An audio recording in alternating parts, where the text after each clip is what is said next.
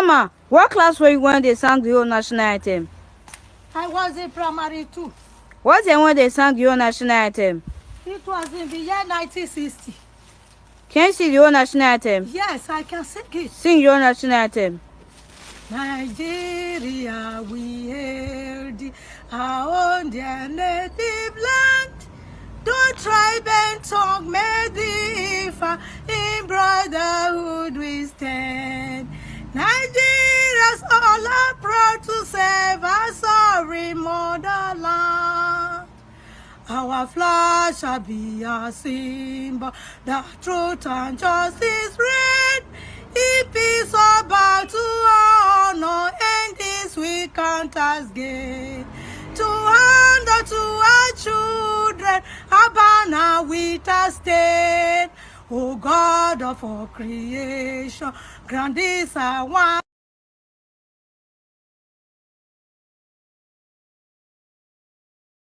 Nigerians, we have become so edgy now. Maybe because of the food we eat now. We eat so much of Maggi. We have become so impatient that we don't want to listen to each other. We don't want to, provide solutions that will be workable to our country. Mr. Speaker, I sit here, my colleague is saying the cattle, the herdman, values his cows more than the lives he is killing, which is not true. You can't sit down here and just make conclusions. Yes, the herdsman values even the life of the cow more than his own life. That is how God has created him. No cow, not even 10 billion cows, is up or has enough value like a human being. It's not for one human life. So when you say God has created them in such a manner that they value their cows more than human beings, I find that very insulting and demeaning. Everything was packaged, but some states refuse. Some states even refuse ranches. So this matter requires good consideration. I agree with the bill, but then we need to be very careful in getting towards even the second debate, so that we have a community of opinions, we have consensus on how to go about it. That will be also, yes, I said it, it has to also go out to the West African neighbors. Otherwise, you will say you don't want them to come in. They will also say they will not want you to go into their own environment. And that is the information I wanted to put, Mr. President, sir. Thank you. Oh, Senator Kawu? Yes, sir. After you, yes, no more debates. Okay, thank you, sir. Representing Kano South Senatorial District, Mr. President from Kano. Mr. President, quite all right, I listened to the mover of this bill attentively. And from my understanding, and from what I believe, and from what is in our hand, between the content of his debate and the bill, there is serious contradiction. And the content of his lead debate, or what he presented to the Senate today, totally is against Nigerian constitution, which we are practicing now. Mr. President, this is a very sensitive and serious matter.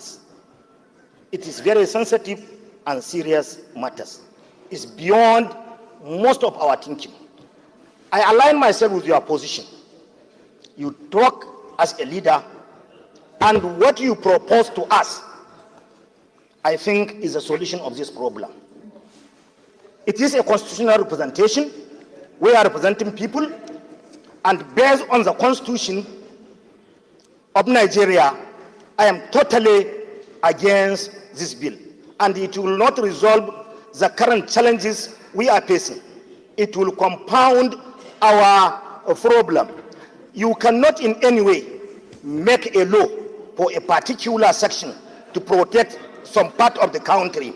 Mr. President, I repeat it, I align myself with your position, and I am advising the leadership of this Senate. I am advising the leadership of this Senate, based on what you propose to us, based on your ideas, based on your experience. You are part of the and parcel of the leadership of this country for over almost 3 decades.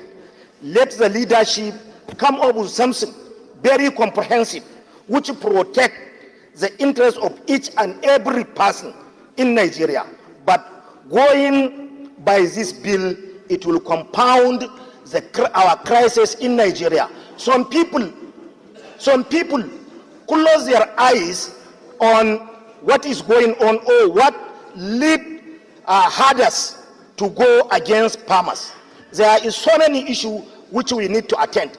Mr. President, we used to see where herders and their cattle are pursuing, killing them, destroying their property from some part of the country, which is against the Constitution.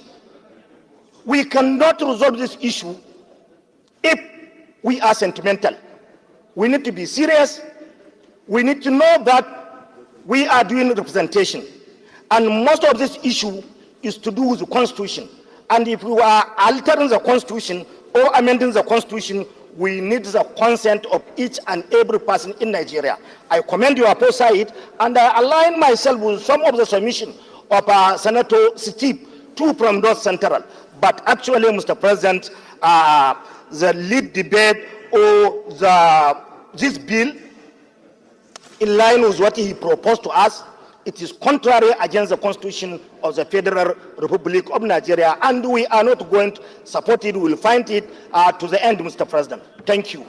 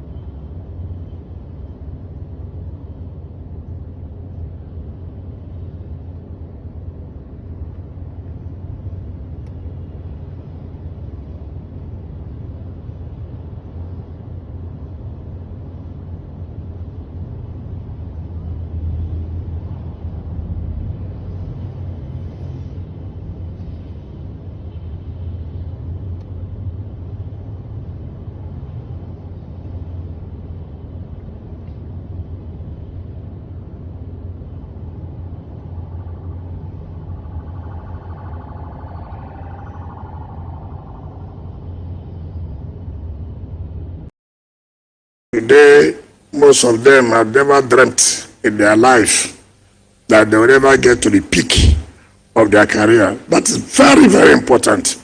Not just the infrastructure every day. So if you permit me, I don't know those beneficiaries, the permanent secretaries, I don't know where they are here. Come out so that you come out. Come out. You are the beneficiary. Come out. You are supposed to be the agent of really home, but come out and come out. Both women, both men, everyone. First you and take a bow before Mr. President, the lucky ones. Your Excellency, these are the first set of permanent secretaries that you made. Head of service, are you not the permanent secretary?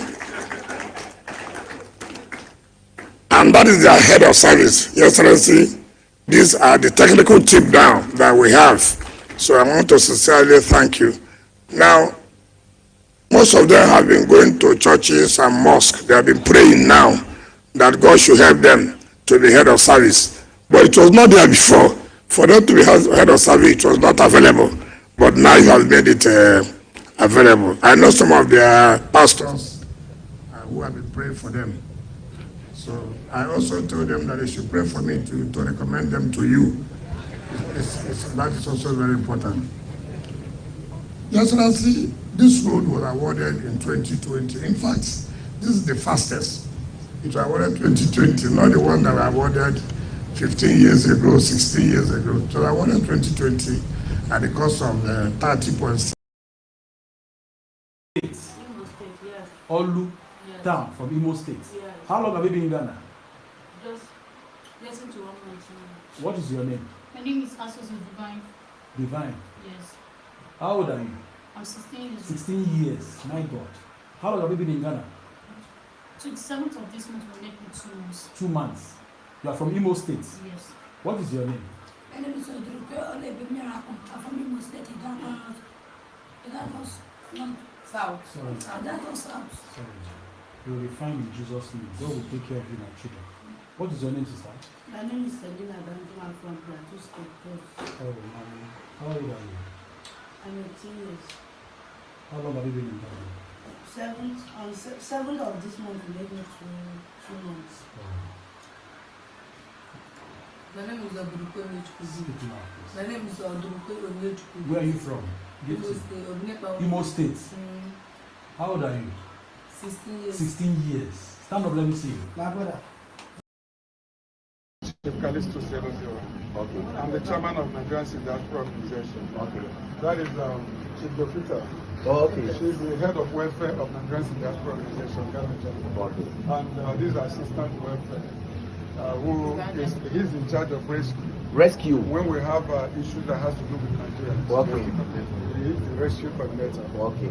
So where from these ladies? This morning, we got tipped yesterday that one Nigerian guy. That's one Nigerian guy. Yes, have brought these ladies there, maltreating them, beat them, send them for prostitution and other things. So we prostitution? Yes. So we sent our rescue team to go for the girls. So they went there this morning. Fortunately, they were able to get all of them from the guy, and we was able to apprehend the guy. Okay. He was arrested. The one, so he's in custody now? He's in police custody, yeah. So that's why we quickly brought them so that they can the police can take inventory of what happened before we know. I don't know which language, let me know their name. This one, what's your name? Simi John. You're from Plateau State. Mama. Hey, God bless you, Mama. Mommy me. See my mommy.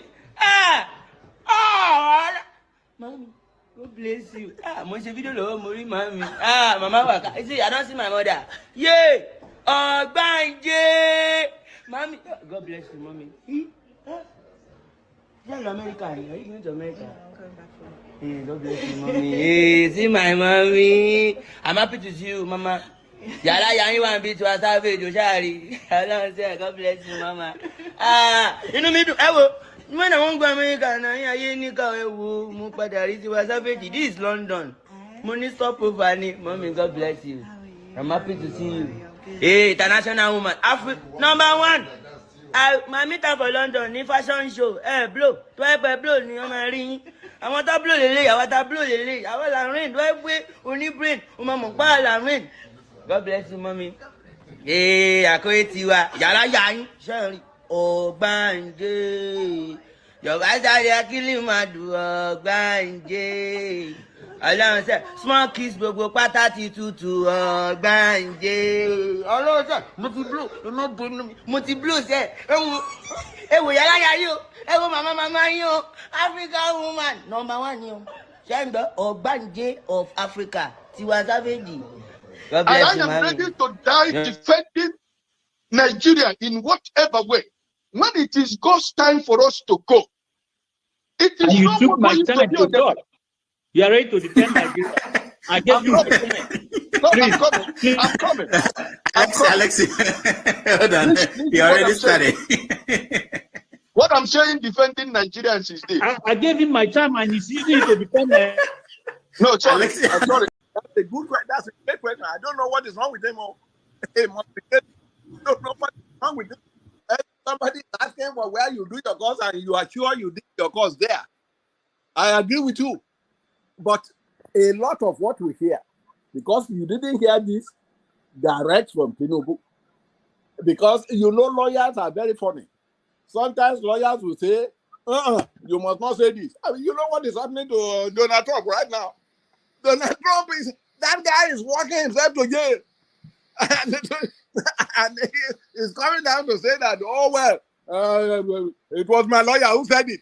It was your lawyer who said it. It was your lawyer who said that you should march people to the capital and stage a coup. People who stage coup in Nigeria, they never live to tell the story. That's what I tell them. They never live to tell the story. They are summarily tried within a short time and sent to jail or made to face the firing squad. That is the way it works. But it's only in America where somebody put a gun to your head and you say, all right, well, you are quoting the First Amendment right. What is First Amendment right? What is it? I don't understand. So I don't know why he's denying Atiku the chance to go there, because the news media, they tell a lot of lies, things that are not true. I knew this man went to Chicago State University. I knew that. I won't lie to you. Dr. Wumi, yes. if you were aware of Tinubu when he was at University of Chicago, yes. Can you elaborate on us the accusations whether he was actually distributing drugs and was a drug dealer in Chicago in those days? What do you know about this? Okay, thank you, sir. I heard about it, that he was distributing drugs, and I know a lot of people who distributed drugs. Who was the girlfriend of? But let's be more specific. So look, we've all heard that Tinubu was a big drug tycoon. We have all heard that. What kind of specifics? I mean, when you say you heard that from people, were your friends the ones who were buying from him? Did he tell them that he was selling? Like what can you tell us as a distinguished man around that area at the time when Tinubu was there? What can you tell us that he was really up to? Well, what I tell you, I don't know whether, in fact, the first time I saw drug, I thought it was Tinubu. I hope that Nigeria wins. I'm never going to wish any president evil so that I can say I told you so. No, I won't wish them evil. I hope. You see, I'm not praying. There's no point. I can't pray for Nigeria to be fine.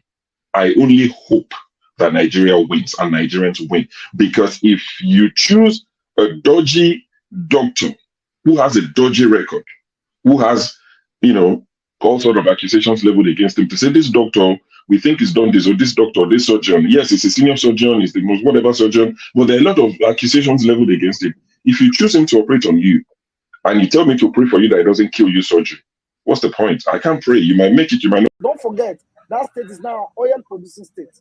So they now have derivation, if you are not aware. So if you want to speak for anybody, please do not defend a character like Yahaya Bello. Please do not. Okay, let me respond to him. One second. Do not defend a character like Yahaya Bello. Do not. All right, thank you, Mohammed. The people of that state. Can I respond to him? No. Then go to hell. Rudolph, go to hell. Tinubu is a criminal, yes, of course, a categorical grade 1 criminal. The only person more criminal than Tinubu in Nigeria is probably Babangida. But he's a criminal, and is he fit for purpose? Absolutely not. Should Tinubu be the president of Nigeria? Categorical no. Is there a better option than him? That is subjective. So show me who he is.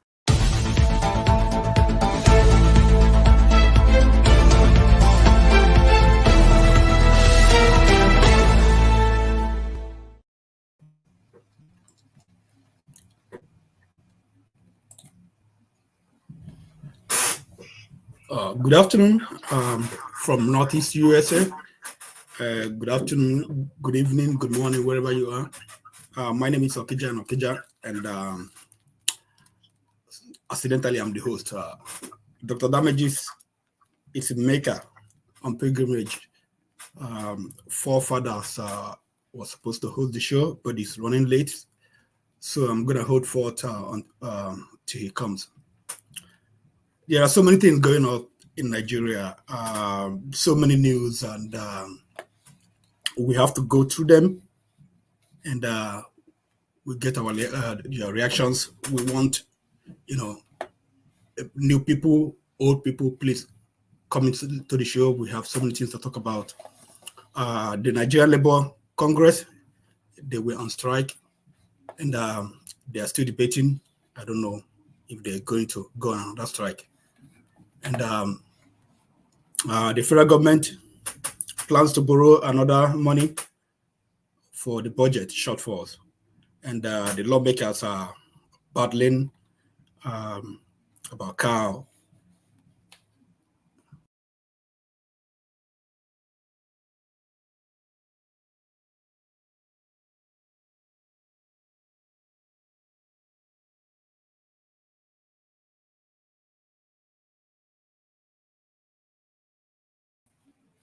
Oops, sorry, there was some technical difficulties. So there are so many news going on in Nigeria. I'm going to bring people into the show so that we can go. You know, there are so many other things we don't know about, apart from the things Dr. Damages listed. There are so many other news going on in Nigeria. And we would like to have people, you know, talk about other things that they have heard during the week.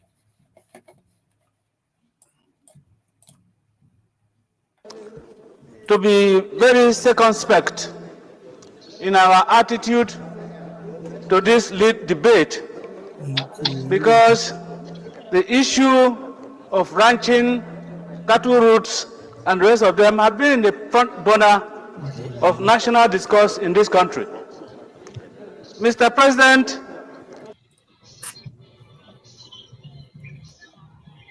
sorry, I'm struggling with the control, so I'm going to bring in everybody on the stage.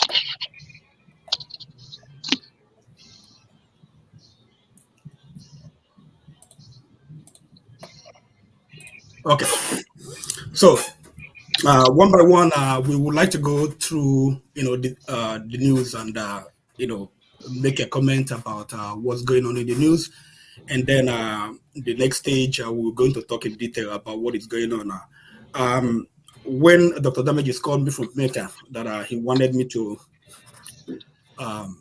hold forth for the what's his name, ChatGPT. I was like, okay, but then there are so many other news coming in about the issue with, you know, girl picking for Nigeria. You know, YouTube, we have to be careful when we talk about them. But actually, you know, when Dudo called me, my whole mind was about, you know, talking about that issue. And but I know that there are some other news that are going on in Nigeria. So when we talk about that news, so please be careful, because I know YouTube algorithm, they pick up things and they can flag the video. So that's we have to be careful on that. Sure. I want you to find out. I want you to talk about you know, the issues. I don't know if you have them before you. If you want, I can list all of them.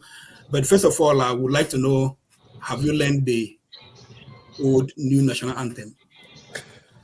Good evening, Okija and Okija. Good evening to everyone else listening, the guys on the panel as well. I salute you all. I haven't. I've not bothered. I don't think I would have a need to sing it. The Rise, O Compatriots that I know, that would do. Like I said, if there's a need for me to sing it, I will learn it if it becomes imperative. But for now, I've not bothered. The older generation who are attached to it, let them keep singing it. And the younger ones who will be born in primary school, they have no choice but to learn. But for some of us, it's not important that we know it. So good luck to those who know it and those who would have to learn it. So I haven't bothered.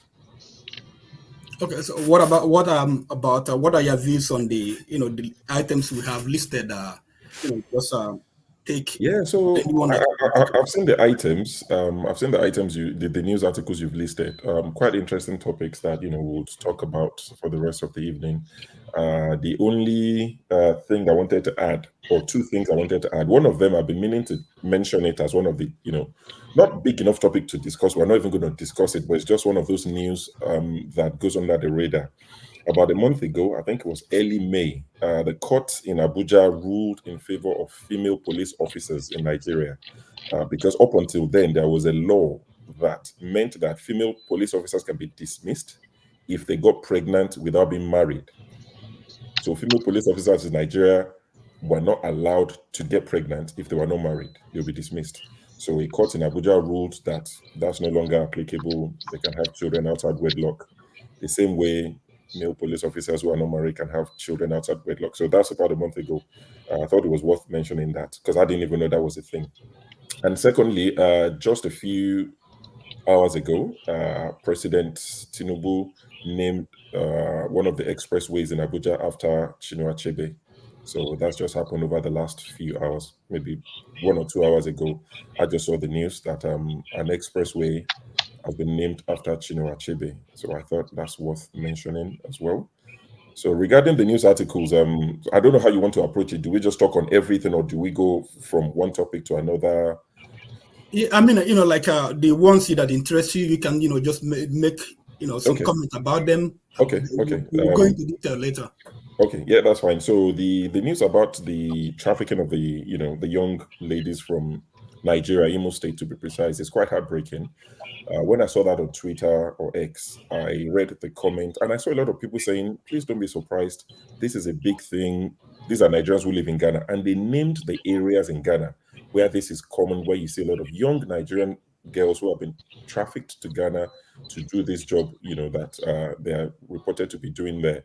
There's a video of the guy, the culprit. I've added the video to the studio, and I'll play it at some point so that people can see the face of one of the culprits, at least the guy responsible for this particular one you showed. There's a video of him. He's been apprehended, as stated in the video you played, and I've added the video of him to the back to the studio. So at some point we'll play the video so people can see what it looks like.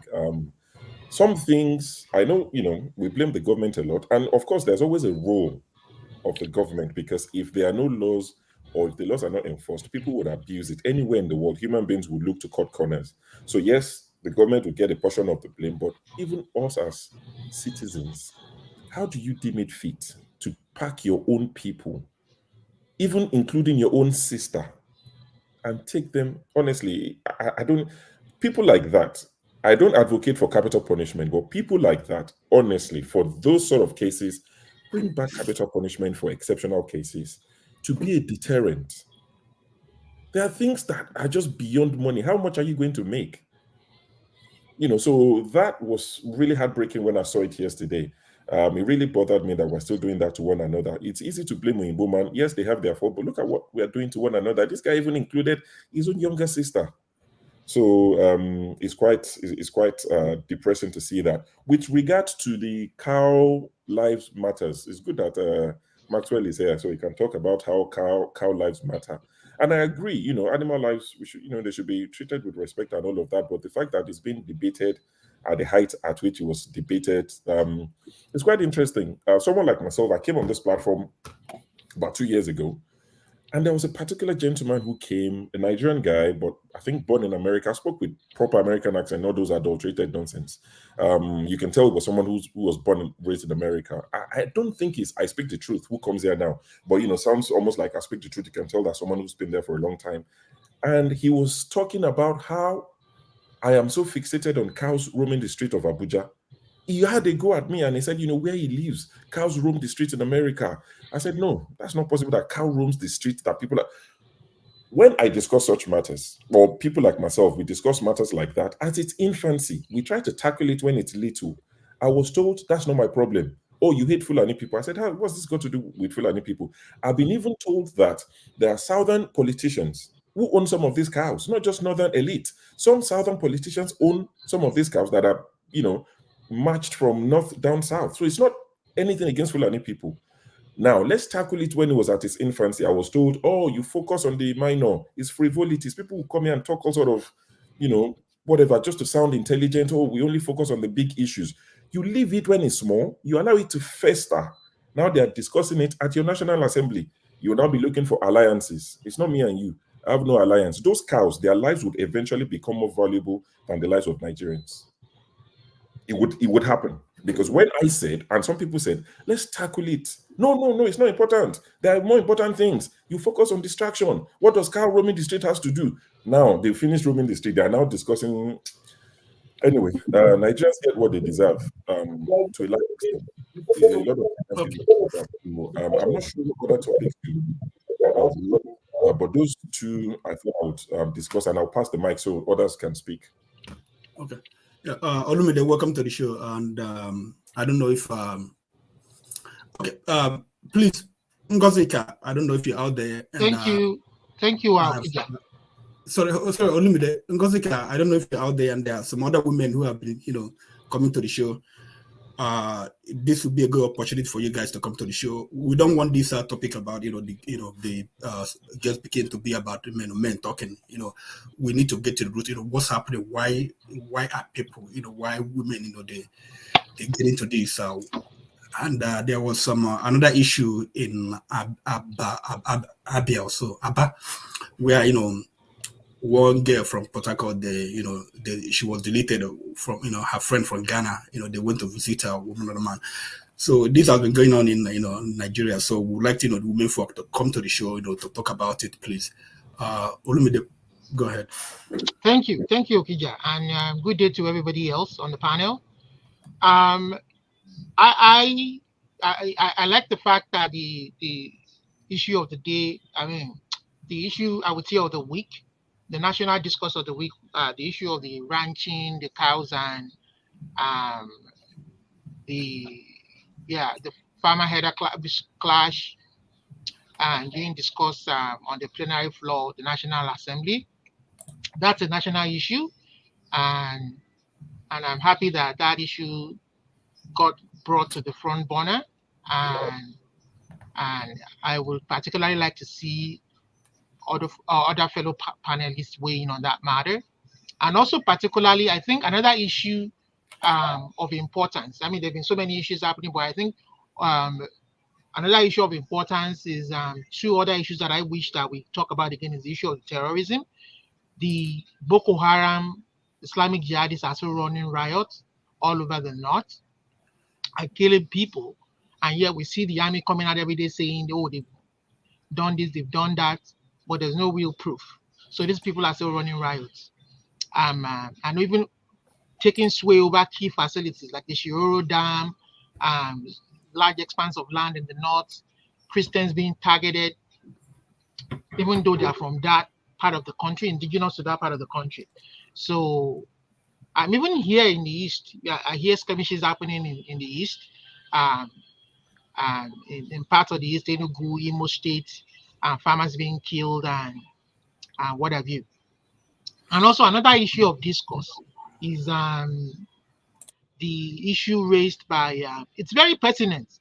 This thing should be brought to the front burner and should now begin to generate the kind of interest that we want, that is germane and fundamental to governance, to not just governance, but governance that will produce results for the people. The governor, very interesting, if you read the Premium Times, the governor of Akwa Ibom stated during the week that he has not been there. He, as a matter of fact, as governor of Akwa Ibom, has not been touching the local government funds. He has been giving them all that is due to them. And on the other hand, the man claimed that they've been providing free education at the primary and secondary school level to the children of Akwa Ibom State. But an anonymous person now countered his assertion, saying that the government will deduct money. To their knowledge and to their agreement, the governor would deduct money from money allocated to the local government, saying that the monies were meant to pay the teachers' salaries at the local government level, and then give them whatever is left of the money after making such deductions and local government salaries at that level, and give them whatever is left to manage. But the question now then is that how can you be claiming to allow to be funding free education at all levels of governance when the money is not the state money but the local government money? You're claiming credit for where credit is not due. And then two, which really brings us to the fundamental issue of federalism. What is your business with deducting from source? Leave them, let them manage their money. They were elected by the people. Let the local council, that is why we're saying let the elections be free.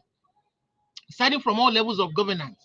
That is why they are interested in putting their yes men there, so that they can manage this money on their own whims and caprices, the people's resources. See, the Nigerian governance is all modeled up from the foundation, because this is the very foundation where governance should be touching every lives of the people. Let the local government people generate their income. Let them, when they disburse money, give them whatever is due. Let them make if the salaries are not paid at that local level to who they are due to, then the people will call them into question and account. They will be voted out. They will be investigated by the relevant bodies, so that every institution is independent of one another. You understand? You as a governor, you were saying, "Oh, actually, I'm interested in what the local government do with the money." And when the president comes after you, you say you are being, and there's no, you're supposed to be in the presidency has no right. You understand? To investigate you. It should be the state government has its own independence. You understand? So if you're interested in looking at what happens at the local government level, the federal level has interest in looking at how you spend the money. We call each other into accountability and let those independent institutions that are started with investigating all these institutions do their job without interference. Let them go before a judge that is saddled with interpreting our laws in the right and proper way without influence. That is how you bring civility to the society, order, and not this chaos we have. I rest my case here. Okay, thank you, Olumide. Oga KJ, your turn. Thank you so much, my dear brother Okija. Good to see you. Good to see you, Sho and Olumide, and my brother from Ghana. I respect you, my cap. And I've not seen Bob Chisco before, but you're welcome. Now, we literally probably touched almost every burning issue. The only one that I probably would draw in as I talk is the one that happened in Abia State with the two young ladies. I followed that news because I feel so sad about it. Yes, and then one of the things that really caught my attention was the discussion held by my very dear senator, the senator I so like. He totally, formed my hand, as we say, Nigerian palace.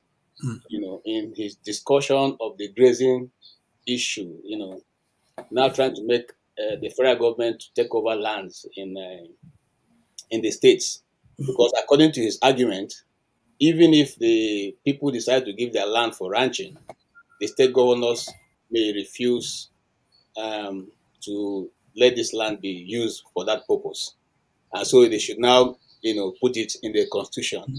If they have to amend the law so that land will be taken out of the hands of the governors. I think that is a very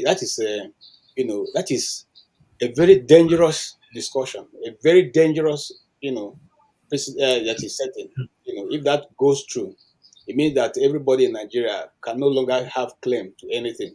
So if the federal government decides to get up today and take your father's land, your ancestral land, you can't do nothing about it. So I would like us to touch it. Then, but sorry, KJ, but right now the federal government they own all the land.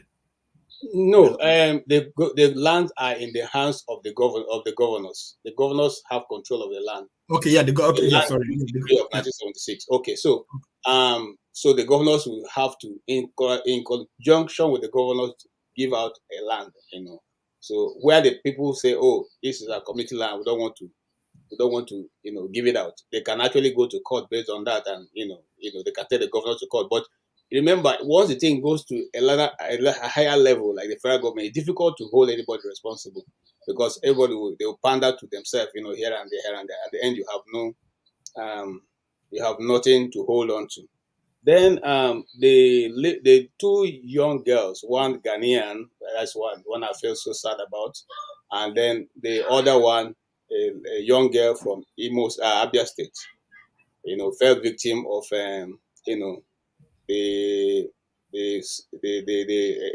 this 419 guys. In this case now, it's a hookup thing. I mean, let's put it that way, because according to the discussion, which invariably, like I said, I follow the news. I may open that discussion later if we have the time. But it's not as the news the bloggers have been carrying it. There's more truth to what they are saying. Then the soldiers, soldiers have come out to give, a stern warning to Abia State that they're going to retaliate. That's the word they use, which is angering me. Retaliate against who? Okay, they are going to retaliate, so we don't understand.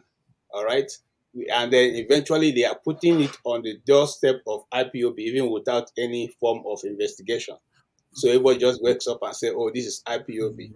And then coming to IPOB, I also want to draw attention to the fact that Nnamdi Kanu's lawyers have now issued a new, because the Attorney General said he does not know anything about, Nnamdi Kanu's case, and so he wanted the court to be the ones to sort it out.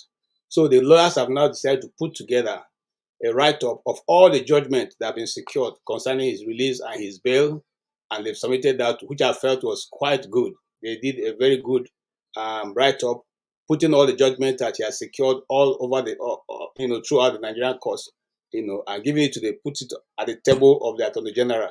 Since he said he didn't, he wanted the court to settle it. The court had already sorted that out. And so they are telling him now, just in case they didn't give you a good briefing, here is the other one. Why did I think that's important?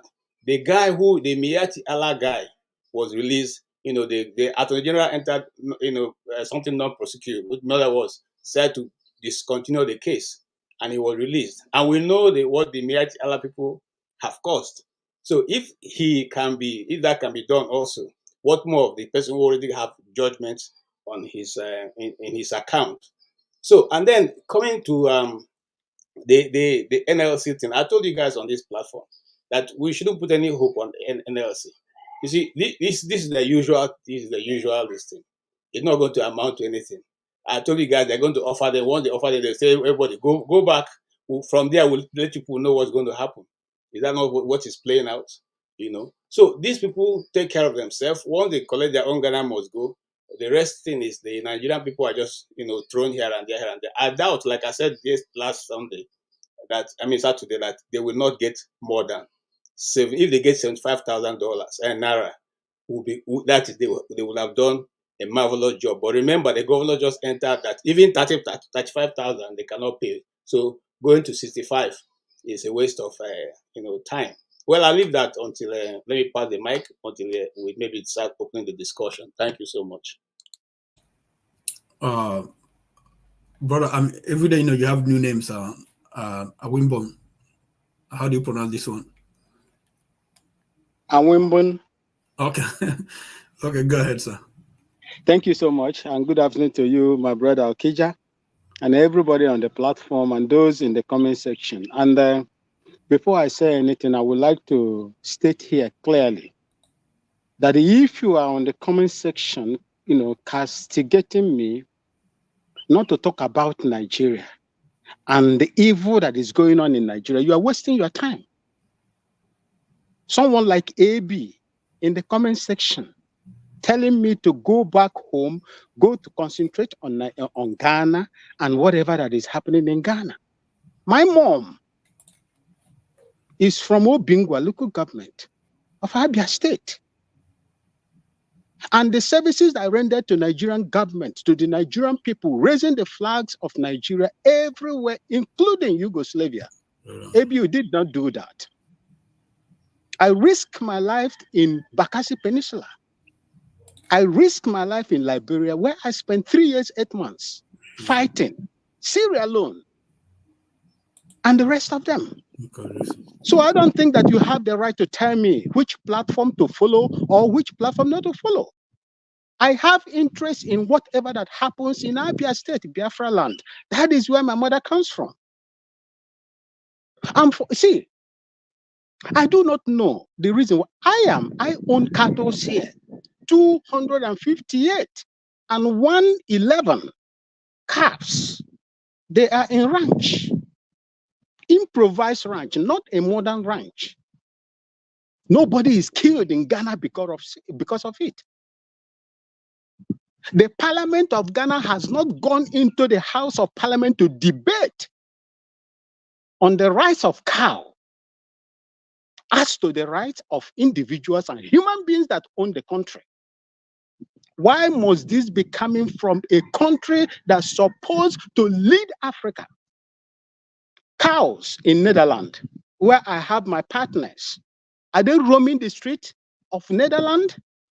Cows in the United States, are they roaming the streets of United States?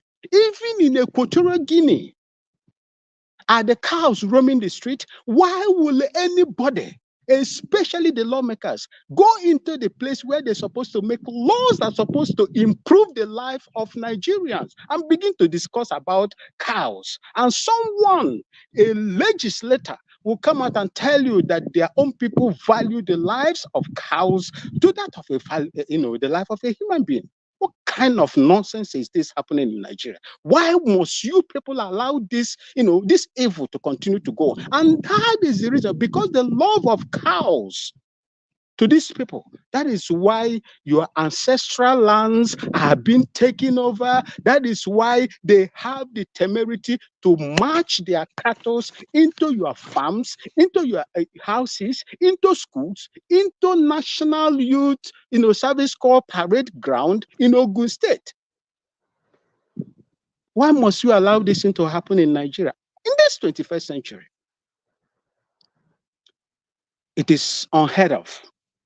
Nigeria, with over 300 professors, educated people, should not allow this thing to happen. And anytime we come out here to speak about these ills, some people will think that you are being, overreacting to the evil intentions of these people that are coming into the Nigeria that are not even indigenous to Nigeria. The other one that bothers me is, the trafficking of young Nigerians into Ghana. Look, this is not the first time. They have been arresting them in Ghana here and sending them back. And I do not know what the Nigerian government is doing to these people that are sent back by the immigration back to Nigeria. I don't know what they are doing to them. I don't know if these people are being, gathered to reorientate them, at least train them, even if it is handwork, let them be doing instead of coming into Ghana. Ghana is poor. The only thing a young woman from any other African country would do into this country, we are looking for jobs. In Ghana, we have Unemployment Graduate Association. The job is not even enough for the people of Ghana. Talk less of even bringing people or employing people outside Ghana. It is not easy. That evil, I hope and I thank God that the guy has been arrested. If you remember, in a place they call Alaji in Accra, there was a known guy, a known woman, a very rich woman that were transporting, prostituting, trafficking them from Nigeria for prostitution and sending them to Europe from Ghana. Unfortunately for her, she met her match and she was also arrested. I think by now she is still, serving her terms in jail. These are some of the things. And what really, another thing that really struck my mind is the argument of my uncle Abaribe from Obingwa local government. Land Use Act, before anybody would take land for ranches, that person must go through the state government. And remember, it is not only the state government that has, authority over lands. There are communal lands, there are inherited lands in line with the Igbo culture. They inherited their lands. So it is not easy for you to go and take that land for ranching. And what he was suggesting that was, annoyed, angry about, was the, tinkering of the Land Use Act. If you listen to him, all his argument was based on the tinkering of the Land Use Act. In other words, you are going to now make a law that is going to see to it that the lands are taken away from the states, so that the federal government, just like Obasanjo did in 1978, to take charge of any land where natural resource in Nigeria is discovered. That is what I am afraid of. By the way, Okija, livestock farming is a private business. I don't see the reason why Nigerian tax money should be used to set up ranches for individuals. It has never happened in the world. It is only in Nigeria that it is about to happen right now. These are some of the things I have to talk about. As you can see, I am in my farm, so I will join you, Father. I will go down and listen, continue to listen to you people, and later I will join. Thank you so much for having me, brother. Mas don't go. You should have told them that Ghana is now Nigeria's diaspora. You didn't. Ghana is now Nigeria's diaspora now. No, no, Akija. No, Akija. See, you see, what is happening is this. You see, people tend to, migrate to a place that is peaceful, a place that you have, amenities that can support the people in everything that they do. That I ask so many Nigerians that I met in Circle that are selling phones, people that own shops, in magazine in Kumasi, I asked them, why do you people leave Nigeria to come here? They said it is only electricity. Electricity is the reason why they are leaving, because they cannot fund genocide in Nigeria. That is the reason most of them are coming here. And Ghana is peaceful, irrespective of the poverty that we, that we are expressing in this country. So that is that, Okija. Okay. Thank you, Oga Max. Remember, I think there was a time I told you that we will have to make out a time so that you will teach us how to raise, cattle in Nigeria. Mr. Brother Okija, it is not difficult. Yes. It is not difficult. Even with 2 plots of land, you partition them according to the size of the cows. In 2 plots of land, you can keep up to 55 cows in it and feed them properly in that particular 2 plots. Thank you. I will talk to Dr. Damages. We will have a show. You will be the. And one more thing. It is not just this, cattle grazing, open cattle grazing. There is an ulterior motive in what they are doing. Hear me now. When you move cattle from Benue to Enugu State, they are going to lose weight. They will become what we call athletic. The female will not even give you, if you listen to the man that was talking, the highest they can get in Nigeria is 2 liters of milk. But my own cows, the female ones, delivers 45 liters of milk that we sell for other, factories to produce other things that they want. Thank you, sir. Thank you. Bob Chisco, I think this is the first time I've seen you on the show. Thank you. It's been before. Oh, it's been here before. Okay, this is my first time. Okay. So sorry, before Bob Chisco, can I please plead that people like the video, please? We have about 250 watching on YouTube and only 40 likes. So please click on the like button so that this will be suggested to other viewers so that they can see what we're doing. Please click on the like. It doesn't cost extra. Thank you. Okay, please, from here, please limit your comment to 3 minutes so that, because we have to go and treat all these topics, so everybody will round up, then we'll go and start treating the topic. Bob Chisco. Okay, yeah, I will make my own as short as possible. Can you hear me? Sure, yeah, go ahead. Okay, I want to thank my brother Max that just left. Good to see he's doing good, doing well over there in Ghana. You can see how freely he is there in Ghana in his farm. No policeman, no military, guiding him, which is quite difficult to see in Nigeria. Where before you go to your farm, you need to obtain permission from the military, as they used to say, especially in the north.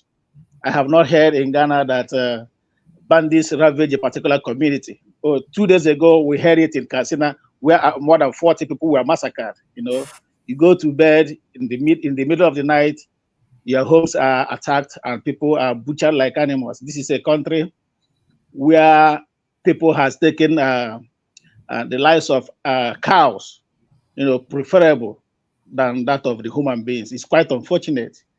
You hear them over there in the House of Representatives. You see the woman who stood up there to boldly say, "Oh, it's unfortunate. Our people have taken the lives of cow better than their own lives." I shudder that a human being could make such a statement. That human beings God has created would value the lives of cow over the life of human beings, and that is why every day, every now and then, we hear countless number of people being murdered. It's quite unfortunate. Those of them who have elected to represent us in the National Assembly, I have not seen any value. For me, I'm one of those who have continuously said that we don't need the Senate. We can do with the National Assembly, but not with the Senate. See the amount of money they spend trying to maintain those of them in the National Assembly, but now it has become a problem to pay the workers at least 60,000 naira that are debating. Can you imagine the governors coming out to say we cannot pay 60,000 naira as a minimum wage? How many countries in Africa today has equivalent of 60,000 naira as a minimum wage to workers? You see, and the president said, "Okay, within the next 1 week, I'm going to come up with something reasonable." And after a whole 1 week, something reasonable is coming up with 2,000 on top of the 60,000 naira. And you expect labor to accept 62,000 naira as the minimum wage? The governors who are crying foul that they cannot pay 60,000 naira, every month they get fat allocations from the federal government. What they do with the money they get through these allocations is only best known to them. They dip their hands into this money, spend this money recklessly. Nobody asks them any question. The various states, houses of assembly, they don't care. They give them their own share, and they just do whatever they like with the money. And you cannot pay the civil servants at least 100,000 naira every month. Believe you me, this is just the beginning. If you don't see what is coming, if you don't see what is lying ahead of Nigeria, Nigeria is going to be shut down. My brother KJ, he said these people are not. I want to believe the National Assembly. They have captured the military, they have captured the police, they have captured judiciary. We call the last hope of the common man. I think the only thing left for us now is the Nigerian Labour Congress. Yes, I want to believe that Nigerian Labour Congress, when we stoke the fire on them, they will sit up because they got mouths to feed, they got families. These are the civil servants, people who have spent 35 years to their retirement, and people who were elected to stay just 4 years, 8 years in National Assembly, they're collecting millions of naira. You see, Labour, I just wish that Labour will wake up from their slumber and see that right now they are the last hope of common man in Nigeria. And this strike, because according to them now, they are not taking the 62,000 naira. You see, they are still debating 105, not knowing that what the government have in offering for them was 62,000 naira. Well, by tomorrow or next, we will see what else they come up with. And that's it. I want to touch a little bit is this little girls. When I saw these little girls, 30 seconds, please. Okay, this little girls that has been taken to Ghana, you know, it's I just shed tears because these little girls, most of them are still, you know, minors to be trafficked to Ghana for prostitution. And someone was telling me that these girls, some of them, when they are taken back home, they will look through the back door to go back to Ghana again, because Ghana preferably serves them better than the life they get in Nigeria. Well, we will talk more on that when I have my second chance. Thank you very much. Yeah, thank you. Yeah, so I want to make a comment. There are some other places in the world where some different animals have been respected. In India, cows have been respected. They are respected as their gods. So, you know, in India, they kill human beings. They delete human beings and respect cows. In Japan, I think I read when Buddhism came to them, they were told they would not eat certain animals, and one of them was rabbit. So instead, what they did was to reclassify rabbit. They made it a bird, so that they can eat rabbit. Anyway, that's on the side. Righteous man, you are the man from Nigeria, so please talk to us. Yeah, good evening. Gentlemen, there is no lady among us, maybe in the comment section. Show, good evening. KJ, good evening. I appreciate you. The launch of your product with your wife, your beautiful wife. I was so happy seeing her that day. But the Nigerian network was messing up. Olimide and the rest. I greet all of you. I'm just a little bit excited and happy this weekend. My reason is because of the statement. I think since who took over the reign of government in Nigeria, or governance in Nigeria, this is the first time somebody from his camp made something that is good enough to excite any person that have a common sense.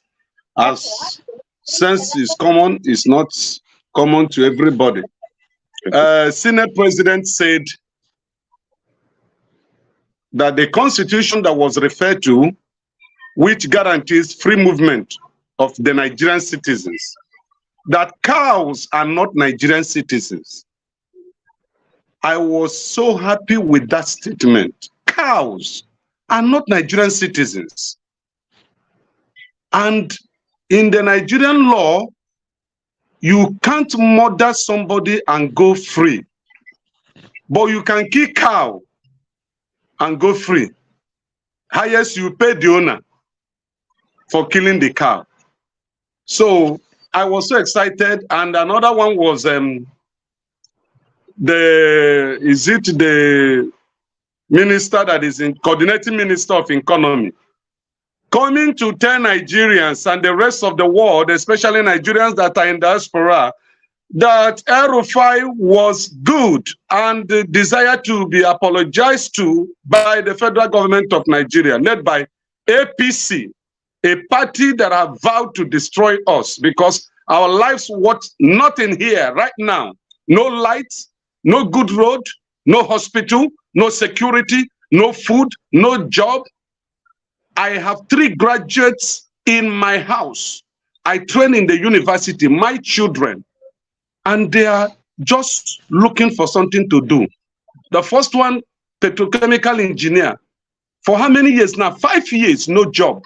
The second one, read insurance, no job. The third one, read computer science. And what they are offering him is a chicken change that cannot run a home for 2 weeks. And how do you expect that parents will be happy? How can you struggle as a man to train your children in the university graduate 3 and they are still under your roof eating? And somebody will be writing stupid things in the comment section. Nigeria is not working. The scripture says, if the foundation be destroyed, what can the righteous do? This cosmetics painting, let's do it. Come on, Nigeria is not working. And we have to say the truth. Listen, I've started 2027 campaign. I sat down the other day to look at this country. I'm not a young man. I'm not too old, but I'm not a young man. Now, in the days I have spent on earth, how many years do I have left behind? And in the days of my father died almost at 100 years. This issue was prevailing. It's going to be better. It's going to be better. The man has died for over 20-something years ago. And Nigeria is worse. After the war, this is 50-something years after the Civil War, can the rest of Nigerians give an Igbo man a chance to rule this country and let's test him? The Southwest has tested it militarily as civilian. The North have done that. The South have done that. Can they allow an Igbo man and let's see how he can run the economy of this country? Nigeria is in a mess. We can't continue this way. Look at how much the governors are spending, recurrent expenditure. You are spending 17 billion within a year, and you say you can't pay 62,000 naira for minimum wage. The Nigerian governors in the recurrent expenditure have spent over 900 billion naira for food alone, waiting in the chop. Thank you. Good evening. Thank you, righteous man. I think Dr. Damages, we have to come back with a rant. I think we've forgotten about ranting. Max the Prince, go ahead, please. Before I proceed, let me just touchlight righteous man a little bit. Righteous man, you are over here saying you want your Igbo man, but you are the same man you are the same person that said that you are not going to support my man anymore. That he's a weak man. Now you are ranting. Who is your man? Who is your man? Obi to be is always my man. Any day, any time. But now, who do you want? Is it that Uzodinjo, that hopeless Uzodinjo that is, that is in Abuja? I don't know if Abuja has turned to Imo State, or is it Karu, the criminal, Karu, or whatever, or those or Karu? I'm just playing. I'm just playing. You are very free to support whoever you want to support. Good morning, Kija. Good morning, Show. Good morning, Olumide. Good morning, my man, KJ. KJ, say we did now. We did anyhow. Good morning, Bob Chisco. Good morning, Righteous Man. Good morning, Laba Ferreira. Good morning, Wale, and good morning, Kene. I'm not gonna talk much. The thing is, one thing I've learned at my age now.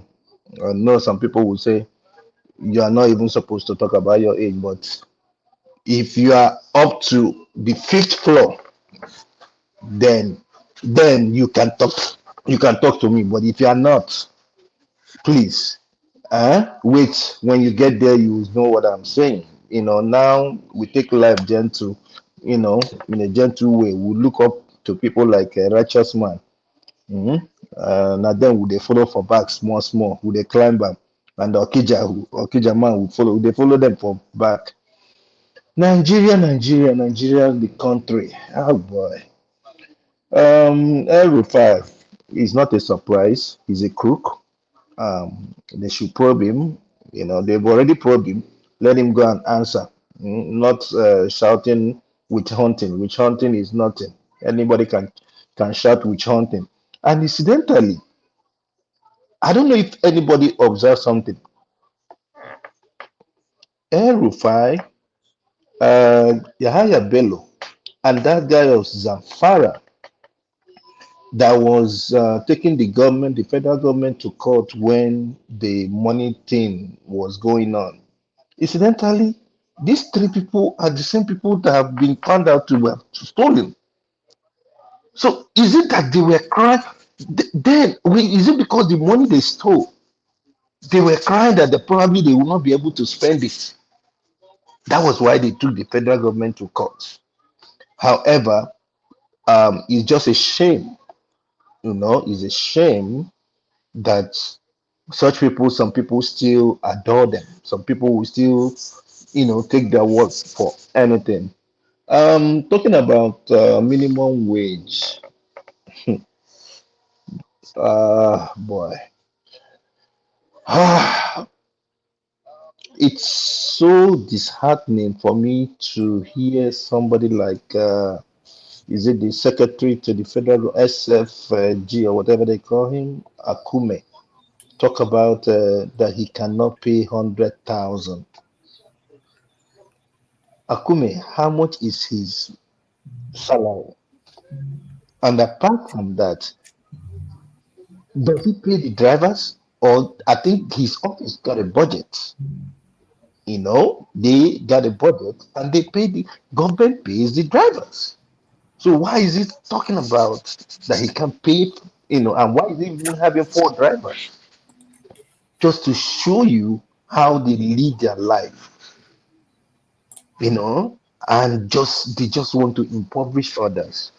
I don't know what they're going to arrive at, in as much as I want them to have an increase. However, they should also be wary of inflation, because if the money goes too high, inflation will go too high. If I were the NLC, if I have a contact of any of them, I'll be telling them, fight for the commodities to go down. Something like petrol, let them, let it go down, because obviously we're still paying the subsidy and they're still buying the stuff higher. So things like that should be subsidized more, or whatever it is, or they should have subsidy in that. And Seconds. and then, is somebody saying something? Oh, yeah, I said 30 seconds, please. Sorry. Oh, okay. Oh, Kijana, what for you? No, Okay. we'll come back and talk about all these things. I just wanted Okay, sure. yeah.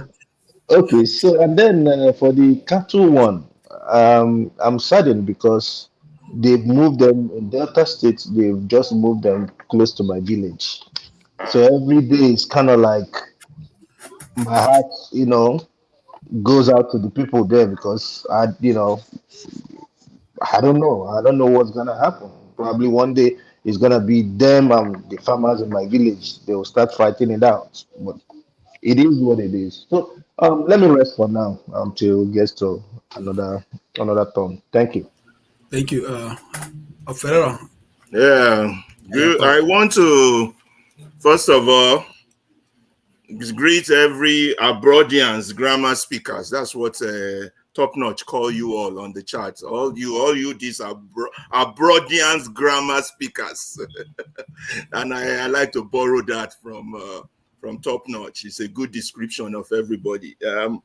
Welcome to, I don't even know what to say, the zoo, the Senate Zoo, where we discuss the rights of cows. Well, 65 million cows versus 200 million mumus. Cows have more rights in that contraption called Nigeria.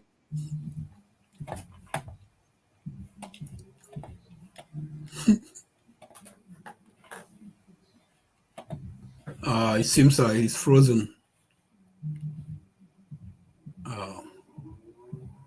Okay. Wole, can you hear me?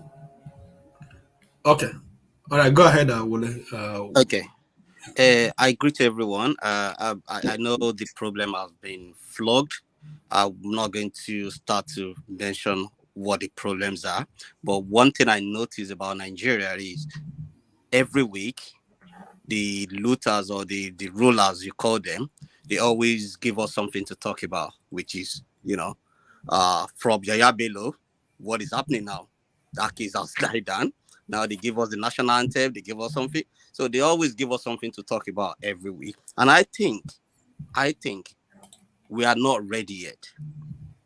And the reason why I say we are not ready yet is because we live in abroad and we don't have this insecurity, no pay, and all those rubbish they are facing in Nigeria. But indirectly, it's affecting us, except if any single one of us has no family very close to us in Nigeria. Because either you like it or not, you will send money to them. So it's affecting us. Just that the way it affects us is not the way it affects. So that is one part. Few things I put down in my paper is, one, when I look at the National Assembly, I always think, who are these people? If I look very, very well, I'm from the West, I'm from Oyo State.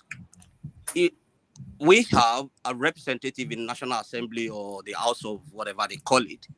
Those people, if I look very, very well, one way or the other, I will be related or know them. Either they are my father's friend or they are my mom's sisters married to them or something like that. There is a way. But when they go to Abuja, do they go there to represent the people they say they represent? No. So now you see how we are all connected and the selfishness is just there. And instead of us to say, look, these people, what you're doing is wrong.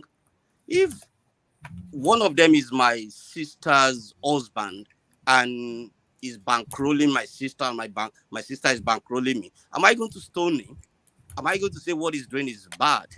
Am I not part of that country's problem? So that is the way I look at it.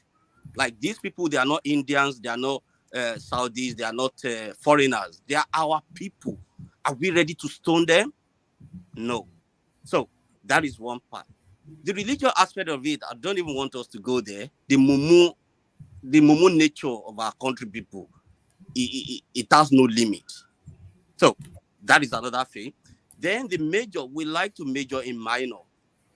Instead of us to all look and say, look, if he's my father that is doing something right, I'm ready to expose him. I'm ready to kill him. Well, sorry, I shouldn't use that word. I'm ready to expose him and let him face whatever consequence. If I'm able to do that, then I want to see whose friend or which of my cronies will now do something that wouldn't go to jail. But am I ready to do that? Probably no. So, until we change our mindset, until we all look inward, we don't continue. Otherwise, next week, I bet all of us will have something else to talk about again. It's the propaganda. It's the way the government of Nigeria script their way of, oppressing us, and we love it. We love being oppressed. Either we like it or not, we just love it. Our mumu never do. Until we rise and say enough is enough. But we won't die. Nobody won't buy. They would rather jackpot or look for elsewhere. So I rest my case. Thank you, El. Yes. Thank you, Wole. Ferrara, you had a glitch. Welcome back. Go ahead and finish your thoughts. Yeah, sorry about that. I didn't know what happened. Anyway, straight to the point. Where 65 million cows' rights more important than 200 million people. I just want to highlight a few topics we might have missed on the event that has happened this week that might be of interest for discussion. We have where the Senate passed or signed salary of judges by 300% increase, and then we have where your favorite governor or minister, Week, ordered all permanent secretary to bow down for the emperor. We now run a state that is worse than North Korea. And then another thing we might have missed is the issue of Bode George coming back to soft pedal on the Tinubu administration. Let's give him one more year to mess us up. Maybe the country, if we suffer enough, we'll come back to our sense. That's on Bode George. Then what other thing? Labor, all of you keep saying labor is the last hope. That was how you all said judiciary is the last hope of the common man. And that's just a point of reframe. Let's start using words like common man, masses, ruling class. It discriminates. We are the only country that does that do this classism of thing. I say Nigerians should be all equal. But anyway, labor has always been a failure since I was a student 35 years ago. They've never spoken for the workers or represented them. It was always the student that was the conscience of the nation. But when they've taken the student body over now to their side, nobody to speak. So those of you putting your hopes on labor, you're wasting your time. So, and then I just want one word, and that's my new team word, upside down. That was 1976. That was 16 years after independence that fella sang Upside Down. It's 48 years after 1976, 48 years. You know how grown a man, that's a man with a family that's almost becoming a grandfather. 48 years, 1976 till now, nothing has changed. Cows have more rights in Nigeria. They would have more rights because your people who's supposed to protect your rights are busy collecting money, while those who want to push the rights of cows are busy pushing the rights of cows. Until you come to that equilibrium of facts, we will continue to discuss the same issue. Let's leave it at that. If you want to add those new topics to your topic, it will be interesting. I always have more to say, but I just want to throw a few things out there. Welcome to the Republic of Cows. Thank you. Kene, it's been a long time. I haven't seen you in a long while. I know my big brother, Okija. I greet you, sir. Good day, I think everyone. today is loaded, and I know. I expect you to make it happen. Yeah. Somebody was asking, where is Ogo? And I told him that Ogo is taking some training to be like Kene. Yeah. But this is it. My brother here, Prince, talked about if you're not on the 5th floor, you shouldn't question him or counter whatever he's saying.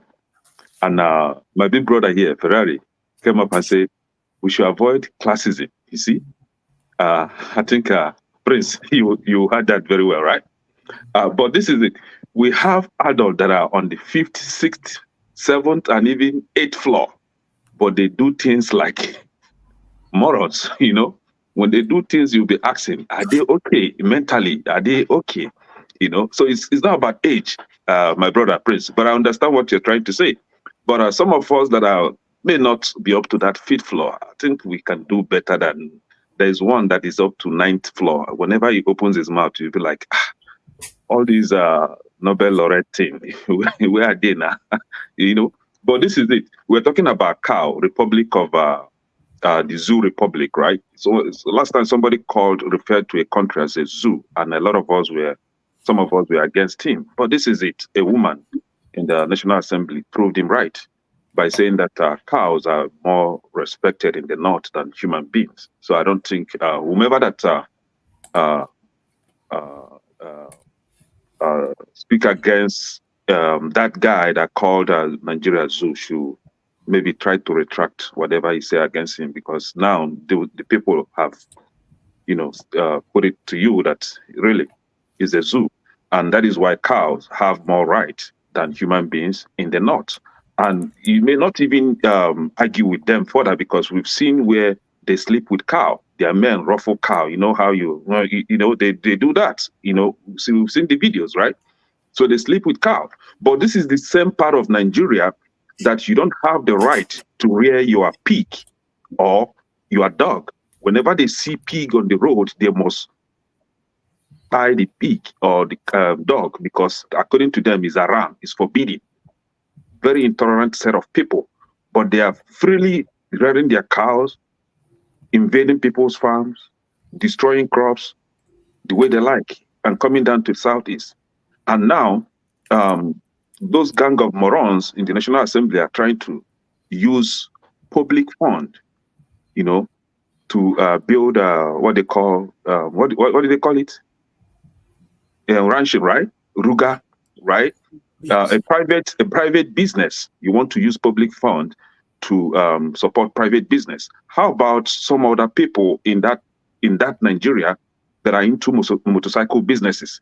Can the federal government use public fund to support their business? No, they wouldn't do that, because they are from a particular tribe, right? See, whether you like it or not, somebody said that we come here to speak English. Obviously, we come here to speak English. These people, we cannot live together with them, whether you like it or not. We will continue to speak English every week. We'll come short. We must have fresh topics to talk about every week. It's unending. The best thing for us is go your way, go south, go north. Bye-bye. We can meet and greet us, ex-brothers and sisters, right? We must not stay together. It is not compatible. Just like when you try to mix oil and water, they are immiscible, right? You can't mix them together. And we are here trying to applaud whatever those nonsense are talking about ranching. Let them come and build ranching in the southeast. Let them come. All of the cow will buy. None of them will survive. Let governors, Enugu State governor and that criminal in Imo State be deceiving them, collecting money from federal government and playing them the normal 419 that he knows how to play. Let them come and build ranching. We'll destroy it. We'll make sure that we level it down. Let them come with their useless cows and see. If they want to run a private business, they should run it as a private business. They should not force their useless business on people. You come to my native land and take my property by force because you call yourself a state governor. Try that rubbish and see. Who gave you the right to own my land because you're a state governor? How dare you? Let them try it. Let them come and build a Rugai in the southeast. We will destroy it. We will make sure that we cripple it. Useless people. Thank you. Justice. Okay. Yeah, I think you've been here before. You changed your name. Hello, Justice. Are you there? Okay. Please go ahead. We are right now. We are talking about the news. Just pinpointing the news and some news that are not on our list, but you've heard and you want to discuss on the show. Please go ahead. Okay, Justice ran away. Olumide. Where's Olumide? Olumide, you haven't spoken. No, he did. He spoke after me. Oh, he spoke after. Oh, okay, yeah. Yeah, so okay. let me add man of prestige since he will be the last person. So before I speak again.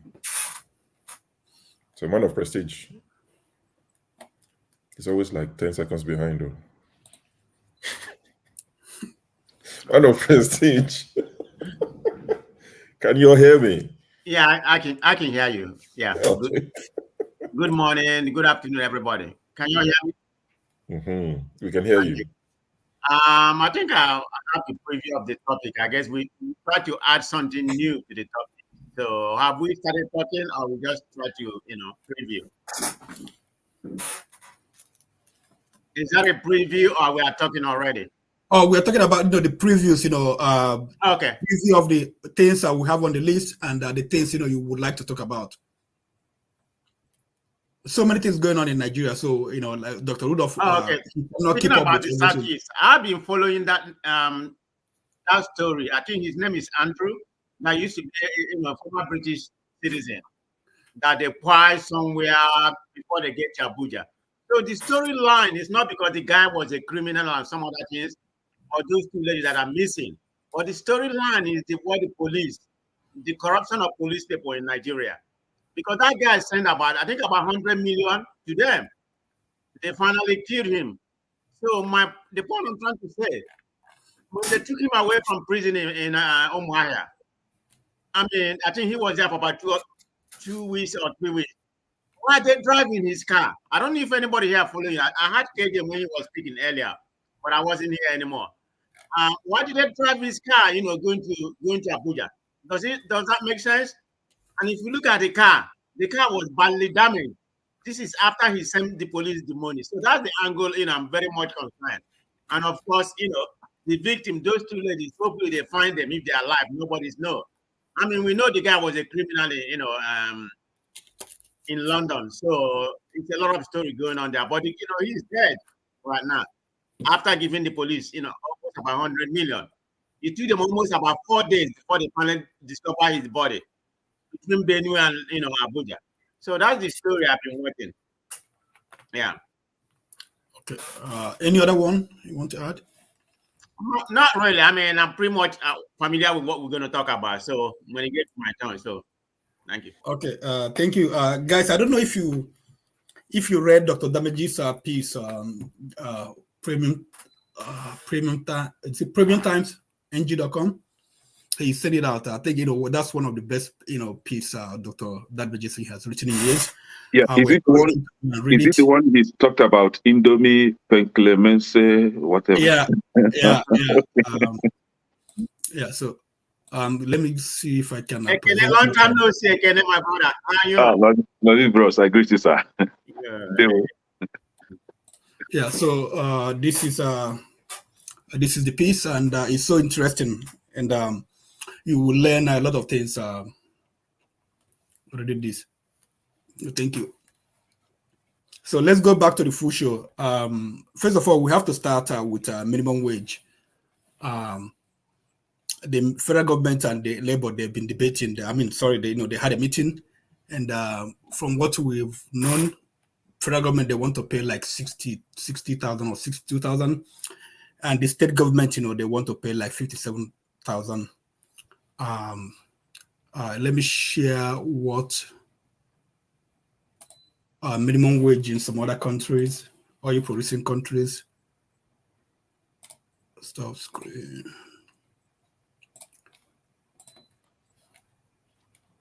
Sorry, you have to bear with me. I'm new to this. I don't know how to present.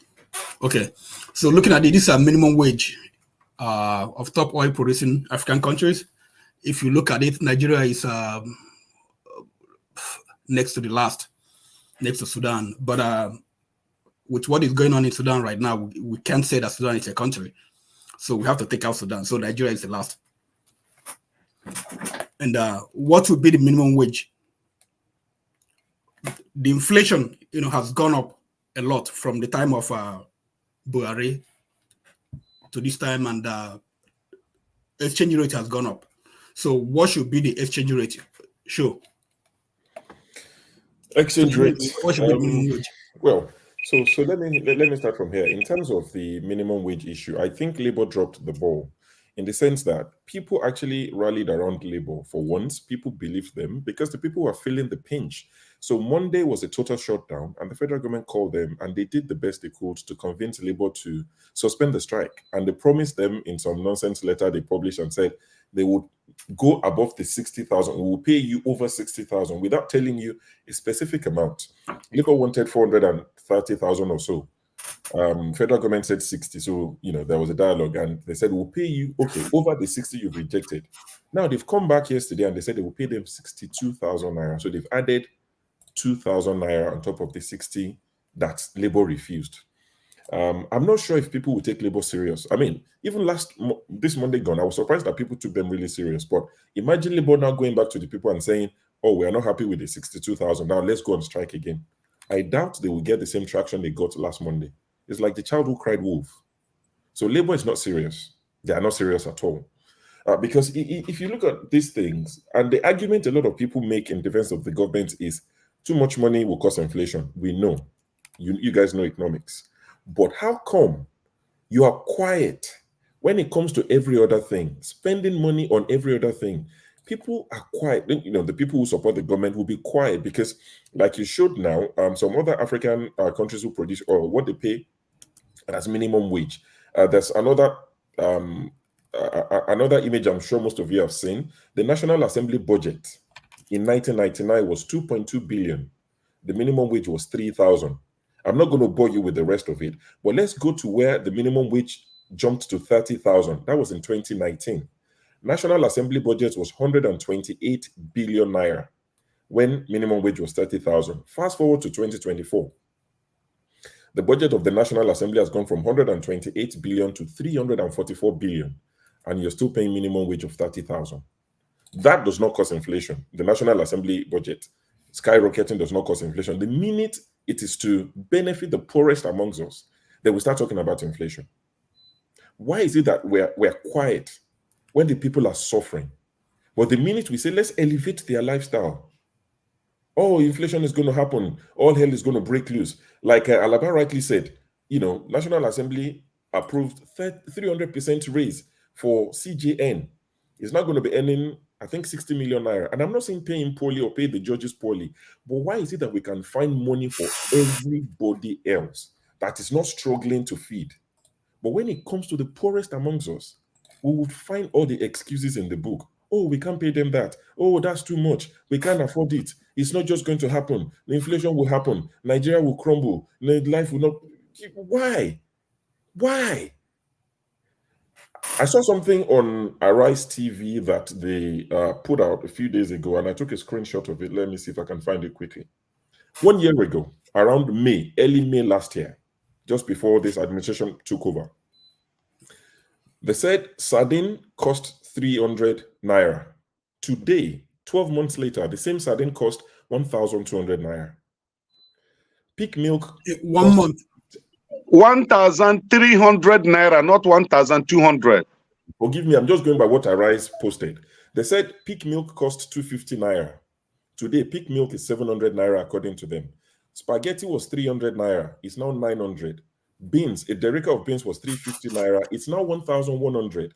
Gari, a pint of gari was 800 naira. It's now 2,000. Frozen fish was 700. It's now 3,000 naira. 10 pieces of tomato was 250. It's now 2,500 naira. These are the people the people that buy these things, that need to buy it on a daily basis, are the people we're telling you, let's pay them a living wage. You tell us there'll be inflation. So please tell us the alternative. How do they survive? Don't just think about yourself.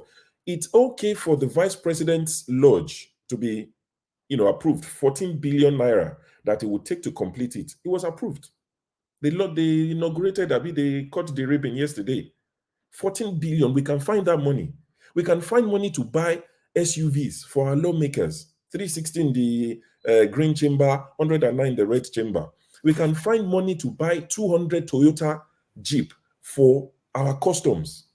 I'm not saying don't spend money on these things, but how come that when we say pay the poorest people in Nigeria something that would take them home, all the economics will now spring up and start telling us economics. Oh, you people, you don't understand economics. Oh, you're ashamed to your parents. Oh, and you went to school. And you went to uni. How can you not understand basic economics? Why?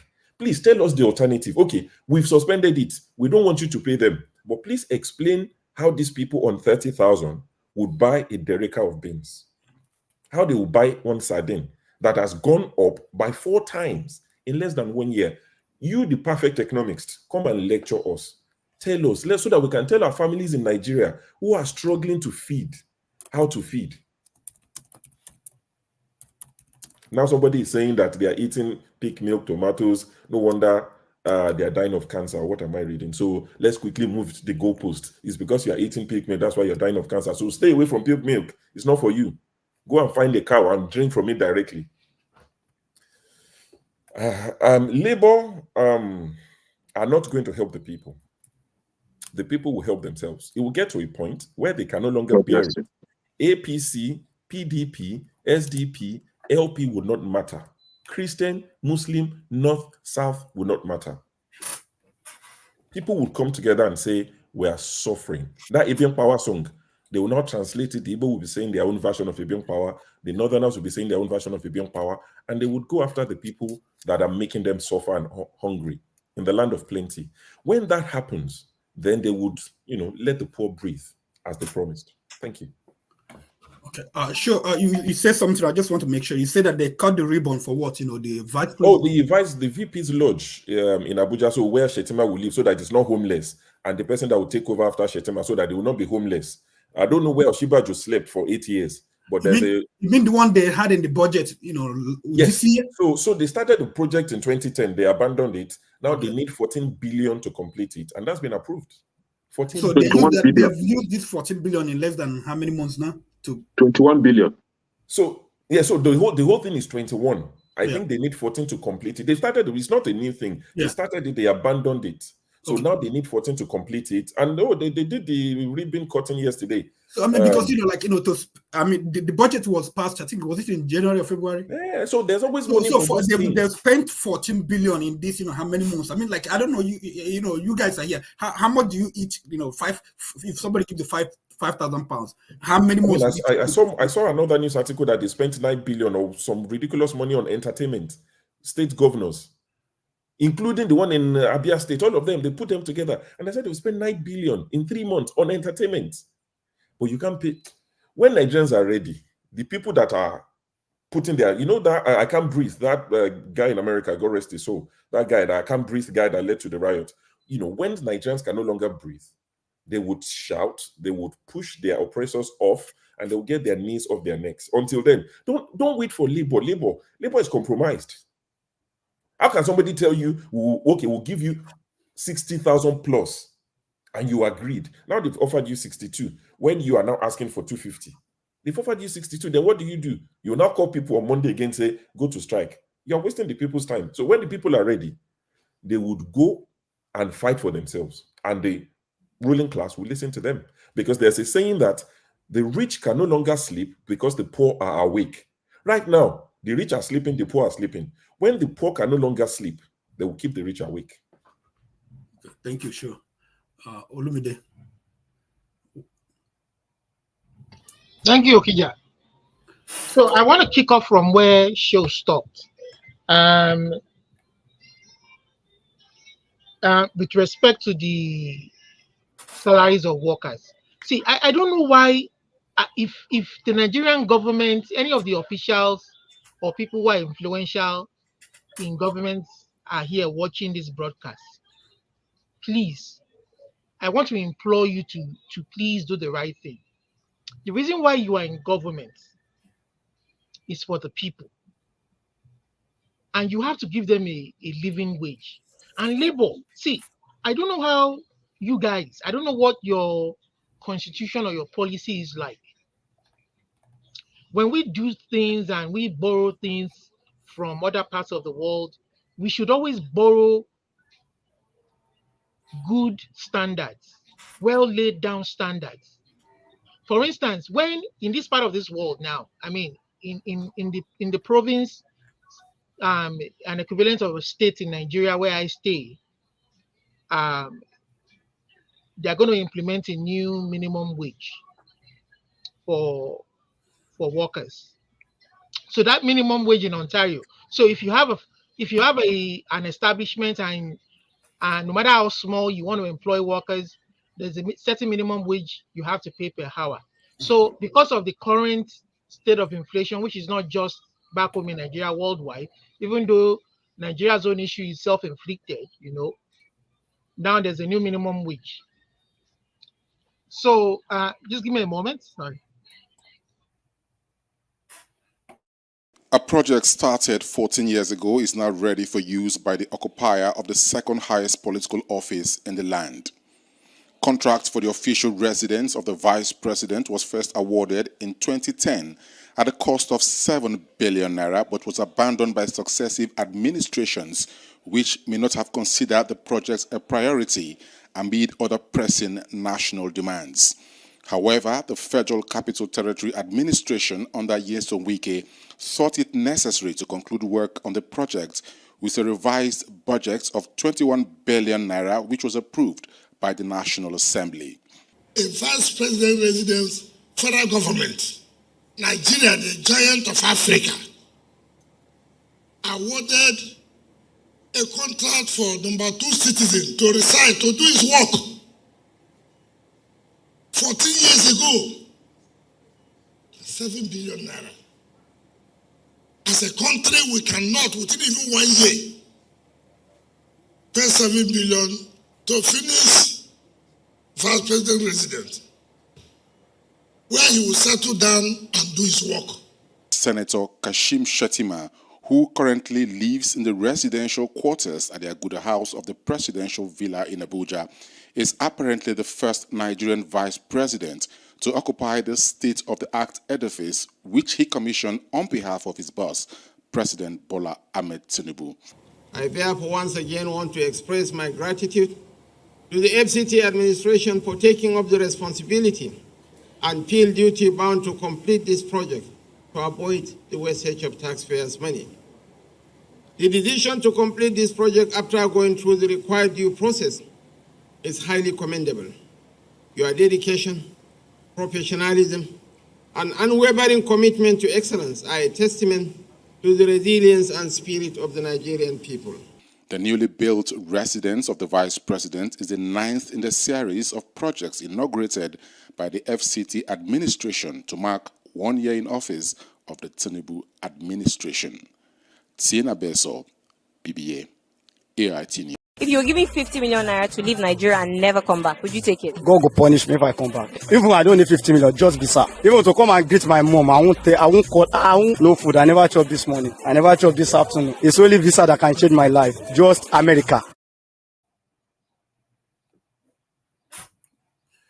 Wow. This is serious. Olumide, are you still in the studio? Okay, you were saying something before you took permission. Did you see them? Okay, Jack, can you go on to the next person? Sure. Okay. All right. Yeah. But I mean, KJ, I don't know, maybe, you have more information. I want to understand, 14 billion was, approved a few months ago. I want to understand how they spent 14, how many months now? You've been 1 year. Okay, Yes. 1 year. Yes. 14, what is 14 billion? I mean, Yes. that's a lot of money. But we have shared more than that in less than 3 months now. Remember the first minister of a woman of humanitarian who was sharing money in the north? How many billion did she share within 1 month. No, I mean, I'm talking, like when you are sharing money, giving people money, that's okay. But when you are doing a project, I'm talking about, because you have to buy, for instance, if you're building a house, you have to buy cement, you have to transport them. They need time, How many times, you need to do all these things? He didn't start it. He didn't start it. He only completed it. Yeah, but 14 billion that was approved was to complete it. Yes. So they spent those 14 billion. Yes. I mean, like if you're building a house now, and you at a stage, you spend like about 7 naira, and you need about 14 naira to complete it. If I give you 14 naira, that means from the day I give you 14 naira to like maybe I gave it to you like 3 months ago. It's good, 3 months for you spend 14 naira to finish the project. So yes. I want to understand that they spent 14 billion from about 3 months ago to now. They spent 14 billion. I mean, okay, yeah. Can I finish up now? Okay, KJ, please give my time. Okay. Go ahead. Sorry for that. So I was saying that there should be, I mean, it happens in this part of the world. So what essentially Labour and the government should be doing is for a sensible, we want to avoid this kind of a situation, these knee-jerk reactions where another government comes in and then you're looking at, there should be a laid down law whereby establishments, whether government or private sector, are able to increase the salary of workers against inflation. You understand? See, here in this part of the world, if you find out in the US, there's a minimum salary or wage that they pay, minimum wage, hourly, and then each year, I think every 6 months or every year, there's an assessment where you get no matter how small, a certain percentage against inflation to kind of help. And then apart from even getting increments that comes with your promotion or whatever, there's a certain amount that you get against inflation to account for inflationary measures, because you don't wait until things get better or when they set up this kind of economic policies that brings everything down before you start to fight for some kind of increment. That is why I differ from Mazi Prince that says, oh, they should be fighting for the price of goods to come down, and not. It's a free market economy. That's what you operate. You have to pay them. If you pay them well, it would affect the economy positively too, because they will be able to purchase. There will be higher purchasing power, good purchasing powers. You understand? So when you say that they should be fight for prices to go down, that is not within the power of the workers. Olumide, I didn't stop you. Just a second. No. Just a second. Can I tell you something? I think he's busy. Let him finish. He's busy. I think he's busy. So I'm just saying that when you say they should pay them something reasonable, if you go and tell those who give themselves 300-400% increment in salary to reduce their own salaries, pay the workers a good living wage, and which with respect to our federal structure too, what is happening goes against our federalism, principles of federalism. Very truly, each state might differ in how much they want to pay the workers.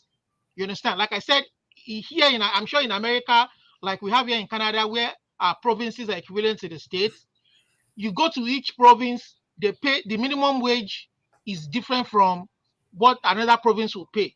Some might even pay better than the federal standard. Some might pay better than you understand? So don't dictate to the states what they want to pay. If you set up a national minimum wage to be 102, you understand? Some states might offer more than that, maybe because they have a good source of revenue. You understand where they generate income from. Some might not be able to, it's unfortunate that some states might not be able to pay that 102 if they agree to the 102. It's unfortunate. But that is federalism for you. You understand?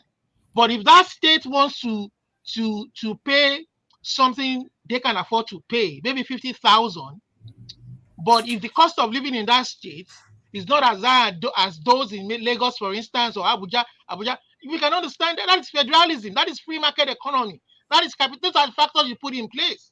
You understand? But because the whole place is all confused, they're just a bunch of morons, government officials who are thinking that if they get the workers to argue for less, they've won or they are smarter than the people. That is not how to govern people. That's not how to govern people. That is why we're saying elect the people to allow who they want. If there's a government who think they have the resources to pay what the workers can afford, let it be. But when you force yourself on the people, you get this kind of confusion every day. From local government level to state level to federal level. Now, when you finish the negotiation at the federal level, it will still be another. I hear that even the Jonathan minimum, 15,000 naira minimum wage, some states are not paying it. Some states in the north, they are local, even the 7.5 now, Wahala, they are holding loads of salary. And who lives on that? Can we afford to live? We get paid hourly here, we get paid bi-weekly, twice in a month. Who can live without his wage not being paid regularly to him or her in this part of the world? I mean, don't treat people like they're animals. You understand? I mean, I don't get it. And then the issue of the cows, or I mean, everybody has seen it all at the plenary session. That what is being argued for? Sorry, we are just talking about. Okay, I rest my case right now. Yeah, we're talking about minimum wage now. But what I understand is that in every country, what they do, the federal government, they have a limit for minimum wage. They can have like 60,000, and the state you can't pay below 60,000, but you can pay more.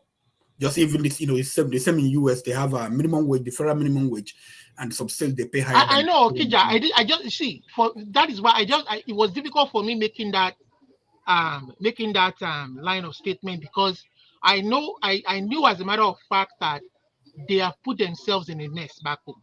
Because even the 102, if they agreed today, tell me, so there are some states. Out of those 36 states, I'm not sure more than 6 states will be able to pay the 102. You understand? Which is supposed to be the minimum wage. Even the 15,000, some states are not paying it. Some local governments, they are still owing 6 months' salary. Some people have died without being paid their wage for 1 or 2 years. Okay. You understand? So that is the kind of confusion they have put themselves in. Okay. When there's no set down rule. You understand? When people come in, they want to start fighting, agitating for salary increase, thinking that some people are being heroes like Adam Sheshomole, when they should be fighting for laid down laws that would allow for salary increments on periodical basis against inflation. That is how smart people plan for their people. You understand? That is why you need data. You need good census, good population. But when you don't have good data, good census, good good figures to plan for the people, to plan the prosperity and progress of your society, where people make up numbers, we will continue to find this confusion that are contradictory every day. I mean, I don't know. It's a mess. It's a mess. I don't know where to start from or finish it. Thank you. Thank you. Okay, can I respond to him real quick? Olumide, please do not take me out of context. I never said they cannot increase. What I said is that they shouldn't be increased so much that they should also be wary about inflation. That's what I said. I am saying that statement you made does not arise. It does not arise. You told me not to interrupt you now. Why are you interrupting me now? Okay. Yeah. Okay. So if it's anything above 150 or whatever it is, remember that this is not only the government workers. What about the private people? The private people are already getting increments. I know a few private friends who work in the private institution. They've gotten increments. You like back and forth arguments. Yeah. Okay. I've just told you, reasonable figure is fine. That's all I'm asking for. Yeah, Mazi, we'll get to you. So you talk about all those things, but I know that a lot of private places, they pay lower than the minimum wage. They have all these Chinese and Lebanese and Indian companies. They pay way less. KJ, I think when we talk about this, I don't know if we can do analysis, find out, like you include the rent people pay, the cost of the people that have kids, like if a family that a man and a woman that they have 4 kids, how much do they pay? How much do they spend monthly? School fee and other things, rent, before you can arrive at a figure. Because 102, it's not even, it's not going to do anything, because a lot of people that they go to private schools. Private school in Nigeria, 50,000, per term or whatever. Yes, I want to put it straight to you that if anybody in the civil service, payroll, tells you that the child is in a private school in Abuja, he or she is probably not paying from her salary. Okay, because it's not possible. In fact, there was a 5 years ago, I did some calculation on how much it costs to live in Abuja and go to work in the federal secretariat and back. Just assuming you are living outside of the city, it was costing almost, for you to be able to eat, not 2 square meals, two meals. Okay, go to work, come back. It was almost 60,000. You're not going to eat in the office. You are eating in the morning and coming back to your house and eating, and you are taking the public transport, which is that El Rufai bus. So imagine what it is now. That bus is not functional, and the transportation has doubled. Anyway, I don't want to distract myself because I have a lot of information. I don't know how much time I have, so I'll just dive into it.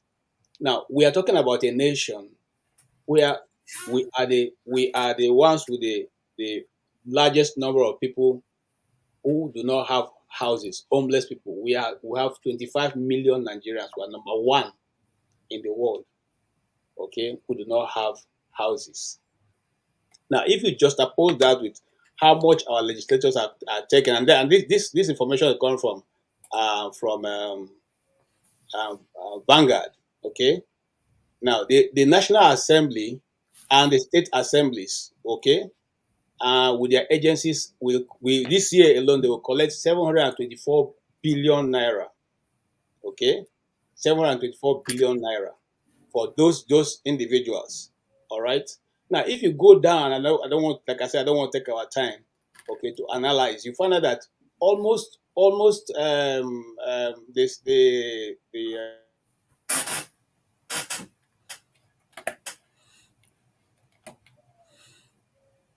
Okay, Joe, where do you live?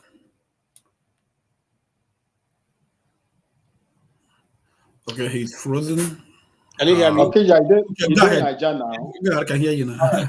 Now, I'm sorry. Now, you find out that majority of our money go to these institutions, the state, the federal. Okay. Now, how much was spent on this one individual's house, the vice president? Meanwhile, in a country where you have 25 million, the number 1 in the world without housing, we can spend that amount on one individual. And somebody, one guy, or is it OJ also, Ike is saying that Wike should enjoy as long as it takes. I want to correct him. Wike, watch the vice president. In the eventuality of anything, Wike and the vice president is coming out as your president and vice president of Nigeria. Just remember that I first mentioned it here on Dr. Damage's show. See, these people are playing kalu with you people. They are playing kalu with Nigerians, and they are, look, as you see, sometimes when I come here, I don't know how to respond any longer, because here is a group of people who don't just bother what is happening. Certain individuals are just spending your money, and you're just watching. And you are praying that people from diaspora should come and fight for you, or do what? What are we going to do? Okay? You are suffering in the same situation. You see these things over and over. You played the video when we started. You saw the convoy of the man whose country is one of the least, okay, where there's hunger ravaging the nation. You saw how many entourage was in how many cars was in entourage. Okay, we're talking about a people who your people are not able to feed or go to school, or even put their give money for their ones to go to school. Now, remember also that this government, after they took away the so-called fuel subsidy, money was increased. So, in other words, government is having more revenue right now. But what has that revenue translated to? The people were promised electric vehicles, electric buses that will take them from place to place, make transportation easy for them. CNG buses, yeah. Yes, have they been implemented? Not even in Abuja it has been implemented. What more of other places? So we are talking about a government who is just interested in lying to the people, and people are making assertion here. Olumide was saying, let them pay them 100. Nobody read my lips.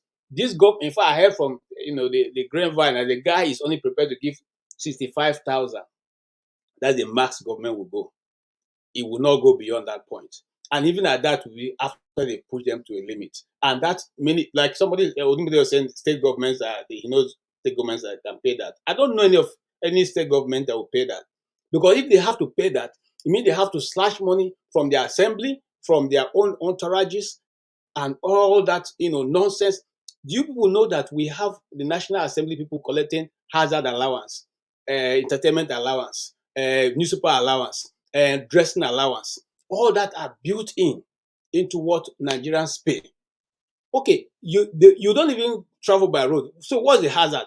Nigerians are even more the ones living in the hazard situation, because you don't know whether you sleep and wake up and you still be in your house, or you find yourself in the forest where you now have to be calling your relatives and friends to make sure that you don't lose your life that way. What kind of a nation are we? And when will the Nigerian people rise up and say enough is enough? When will that time be? Since we don't want to discuss the real issue, when will we now say this is gone too far and people should stand out and stand in for their rights? I rest my case.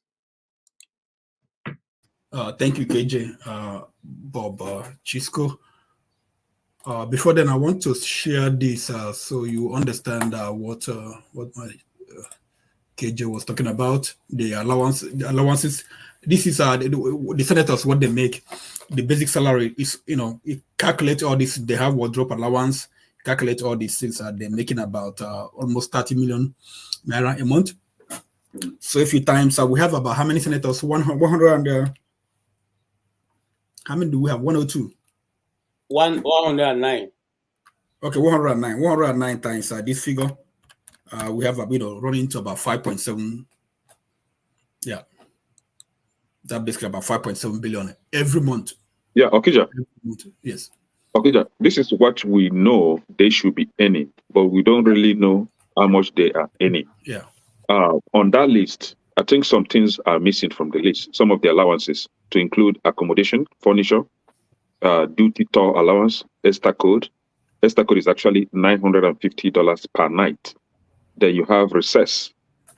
You have severance gratuity, which must be paid by the completion of their tenure. And we also have motor vehicle loan allowance. That also must be paid before the expiration of the senator's tenure. Yeah, but this one, the one we have, they pay every month. We are sure they pay every month. But all those ones, those are after when they pay them. If the person doesn't come back to the Senate or whatever, they get some other ones. But I believe you, they get more than this monthly. They get more than this monthly. Yeah. So Bob Chisco, go ahead.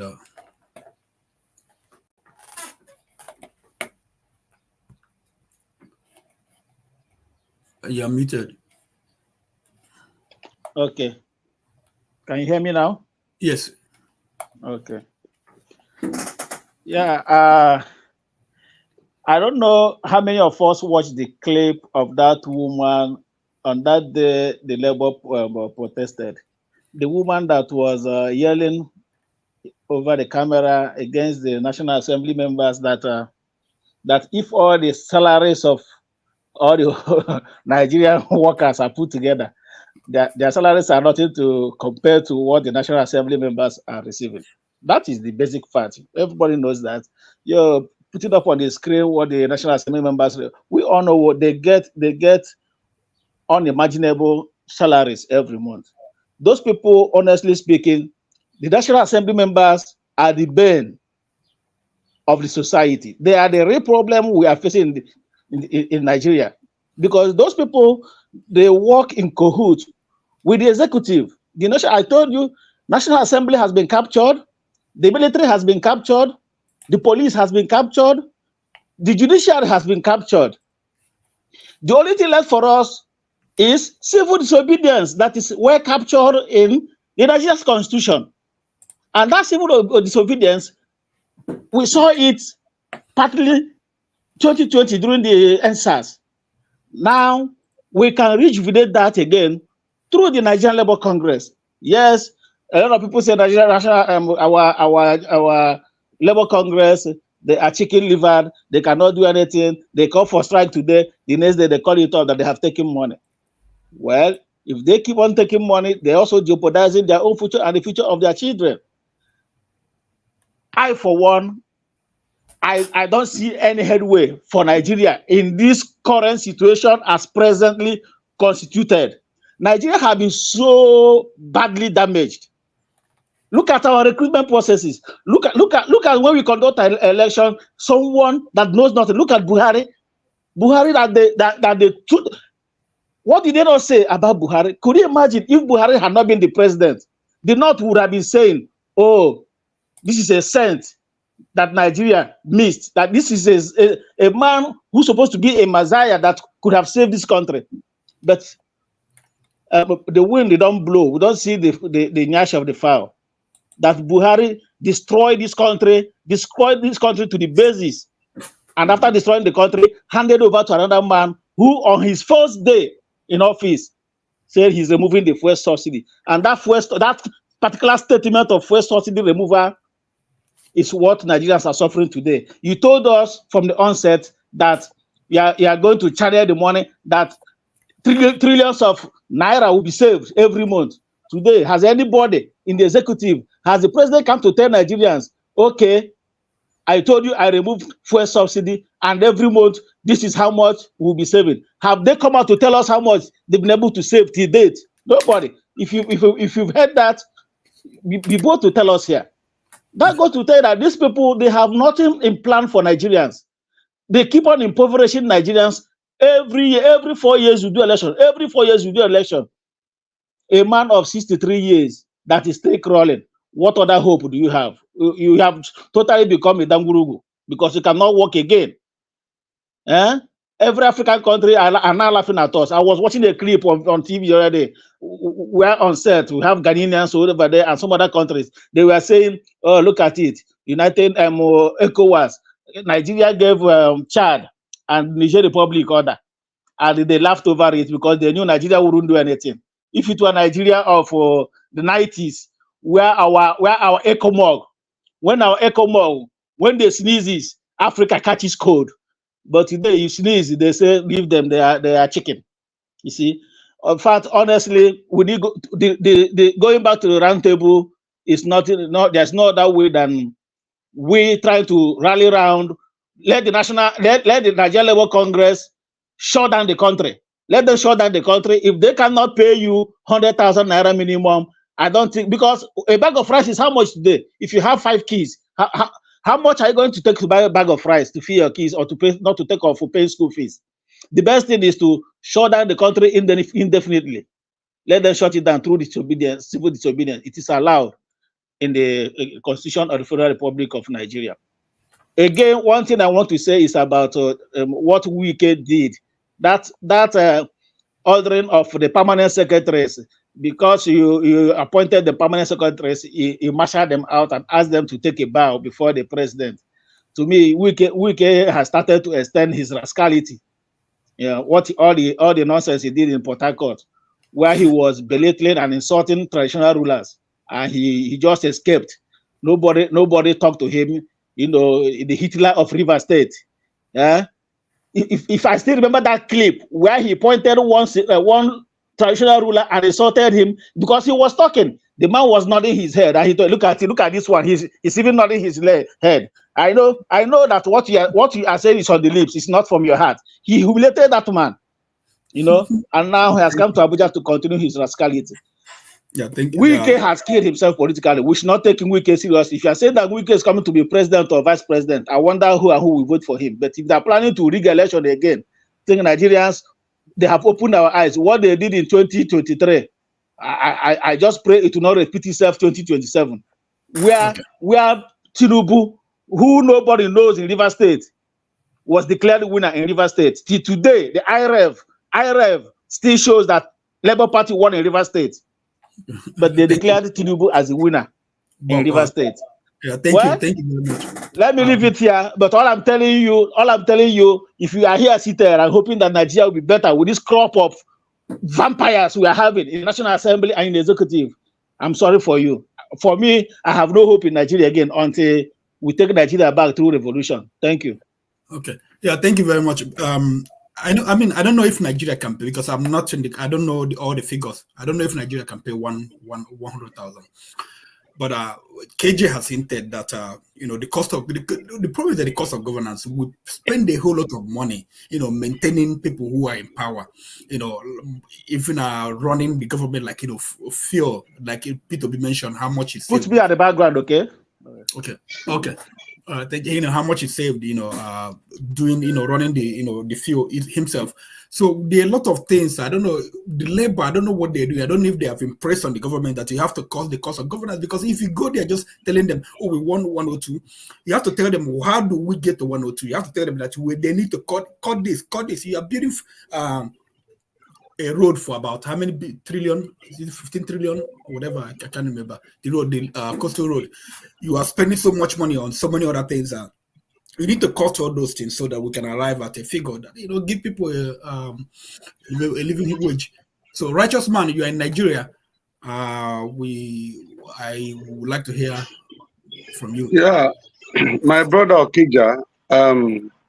In my first statement, you say ranting. I was not ranting, my brother. No, it's good. Ranting is allowed. Ranting, Dr. Damage's show, we allow ranting. We consider it a good thing, ranting, when people rant. We don't take it, in negative way. We take it as positive. Okay. Positive way. Yeah. Okay. Thank God, lights just suddenly appear. I was using the torchlight because the NEPA sees light.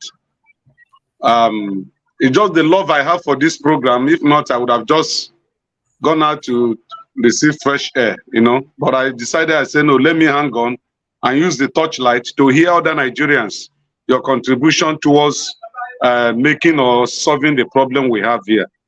It's quite unfortunate, I said, the Bible said, if the foundation be destroyed, what can a good man do? Nigeria is built on a faulty foundation. And as long as we allow that foundation to remain, there is no headway. I was a kid. My dad was buying a bag of cement. I think within that time, 5 kobo to construct his building. I'm into real estate today. Do you know how much we're buying a bag of cement now? And my father was waiting for budget those days. He said, let them announce budget so that they will know how to plan ahead. Every budget announced, he say it will be better. The light is gone again. My father had lived and died. Is Nigeria better? No. So why is Nigeria not working? Because Nigeria is built on a wrong, faulty foundation. We have to go back and look at the foundation of Nigeria and restructure it. Either we demolish that. I'm an engineer. If you discover that a building is going down, you go and get permission from the government and mark it for destruction. You pull it down completely and start a new foundation. Righteous man, I have a question. Yeah. Sorry. Hello. Yeah. Well, just let him finish. You can ask him a question. Yeah. Go ahead, righteous man. Yeah. So we come here as good Nigerians, both home and abroad, to proffer solution and to analyze and diagnose the problem we are facing. But it doesn't make any impact. It doesn't touch these people. Even if they hear us, They are only looking for those who will make statements against them and they pick them up if you are living in Nigeria. Not that what we are discussing here, they will go back and analyze it and try to implement it. Okay? Show was mentioning what Arise News published. Let me tell you, a pint of Gary is 4,000 naira today. A pint of Gary is 4,000 naira. A bag of rice is 93,000. Three tomatoes, three seed like this, is 500 naira. 6 is 1,000. And not that is big tomatoes, just small like little babies. This thing. How do we survive here? How do we survive? Now, the NEPA sees light. I can't afford to go and buy fuel because even when you have the little money to buy it, the filling stations are holding it. The meters are adjusted. If you pay for 10 liters, what they are going to give you will be 5 liters or 6 liters. So you discover that Nigeria need a total restructuring. The foundation is faulty. No matter how we paint it, it can't work because of this foundation. So ask me your question. Sorry. Thank you for expatiating on all those problems. Now, how can I start the question? What is the solution? That is number one. Then I'll give you some instances. You mentioned the petrol, that if you go to petrol station, you want to buy 10 liters, you end up with 8 liters. NEPA take light. It gets start doing the low show, she got killed and all those stuff. The police that were paid 100 million to catch the thief, then, I just look at the whole thing. I thought, who is responsible for this problem? Every single one of us. Because the person who adjusts the petrol meter is my brother. The policeman who's supposed to arrest that guy is your brother. The girl who has no job and start doing the low show will cost it. Do you think these people that we are all thinking need rescue, do you think they need rescue? Everybody is just like a zombie. I will exploit you anywhere I can. You will exploit Okija anywhere you can. Okija will think of how he's going to exploit Olumide. We are just like, wherever it catches you, do it. Then, the reason why I wanted to ask you a question, you quote the Bible right from the beginning. And that struck me in a way like, if the way we follow the Bible is the way we should follow it, then we shouldn't have this problem. We should be our brother's keeper. But is that religion working? People are religious, but they are not godly. They are two different things. So what is the solution to the people? Well, I don't know how they translate it in English. Allied Niruno, Ara Galatia. As a people who, they don't think, they just behave abnormally. And I think that's the people in that country. No matter what you try to do, they will pull you down, righteous man, as your name son. If you try to preach to people, do the right thing, it's you that they will even pull down. They won't face the people who are inflicting them. So what is the solution in this situation where the people you think are suffering, they don't see it that way? What is the solution? Yeah, my brother. Years back during Abacha regime, I was unfortunately one of those that were picked up and detained. I spent close to 2 months in detention because of the issue of this country, this Nigeria. How do we make it work? You join civil organizations to protest or to organize seminars to enlighten the people. And the state will pick you up and lock you. If you don't know your way, you will die there. I spent months in detention. I'm just mentioning it for the first time in this platform. And that's why sometimes when I hear people write, comment, and make statements, I say, well, it is all for good. See, in construction, in construction industry, what determines the durability of the building is the foundation. If the foundation is not well laid, that house will not stay long. It will begin to cave way. And then before you know it, it will collapse and people will die. And that is what is happening to Nigeria because of the faulty foundation. That is why we are having different societal abnormalities. And that it is resulting to the deaths of innocent people. So we need to come back, all the tribal groups. We need a roundtable meeting. Do we want Nigeria? How do we want it to work? But building on this established foundation, my brothers, it will not work. I'm on ground here. I meet with politicians. They listen to us in this platform. They tell me that, look, it's good that those Nigerians, those chaps there, they are doing well. You know, they are speaking their grammars. They should come down here and join politics. And look at this guy, General. He came to Nigeria to be part of the politicals. Ask him, Muyiwa General, I think. Ask him, interview him. He will tell you his experience.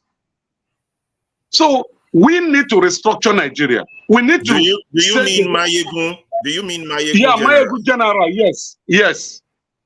We need to restructure this country. Even if you bring Obi there, this clique, this syndicate, these cabals, they will make sure they will bring down his government.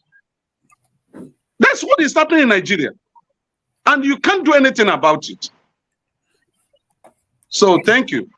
Okay, thank you very much, Righteous Man. I mean, to me, the most pressing issue in Nigeria is now food and food inflation.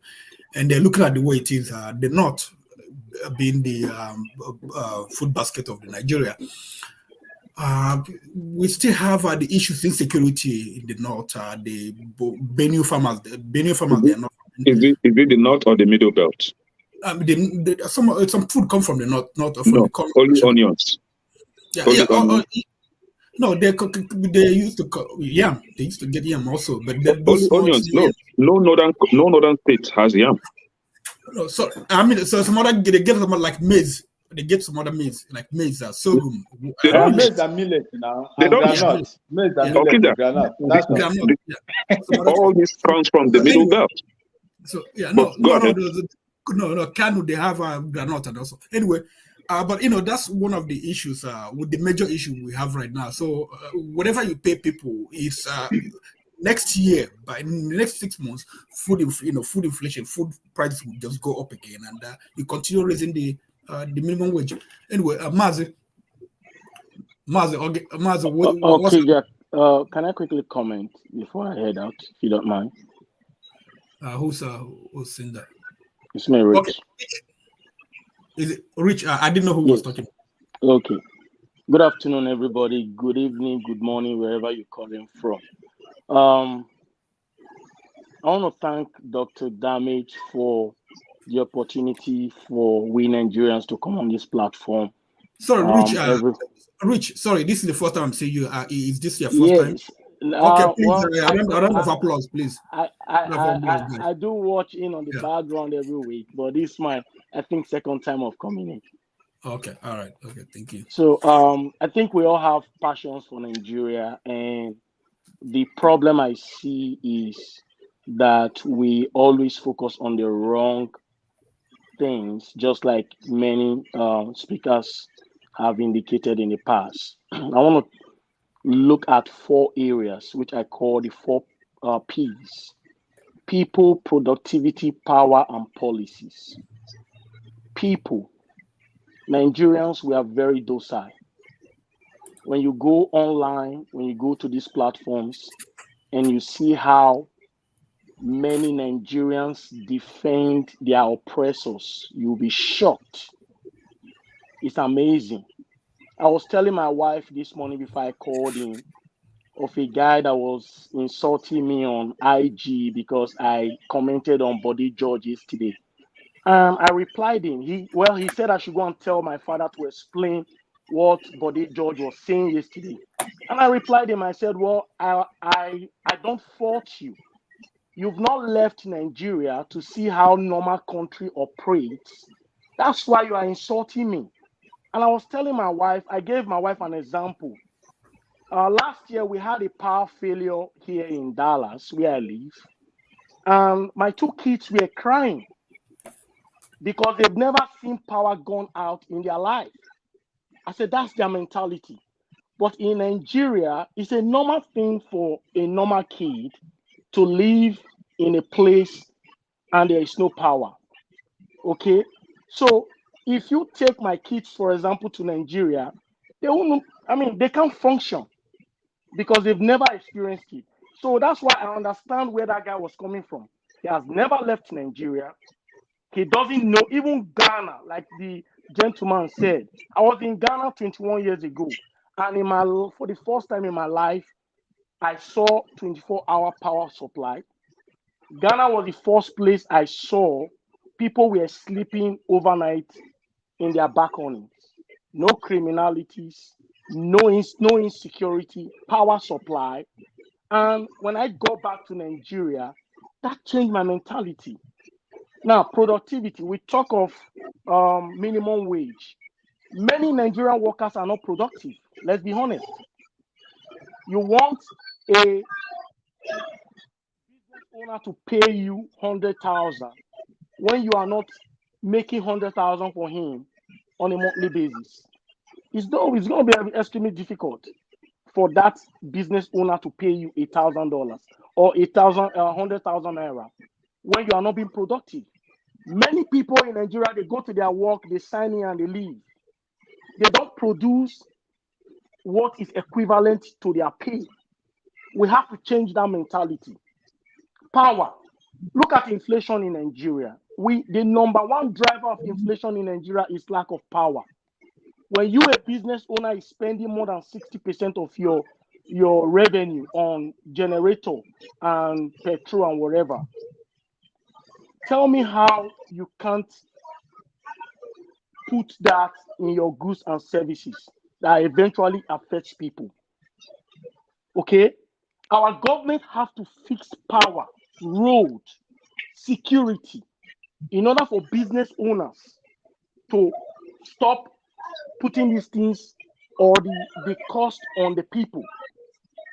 Look at Nigeria. If Ghana can celebrate over 30 years of uninterrupted power supply, is unconscionable that we Nigerians cannot demand that for our people. Okay? Policies. What are the government policies? Look at all the policies, for example, that have been implemented in the past 1 year.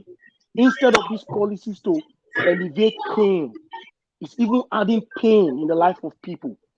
So these are the 4 things that we have to focus on as a country in order for us to get out of this quagmire we are in. Many of us will live outside Nigeria, and I'm going to round up with this. Many of us will live outside Nigeria. We don't earn minimum wage.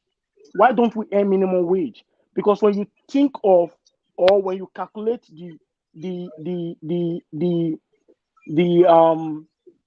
benefits that you are adding to your different corporations, you see that you are even paid less. Why? Because you are adding more to that organization. And that's why that organization can afford to pay you minimum wage. What we need in Nigeria is living wage, not minimum wage. And that living wage has to be tied to productivity. When we are not producing, when Peter Obi said he wants to move Nigeria from a consuming nation to a productive nation, a lot of people laughed at him and said he was a trader.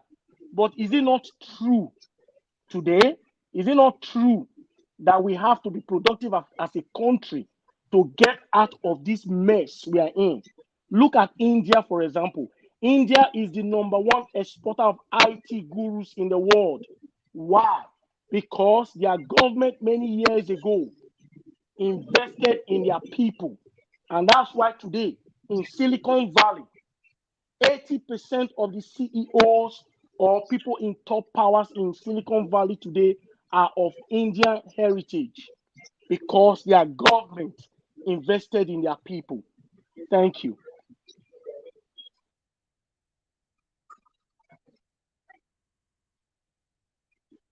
Sorry, I was muted. Thank you very much. What's it? Mazi, I don't know, but Mazi's sleeping now. Mazi, go ahead. I'm right here. I'm listening. Okay. I saw you. I should be the one. I think you should be the one sleeping. So you were meditating. Okay, so how everybody has said what they needed to say about the minimum wage. I will not flog it so much, but all I'm saying in essence is this: whatever that is being agreed upon, let it be something that also the private sector will be able to um, pay their own workers something good. Pretty much, like I said, people have touched it. Let me not dwell on it. Let me not dwell on it. Pretty much, if only Okija will allow me to choose a different topic, I wouldn't mind. But if not, I just say it the way it is. Most of us in California, most of us in overseas, we see how they pay. At different states, pay different amount. I explained it to somebody the other day. Somewhere in California right now, minimum wage is, officially they will tell you about 15, but most companies pay, 20, 25, 30, depending on what profession you are into and all that stuff. And the thing is also is if it's possible, let Nigeria start earning in hours. This stuff that people go to work, they will go to work from morning and they will stay till maybe evening and all that stuff for the same, and then they don't get paid until the month, the same amount of money. The more you work, the more you earn. I know some people will say, oh, the more the more the money, the more taxes. But if it's something somebody wants to do, let the person do it and just get their money. Yeah, so yeah, let me rest. I just don't want to dwell so much on that because NLC is compromised. So I wouldn't be surprised if they come up. I'm looking at it, if they come up. I've just seen what's his name a few minutes ago. Uzodinma. He's working as if he's working so assiduously on on behalf of the governors forum, but it doesn't make no sense to me. Yeah, whatever it is. Thank you. Okay, Mazi.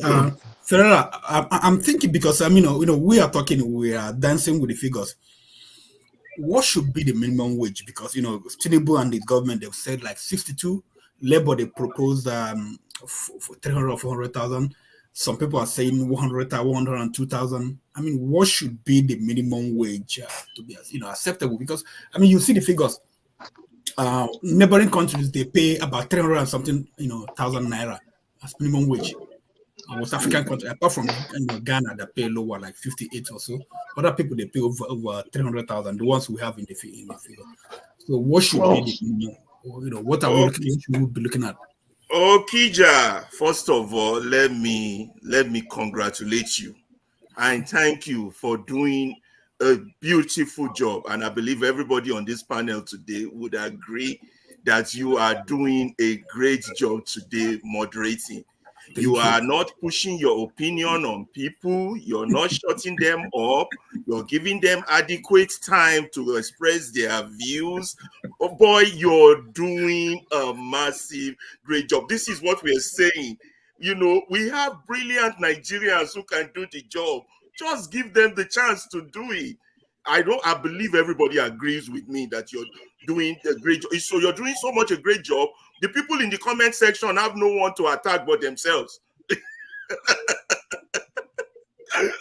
Okay, now on that question, let me say that you are asking the wrong question.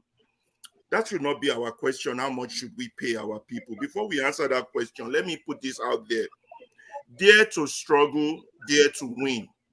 It was a slogan we used to cry back then when I was in student union activism. Let me say this to the labor union who I believe are dead, are compromised. Cause and effect is something for them to think about. The strike action that Nigerian labor union refused to have today, the effect of that action will tomorrow or in the near future strike down their children. That's a fact. They need to think. They have power and opportunity. They are failing to use it. Everyone on this panel has spoken well, and everyone has made a very, very good point. I could summarize the key points of most of the points people have made. Everybody wants solution. That's the number one point. Some are saying the people are not acting. Some are saying the government gone too far, and some are calling for civil disobedience. None of you is wrong. Everybody is right. Okija, let me quickly address your point on numbers. Before we can start saying this is how much you should pay people, as our government sat down and the labor leaders sat down and said, this is how much it costs to rent a house. This is how much it costs to go to school. This is how much it costs. Have anybody ever done that? They didn't do that. Did they do that before removing subsidy? They didn't do that. Did they do that before floating the naira? They didn't do that. These people are the most wicked people on earth. Why do I say that? I have never seen a group of people hate their own people this much, because they don't see you as people. They see you as resources to exploit. The mentality of Nigerian ruiners, they see their own people as people to make money off. And the ruiners are not just politicians. They include your religious leader, some traditional leaders, and some of these your labor union leaders. Everybody wants to belong to the ruling class, the group of big manism. I am not here to flog the issue of big manism. All of you have talked about it, or focus on details. I want to talk about the others, those who are not big man or in the corridors of power or heading them, the others. There are three groups of the others. You're not in power. One, those of us here, you see, there are people who wants to join them. There are people who support them, and there are people who oppose them. Three categories. I want to focus on the others as we talk about this issue of the strike. Everybody will put themselves in the box that they belong.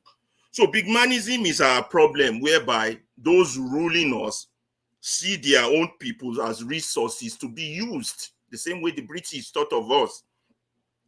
So where are we? Their action and our inaction is what's making this thing to perpetrate. I told you about how someone talked about this same problem we're talking about in 1976, 48 years after, we're still talking about it. 64 years of a nation we cannot crawl.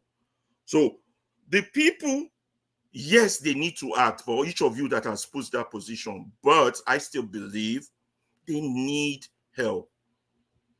Because if someone is in the dark and they suddenly see light, they're different. If somebody has been traumatized, they're different. If somebody has never been exposed to normality, they need help because they've never been exposed to what is normal. Even me that came to the United States 30 years ago and I went for a first job interview for the first time, and those people say I can start tomorrow, I was shocked. There's a place where you can go for a job interview and start tomorrow without calling one uncle or one person to call one governor or one minister to help you get a job. You see, my level of exposure 30 years ago. So the Nigerians are still in that darkness and they need help.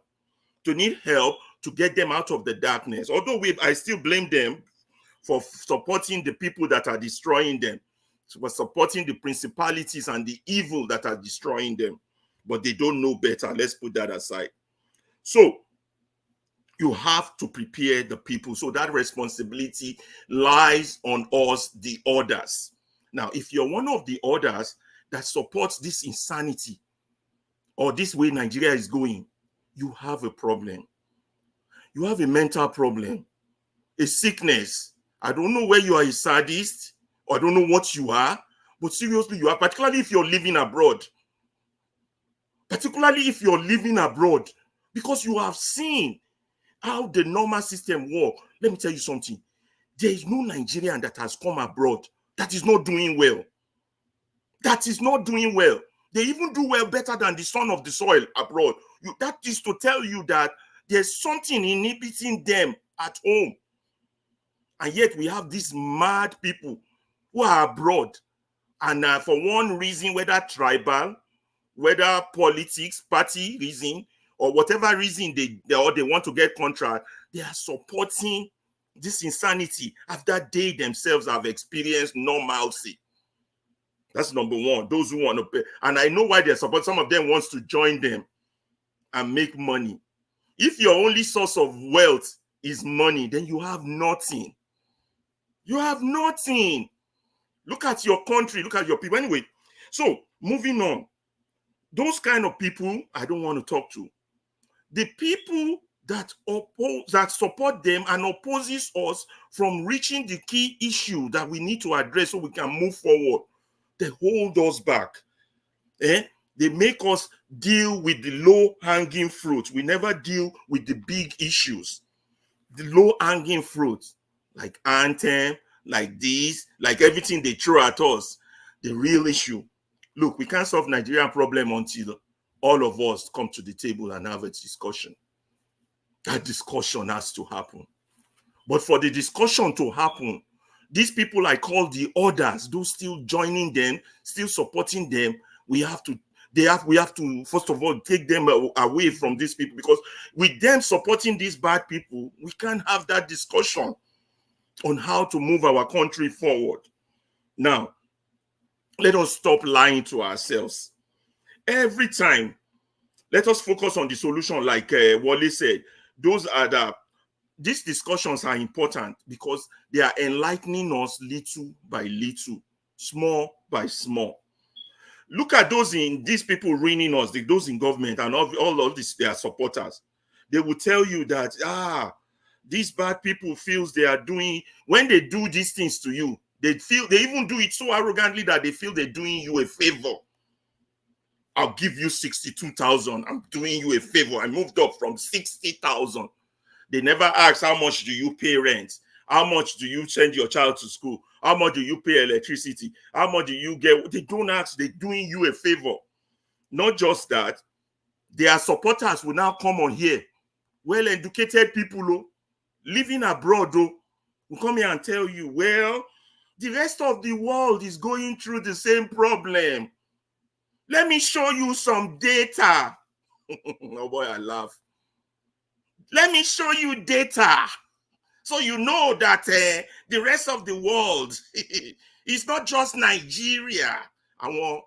Let's not use the word, jati. Now, don't hate.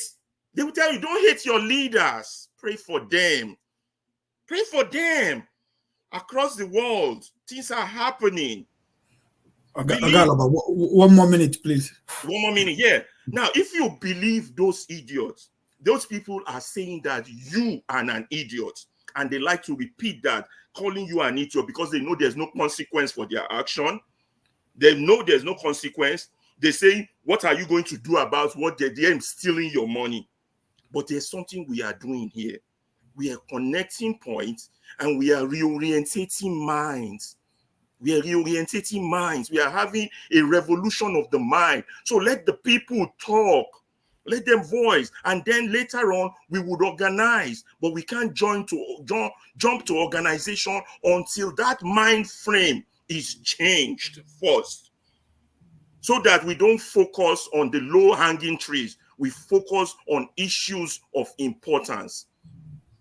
These are issues of importance. I would stop there and then let others continue. Thank you. Okay, John, you're doing a great job. Thank you. Can I mean, they've been saying that I'm doing good. And yes. It's getting into my head. So I want you to destroy my reputation right now. No. I don't have to destroy what is good, right? I always stand for whatever that is good. So you are doing good. Whomever that gave you that commendation, did the right thing. So you are doing well. And you can see how it resonates from the comment section. However, this comment section, the way they speak the truth sometimes is getting on my nerves. I think I have to beg them to pipe low with speaking the truth. I don't know why they should be saying that someone, I don't want to call the name, but you will know that the person is the landlord of ignorance. And the other person now say that the person has been is now a member of Cardi B's cabinet. So I don't know why you should be hitting on Kulata like this. And when Ferrari was saying the bullet was hitting, and I was like, this is on one person alone.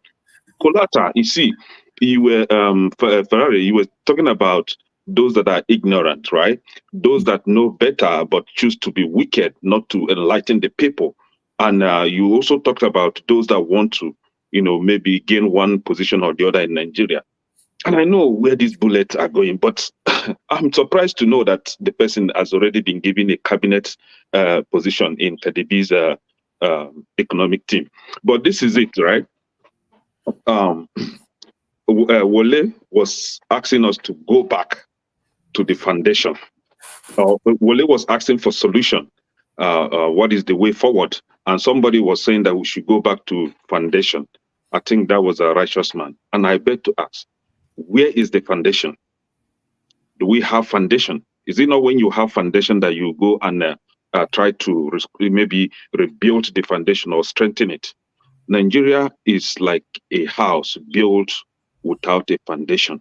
And when you have a house built without a foundation, that house will never stand properly in a stable and functional manner. It will be a house of nuisance, right? So this Nigeria has no foundation. So you have nothing to go and fix in the first place. I've stayed in the north, and I know how some of them build houses. They just scrape the floor, put mold, mud stuff on it, put thatch, and that is it. House stands, no foundation. So when there is heavy rain, to just flush it out. So Nigeria has no foundation, nothing to be fixed. The only solution for Wale now, that I personally would prefer to Nigeria, is total disintegration. Since they don't want to accept regional government, they don't want to fix the country. They know better. These leaders that you are talking about, some of them have been in diaspora. They know how things work here. But they are just pure, wicked, devilish set of people that would never want to fix that country. We are giving ourselves headache. You and I will agree that Nigerian issue is very depressing. Every day you have another topic, surprising topic that sometimes you now sit back and ask, are these people really human beings? What is really wrong with them? All this money that you are packing, where are you going to go with it? What are you going to do with this money? The highest thing that you can do with all this money is to behave like Dino Melai, buy fleet of useless cars that you never drive. Right? That is the other thing you can do with the money. How many houses will you be sleeping in? Right? So Nigeria is a country that has no bearing. What you have in that country as leaders are gangsters, crippling the country. Somebody was profiling that Nigerians should go on the street. I think it's Wale too. Nigerians should go on the street, civil disobedience. What kind of civil disobedience are you talking about? The same civil disobedience that Nigerian youth came out in 2020. What happened to them? They were all mowed down, right? Since then, they don't have the guts to come up again. I was reading through Dr. Damage's, I don't know, I've forgotten the title of that stuff he wrote through Premier Times, right? He was talking about the powers that the Nigerian youth has in the internet to talk to their leaders, right? That is the only power I think they have now. They can't even come on the street. If they come out on the street, they will be mowed down. The soldiers are there with their AK-47 waiting for them to come out on the street. You can't even get power out of these people anymore. They've captured that country. Nigeria is the captured country. There's nothing you can do. They won't even allow you as a citizen of Nigeria because you stayed in diaspora. You can't even vote. But as a U.S. citizen, for example, for some of us that are U.S. citizens, I don't know about UK, you can vote anywhere you are.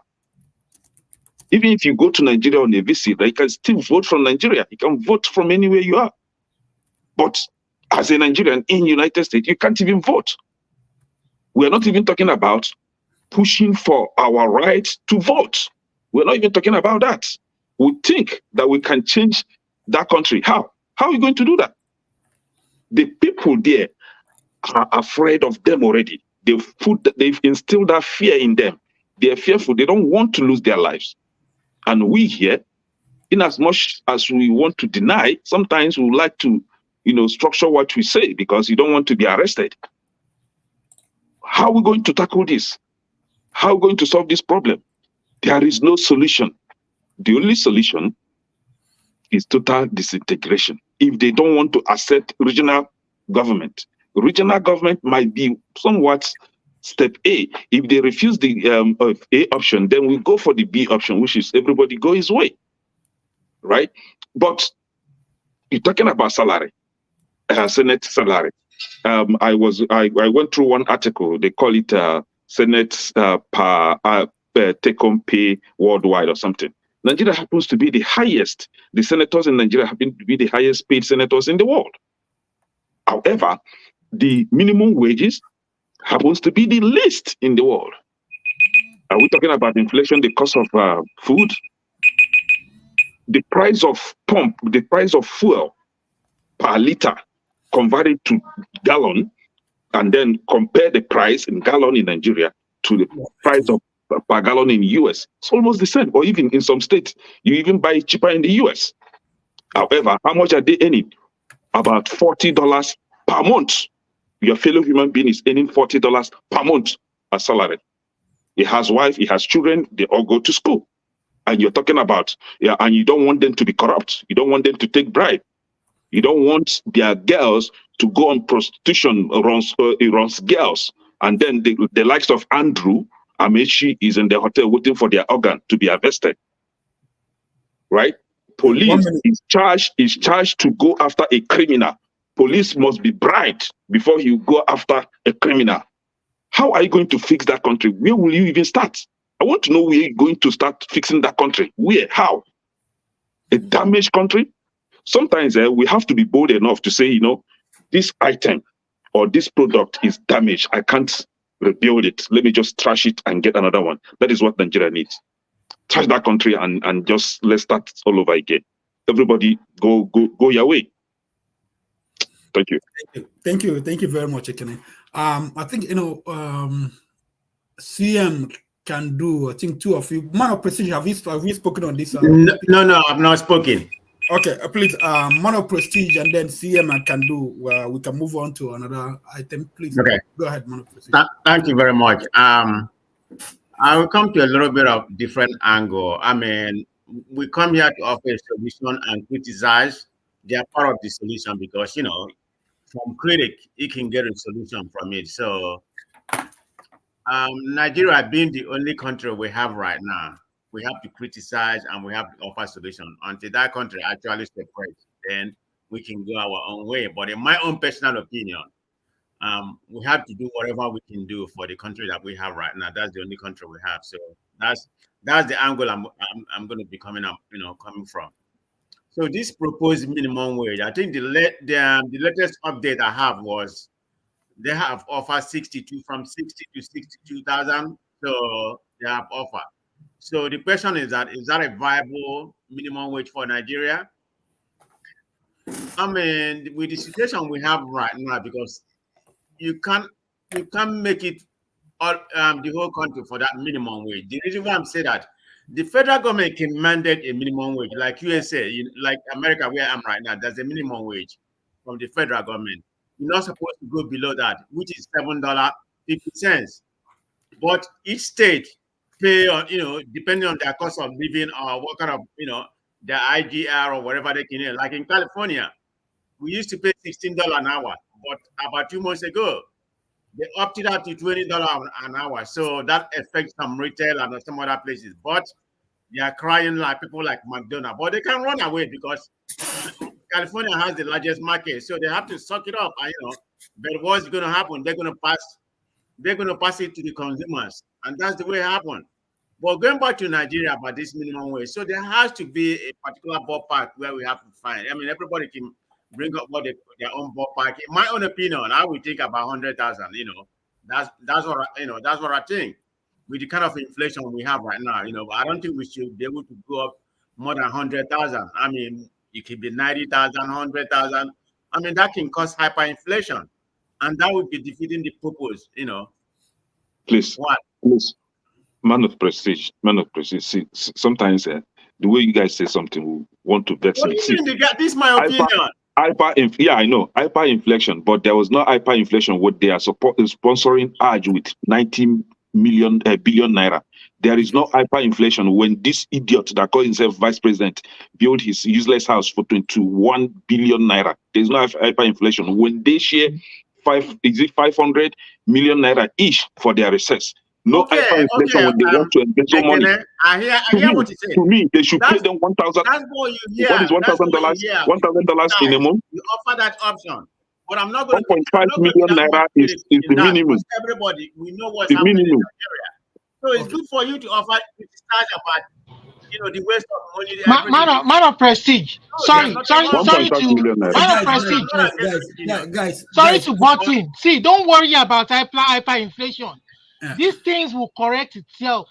Yeah. At least give something a minimal wage for them to be able to survive. Minimal. You understand? It's not like here where we are in this part of the world. Your minimum wage will take care of everything. You have people doing 2, 3, 4 jobs to keep up.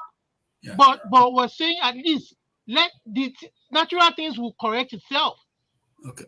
You understand? When they correct other factors, provide security for people to go to farm so that farm produce can be available to buy at a cheaper price. You understand? People can't go to farm. Let the government do their job. Olumide, thank you. I mean, guys, let me finish now. You're not taking my time, please. Yeah, sorry. It's supposed to be a monologue. So give me the space to finish. Okay. Okay. So let me continue. I'm Man of prestige. I would like you to look at these. What I have on the screen. Sorry about that. My alarm.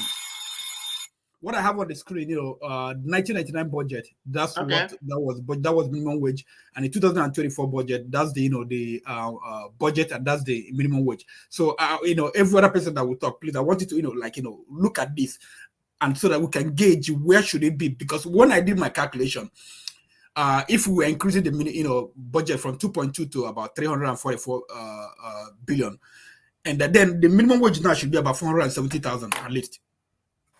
That's what it should be, because even 1999 we had a whole lot of things. Yeah, where did you start? What year did you start, please? From 1999 it was 2.2 billion. For 2024, look at what I have on the screen. Okay, it's 344. So if we divide 344 by 2.2, then you times it by 3,000, it's gonna get about 470,000. That's what it should be, the minimum wage right now.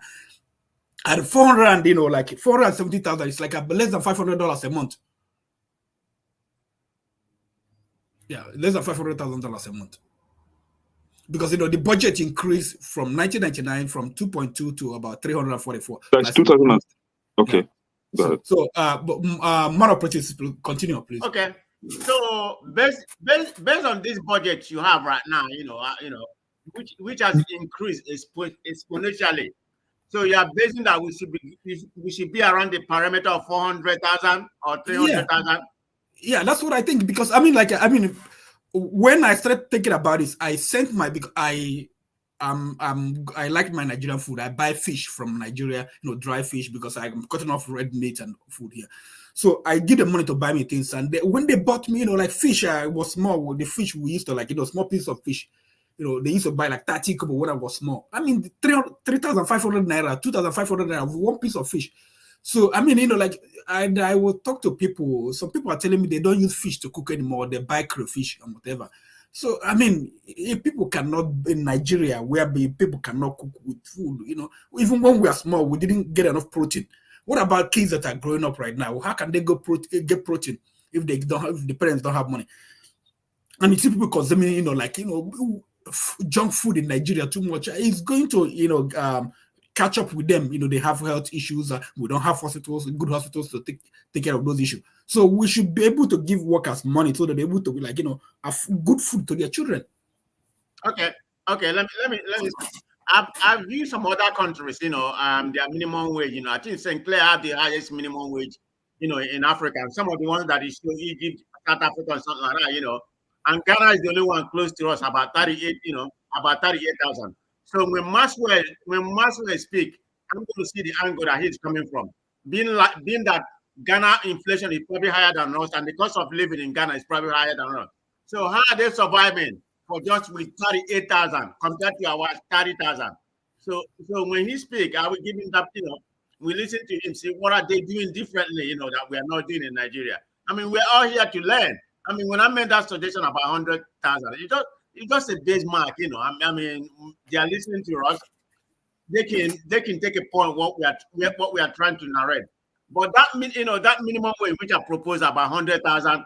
But look at it, what we have right now. It has been almost about 5 years since the minimum wage has increased in Nigeria, or any kind of thing they do in that place. Okay, that 30,000. Do you know that a state? I found out this last week. A state like Akwa Ibom, which is one of the richest states in Nigeria. You know what their minimum wage has been? 15,000. That's what their minimum. Somebody, you all need to Google it, and they have money. So if you're gonna make a minimum wage, that has to be the base, the base mark. Nobody can pay, less than that. I mean, you can pay more or whatever. Like a property state, I always have to use America as a benchmark, which is $7.50. I mean, different states, I'm in Florida right now. Florida pay about $11. Texas, which is a rich state, everybody know they pay about $7 something. So it depends on the cost of living and how you want to manage it. But in my own opinion, I think the labor, have a very, powerful position in Nigeria. They should utilize their power to, to pursue what I call living wage, not just in this minimum wage, insecurity and some other things. I mean, look at what happened, this week. I mean, this is the most, force I've seen the labor, utilized in Nigerian space. They shut down the natural, national grid, which I'm against, because that's a national security issue. They shouldn't have done that. I don't know how that happened. But they can mobilize, the government will listen to them. I mean, all apparatus in Nigeria should mobilize. They should be asking more than just minimum wage. I mean, that's what I see, because if you propose anything so, extraordinary, they're not going to pay it. They're not even going to pay it. What else should they be asking? Nigerians structure something when the federal government say minimum wage, it shouldn't go below that. So what else should they be asking? Tell us what else. Please, we want to finish this topic. Or man of prestige. Yeah, I don't have that much to say, Brad. It's just my own idea how, but I'm very interested to listen to Maxwell, what he's going to say. Thank you. Okay. Yeah. I think Maska, you spoke. I mean, Maska has spoken on this. Let's see him. I think it's Maxwell. No, I'm not. I'm not. We only did a round up. Okay. All right. Please, go ahead. Sorry, CM. Let my brother CM speak. Then after him, I will speak. Please. Yeah. In-law CM. Go ahead. Okay.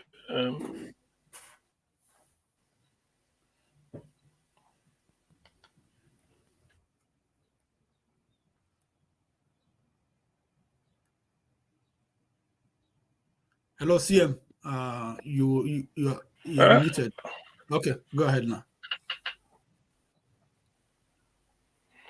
Okay. I don't know where I'm coming out at all. Am I? We're talking about the minimum wage. Now, what it should be. Yeah. Okay. Well, is it really minimum wage or living wage? I thought living wage should be the better terminology to use. Okay. We talk of living wage because it's only what we take people home, at least what you can live on, not really what you can invest with.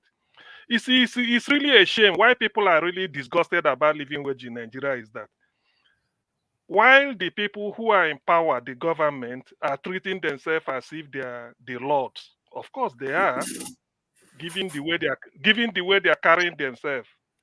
You will see that the people that put them into power allegedly are suffering.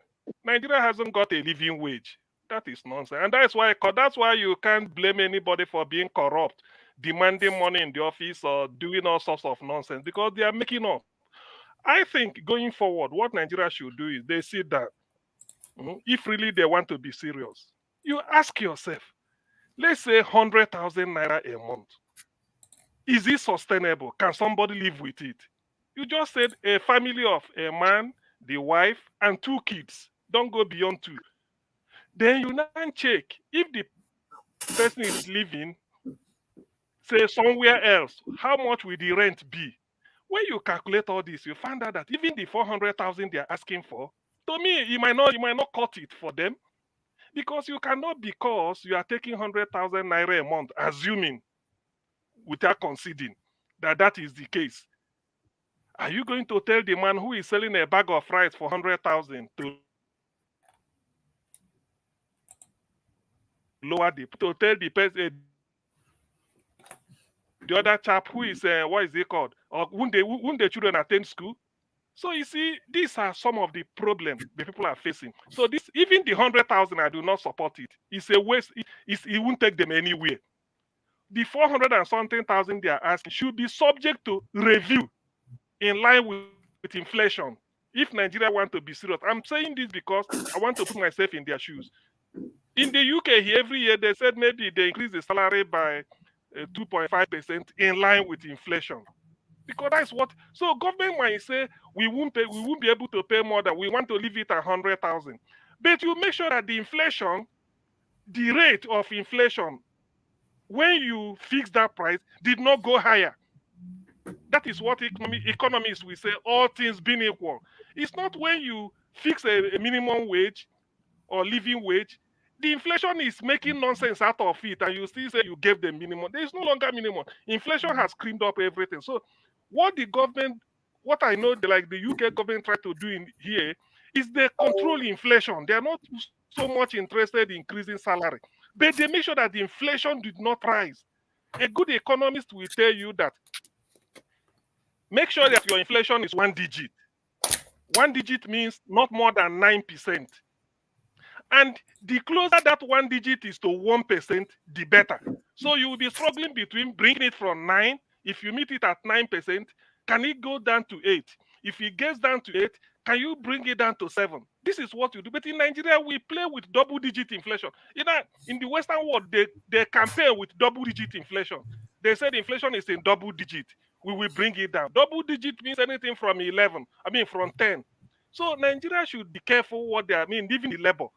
What they should be emphasizing, should be written there that every year they will review the minimum wage based on inflation. That is what any figure can come in. But whatever you are fixing with the prevailing inflation rate, make sure that inflation stays. The moment it goes up, then something must have to give. But can Nigerian government bring inflation down? That is another thing. So that is to my take on minimum wage. There's no fast and hard ruler because we are discussing human being. There's no point giving even if you say minimum wage is 1 million naira, in the end you take 1 million naira, you can't feed on it. So it's still nonsense.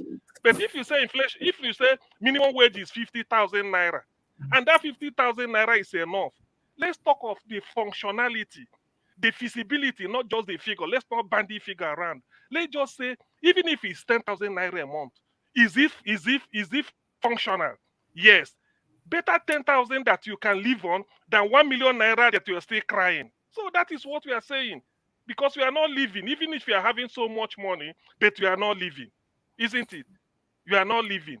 It's better you have a small amount of money and then you live with it, because the economic system, there's economic stability, than for you to demand 1 million and you are giving 1 million and tomorrow everything rises. So you say, then you come back again and shout. So government has a duty, the central bank, that has to maintain macroeconomic stability, which is low interest rate and low inflation. If they achieve this thing, which they achieved under Sani Abacha for the first time in Nigerian history. So if they can do this, that is when people will now talk. You don't need to know what goes on, because the inflation is fairly stable. Then the other one, interest rate, if you want to invest, is fairly stable. Then the economy goes up. So that is what to me would have to factor in when they are discussing interest rate. Thank you. Okay, thank you, CM. Our man in Ghana, Max. I think Ferreira was saying that you should talk about also the inflation, the cost of things in Ghana, so that a lot of people get put into perspective. Okay. That in Ghana is about I think 38,000, and Nigeria is 30,000 minimum wage. You see, there are some indices that I will use to answer that question. When you look at Nigeria, Ghana, there is high rate of unemployment in Ghana, and Ghana is one of the most expensive countries in the world to live in. We have a very high standard of living in Ghana. But there is one thing that is very, very, critical in this Ghana. That is electricity. This is my house. From my farm, since the time I started talking to you, there is light, constant light. In my farm, I can set up a deep freezer there and begin to sell ice blocks for people, and I make money from it. And pay within my level, then I pay, let's say, about 10,000 naira electricity per month. And I may not even pay up to 10,000 naira because I use prepaid meter. Like my house now, this is my house. If I decide to go out of my house now, I will switch off my prepaid meter. I will switch off everything, then I go. When I come back, I will switch it on. Sorry, Max, sorry. Everybody in Ghana uses prepaid meter. Prepaid meter, you are meterized. You pay for what you consume. Okay. You pay for what you consume.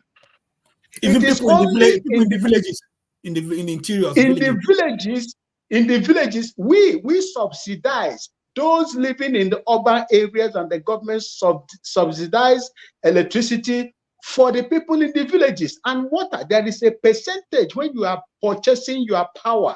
There is a percentage that is given to the rural areas. Yet the amount they charge them is different from the amount they charge they charge the people that are living in the urban areas, so that you will keep them up, above, the sea, so that they will not drown. Like where I am staying right now, I have 2 giant refrigerators and a deep freezer. My house, my room. I can decide to do anything. In fact, I can decide to open a water processing, pure water processing, mini factory in my room and make money from it. In Nigeria, can you do that? You cannot do that, because you have to fund it by buying a genset that you are going to and purchase petrol at 600. Today they are hurting it because they don't know what the tomorrow will bring. That is the difference. And when you come to our educational system in Ghana, we have what we call vocational training institutes, what we call TVET.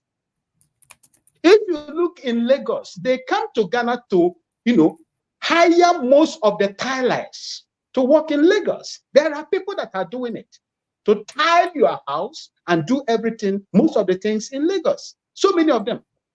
They're hiring them to come and work in Nigeria. Because we have a system, if you cannot go through the normal education system, in vocational, you will prosper as well. That is the reason why you see our people are not complaining too much. That's one thing. Now, my brother Okija, I don't know whether Ekene is gone. Before, I was an active serving member in the Nigerian military.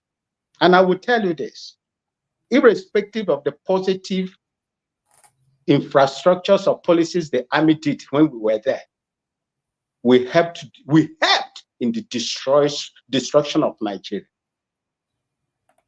The army destroyed Nigeria. The army brought Nigeria to where it is today. And they didn't stop there. They left you with Decree 24. You see the foundation, like a righteous man said, And my brother in a green Lacoste, the foundation is the problem of that country. The 1999 constitution, as Abu Salami Abubakar handed over to Obasanjo in 1999, I was still in active service at that time. 1 year when, after I returned from Liberia, 1998. Was it Nigerian's constitution? Was it the Nigerian people's constitution? The answer you people will answer is no, it's not. What stops Nigerian? What stops the government of Nigeria from, let's say, organizing a dialogue that will bring the diverse nation in that country, knowing fully well that you have different tongues that are in collision with one another? What stops them from organizing a dialogue and ask the people this question: how are we going to live in this country? What is workable for us to do? What is stopping them? This is where you have problems. The foundation. If you don't get the foundation very, very accurately or well, there is nothing. If you bring Christ there, it will not work. All these things that we are seeing now is the manifestation of the fraudulent foundation that was handed over to Nigerians. And I wonder why Nigerians, especially the educated ones, the most educated Nigerians are fighting to validate the same thing. Like I said it before, the way Nigeria is going now, it's just a matter of time. It's just a matter of time. When I protest in Ghana here, I will not be shot dead. The police will tell me, if I say I want to follow this road, the police will say, oh no, you cannot follow this road. And they must go to court to prevent me from using that road that I told them that I want to follow. Nobody is going to kill me. Nobody is going to harass me. If you harass me, I have mediums for redress. It is done here. Check, for instance, my brother Okija, how we hold our people accountable, because we only hold people that you voted for accountable. Go and check the cathedral, the National Cathedral. My present president promised that when God allows him to become the president of Ghana, that he's going to build a cathedral for him. It's a personal promise, but at the end of it all, he was using our taxpayers' money to build it. We have shut it down. It has been shut down. As I'm talking to you, it has been shut down because we complain about it. How can you do that in Nigeria? How will you do that for people that you did not vote for? People, their votes were manufactured. How do I put it?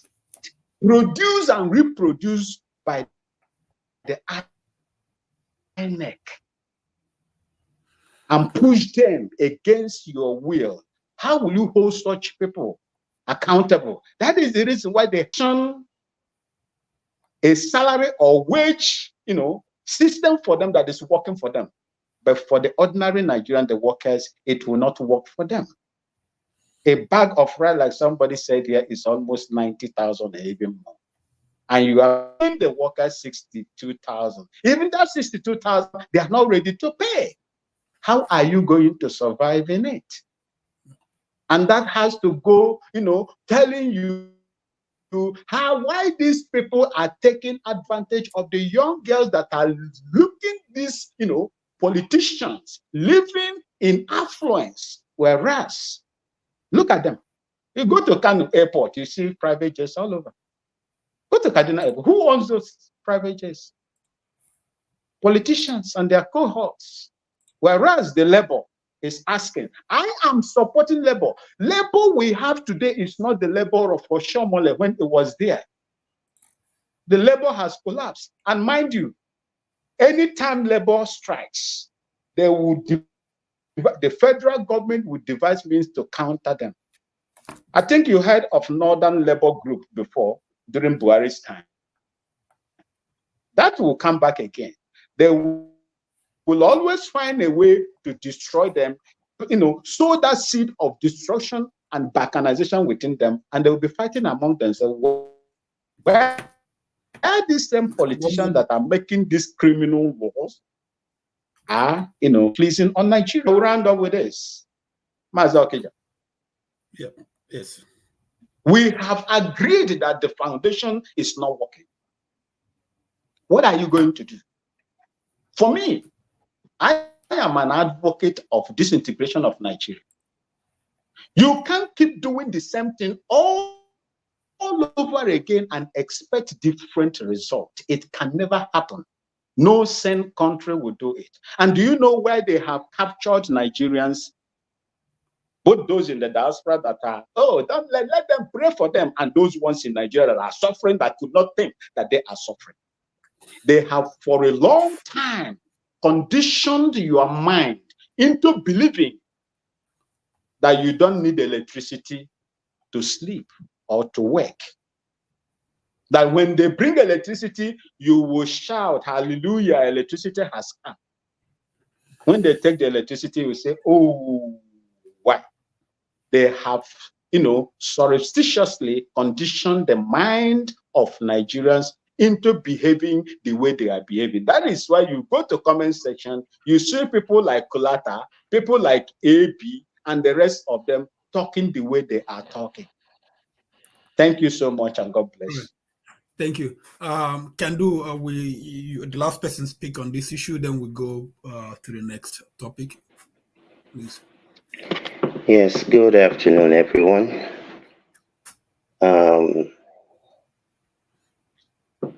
I think we sometimes just like to talk sometimes about certain issues without putting the numbers together.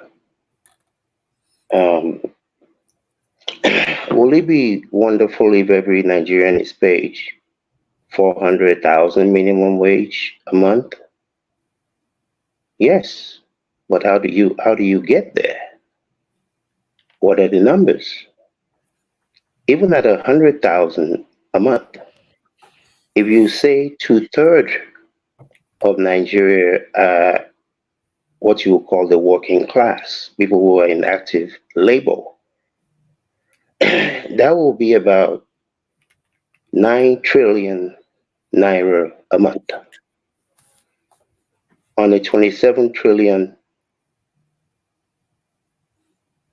budget.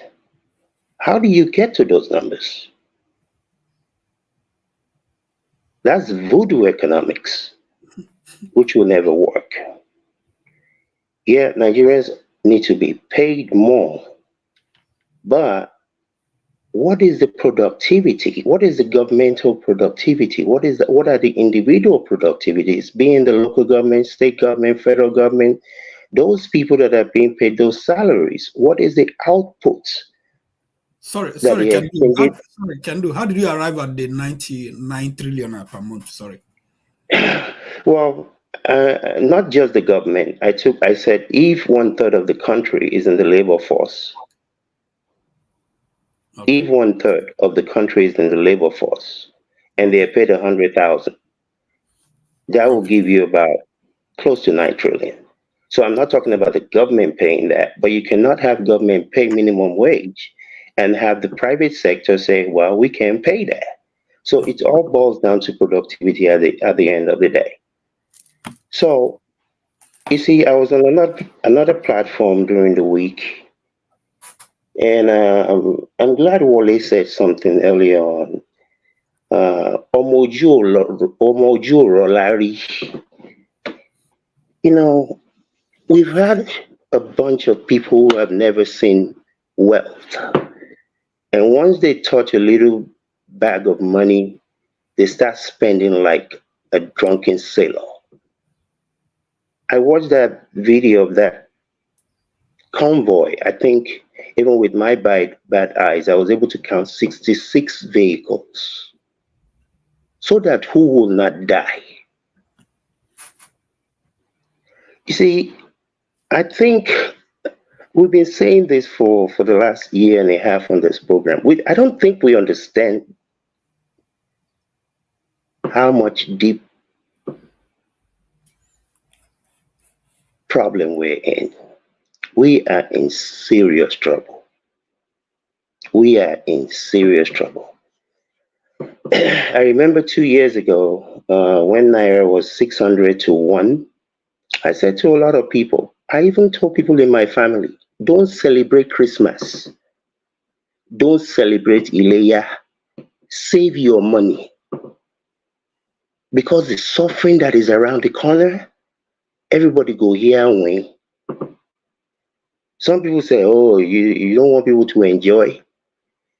I would rather suffer today in order for my tomorrow to be better.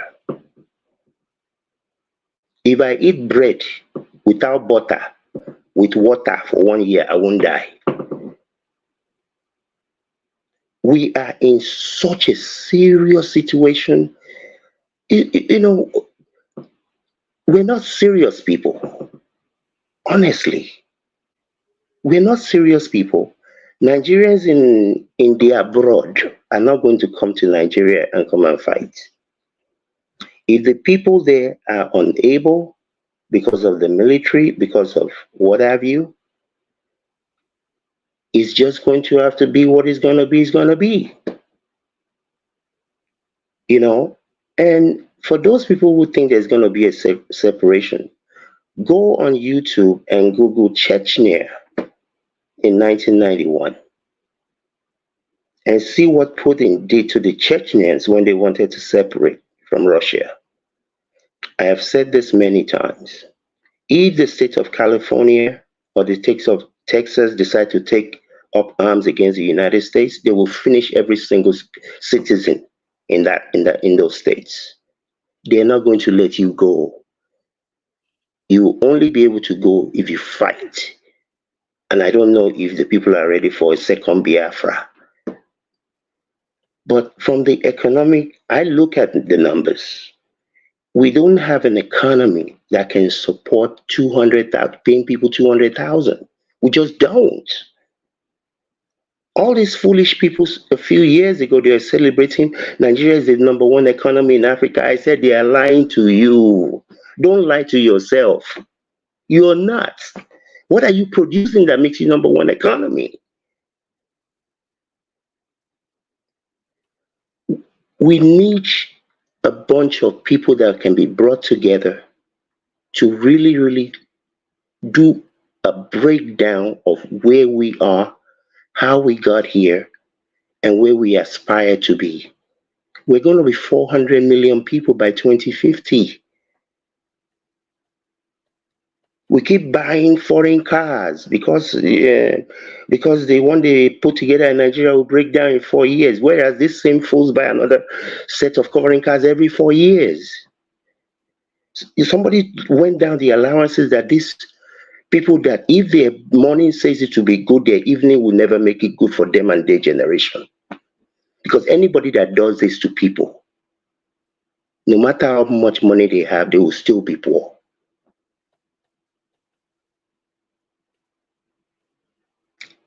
We are in deep trouble. All the talking we do here every week is good, but I don't think that somebody that has 6 children with Kwanchoko and their stomach is big like this needs anybody in UK or America to come and tell him he's in trouble. A lot of the people I talk to in Nigeria, they have 2 phones. They know the price of things in America and UK than me that I'm in America. It's a matter of what's important to you. Priority. Me, I will continue to come. I will listen. I will do the best that I can do with the Nigerians that I do things with in Nigeria. But we're not going to solve this. This is a big, big problem. They talk about they spend so much money. I remember maybe it was 16 years ago. People in the whichever of the houses over there in Nigeria, they said they're buying trash cans from UK because the one they make in Nigeria is not good enough. If you don't support the one that they make in Nigeria, you're providing jobs in UK. Yeah, 1 minute. You don't need to go to school. You don't need to go to school to understand that. My boss said that sells tomato can tell you that. These people, they know what they're doing. These are just evil people. These are just evil people. So, my brothers and sisters, I will continue to come here. We're not going to solve this on the surface issue. We can create all the media houses we want and educate people and enlighten people what we want until the people are willing to fight.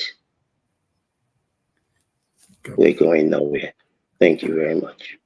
Okay, thank you very much. We've exhausted this topic. I don't know. The second topic I would like us to choose what we want to talk about. On the list, we have the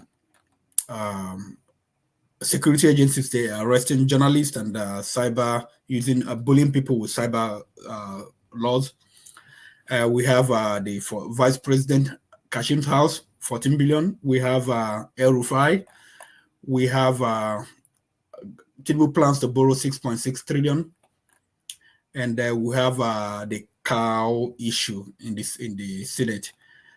Also, the girls speaking with the carry go Ghana. So which one do you guys want to talk about? Because yeah, we don't have to follow the damages guideline.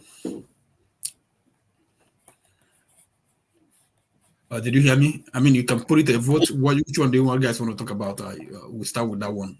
If you ask me, I would say what is trending right now in the Nigerian space is the car issue and the two young ladies have just lost their, or who we don't know where they are right now. Okay, so let's. I also want us to talk about the issue of the cyber security law. It is very important. So a lot of people in Nigeria, especially people, I don't know how to categorize them. People innocent people have been harassed. That law has been turned on its head. It is against free speech. It is either they are purposely misinterpreting the law, and innocent people are being punished.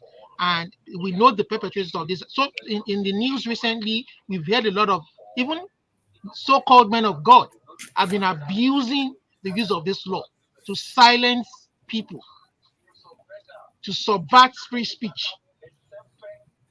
Otherwise, people like us, if it was operational in this country that we are in, we won't be able to come here and talk and educate people. So Nigerians should be made aware of this. Okay, okay. So who, Alaba, what do you want to talk about? The cows or the girls or the cyber laws? I believe that the cyber law issue is important. It's just criminals that are still trying to, stifle people's voices. That's why we are all here talking, so that our voices will not be stifled. And they are just trying to keep people silent so that they can continue their impunity. It shouldn't work. You understand? We should fight it in all angles. But I think also it behoves on us also our mobilization plan regarding enlightened minds should be. We need to top-notch our game. There's so many resources we're still not using. We're not using all the internet resources fully, WhatsApp. In terms of educating people and all these things, it's just, the bad people want to just keep in charge, suppress people, keep them down, lock them up. It's only two elements that are important in politics, my people: greed and fear. They want to use fear to put people down and continue with their greed without anybody holding them accountable. Okay. The new age of internet is an age of accountability, whether they like it or not. People are now like 1 minute away from each other. They can talk. They can, hear messages. The truth can be exposed easily.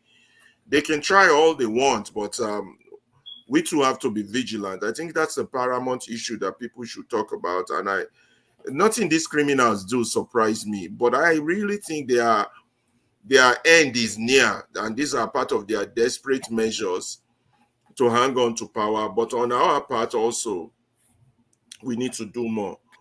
We need a real free media, at least those of us in the diaspora, where free speech would not be stifling, where even YouTube would not tell us you can use this word, you can't use that word. I still think that's inhibiting free speech. You understand? We need to start organizing. We've not used all the resources in our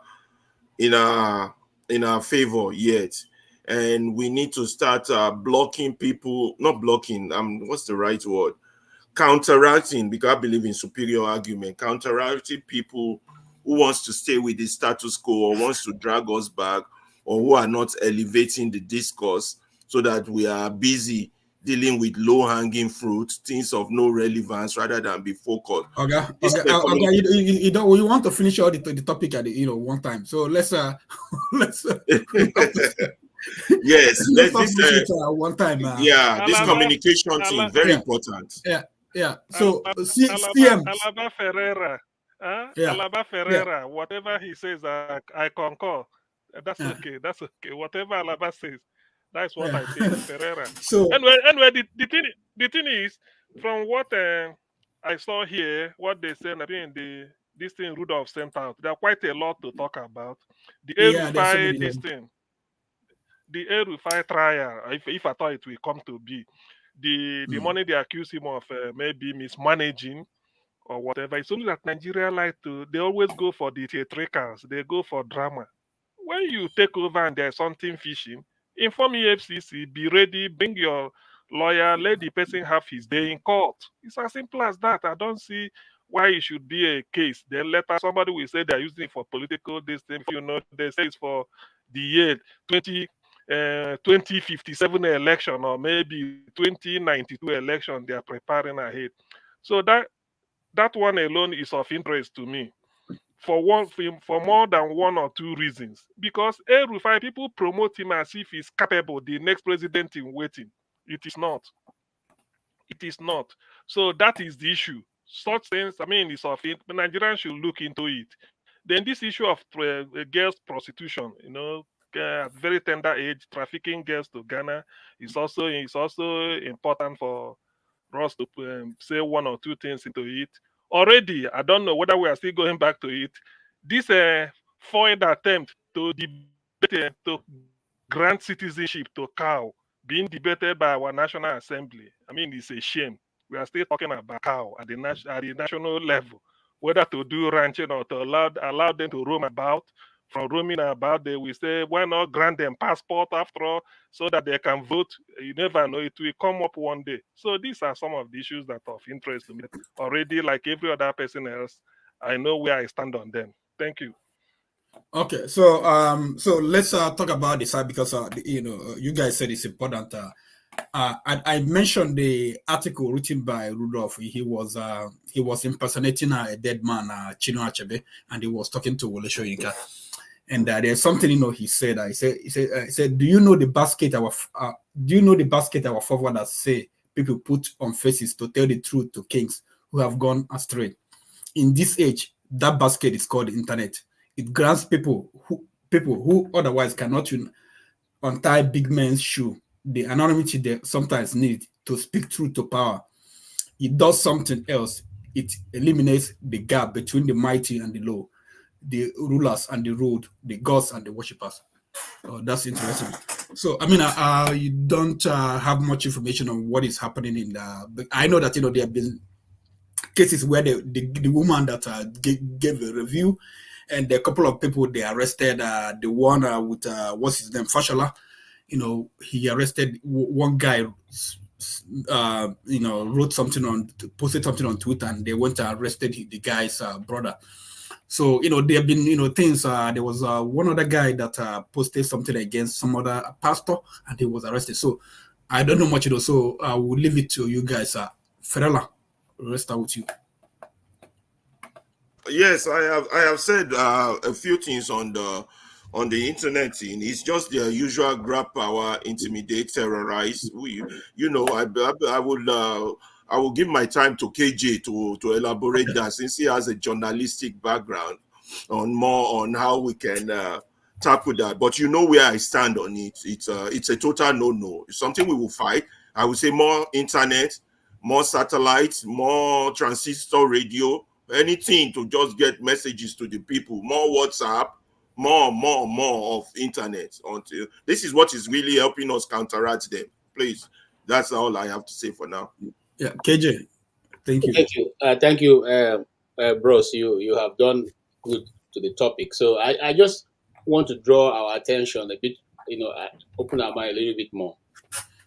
The only reason the Nigerian elite, that's the ruling class, as Mike will call them, are people who they are occasionally watching the Nigerian people and looking at where the people seem to be going, and then they go ahead and dam that place so that the water flow or the information flow is no longer in that access.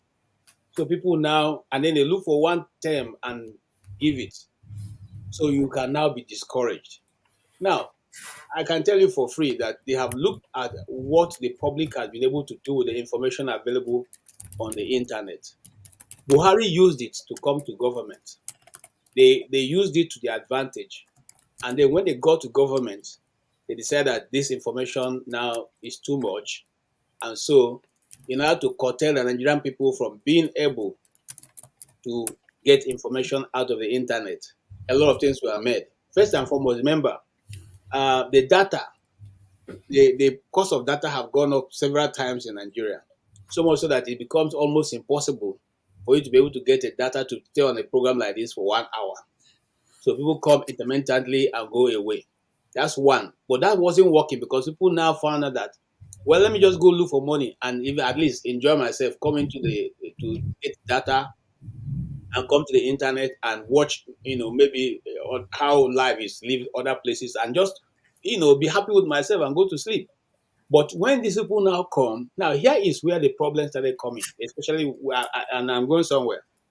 When we discovered that we could actually record events going on in a locality and put it on the internet, that becomes a no-no. In other words, they can no longer perpetuate evil behind their backyards and hope that nobody will see it. Because if you're in a community of 20, at least you have more than 10 cameras around. Okay? So that whatever is going on can quickly be put on the internet for the whole world to see. So, which is the best way to try to curtail this information? First of all, to frighten the people. So they try to frighten the people, young men, call them, Yahoo, even those who are not doing Yahoo, who have just decided to use the internet to train themselves and make small money out of it. They were now termed as Yahoo. When you are caught, they ask you, how did you buy this motor? What did you? Even when I was showing them your work on the on the Instagram or all those other people who do all kinds of stuff, because you can do all kinds of stuff. You can work from anywhere right now. It's not yet believed. But what government lays emphasis on the fact that these young men use these platforms to attack them and call their bluff off and bring their lies even publicized. For instance, look at how they were able to put the payment of all the money that is going to the National Assembly people on the internet for everyone to see. These things don't happen before. They come to the television houses and bamboozle those presenters where they cannot bamboozle them. They oppress them by saying, you don't have respect. Why asking that kind of question? And if you don't take time, I'll walk away from your station and I'll make sure that your MD don't allow you to sit in this place. That process didn't work again because they realized that when you are sitting before a reporter now or a news anchor, he's as qualified as you are. So there's no level of whatever I'm going to use to intimidate him, and so it becomes more, okay, how do we handle these young men who have become, unbearably difficult? They don't want to respect their elders, okay? And so the best thing to do is to make sure that there's a law that once you say something that's out of place, we can pick you up, even when it is not true. Even when it's not true, as long as you have something to show to the police, they can always pick you up. And now you begin to fight for your own life. That's the purpose of it. Not because of not because they are interested in false information. No. They are interested in in curtailing what's going to come in 2025. 27. They are looking ahead and making sure the so-called obedient young men or whoever they are group can no longer utilize the internet to do the damage they did in the last election. They are looking at it and say, okay, because you have access to the internet, that's why you're able to even go to the back office of INEC to be able to get information we didn't give you. Remember, the Nigerian government is like a secrecy, it's like a secret court. They don't tell you, they only tell you what they want you to hear, and that is it. The more you probe, the more you get into trouble. The Freedom of Information Bill, who has ever applied for it in Nigeria and got it? Whether you are a journalist of the top notch or whatever, have you ever applied for any information and it's given to you? It's not given to you, okay? The court won't rule on your behalf. So even going to court to ask for it is a waste of time. So what do? You glean from here and there and rely on the goodwill of your friends who are in some places to give you information. That's the way we operate, okay? And so this is aimed at the Nigerian people to make sure that the people continue to remain in darkness and they are frightened and they are, they are coerced, harassed, and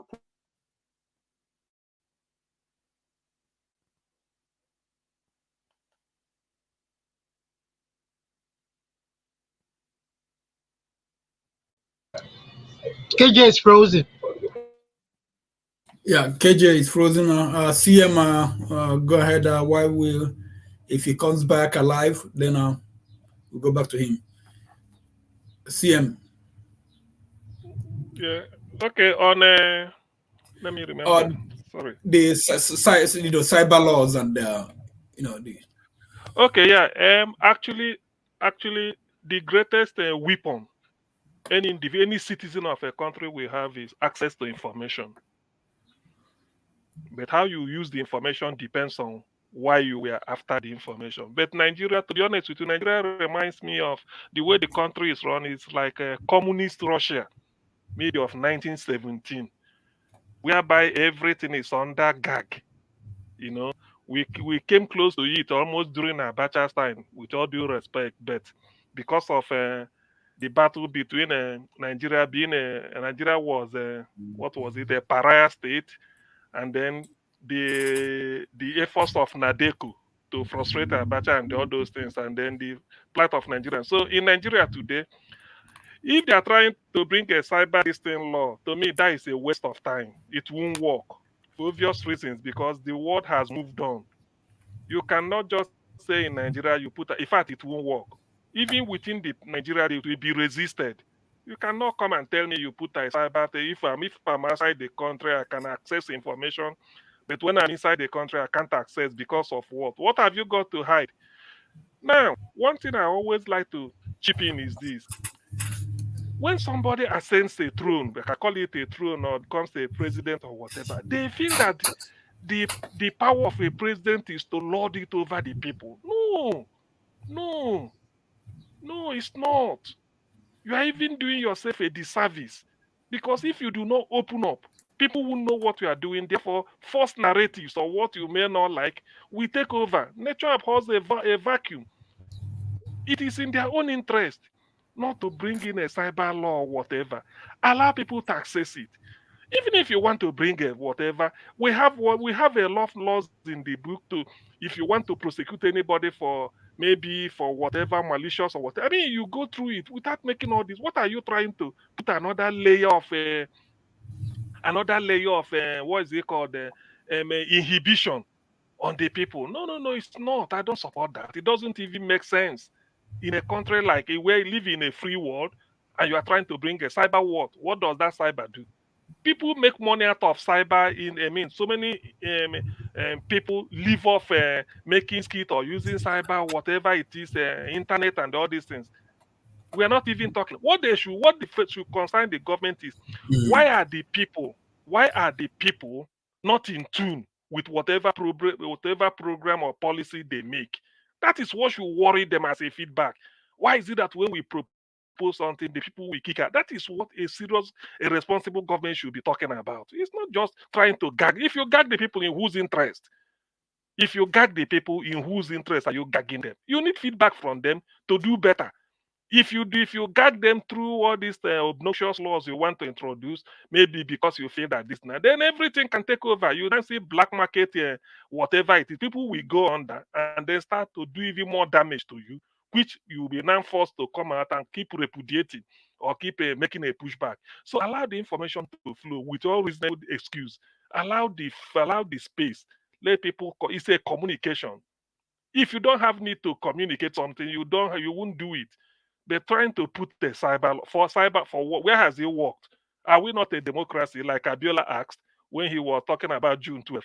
He said, are we not a democracy under God? Of course we are. So why all these things are happening? Let me stop here to give others to contribute. Thank you. Okay, yeah. KJ, could you wrap up, please? So Lumide.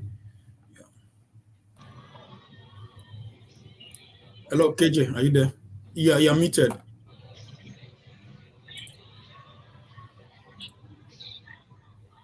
Hello. Yeah, KJ, you're muted. I don't think he heard you though. Okay, all right. Olumide, go ahead. So, CN, I wanted to see. You see this issue of the cyber law. We already have a cyber act. Yeah, we have. They have a cyber. We have a cyber act that is enforced. Yes. That is enforced. There's a cyber act of 2015, and I think there's one of which one is that one now? Yeah, so there's one of 2015. Yeah, there was one Buhari signed in 2015. No, there was another one Buhari signed in, I think, a couple of years, 2 years ago, 3 years ago. Yeah, I think was it an amendment? It was the one of 2015 that came into force, maybe whatever. But what I essentially want to say is that, see, the problem we're having is they are misinterpreting that. That is why we say our institutions are non-functional. So the people who are supposed to interpret the law essentially are the criminal, the justice system. So sometimes what happens is somebody will make a statement online or using the media, and then somebody will write a purported letter to the police, a petition to the police, and then the police will sort of act on that petition and say, okay, somebody has written this against you, and they will arrest that person. You understand? Now, the police are using their professional judgment to act on a law and interpret a law.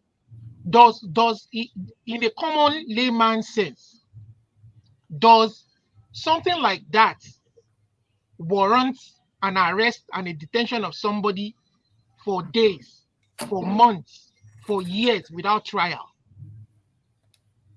or without a judgment? That is the unfairness in this part of the world. It's a non-criminal case. People take this kind of cases, litigation to courts. You destroy my character assassination, you this, you that, my emotional problem. Okija, you are in that part of the world where this happens every day, where people sue for libel, where people sue for situations like this. In which part of the world is anybody locked up for that? The only time somebody is remanded or locked up, even you won't have to follow a due process in criminal cases, in violent cases. You understand? You will see a pastor, a supposedly pastor, general overseer, writing a petition against a person that he has qualms with, maybe a former member of the church.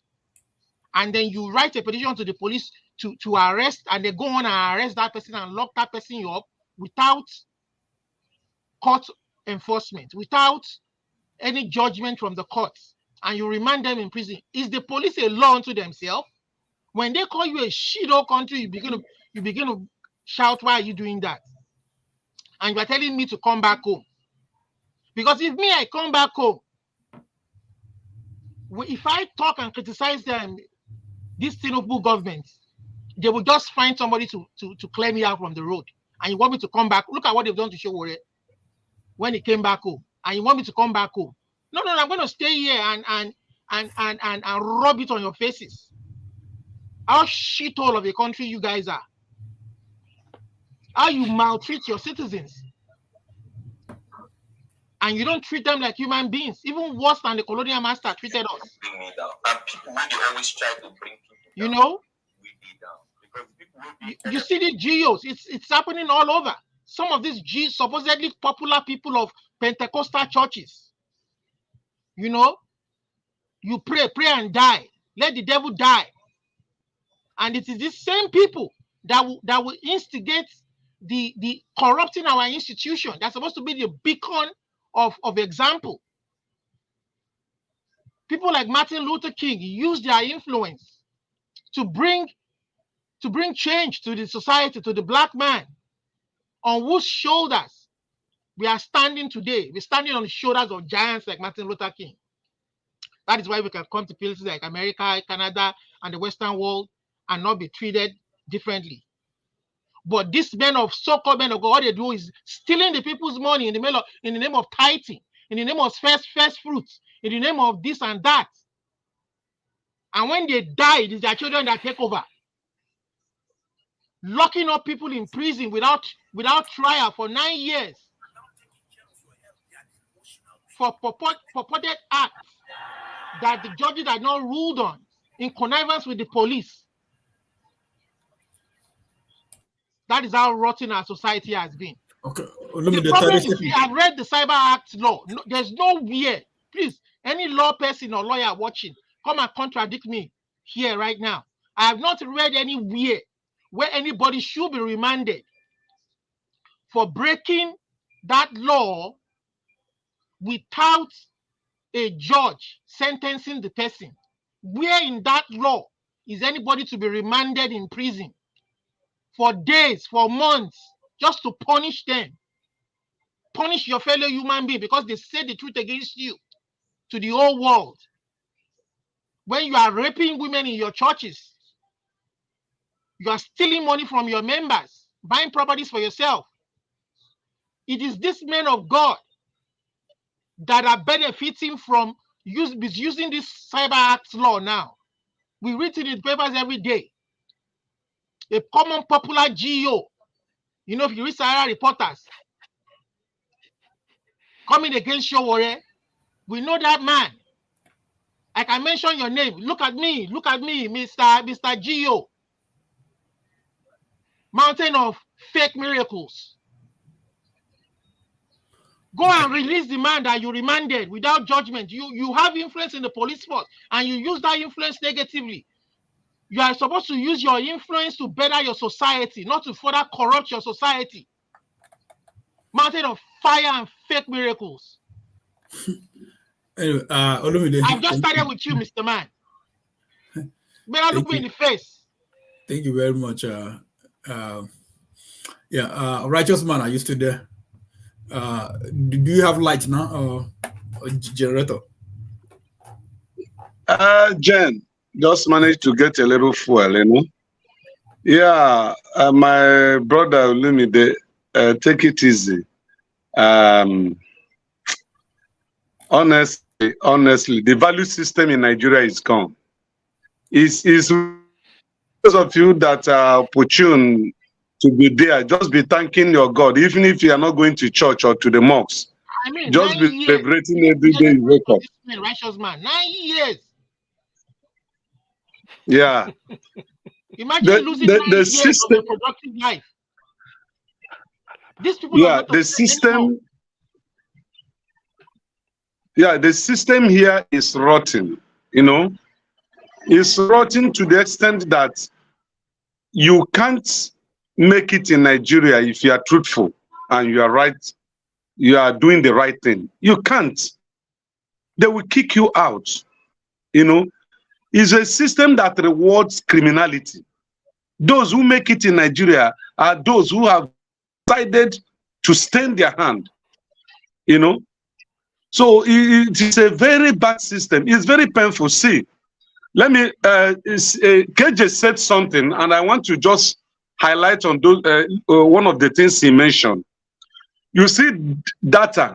Let me explain a little bit how these people are really trying to make sure that they reduce the Nigerian people, that they close our mouth not to talk. You see the charges on data now. If you are not being supported in buying data, you can't come to this platform and spend 30 minutes. I am telling you the gospel truth.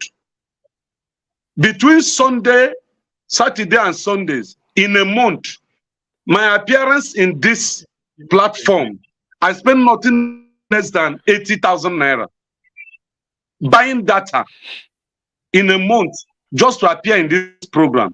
Okay, how many Nigerians will be able to afford that? So if it was when the data was cheap, you would have seen many Nigerians that are in Nigeria here that will be appearing in this platform, making their voice known or heard. But because there is abject poverty threatening the life of the people being brought upon them by the politicians, they can't buy data. And if they buy, they just want to use it to see what is trending. And they can't appear on a program like this. When we said the Nigerians in diaspora, we said they cannot come back to fight for us. It's we that are here that should do the fighting. Friends and brothers, listen. We're not asking you guys to come to fight for us. But one way or the other, you have families, relatives, friends that are still here. And one way or the other, they do complain to you, and their complaints also do affect you emotionally, even mentally. Because even while you're over there, there are supposed to be projects you should be executing. But you end up spending that money in taking care of people here.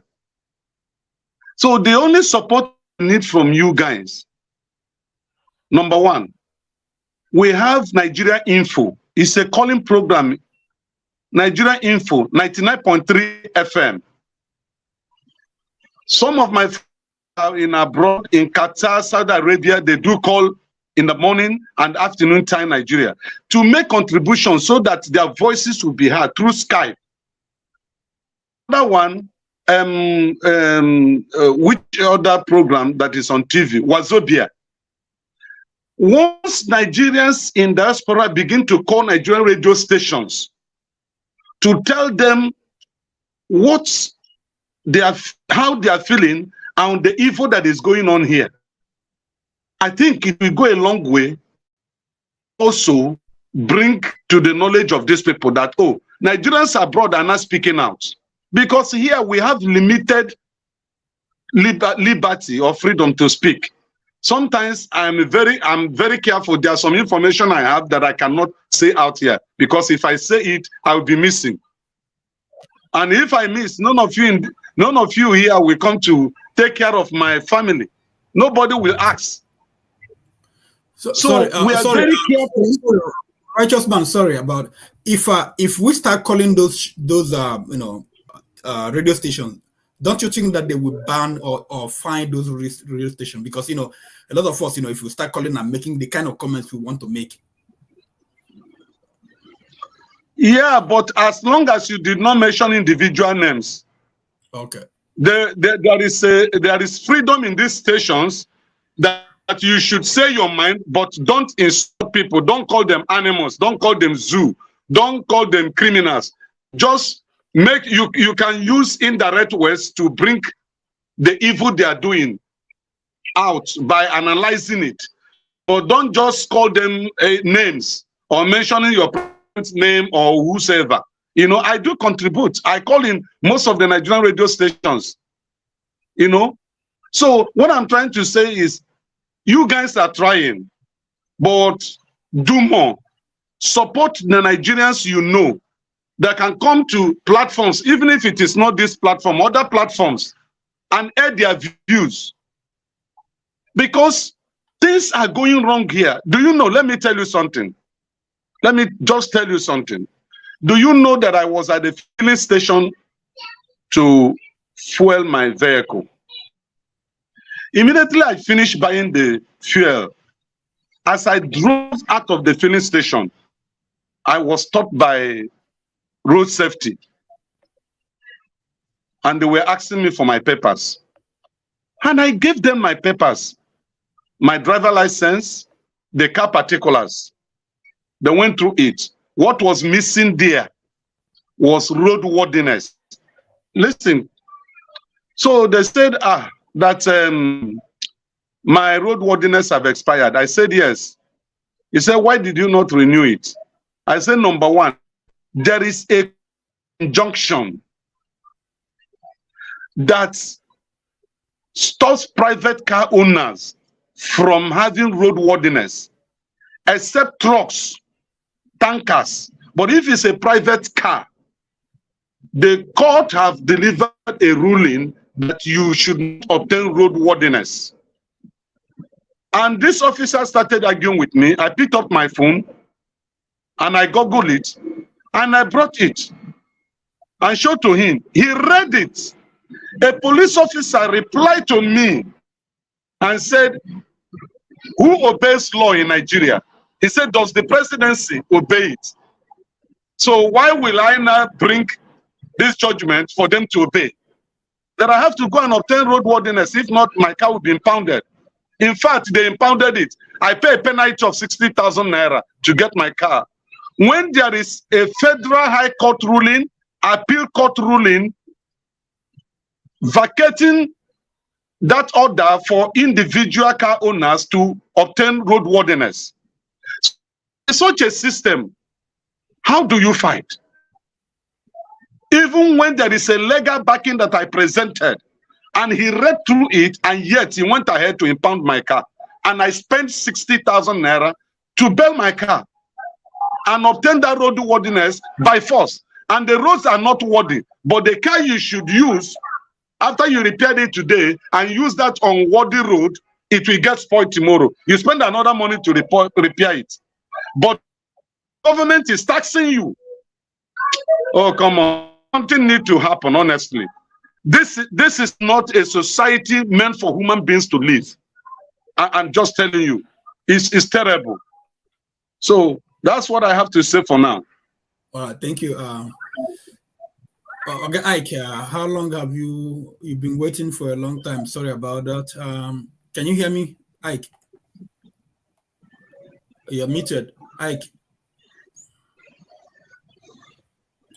Hello. I don't think it's there. Okay. Pastor, yeah, we are talking about the cyber laws and bullying by security agents, bullying Nigerians, even Nigerians bullying Nigerians, not only the security agencies, pastors getting injunction, locking people up. Fashala, the guy he locked up, I don't think they've released him. I'm not sure. What is your take? Well, I think this has been going on for quite some time now. It's not just on the internet. It's even where you speak and they kind of challenge you for speaking to authority. But we just have to continue to speak to authority. That is just we can't stop. They can't stop the internet. But in terms of actually, I came into when I saw the issue of the cow passport, and I don't really know the background of it, if it's something real or it was just a joke in the comment section. So I really do not know about that. Yeah, I mean, there was a lawmaker, I think a senator. There was a debate in the Senate, and she said that they value their car over human beings. You know, she said it, and another senator countered that was outrageous.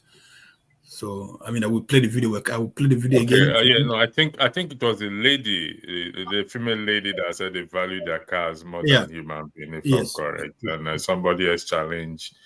You can understand it. I mean, her mentality for saying that. So whether she should be forgiven, I don't know.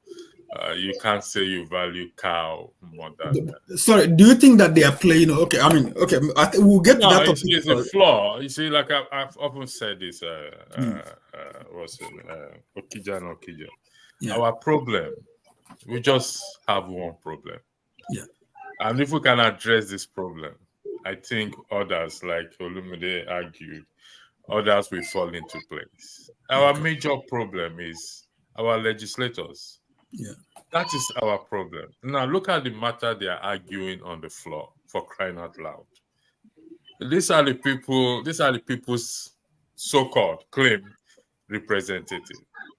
And Akpabio said, when in the context of the national anthem, when he was addressing Tinubu, he said the house is where the revolution should start, where the people's elected representative are. And it's not wrong, but it's up to us, the people, to take that revolution there in terms of Section 68 and Section 110 of the Constitution. And we will dance this dance.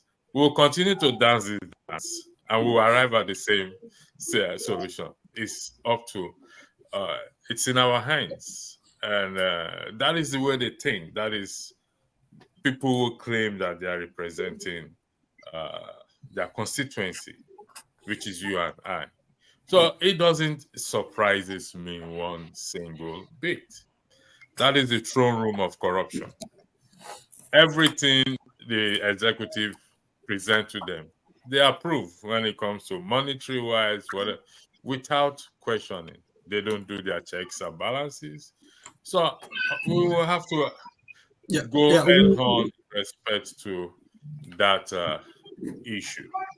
Yes, cows are given passports for identification.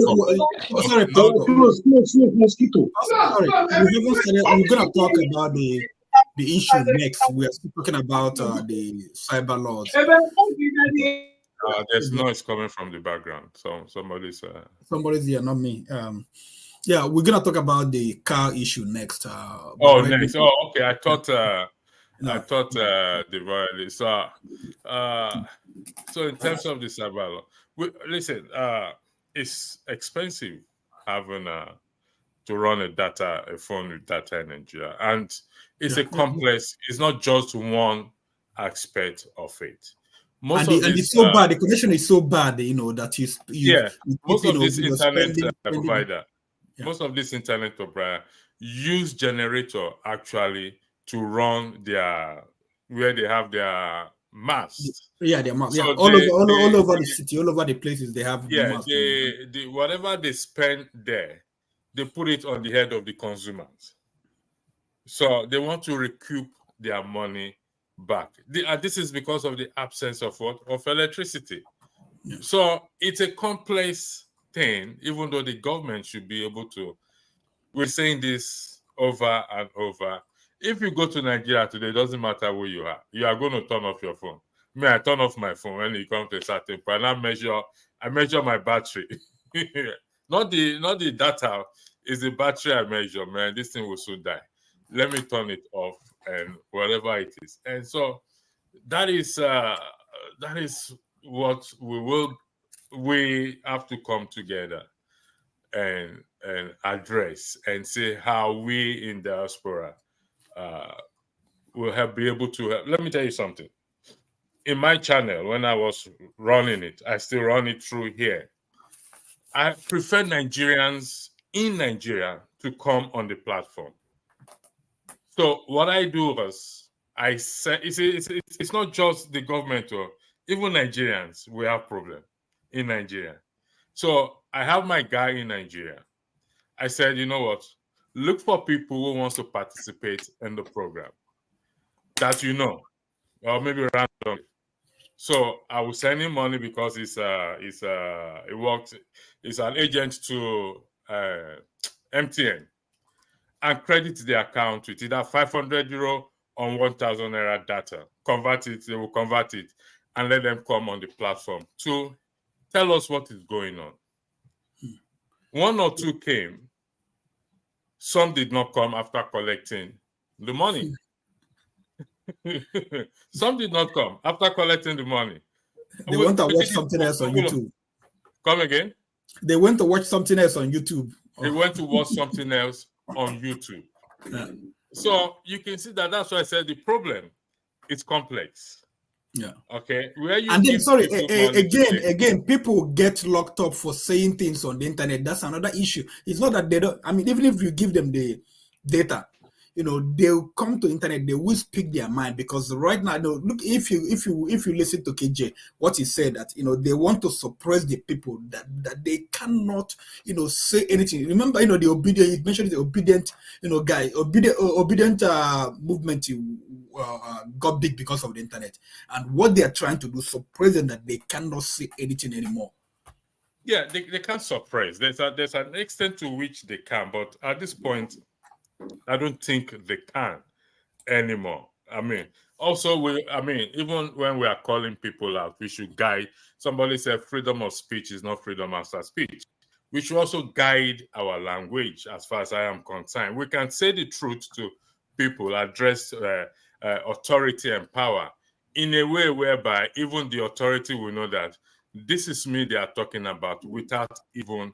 But we thank God, listen, they cannot. There's an extent to which they can go, but they cannot go completely. As long as the people do not back out, as long as the people do not accept them to be pushed down, it's continue pushing, continue resistance to this until we get to that quote unquote promised land, if it exists. So, like I said, I mean, I when I went to Nigeria, I broadcast from Nigeria. Everybody saw me on the platform. Pastor Inko, you don't tell where those people don't chop. You see one and be. So it's just that we have to continue. We have to continue to push and push and push and push. I mean, if you look at the internet today, even in Nigeria, everybody's having channels now. Most Nigerians are now having their YouTube channel and all those things. And it's a matter of time. Yeah. How many people do they want to arrest? Let's be realistic with ourselves. How many will they arrest? Are they going to arrest every one of us? It's not possible. As long as we don't give up, that is where I often come from. It can be challenging. It can be frustrating that we are not seeing results. But we just have to continue to push. Thanks I yield the floor back to you. You are muted, Okija. You are muted. Sorry, thank you very much. Max, I don't know if you want to speak on this and also compare it to what is happening in Ghana. And when you are done, I think forefathers, you will speak on this, and then we'll go to the next topic. Max, are you there? Yeah. Can you hear me? Ghana, I know about Ghana because I had the experience, last week. I have a coworker, and she's in Ghana right now, and she was trying to update her system, and she called me. It wasn't updating. It was internet. Basically, I was like, this is Nigeria. You are still in Nigeria. She was laughing, and then she had to go to someone to somewhere where they have a Starlink before she was able to update her system. But anyway, so I mean, we are facing the issue, but I don't think Ghana they have those cyber laws that they're trying to suppress their people to make them not to say. Yeah, Okija. If I heard you well, it's raining heavily here.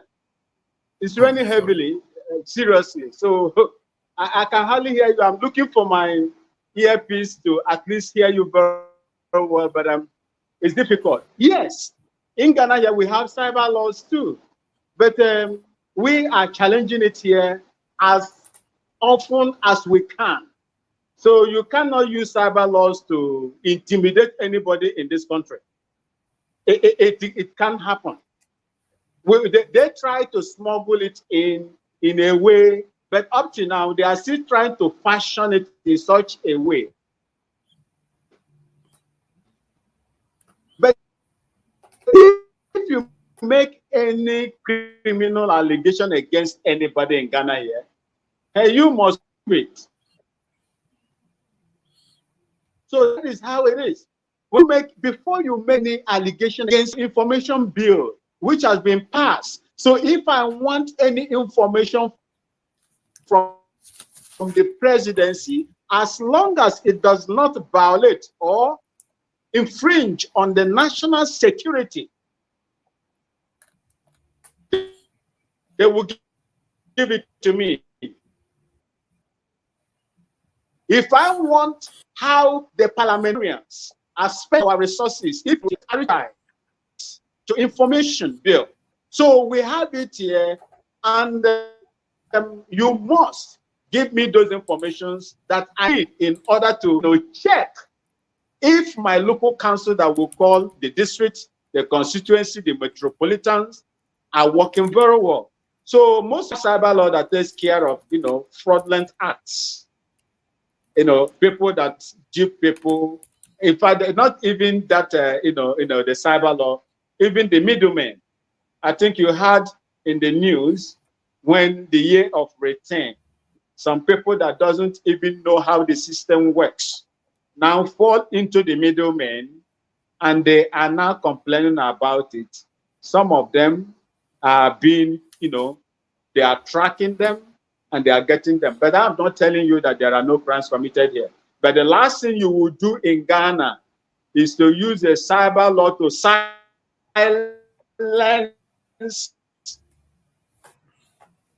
the opinion of people. You don't do that in Ghana here. So that is why we have the freedom of speech. We exercise that maximum right to freedom.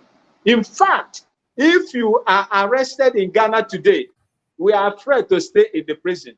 We are afraid to even go to stay behind the bars. And if you arrest anybody in Ghana today, you have nothing but 48 hours to charge that person to court or grant him. Wow, we lost him. The rain is heavy. It seems. Forefathers, okay, where have you been since? I've been waiting for you. You're supposed to take break. Yeah, I was just busy listening and carrying on with some of my own business. No thanks to all these chat people that are saying I'm rubbish moderator. All these bad belly people, enemies of progress. Don't worry, but it's all good. Oh, It's all good. fathers, I thought that you are going to check out Andrew's place since they say he lives close to your side. No, it doesn't. So yeah, I don't know what this cyber business is all about. Can you brief me on that so that I can have? No, I mean, like, actually, I don't know what happened this week because Dr. Damages, listed all these topics. But I know that I've, over the months, we've had the one I know about Fashola, the one guy tweeted on I don't know if he tweeted or I don't know what, I can't remember, but he tweeted something and they went to arrest him. They didn't see him. They arrested his brother. I think the guy is still in detention. It's been over 6 months now, or thereabout. We have the one pastor. What's the name of Pastor Ibuka Obi? He was someone. He said someone challenged him over a miracle. He arrested. He wrote petition. They arrested the guy. Then there was journalists, being arrested. There was a journalist I forgot the name of the newspaper. He was arrested. I don't forget Okija. There was another person, a former member of MFM Church, Richard something. I forgot the last name.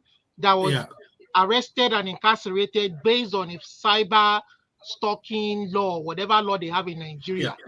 We have not seen anywhere where the police has the power to remand anybody in prison. For cyber someone who has been there for 6 months, no bail. I mean, that's not the constitution. And we have also the one we know about, the lady that did the review. They used the cyber law to arrest her, and she's being prosecuted as we speak. So there are all these things, where are we going? If you listen to KJ, I think KJ made a lot of points on that. It's where they want to muzzle us, they don't want us to speak. Wow, that's interesting, because in some instinct, in some part of my instinct says maybe it's a good idea, other instinct says it's a terrible idea, because sometimes some of our people say all kinds of stuff that maybe even people in this country will not accept. However, Given what this government is doing, they are not performing very well, and now you are shutting people down on top of that. So that I can see why that is very concerning. And in the context of Nigeria, it's very difficult. You see, Nigeria is a place where if they have your phone number, they have everything about you. They know everything about you. And can you imagine how difficult it will be to criticize people? People are sensitive in Nigeria. Yeah, but sorry for what I mean. You know, you said that, you know, is this out of someone I know, good experience? It's not like a Nigerian law enforcement agency. If they want to do a job, they want to do a job. There was, you know, like a case I'm familiar. I know about the case, not that, you know, someone told me. Someone, they tracked the person. The person was about to get out of Nigeria. They were tracking the person from Lagos everywhere, you know, and the person was at the airport. They knew the person was going at the airport. They came to the airport and picked up that person. Imagine. So they know when they want to do their job. Yeah. And that is what I worry about, because Nigerians are sensitive, and once you say something they don't like, even if it's just an opinion, they will get crossed, you know. And you know, even on this platform, sometimes I say stuff, people get so crossed, and you begin to wonder, if this person had the power, what are they going to do with it? And you have to ask yourself that question. And personally, you know, I can joke around that maybe I want to, you know, throw a few of those people giving me negative comments in the guard room for a while. But we all know this is important for people to have their freedom to speak their minds. Because in the end, they don't have power in terms of to harm you. They are just airing their opinion. And sometimes our leaders and our people don't understand that. They feel like somehow, if you have status, you shouldn't be questioned. I don't understand that, because if you have status, the reason why you have that status is because you accomplished a lot of good things sometimes. But that doesn't mean you cannot be questioned, because if the good things you accomplished yesterday, does that mean every day you're going to be doing good things? It doesn't necessarily mean that. Nobody is perfect. If somebody is doing something wrong, people have a right to call that person out without fearing that they're going to end up in some kind of serious problems. And Nigerians, they have to understand that that they need to be a little bit more tolerant of criticism, and they need to be a little bit more tolerant of difference in opinions. And it's one thing for somebody to be saying, "Oh, let's do this to so and so person." It's one thing. Somebody is not breaking the law in any way. They're just expressing their opinion, and then you go after them with such a vengeance and do a lot of damage to them. I remember the case of that young man that said something about Buhari's wife, and he ended up in all kinds of fiasco. That kind of sensitivity is too much. And we all are part of this culture where we have a chip on our shoulder all the time, and we have to be asking ourselves: the more you have a chip on your shoulder, that is how your fellow Nigerians have the same chip on their shoulder. So don't expect that when you say something, they're not going to come for you. If you, like someone like me now, you can insult me all you want. I don't care. I don't have a chip on my shoulder in that sense. So I don't expect to be arrested. So I don't expect if I criticize somebody to be arrested. But I know I could be, because not everybody is like me. I know I could be. And we all have to start understanding that we have to be tolerant of opinion and not come after people with this, especially when you're abusing state power to do it. You shouldn't do that. And it's up to us to be holding them accountable. This is one of the things I like about electricity. He always talks about holding people accountable. It's easy for us to complain. We have to find a way to start grabbing these people and shaking them that, no, you can't keep doing this. And we ourselves have to question ourselves, because if you are compromised yourself in this way, how are you supposed to hold people accountable? How?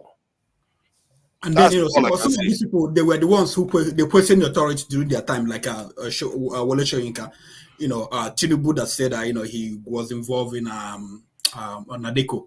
Buhari that said, protested many times after he lost the election. So these people, they challenge the society, the government, many times. And then, but when we want to challenge them, it becomes like, something else. They have to make laws to, put you down. Nigerians are ultra self-centered. Ultra. Like I heard Oga, I don't know what his title is, whether it's Chief Bode George, talking about 2 years ago, if Tinubu ends up in office, he's going to leave Nigeria. And this week he's saying that let's give Tinubu 2 years. It's like, You know, you are a grown, well accomplished man that people respect a lot. But when you start sounding like you don't have credibility or integrity, should people not be able to question you? And Nigerians, we have to wrestle with this because we respect our elders a lot. So how can we be able to hold them accountable, question their judgment without denigrating their status as elders, as people that have accomplished a lot, without being accused of disrespecting your elders and all the rest of it? This is a serious conversation that we need to have amongst ourselves on that point. Yeah. Oh, thank you very much. Okay, I was thinking about things like this this week. Is it because we have this like you said, we have chip on our shoulder. Black people, we are the only people that think that we are kings and queens. I don't understand it, and then when if we are not treated like kings or queens, we have problem. We want to praise those people that Can I those just people that don't treat us. can I just add a little bit, sir, to what Sure, go Father ahead. said? You see, the challenge with our own society as it is that we grow up with that notion that you cannot question authority. And like I said, last week, last week on this program, I said one of the things that I learned as grown up as an Igbo person, you are asked that once you get to a particular stage, you must ask questions. Don't take whatever you are told.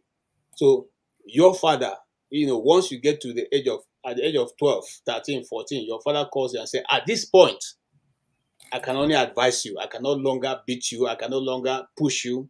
I just tell you this is this. You make your choice. Now, the problem we have in Nigeria is that the authority in Nigeria adapted that feudalism, is it feudalism or the hierarchy of emirs in Nigeria, in the north, and that is kind of shoved down all our throats that you cannot question the emir.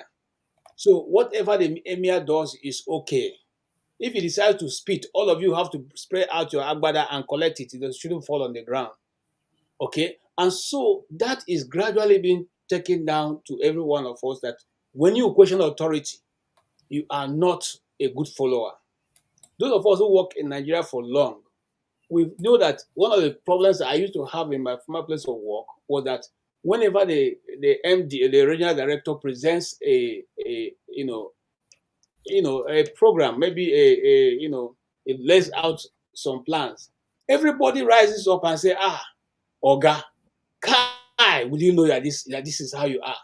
This plan is just apt. No mistake. Let's just execute. In fact, your leadership is next to God.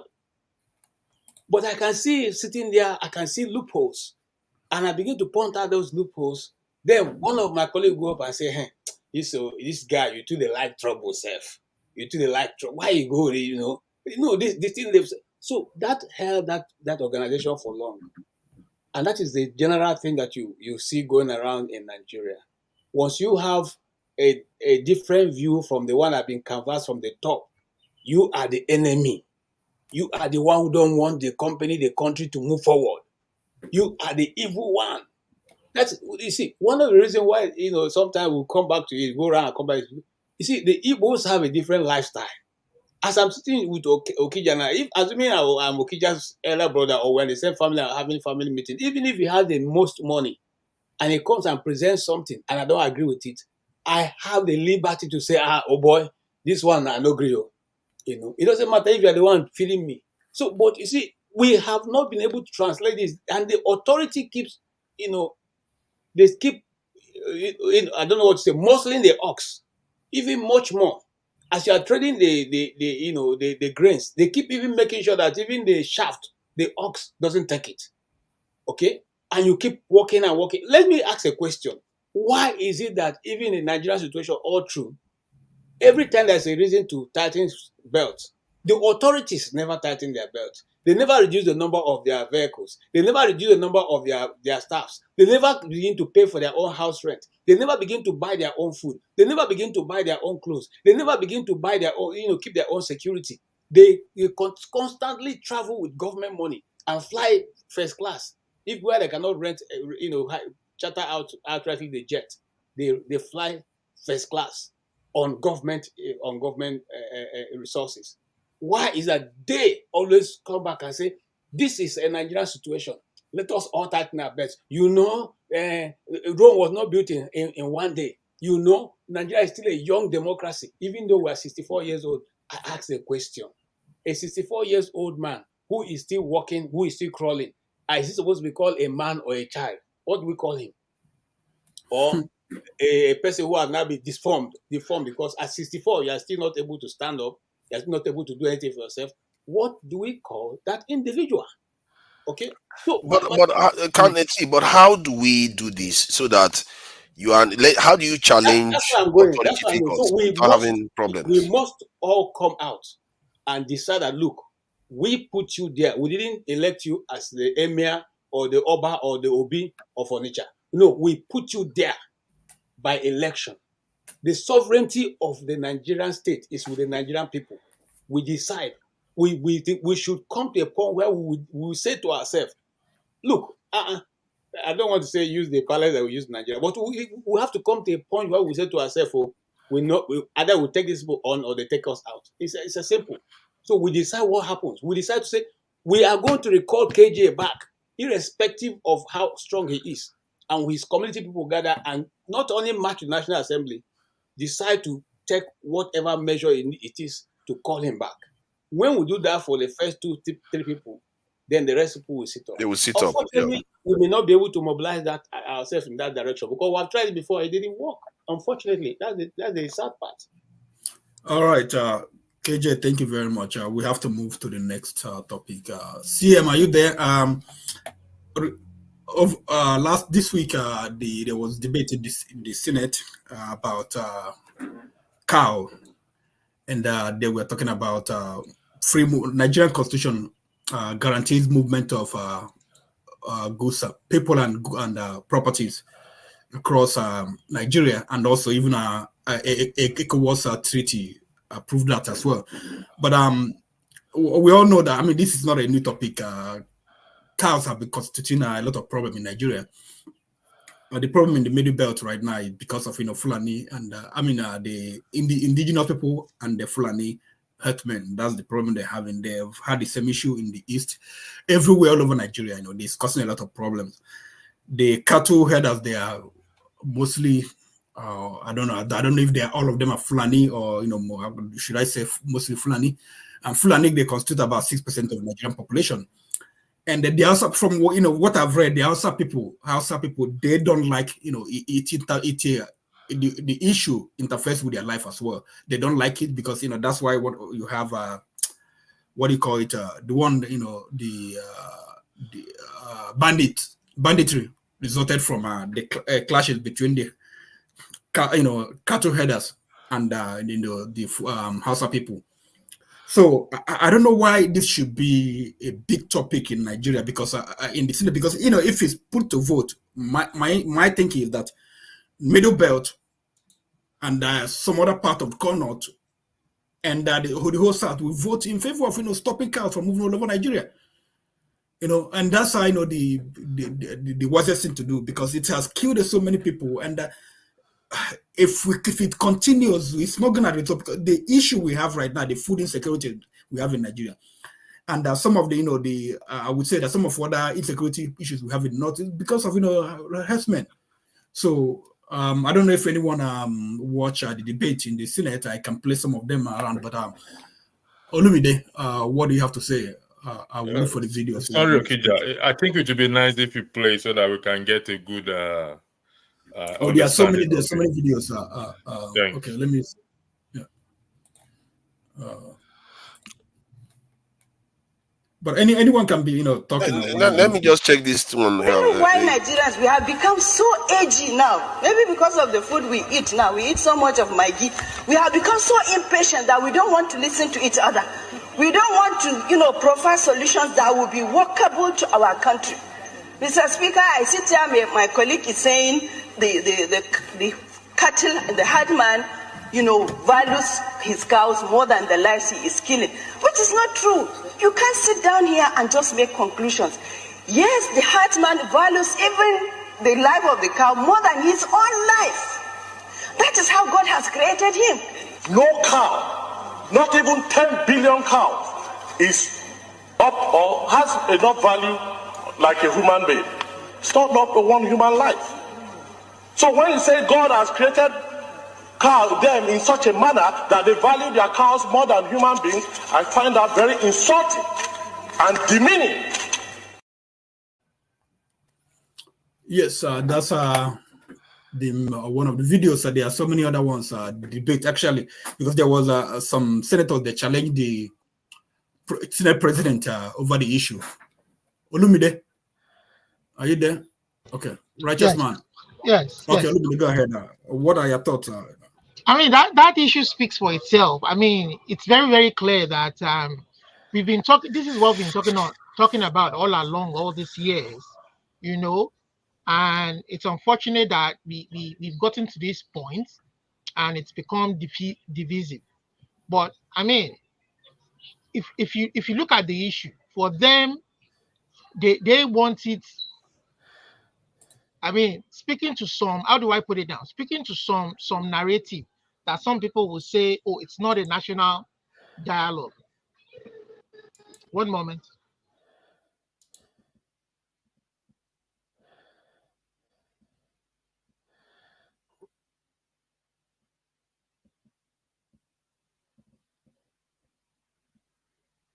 Maybe we should go on with the next person before he gets back, because you never know what Olumide is up to.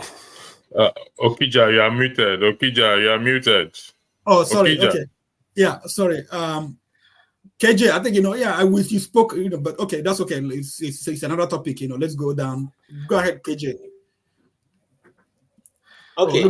Sorry, I apologize.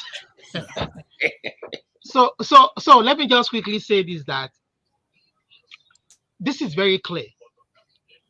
You can see that there's an agenda here. And it is unfortunate that some people, and this is an ethnic agenda. Let's be clear about it. We're not going to mince words, and I'm happy that we got to that issue on the plenary floor. They never minced word to each other. So there's no point us coming here and mincing words. Let's speak clearly. Let's speak the truth to each other. It's an ethnic agenda. Now you're saying that lady spoke, and I think some other guys in the same constituency or the same part of the country spoke, saying that I don't think you play those ones, but I heard in some other media that we should make it a national issue. The issue of the grazing the cow, let's make it a national issue so that it won't be like it's sectional. Now, when some of these states created Sharia law, did they think of it as a national issue before they enacted that Sharia law? They dared the then president at that time to make an issue out of it. The guy kept quiet. He didn't talk because he was afraid that if he took action, the country might boil.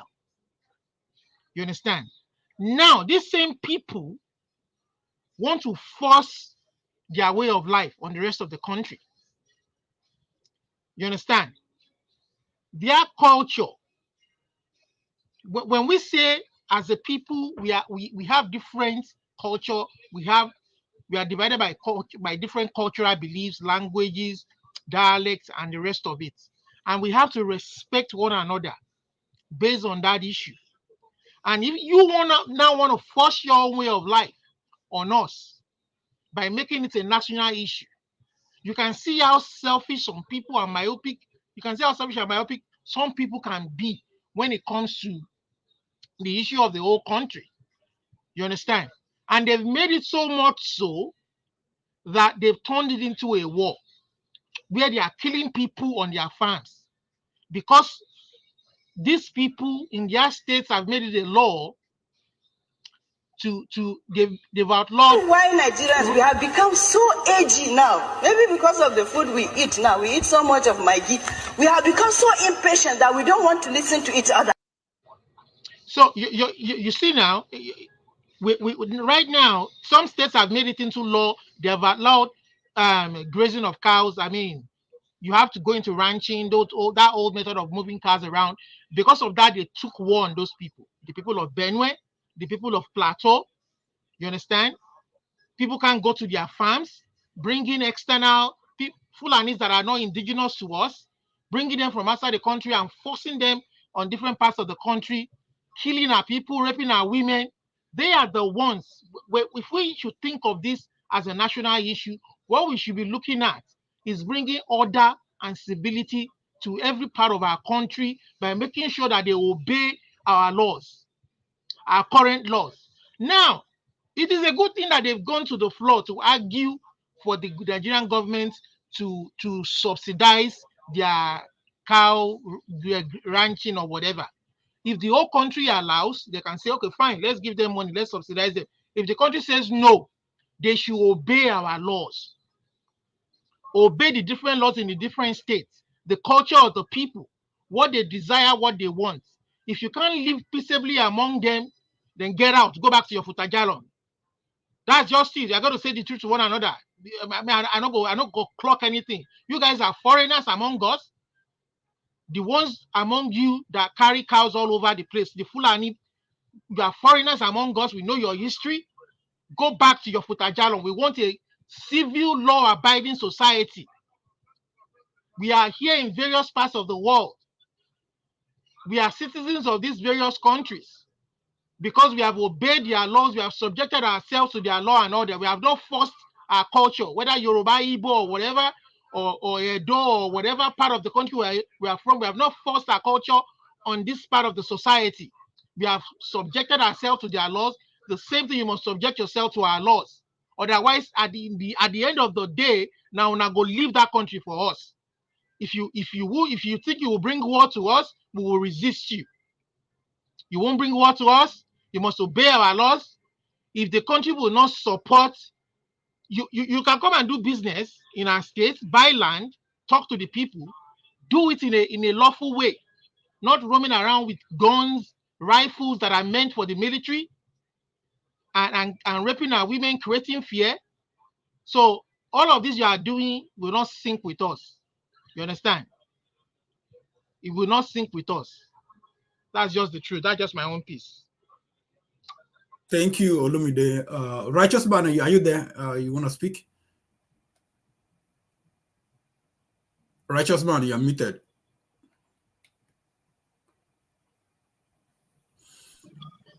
Okay. Yeah. Wow. Can you skip me and let the person speak? Okay. Okay, no problem. KJ, go ahead. Yeah, I wanted to play this video. I think there was a Senate president was arguing with a senator over cows, over who is a citizen of Nigeria.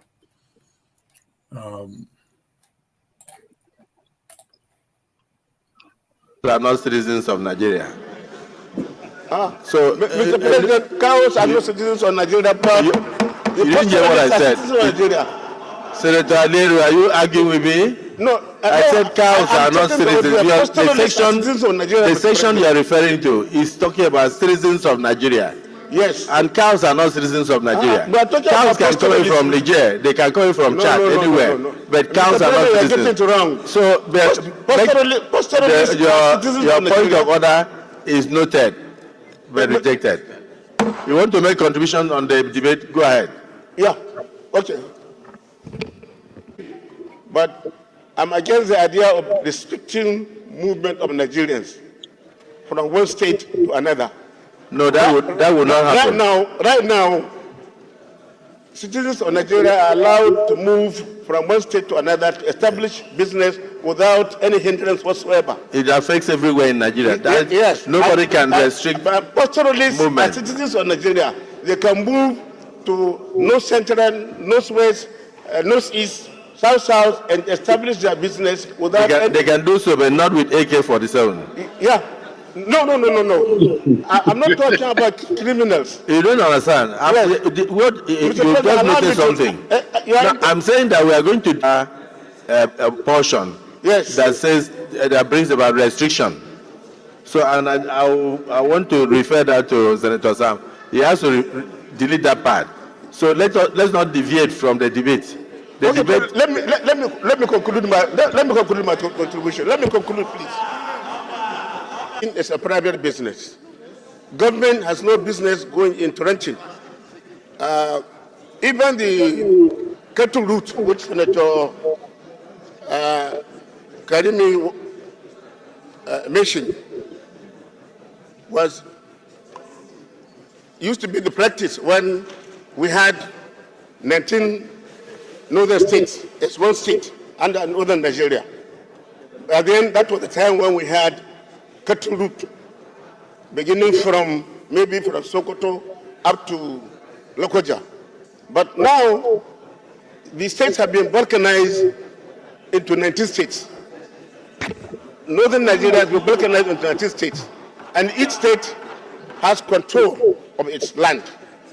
So you cannot really bring the issue of cattle route for now. It is not applicable at all because it touches on the territorial integrity of some states. Some states will not allow it. So renting should be seen as a business, and government has no business going into it. And perhaps when we go to the public hearing, this will become very, very clear. So I rest my case, Mr. President. Thank you. And the civil service for the whole country, or are you proposing a bill for some states? Please go back to your seat. You can only talk from your seat. You can't talk from here.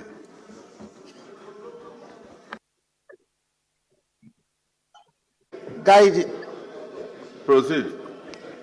Read Order 42. Order 42 says, by the indulgence of the Senate and the leave of the President, a senator may make a personal explanation, although there may be no question before the Senate, but no. Sorry, yeah. So this is the context, what happened at the Senate, and there was a debate on the movement of if cows should be classified as people, because they have to move around. Okay, I'm just going to throw some questions, and before I go into make my, I grew up in Benue, and I'm versatile with the lifestyle of the chief man. So should we now also carve out some portion of Nigerian land for the tea people who like to farm, so that they can go to those places and live and farm in those carved out area for them, since they are farmers? And Benue obviously is not enough for the tea people to farm. I know that a tea man can farm up to, one person can cover up to, maybe, up to 100 hectares. So can we now also carve out some portion of Nigeria and distribute the tea people around there so that they can all be able to use the land and farm since they are farmers? All right. Having said that, can we also take money from government purse and carve out business areas, especially my house brothers who sell motor parts, so that they can also create a special motor park sell markets for them, so that in every state of Nigeria, so that whenever they go there, they can now do their business in those locations that they are located to them, just like my tea people. Sorry, KJ. I think that's a bad example. I think the good example would be Igbos, maybe people who are doing business, motor pass. They drag their motor pass all over the Nigerian roads, drag it through the bushes, through people's farmland, because they have to transport it. No, I'm coming to that.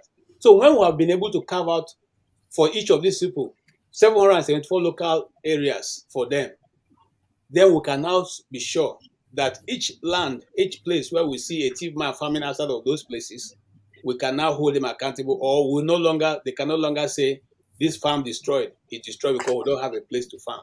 That's one. Two, maybe again, you see, it is possible that, like we said before, remember we just reversed the national anthem.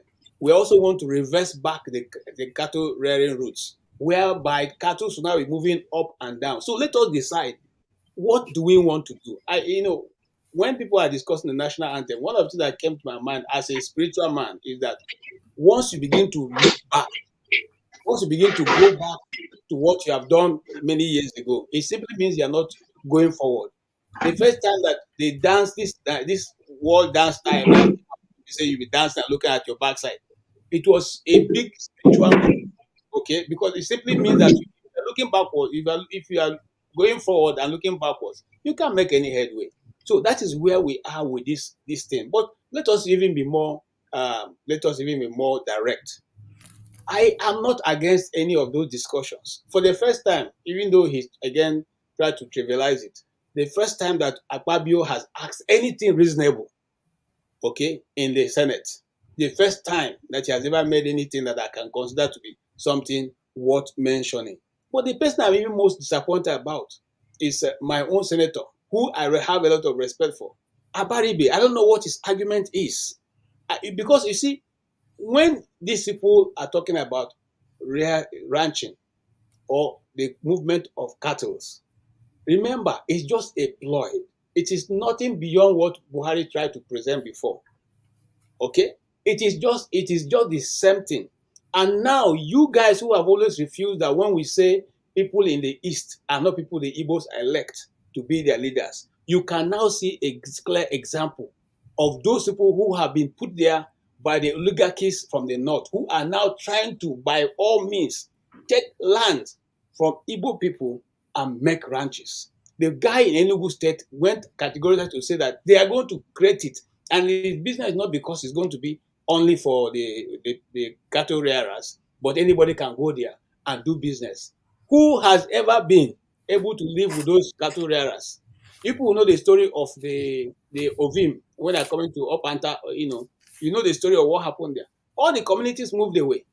You guys who are from Cross River, if you travel very well, you know there's a central area in Calabar that used to be occupied by cattle rearers, whom had to be moved by Donald Duke because that was the dirtiest part of Calabar. Is that hidden? Okay, it became so an eyesore. It was the middle of Calabar, and yet the place could not be developed because it was full of and it was very dirty, and something needed to give. So what am I trying to say? By the time you carve out these things, and I'm giving an example, I'm not just going to talk. I had an interview with Manuel Kure, who told us the story of how Kafanchan became what it became. All right, and I'm calling names. I'm not, speaking from, I'm calling names. Manuel Kure is a well-respected man of God from the north, one of the first apostles. Now, how did it come about? First and foremost, those guys came up and said, "Look, just give us a small portion where we'll have our cows, sell it. That's our cow market. We don't have anything to do with the community." And then that place was given by the chiefs. And then one day they got up and they see that the people are trying to crown the person emir.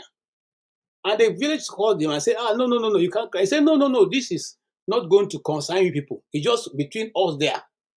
We just our own emir between us there. And so they allowed that. And that guy took his name after what? Emir Jema, the emir of the people. Okay? Today, if you go to that place, tell me, is there a local government there? Wasn't it carved out of Kafanchan? So this is this. We have seen this play over and over, and it's not going to stop. So let us be quick and smart, just like we've been discussing here since. Let us tell ourselves this plain truth. Now, Niger State has more land than any other state in Nigeria and is least occupied and has more ungoverned territories in Nigeria. If we are serious of making farming, ranching, or farming, whatever it is, why don't we take these places and develop it? Why should it be in every local government you want to carve out a portion that you now use for ranching? Gentlemen and ladies, we have seen this before. And that's why I am proud to say I was one among those who made the Abia State government in those days to see this thing and first pass the bill that ranching cannot be accepted in Abia State. I'm not ashamed to say that. We moved it and we got it. It was passed in the House of Assembly.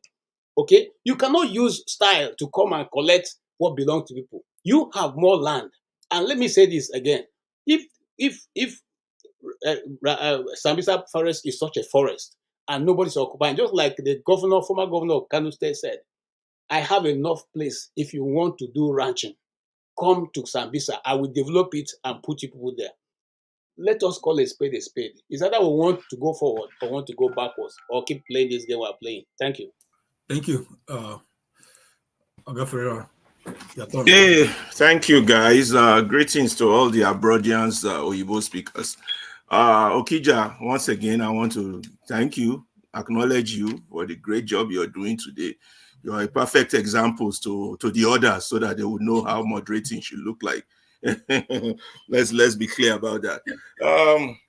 On this ranching thing, let me use my headliner. 65 million cows have more rights than 200 million human mumus. That's my headline from that one.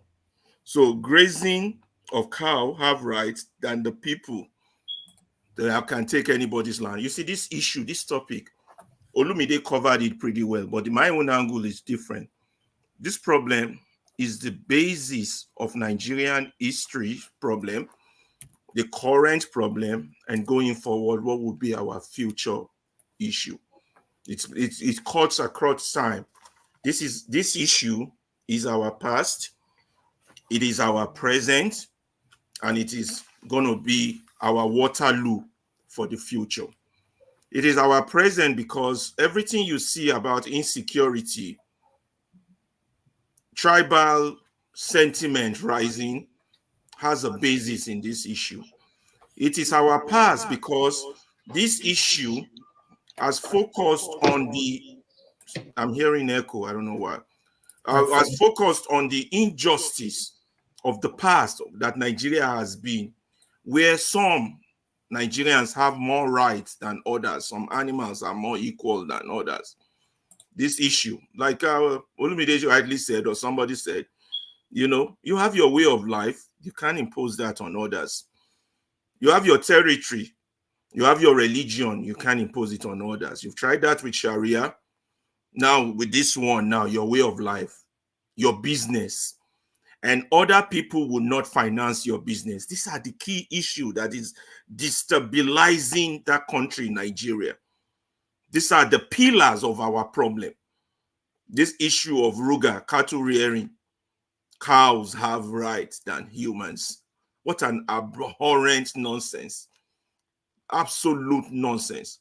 Now, if this issue is not properly addressed, and the only way it can be addressed is for us to all come on the discussion table and talk about the issue of identity, the issue of territory, the issue of resources, the issue of rights, laws, and citizenship. So we know what it is, what our rules of existence and engagement are as a people, and what our rules and what are the rules when we cross that boundary of existence or boundary of geographical positioning.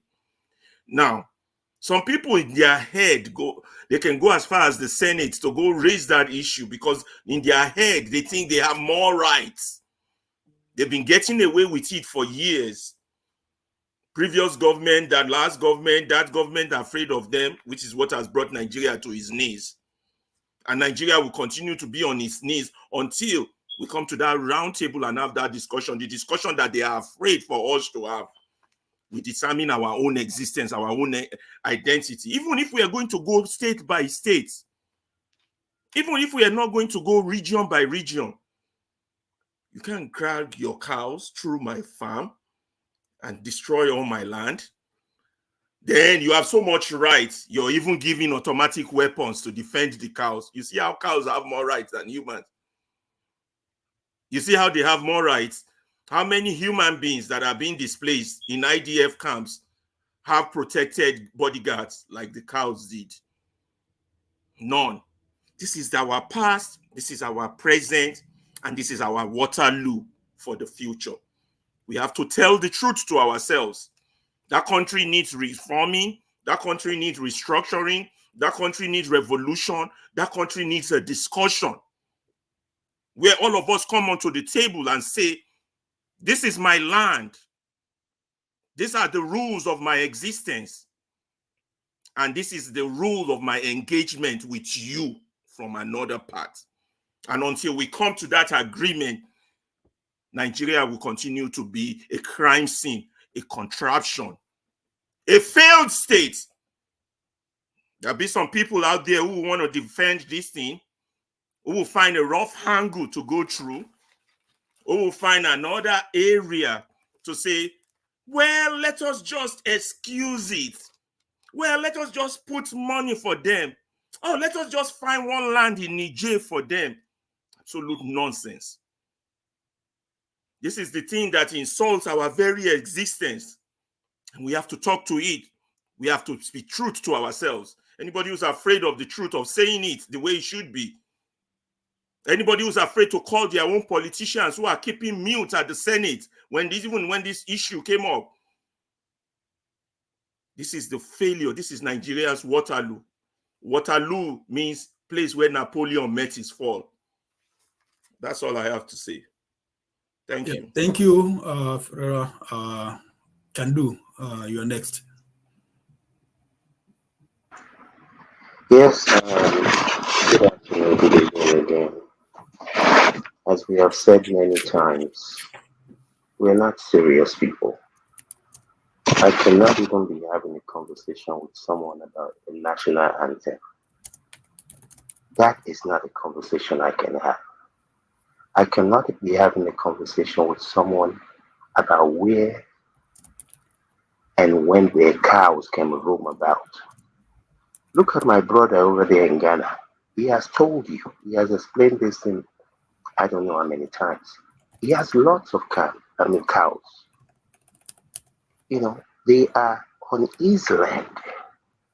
And people will come and tell you that, oh, in 1768, they used to bring the cows from the north to the south. Are we in 1768? Was the population and the areas, were they as dense? Are they as dense as they used to be? I mean, this is low-hanging fruits. Low-hanging. I mean, a primary school child should be able to explain this to people. And how people can call themselves a human being and say that the life of a cow is more important or is as important as that of a human being. Are we on the same planet? I cannot occupy space with people who have this type of conversations. I can't. Because where do I even start? You know, that way just nuts. Our road is foul, honestly. And I don't know if we're actually going to, well, I know we will get there, maybe in another 70 years or 100 years. Because the thing that these people are doing, the waste of money, time, resources, and like Mr. Ferreira said earlier, if money is what determines who you are a failed human being. It's just a tool for you to do things. And that is one of the reasons we are where we are today. Because people will be doing rank-a-day to some foolish human beings. Because they have money. You know, so me, I can't, no, I can't, there's a waste of my brain cells to be talking about cows. Can't do it, don't know how to do it, don't want to do it. And like I said, we'll continue to come here, talk. Obviously, we all love Nigeria, we all have a passion for the country, even when in most cases, for a lot of people, that's actually done much for them. You know, and I hear people talk about, well, we Nigerians are the people. I am not one of your we's. I left Nigeria over 3 decades ago. And when I left Nigeria, I was not even an employee or anything like that. I did not contribute to whatever this mess is. I did not. I don't know who else contributed to it. When I get to Murtala Mohammed, I kill. Like I always do in America. I don't say, oh, because I'm in Nigeria. When I'm being driven around Lagos, I don't allow anybody driving me to take the wrong road. So I'm not one of the people. So, and I know that these people know better. I'm sure they know better because a lot of these Jagaban people and all whatnot, they were here they were in Chicago. They were in New York. They've seen it. Ibori was in the UK. So these people have seen it. They have just found a bunch of mumu that they can ride. They found a bunch of mumu that they can ride and be getting all these allowances. These people should be taken to the barbish and shot. All of them.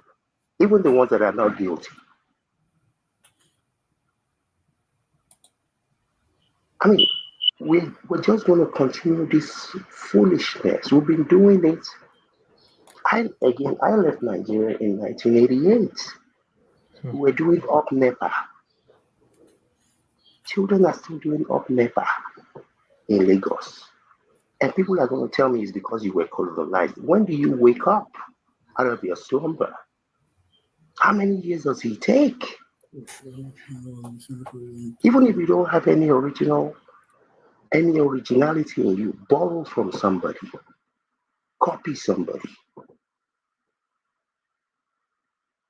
36 years later, you can't supply electricity. And people will give every excuse in the world. America is 200 and something years old. You want me to wait another 400 years? 400 years old.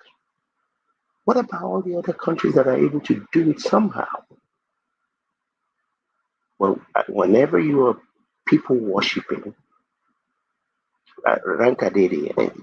even little me, people will be trying to hail me. No, don't hail me. I don't want your hailing. I'm not interested. But when people have a poor soul, when people are evil, they're just evil. And I don't think there's anything you can do to change this set of people. I really wish some Rollins could come and wipe out. I don't care if there are 100,000 of them. They need to go. The day that we're going to be able to vote these people out is going to be a while. It's going to be a while because they have sent their children to the best schools in the world.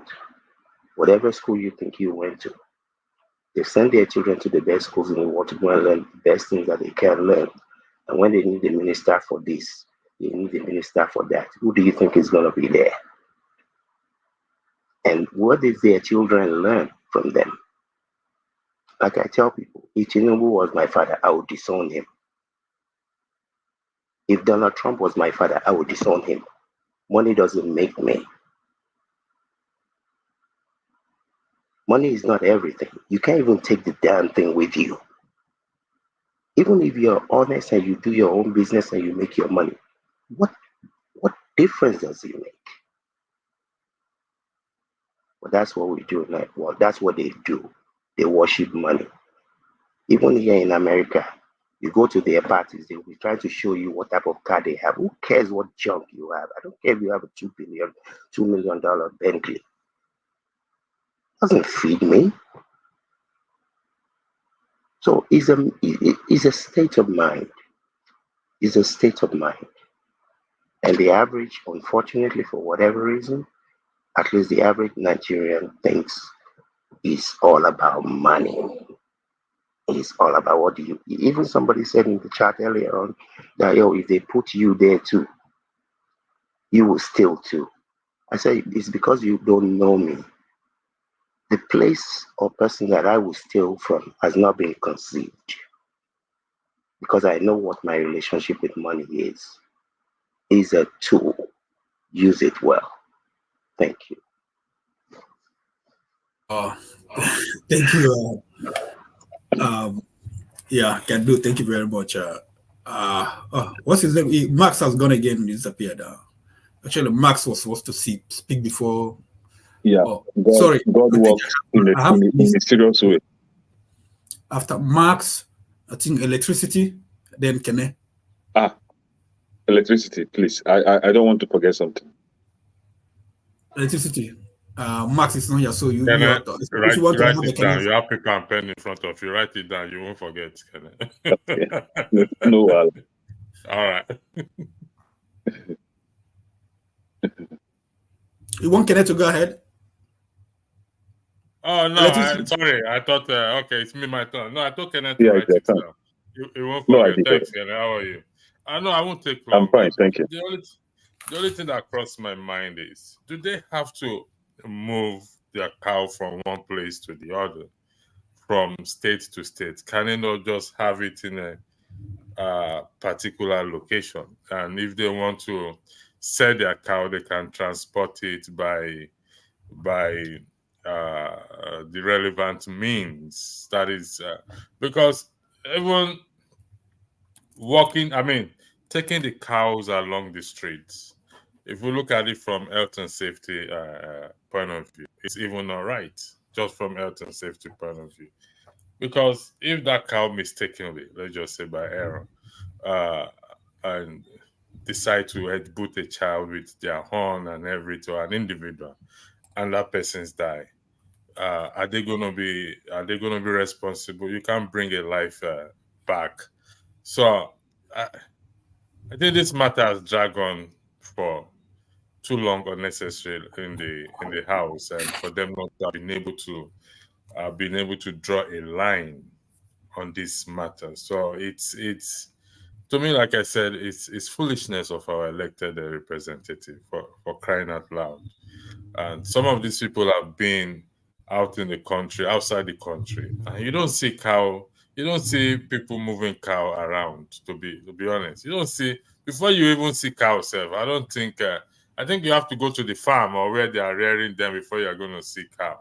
I know cows have passports. They have passport for identification purposes and a tag on their head. Should, in case they lose the passport, they use a tag number to be able to identify an issue, just for identification purposes. Even horses have passport if they are transporting them from one country to the other, but not to the extent that is creating or generating this, making it a national debate, which is not necessary, something that should have been handled in the house in the name of decency and morality, and they are now bringing it on the floor to be debated. Let them stay in one place and feed their cow, as far as I am concerned. And anybody wants to buy cow can go to the market and buy their cow. Like again, I said, it's just foolishness of our, or maybe they don't have better thing to discuss. And as long as we allow them,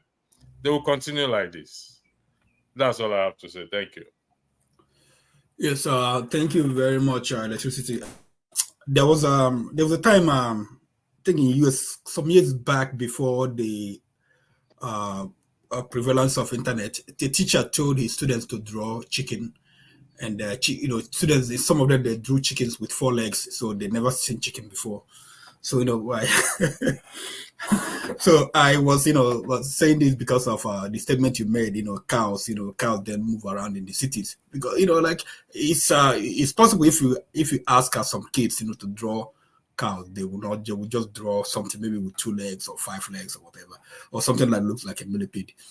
Anyway, but that's Nigeria. But I don't know why this has not. Why would every year this issue keeps coming up? It should be something that led to rest, so that we shouldn't be talking about all this anyway. Anyway, I don't understand too. To be honest, I don't. Thank you. Yeah, I think it. Okay, yeah. Okay, go ahead. After you, Max, will go ahead. Is it your turn or is it my turn? No, it's my turn now. So I actually signed in because of this topic, and thank God John Abba, returned back to the panel. Why I mentioned John Abba is because I think he's one of the oldest on the platform, and also I don't know why some people are calling him Fulani man. I know he's not a Fulani man. He's from Benue State. But for some of us that were born in the early 60s, 70s, and even up to 80s, you should be old enough to know how Fulani people operate, move from one place to the other with their cattle.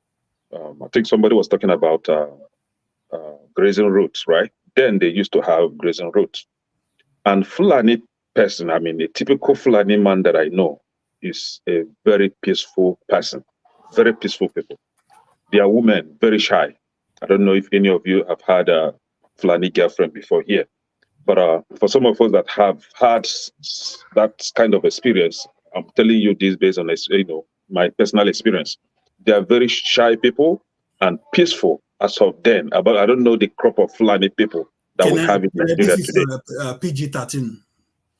This show Okay, sorry. Oh, yeah, sorry about that. No, just checking. So now, yeah, sorry about that. Thank you for the correction. So, we had one APC Senate House of Representative member called Aisha Duku, telling us that cow is more important than the life of cow is more important than human's life, and the house was given to her to say all manner of rubbish. Nobody, shut her down. But a few weeks ago or a month ago, we had one Professor B that was trying to ask questions. Why are we celebrating democracy? And she was blatantly shut down and she wasn't allowed to talk, right? Because she was trying to question why the essence of the celebrating democracy day, where there is hunger, there is high level of poverty, high level of joblessness in the country. So why are we celebrating democracy? She was shut down. But this other person that think like cow was given the room to say whatever nonsense she wants to say. And surprising thing, she's an educationist, former principal of one federal government school in Gombe. Now, this is the same people that you want us to share Nigeria with. Then in the north, where you have Fulani people rearing their cow, they used to create what we call symbiotic, like mutualistic symbiotic relationship between the Fulani and the farmers, whereby the farmers, I mean, those that is before we started having these synthetic fertilizers, right? So the cow dumps was what they used to use to fertilize their farmland. So how they do it is they will arrange with Fulani people that has cow to come and feed on their farm. Leave the cow there for some weeks. I think John Naba, you will know this, right? Leave the cow there for some weeks so that they will use the cow dung to fertilize the farmland. Is a kind of a mutualism, what the English people call mutualism, right? It is a padlock kind of grazing that helps to regenerate the soil, right? They were living in peace. Hausa people that farm, Fulani people that own cows, living in peace. We've never had any issue with them until this Magban, Miati Allah, whatever, was formed in the 70s. And then when Buhari came into power between 1983 to 1985, Buhari pushed for the acceptance of this Miati Allah as a form of advocacy group. Buhari is the cause of all this problem. So he gave them powers that they shouldn't have.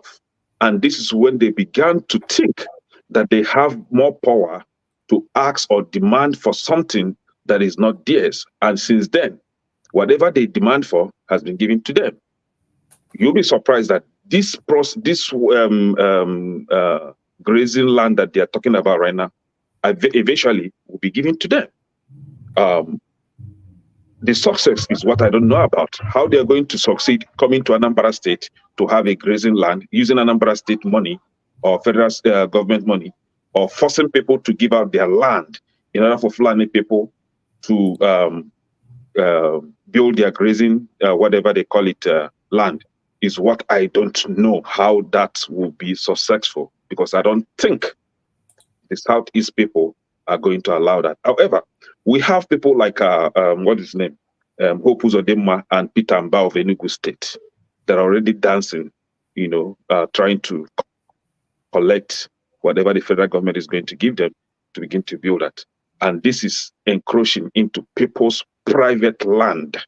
If Fulani people or herdsmen want to rear their cows, they should come to the east, no problem. Buy land. They can afford it. They have money. We're going to sell off our land to them. build whatever they want to build there. Nobody's going to challenge them. If you come to the East, we have farmers that buy land, have their pigs there. Some buy land, build, have their livestock there, poultry there. Why wouldn't Fulani people do the same? Why must it be given to them on a platter? Are they telling us that Fulani herdsmen has some special powers or special kind of privileges that other Nigerians don't have? This is what we should be questioning. But you are here. Your senator is there. My senator was there. I mean, supporting that idea. Surprisingly, a Fulani man or Hausa man, I don't know if it's Fulani or Hausa, stood up and said, no, this is a private business and should be run privately. Federal government money shouldn't be used to fund this. And I think that man is a very wise man. So what we should be advocating for is, are we going to stay? Whatever I say, I will close it up with, are we going to live on the same land with this kind of people? Or should we say au revoir? Go your way, I go my way. If we see next time, we say hello, hi. We used to be in the same country before. I think that is the best solution, because whether you like it or not, they are forcing things on us and it has been going their way and it will keep going their way. Thank you. Thank you very much. Max, your turn before we get to Janaba. Okay, thank you so much. Hey, Janaba, Anyao. Hey, Max, thank you so much. Sorry, Max, do you have cows moving around in Ghana? I don't know if you can talk about that as well. No, please. You see, look, let me tell you, it is the fault of the indigenous people in the North 400 years ago that allowed these people to come in and settle and become today, they call them indigenes of Nigeria. That is the problem. The indigenous people in the North, with open heart, has brought them in, as they assimilated into the culture of the North, the indigenous people. Remember, when they began to grow up and began to make wealth, they started establishing their traditional stool called the caliphate. That was how it started. Those people that granted them the time, the chance to come in today are no more there. It is their children, their generation now that are fighting. I'll give you a typical example.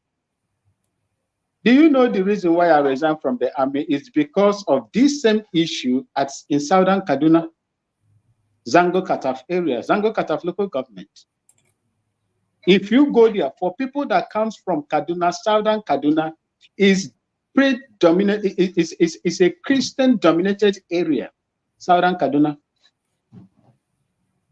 When they went there, the same problem was happening. Just like my brother said, the earlier speaker, they gave them, let me give you the number of hectares they gave to the 70,000 hectares. That was what was allotted to them in Zango Kataf, or Kataf local government, southern Kaduna. Unfenced.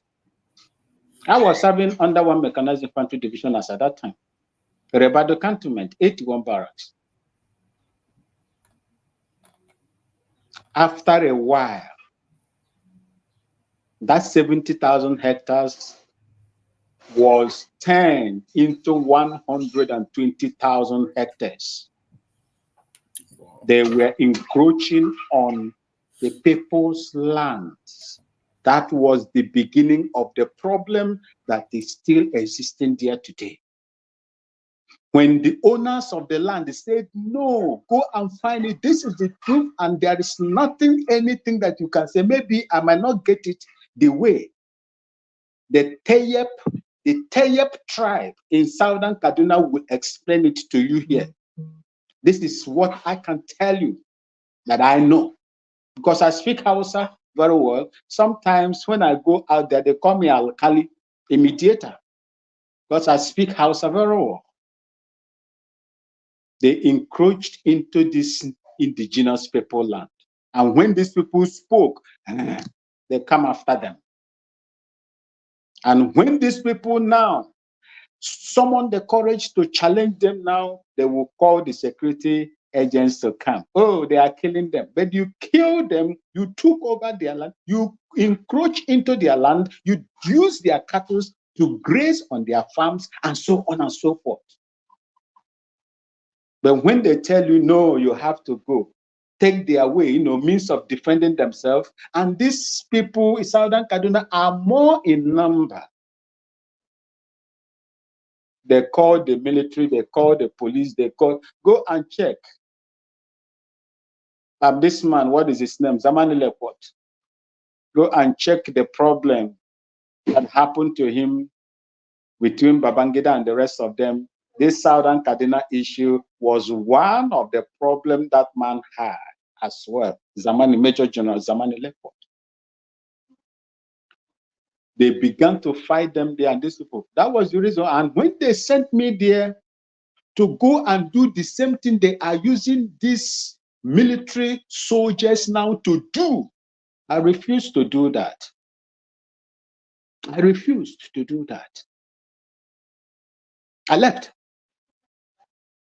People are defending them. They gave them land. Yes.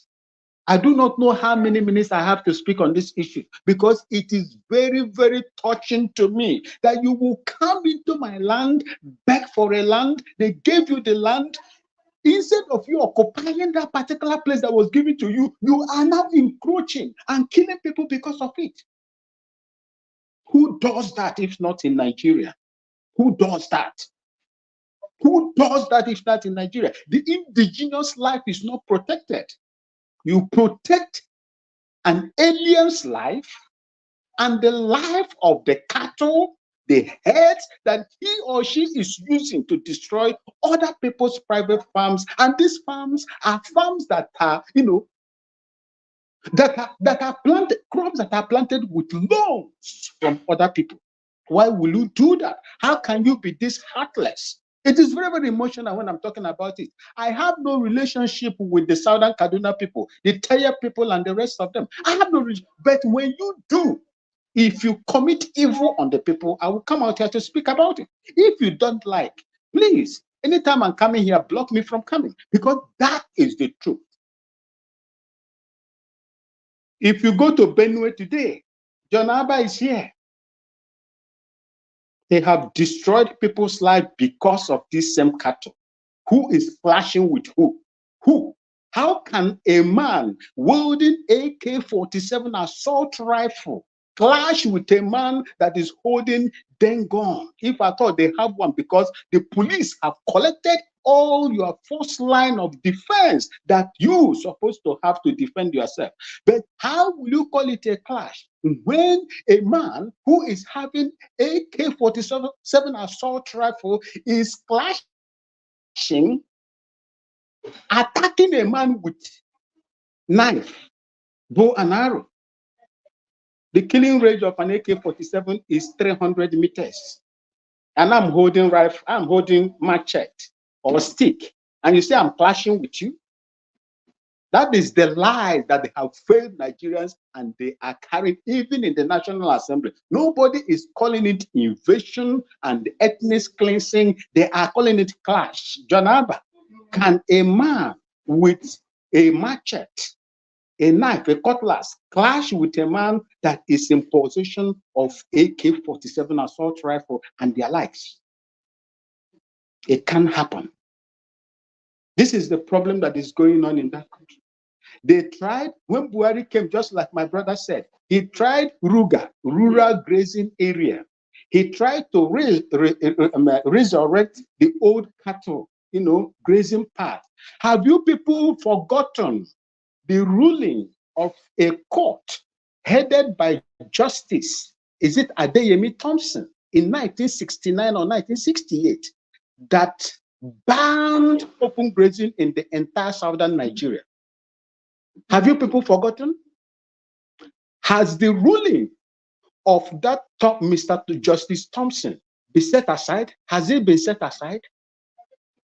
Why are they now deliberating this issue? This issue has got, these people are not coming there to graze in their heads. They are using it as a special purpose vehicle to enter into your place and replicate what they have done in southern Kaduna. And when all of us might have gone, our children will continue to fight them, and they will not just fight you alone. They will bring their militant wing right across Africa to come and fight you, and they will take it away from you. If we will continue to play, this, consign me, consign me attitude, and as it's happening to these other people, we will not reach here. It will envelop every part of that country. If you give them that place right now, let's assume that you open a ranch in Abia State. They will come in there, give them a portion. You won't fence it. In the next 10 years, if they were 20 there, you will see more than 10,000 there. And immediately they overpopulate you in that particular place, you will see the other side of these people. We have the Bororos, and we have their military wing. The Bororos are the ones, the Fulani, house Fulani, that will come to you and stay with you, that doesn't have any problem. But how do the military wing of Fulani headers, the militant wing of this group, who keep them, who facilitate their movements, in whose houses were their weapons kept? When they brought those weapons into the place that they are going to attack today, who received them? It is those one that knows you and know you are. Go and see what happened, I think, during the Christmas Eve time. Go and listen to the testimony of the man that survived the attack. They knew him. They were calling him by his name. The same people that you live with, that you say they are friendly to you, they are the ones that are going to come after you and destroy you. And when they finish destroying you, they'll take over your land. That is what they want to do. They tried it. And you see the reason why they say Igbo people. Please, I will round up with this one. I have a lot to say about this, but I have limited time. You see, why they say the Igbo youth are not respectful to their elders is because of what Abaribe said. Abaribe is a lawmaker, long-standing in the National Assembly. He knew quite all right that before the federal government would take land from any state, it must be approved by the state government, because the Land Use Act is vested on the state government. And remember that lands are inherited. Where my mother comes from, Imibo land, lands are inherited. Communal land ownership and other ones. So that is how it is. Nobody, no government owns land in that very place. No government owns land. If the government wants land, they will first of all go to the chief, go to the people that owns it, and take it from them. If it is geared towards the, providing social infrastructure and amenities that can benefit the people of that place, it's a ranch that they are going to build benefit you. Abaribe said what he said, that before they would do this, he was suggesting, KJ, if I lie, I am happy that you are back. Well, if what I'm saying is lies, then correct me, please. You are my elder here. Abaribe was suggesting that the Land Use Act must be tinkered with before this will happen. How can an elder say that? So you want to give them an idea. First of all, before we do this, let's go there and tinker with the Land Use Act so that it will be easier for the federal government to pass it. And I bet you, if they pass it, if they succeed, the federal government can just come into your states and claim land. And there is nothing you will do about it. How do we have elders like this? And this is the reason why we insult them. When an elder cannot stay in the house when a female goat delivers in a tata. When we expect them to speak, they refuse to speak. When we expect them to come out and defend this evil plan, they refuse to speak. Probably because their hands are tied. There is something these people know about them that we don't know. That is the reason why they have refused to speak out. And this evil is going to happen. I hope it doesn't happen. But if it happens, my brothers and sisters, the same way the Southern Kaduna people are fighting, the generation of the present Southern Kaduna are fighting. That is how all of you are going to fight in Southwest, in Southeast, and in South-South. Fight it now. Fight it now. Destroy it. I run a cattle farm here. I am not killing anybody because of it. We are not. Nobody kills anybody because of it. People's farms are not grazed upon because of it. Why must you allow this to happen in Nigeria for a long time that have caused the life of tens of thousands of innocent men and women and children? Most of them, when you see their mutilated bodies, you tend to weep. Why are we going to keep on talking about and validating this evil? I thank you so much, and God bless you for this time you have given to me. Wow, thank you. Thank you, Max. You said a whole lot. We have another person from someone from a military family, so he should know some of these things, and he's a northern or two. And his people, they've been at the receiving end of these clashes between the Fulani herdsmen and farmers. So, Jonaba, I yield the floor to you. Thank you, Okija. You are wonderful in your moderating. I'll give it to you. Your beret you wear, it fit well. Thank you. Come ready. Thank you, fellow panelists, for having this discussion.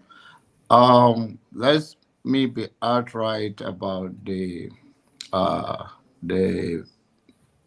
plan enhancement or the rearing or the debate on the land. I believe that in 21st century, there should be a better approach to it, whereby the cattle rearers will not be entering people's farm, destroying things, or going around the street. I think there should be a good approach to it, because that will cause pain to those farmers. Those are little farmers. That's how their livelihood, they get their product, and that's how they live their life. So for any cow rearer to go through that farm and the cow eat it up is completely unacceptable in 21st century. But I of opinion that the notions that we understand that also the people of Benue have been going through this challenge. Lives, property have been destroyed several times, and up to today is still a struggle. And but then I still believe that the Fulanis are allowed in Nigerian space to leave any state that they want to live peacefully, to carry out their duty as a citizen, just like any other Nigerians can go. Igbo can live in Borno State. Yoruba can live in Kaduna. I think that is the way we live. The notions and the anger here that is just pure hate is below average of, it's unthinkable the way we present our issues with outright hate for other human beings, whether they are Hausa or Fulani or Igbo or Yoruba or Tiv or Idoma. And I think most of us in diaspora here, our voice that we speak to this volume is the problem Nigerians are struggling with. Because if we have been in abroad or been to any part of the world in organized society, have seen what is humanly possible. So many people, so many Nigerians also have ranches in America here. They have a farm, they have everything, black, white. We are citizens of many countries around the world. We may face any discrimination, but then why don't we turn the mirror that any other person can come to this country as well and abide by the rule of the, as a citizen of that country and follow the rule and allowed to stay there, than this name calling and all of that. A change is not easy. If change is easy, a 55 years old man, 30 years in America, will know how to conduct himself well. He will know what it is. So the way of life is gradual.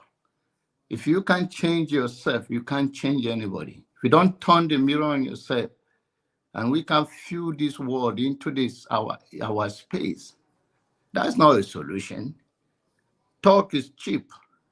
We all can call out and quote anybody. Live by example. Some of the comment, if you go underneath it and read it, is things we tell our children not to say. Because it's not an answer. It's below standard. And we continue to lower the bar of this platform when we use all those kind of comment against your fellow citizen simply because you have different way of life. We must cease from that because that's scarce. Do you think somebody will relinquish power to you knowing fully very well that you're going to make a mess out of his life or her life? We, the diaspora, we are responsible and we speak so much eloquently that we know what we are doing or what we are saying. And in most cases, it's either is bigotry, pure religious, pure tribalism, pure ignorance that has nothing to do with the struggles of a common man in Nigeria. The poor Nigerians, they don't want any issues. They want to live side by side, whether it's a Fulani or Hausa or Yoruba. And it's unfair for us to believe that crime is only committed by some numbers of people and the whole society has to be called out for it. It's unfair. There are common crimes committed by some common set of ethnic groups. Even in America here, there are black crime, there are white crime. But somehow we just unleash this kind of thing. And for the past 60-something years, have we helped gaining anything? Can't who does the same thing over and over and say the same thing over and over, and you don't get a result, and you're not ready to change? I think Nigeria will be more peaceful and we will work ourselves out better in Nigeria. Let's all go back to Nigeria and go and work it out, because those in Nigeria, they are more patriotic than us, especially when we cannot use our voice based on knowledge and understanding as we have benefited in a foreign land of a peaceful society, how things work. Do you think if you say that even as any country you are in the world and you fuse on certain things, you think there's no reason to hold you accountable? And that's how we create this chaos. It's time for us to make sure that we send a positive message and we can fight a good fight. Nobody should say that fight is not a good thing, but it is a good fight and it can be done logically and in a very respectful manner, not of degrading another human being. The real person don't put any other person down to make himself feel good, except people that have low self-esteem and short-sighted. The value you put on yourself, it should be the value you as even some of you claim to be a religious leader or religious or spiritual. Say, esteem other higher than yourself. We cannot be using this platform just for pure hate. Not all Fulanis are bad. Not all Igbos are bad. Not all Yorubas are bad. Not all Idomas are bad. We have all these elements around this country. But we must take away and take this rhetoric of hate out of this place. If not, we are not different from the people that we are trying to speak to. Okija, please, this is a very, very serious accusation that John Abba has made. Who among all the panelists, when you were talking, I do not interject you, and you respect yourself. Okija, I would like to know what the hate, who has mentioned hate on this panel. Who is talking about hate that John Abba is referring to? I want you to mention who propagated hate. Okay. They just want to monopolize this with hate. Keep quiet there, man. I'm not talking to you. Lumide, you made a point. Let's I mean, if John Abba spoke, just like everyone spoke, if you think that he spoke to you, I mean that's it. But I mean, we're not gonna tell him to just name names. Yeah, exactly. He spoke. They know themselves. That's his opinion. Mr. Okija, can you give me 30 seconds, sir? Yeah. Okay. I'm gonna listen. Okay. Sure. I'm gonna let you know because I'm gonna take some break. It's gonna be John Abba has spoken, so it's gonna be Afolabi. He keeps coming and going out. After Afolabi is supposed to be Ike, so it's over to you, please. Yeah, you can do if you want to give him some time. How long are you gone for? Be gone for like about okay, 30 minutes, 45 minutes. Okay. Hopefully, for others will come and take over. Okay, so it's who's going to speak next? Sure. Yeah. Give John Abba some respect. After he made those comments, somebody needs to respond to him. Yeah. I would volunteer to respond to him, or let somebody else. He can't say all that and just move on to something else. Maxwell made a very important speech here, and then passed it over to John Abba, who also made an important speech from his perspective, right?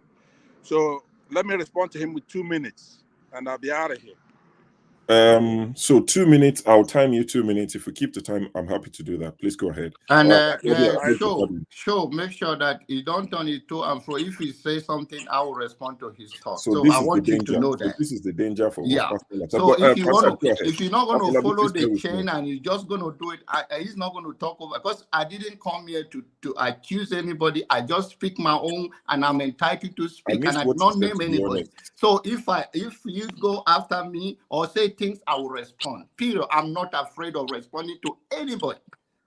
Okay. All right. Pastor, please, 2 minutes. Thank you very much. Now, let me first say hello to everybody on the platform and those who are participating in the comment section and Nigerians at large.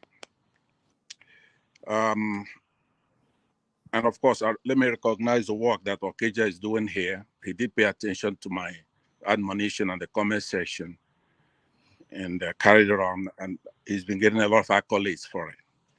Now, we had one of our brothers from Ghana, Southeast, a former military officer in the Nigerian army, tell us, pretty much boiled everything down. That is the genesis of all our problems. And he called John Abba as a witness, because John Abba claims that he's from Benno State and a pastor. So what John Abba ended up doing is trying to scuttle everything he said by trying to bring a moral equivalence between hate, quote unquote, and genocide. Somebody could hate somebody if they want. That's their business. But what nobody has a right to do is to go into villages, our villages, and massacre our people and take their land. after a sober testimony from somebody who should know. A soldier. You have a fake pastor come here. A fake Benue guy. He's not even worried about his people being in IDP camps. Talking nonsense. Every day. I thought we were cleaning up. I woke up this morning, I saw Okija hosting this show. Because I spoke to Rudolph to wish him well. I thought he cleaned up the platform. I thought I wouldn't see forefathers. He's right there trying to take over. I saw Pastor Onyekaro earlier, which means he hasn't cleaned up anything here. Where the soldier tell us what's happening in our country. He went from Southern Kaduna. I was listening. He went to Benue. He didn't talk about his own state. Ferrara, what do you want to say? Go ahead. Go ahead. Can I respond to him, please? Sure. Because Pansa, please finish so that we can move on. We want to go back to Afolabi. He's someone who's been waiting for a while. Except you're done with 2 minutes is over plus. Excuse me, Pansa, please don't go anywhere. I got in here because of you. You can't be attacking John Abba, and yet your own hypocrisy is worse. You go to one man, they are attacking. Don't worry, I will respond to him, please. Let me land. Let me just make it. I said 2 minutes, and by the way, please round off so I can go to Ferreira for a minute. Then Afolabi can speak. That's fine. Let me thank you for your courtesy. And I'm very irritated by what's going on here with our people, young people like you guys here. This soldier, Maxwell, he just gave you the facts. There's no disputing the facts. We see it on TV every day. So, you know what? This is not about talking, because people like John Abba, that boy there, what's his name there? I can't really see the name. To the left of me on the screen. Right? Boy? Is there any boy on this panel? Boy? Yes, there are. Now, so what I'm going to say to you is that it's not about talking. Unfortunately, people are talking and talking. It's not, these things are going to have to be done by force, whether you like it or not. You stupid son of a bitch. All right. Let me let me respond in a second to what. Let me get my 1 minute, John Abba, then you can respond together. I told you guys. It has to do with your comments. Can you respect yourself? I have to give you 1 minute to your comments, because we've been on this show for 5 hours. I don't care how many hours has been doing a great job. Nobody said anything about hate. Yes, nobody attacked any Nigerian. And then you keep to yourself. The man if you don't, then you gave keep quiet his own experience, and here you come, you call yourself a pastor. Thank you so much for watching. Thank you. Have you subscribed? Yes, you. Have you subscribed? You. Yeah. Before you go, click. It's free. Click. Just that's it. Have you subscribed? You are laughing. Have you subscribed? Have you subscribed? Thank you. Thank you. Thank you. Hey, madam. Thank you so much. I can see you. I can see you. We have to get to 100,000 subscribers. By the end of the year, how are we going to do that if you don't subscribe? Yes, you. Yes, you're about to click off. Why? Have you subscribed? It's free. If you don't, ask your son. Ask your daughter. How to? Just one click. Thank you. Thank you. I see you. Aha. Thank you very much. Thank you very much. I'll see you tomorrow. Yeah, I just did that to calm the tempers down. So are you taking it? No. So I think Okija said we'll be back in half an hour. So let's do it this way. Alaba, you get a minute. Please, no personal attacks. Say what you want to say, then I'll let John Abba respond, then we'll move on with the show to Afolabi. Mr. Shaw, I was afforded 30 seconds earlier. Oh, bye. Let me finish my 1 minute. Okay, that's fine. That's fine. We'll go ahead. No, let me go. Okija is not coming back. I don't know where he is. Let me take my 1 minute. That's what they told me. But anyway, so 5 hours we've been going to 6 hours now. 6 hours. We've been having a smooth show. Every Nigerian has been giving their opinion. There has been no attack on any Nigerian or Nigerian tribe. People came here, gave their own personal experience to an issue being discussed. There was no hate talk or abuse or discrimination. There comes a man of God, comes and make the argument about hate when there was none hate. These things are recorded. Nobody made allusion to any or delusion or castigate any tribe. They were talking about farming, cows, and things like that. How this man got from that to hate, I don't understand, and turned this show upside down. And he's supposed to be a man of God. Why would you call people out on hate when they were not making hate references? This is how you dabaru things and take us down the drain. Okay. That's just what I want to say. Well, thank you. Can do just 1 second. Let's go to John Abba so it doesn't feel like he doesn't. Let him finish, then I combine everything. Okay. Don't worry. Can do your 30 seconds, please. Okay. I beg your pardon. I'll come to you right away. First of all, forefathers, I thank you. Mr. Okija has been doing a very good job. And like I always say, until somebody can bring me someone who is going to stay here for 12 hours and do the job, you're still the man. No one is saying that changes cannot be made. But on a different note, there is no reason for 40-something, 50-something-year-old people to be coming here, calling people boy, telling John Abba to shut up. That is just not acceptable. I don't know where you people grew up. That should not be acceptable. Thank you. All right. Thank you for that. John Abba, please go ahead. Thank you, Kendo. You are a good man. Your bald head is older than mine, but you are good. My brother Ferrari, listen to me. You are not paying me tithe. I'm not your pastor. So drop that, first and foremost. I don't care about whether I'm your pastor, you are not paying me tithe, you do not influence me that much, you don't give me, you don't take anything from me. All I want you to know is that you are a fellow Nigerian. You know better, you should do better. If you choose your word carefully, I watch what you say and I listen to what you say. I'm not here to attack you. I have the right to express myself the way I want it. Whether I call it hate or genocide committed against my people, just man up and take it. I'm not directing it at you. And if you think it's personal to you, come out straight and talk about it. As for Pansat, I don't pay so much attention to his criticism and his word, because Angela Maya said, when person tell you who they are, believe it. Our word tell us who we are. I'd never go after anybody. I just argue on issues. Thank you. All right. Thank you, John Abba. Afolabi, I apologize once again for keeping you waiting, but the floor is yours, please.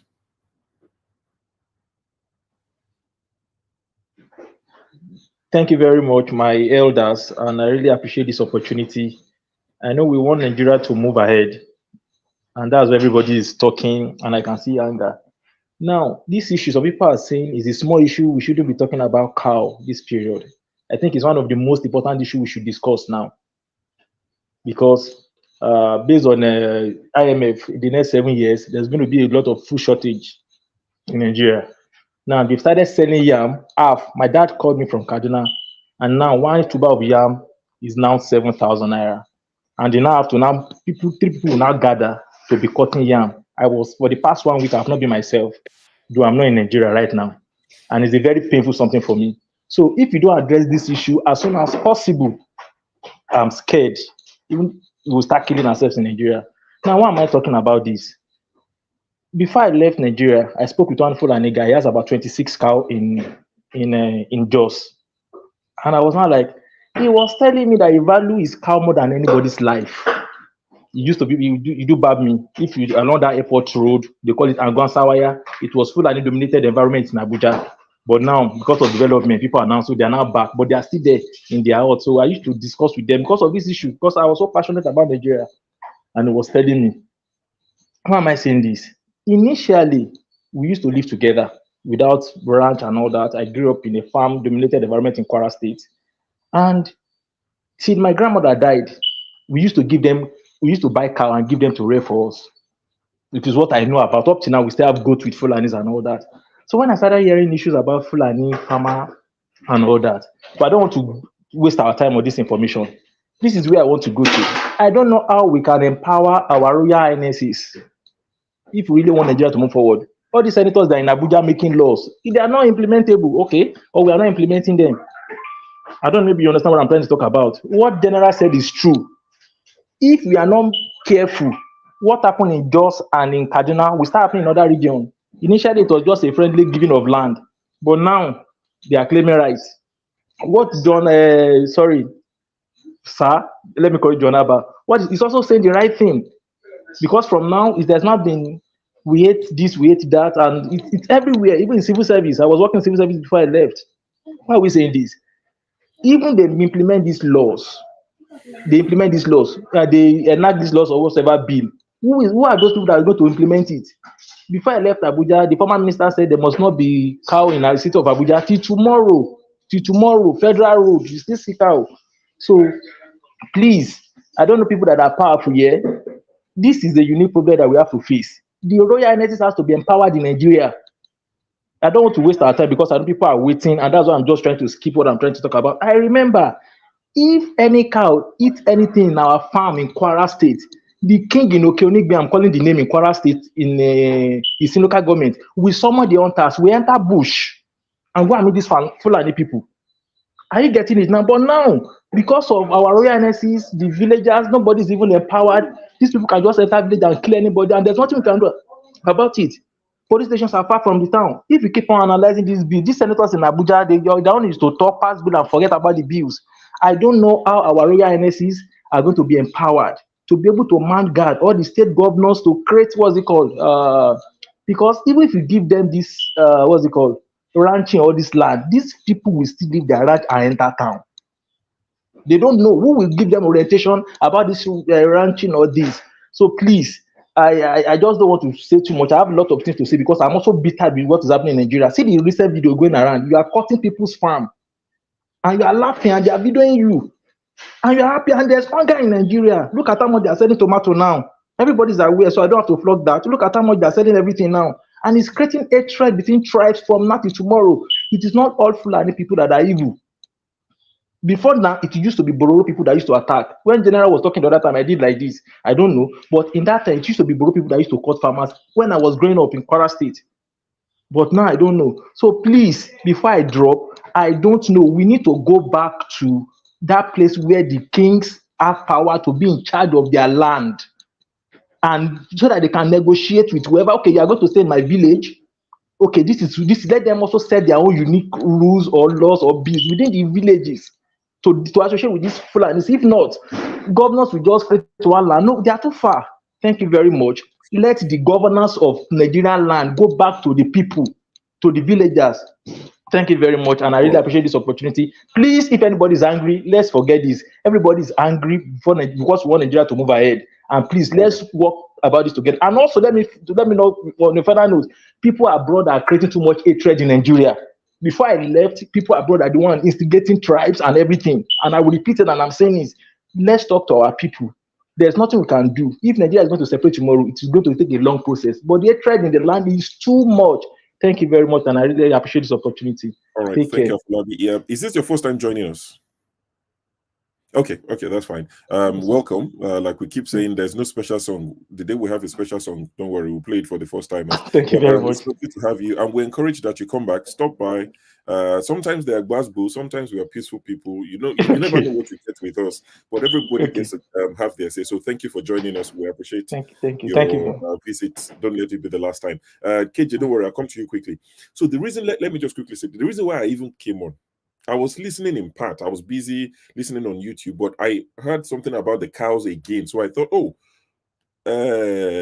Vine Maxwell was speaking. I didn't listen to all he was saying, but I thought, let me quickly go and find a video that trended some years ago. And I went on Twitter. I'm a Twitter guru. They know me. They laugh at me. And I searched for that video of how Ghanaians, one of the measures they took in dealing with this issue. I found the video in less than 20 seconds. I downloaded it. I added it to the StreamYard, but there was no way of telling Okija to play it. So I thought, you know what, I'll come on and play the video myself. And I wanted to stop the video at 58 seconds because after 58 seconds, it starts to show dead cows that have been killed by Ghanaian police, and that's graphic, and YouTube might flag the video because of that. So I thought I'll play it myself and stop it at 58 seconds just to show you what the Ghanaian police said at the time and ask Vin Maxwell, how did that play out? And I came and I walked straight into this.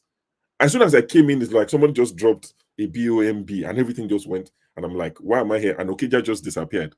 But I'm grateful for Forefathers is here, because me, I'm going to play that video and quickly run away. I don't have energy. It's too late in the day. So let me play the video, then KJ, I'll come to you. People like, gosh, energy, fight. Calling somebody SOB. 200 police and military personnel were deployed at Asante-Achimagogo yesterday to enforce a court ruling which ordered for the evacuation of cattle from Agogo. And the Agogo Divisional Police Commander who led the charge did not mince words, urging his men to be ruthless. Are the Fulanis better than us? Can they shoot better than us? Can they do the military and police job more than us? They say they are guerrilla tactics, they are guerrilla fighters, and they are going to ambush you and shoot you. Please, I beg you in the name of God, nobody should die in the bush as a police or a soldier or whatever. We are going back with our number and come back with our number. And to be safe, if you see anybody holding arms want to attempt you, please don't waste time. The operation. Okay, so after that, he showed a lot of graphic of, they said they killed about 100 cows at the time, and the Fulani herders pleaded with them that give us 2 days and we move our cows out of these places. That was in 2018. I remember when that happened, and I quickly searched on Twitter. In less than 20 seconds, I found the video, and I thought I would share that just to throw a bit more light into it. But like I said, I walked right into this fireworks that's going on. But Forefathers, at this point, I will hand over to you. I'll be listening on YouTube. My wishes and my prayers are with you. Okija set a standard. No one can match that standard. I would like to see him come back and do this a few times, and let's see if people still praise him after a few weeks. Because he always starts nice, and they would eat him up in a few weeks. But he did a wonderful job. Good night. I'm not interested in competing with anybody. I'm interested in being me. Competition at the end of the day. I'm interested in being me. Yeah, good luck. Have a wonderful show. Thank you. So yes, let's see. I think who is next? Is it KJ? KJ, please go ahead. I haven't spoken. It's not KJ, it's me. Okay. So how can it be you? I don't want. Somebody can reshuffle the. Okay, no, Stone, please, you can go ahead. But all I wanted to do was give a response to my brother, Janaba. But please go ahead. It's not fight. Response. After your response, I'll talk. So the guy Ike, has he spoken? I'm not sure I've heard him. He also can go ahead. And he was here earlier too. Oga Ike supposed to be the next person, please. Okay. Ike and KJ, please speak. Thank you. Thank you, Anton. Please go ahead, Ike. Okay. Good evening from my beautiful island, because now it's 15 minutes after 6 where I live. I'm in the office anyway. So you can see I'm walking out and coming in. So I'm not in my house. So, but what can we say? What can we do? Nigeria is our country, right? But I want to thank my brother Maxwell, and for what he spoke. I want to speak from the perspective of my own personal experience. I lived in Mali for 13 years, and Mali is 99.5% Muslim country. They have cows like the way we have it in Nigeria, but you never see cow anywhere in the street. They have the only time you see the cows in Mali is when they are going to abattoir for the meat they're going to kill the next day. I'm talking about Bamako. Now, when you go to Mopti, which is the north, the Mopti, the Gao, the Timbuktu, this is where you have the Fulani type of Malians. You don't see cow anywhere. They have the place where they rear their cow. And when they want to go to abattoir, you only see the cow when they are marching the cow to the abattoir for the meat the next day, right? So I don't think that it has nothing to do with hate, or you don't like your brother to do business in your place, or you are singling out certain people because of the nature of the kind of business they do. I lived in Kaduna for 5 years. And the Zangon Kataf, I go to Zangon Kataf almost every 2 weeks. So almost the whole part of southern Kaduna, I know. So from what Maxwell was speaking, I was listening keenly for what he was saying.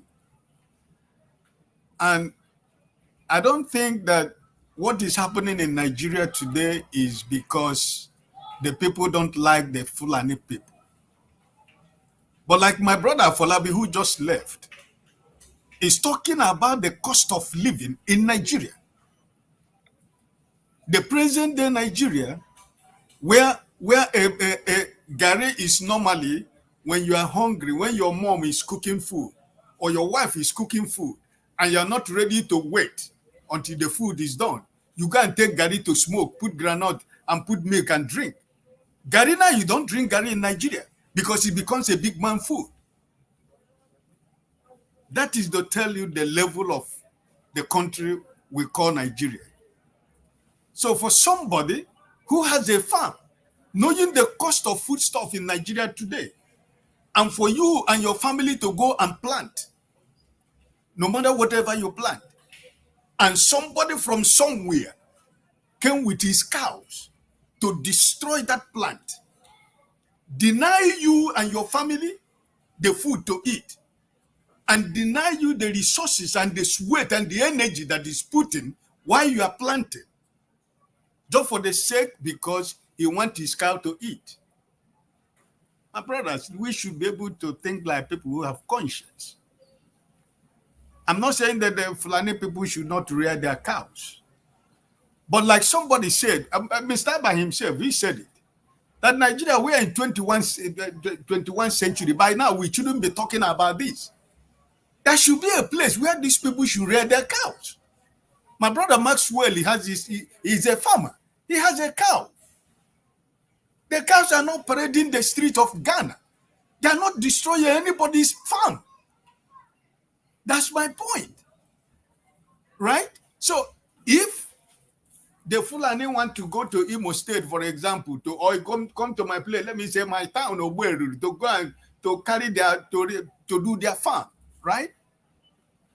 There should be a proper way where they have to do that cattle rearing, but not on the people's livelihood. Many years ago, all of us who are living outside today, many years ago, you don't see the Fulanis carrying AK-47. You just see them with only just one stick. Well, just one stick. That one man that is in front, he can control more than 50,000 cows without any problem. But now the same people are carrying AK-47. A woman who goes to her farm and sees somebody with the AK-47 in her farm, what will you think that woman is going to do? Because she's armless. Or you went to your farm with your dad. You went there with a hoe, with a knife. And all of a sudden, somebody appears with AK-47 with his cow. Even though he has not come with any bad intentions to destroy your farm. But for the fact that that person is armed already, is a threat to you who doesn't have anything to defend yourself. So this idea of giving these people AK-47 is, where are they getting their arms? Because when we can't differentiate the herdsmen, the Kaduna herdsmen, the terrorists. We it's in a situation now we cannot differentiate anything. So I don't think that my own experience as a Nigerian, like I just said here, I lived in Mali for 13 years. I lived in Kaduna for 5 years. I schooled in Lagos. I lived in Lagos for 18 years. So I am a detribalized Nigerian. I have gone every nooks and corners of Nigeria. I have friends. So you don't use one white paint, one white brush to paint everybody. Right? So my brother John Abba, I know you are making a point. But you know, because of certain words we use at times, people misconstruct your word. Nobody's trying to tell you you don't have right. You have right to your opinion, right? But I think if we are consciously and honestly and sincerely finding a solution to the issue of this problem, I think at the end of the day, all of us are going to fall in the same place. But what we're looking for is Nigerians to live in peace and harmony. Because I believe that when I was living in Kaduna, my best friend is from Kano State. I said it here many years ago in this platform. He was the person who defended me and gave me every information, because every Friday they used to have they used to go to the Kaduna Central Market to destroy the properties of the Igbos. He is the man who will always tell me the day they plan that thing, that Friday they plan, he will tell me on Thursday, hey, Ike, tell your people, don't open your shop, because after mosque on Friday, they're going to destroy, they will come into the market. So if he doesn't love me, he was not seeing me as an Igbo man, but he was seeing me as a Nigerian. And he know that what his people are doing is not good.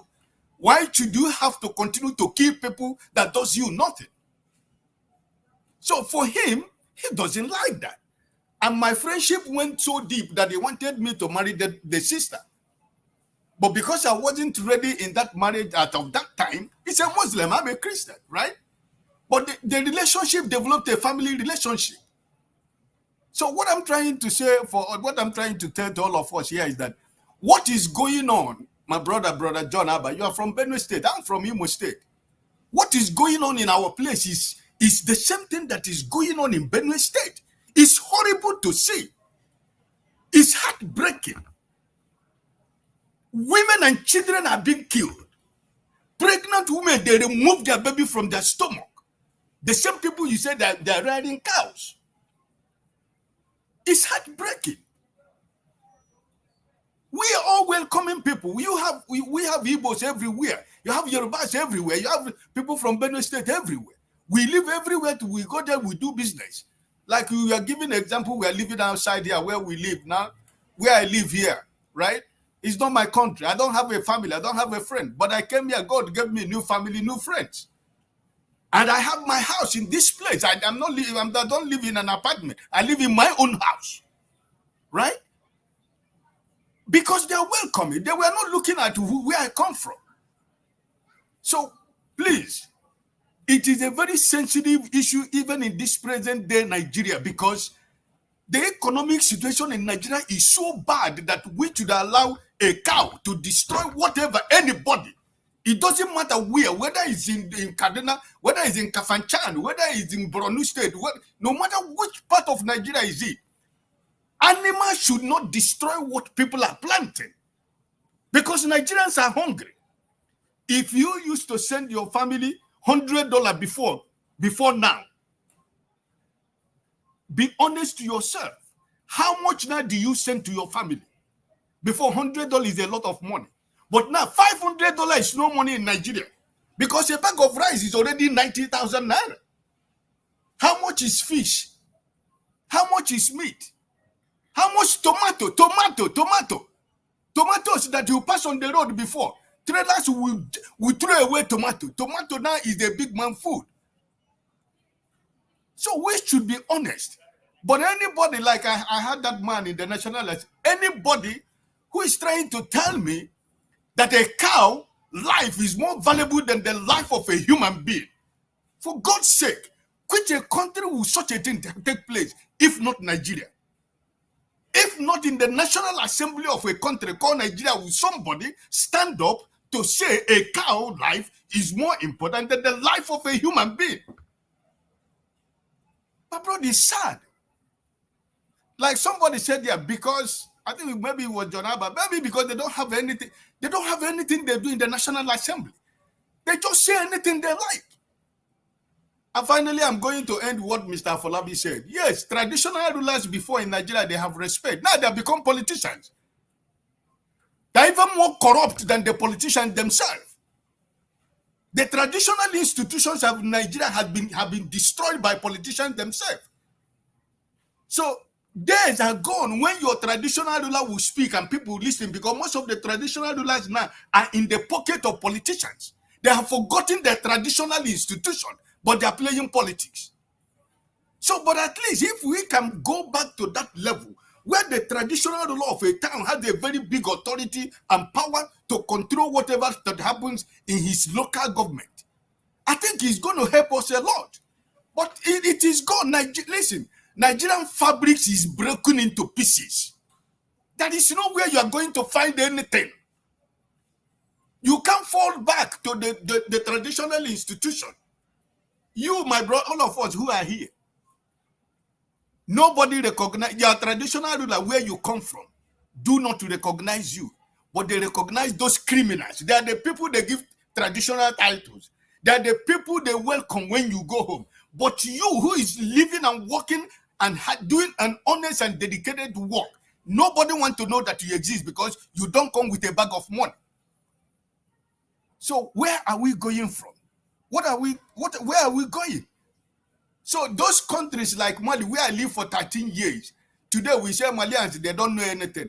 But are they not better than my country called Nigeria? Where for 13 years I lived in Mali. The only time I see cows is when I go to abattoir, or when we want to do Nigerian Union Party, end of the year party, we go to where they are rearing the cow to go and buy cow. You don't walk on the street. In Mopti, in Gao and Timbuktu, these are people that are close to Algeria and Tunisia and Morocco, their border. You don't see the cow. They have a place where they rear, because they are farmers also. They are fishermen and they are farmers. So the same farm that they are planting, they don't allow their cow to destroy the same farm.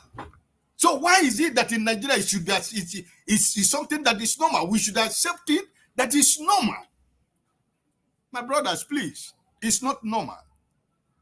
God bless you all. Thank you. Just to add context to this, I remember when there was attacks in Lagos in December. That's during the election period, and we all saw how even Igbo Basics was almost in tears here, and people were passionate, and CM was very passionate, and CM kept repeating, "Why do they have to burn our shops? Why do they have to burn our shops?" And I told him, if you keep saying shops, you forget that human beings are actually getting affected. You keep talking about shops repeatedly. And I feel like because what CM was saying then was that this is our life and you are taking it away from us. That's what I was hearing. But why I told him that was because when people hear it, they will say you're not showing concern for the actual lives lost, because I know that a gate man lost his life during some of the attacks in Lagos at that time. And but when a Fulani says that cows are what more than human beings, maybe there's a translation there that we have to understand. To them, that's how they are looking at it. It's connected to their life. It's not because they don't understand. They will not kill their own child before to save a cow. That's not going to happen. So we try to empathize with each other a little bit.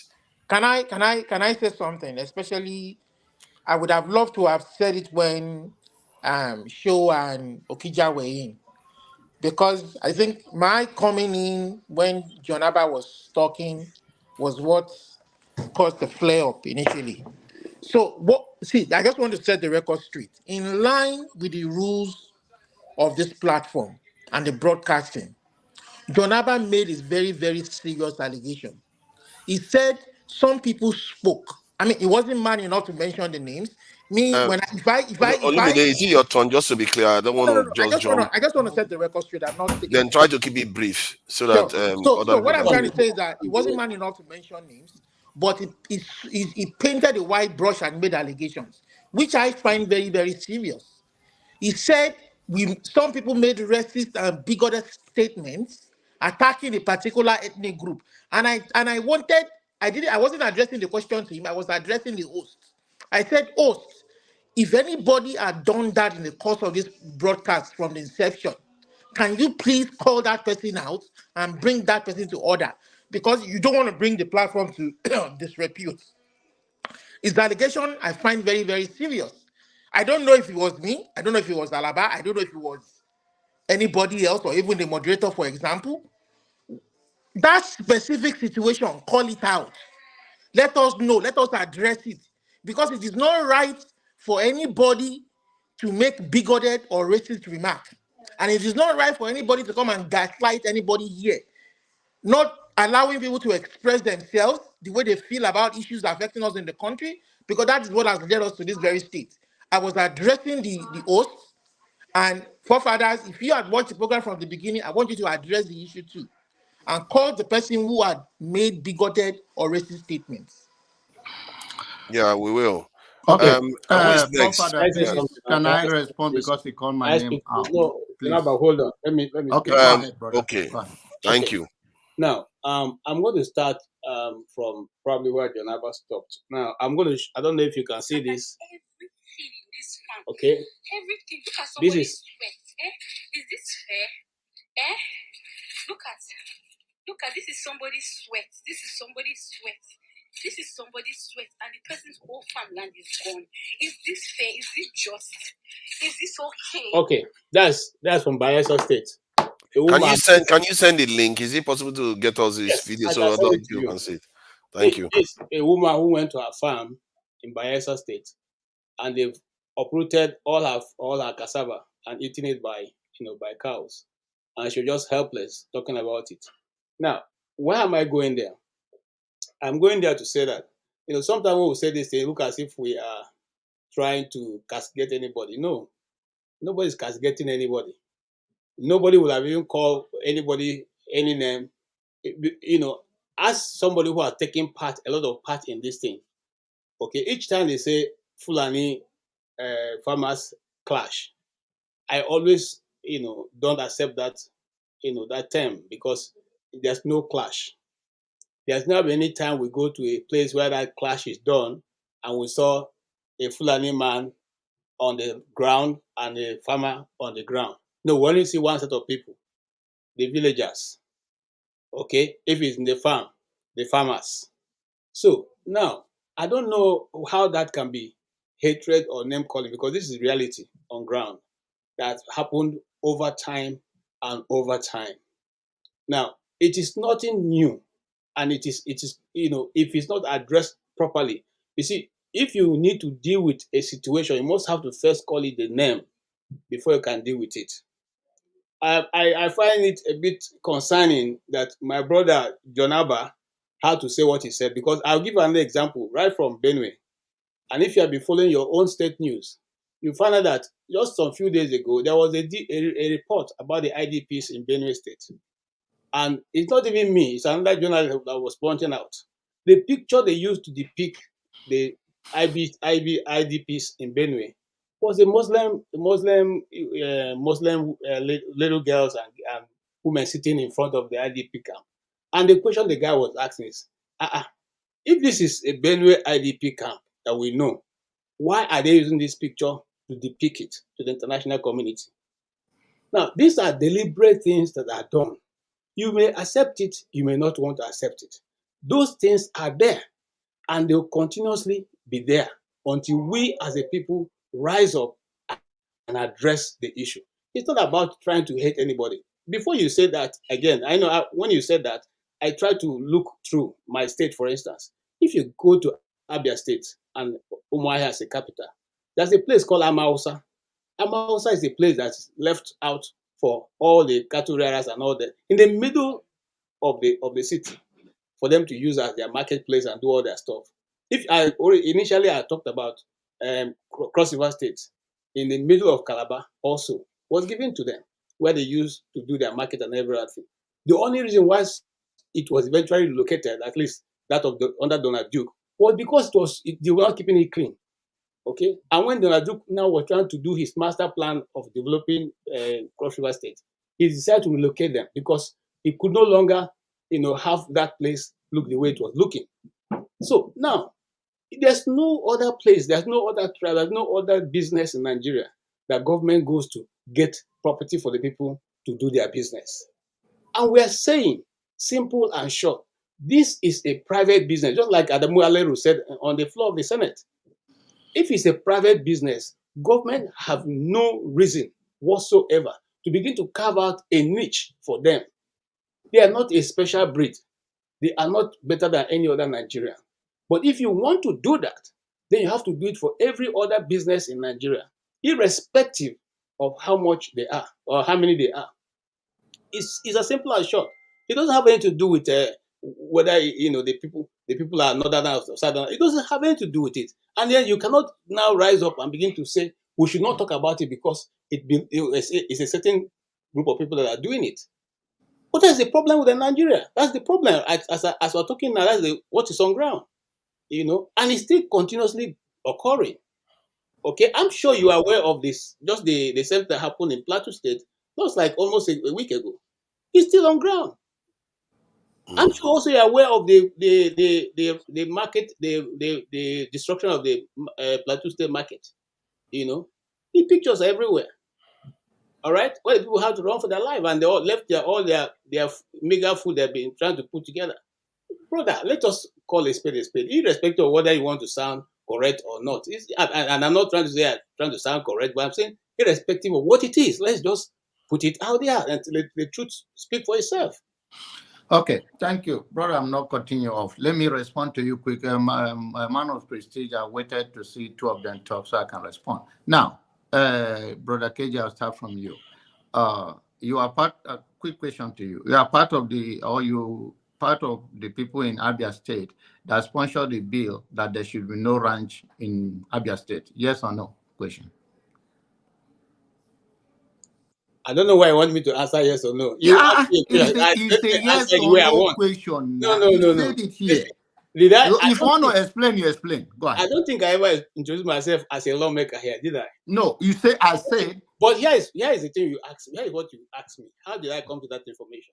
And I said here earlier in this platform, I had a real opportunity to talk to Apostle Manuel Kure, and he gave us a lowdown of how the problem with Southern Kaduna started before it led to the fight, which was led by General Zemani Lukot.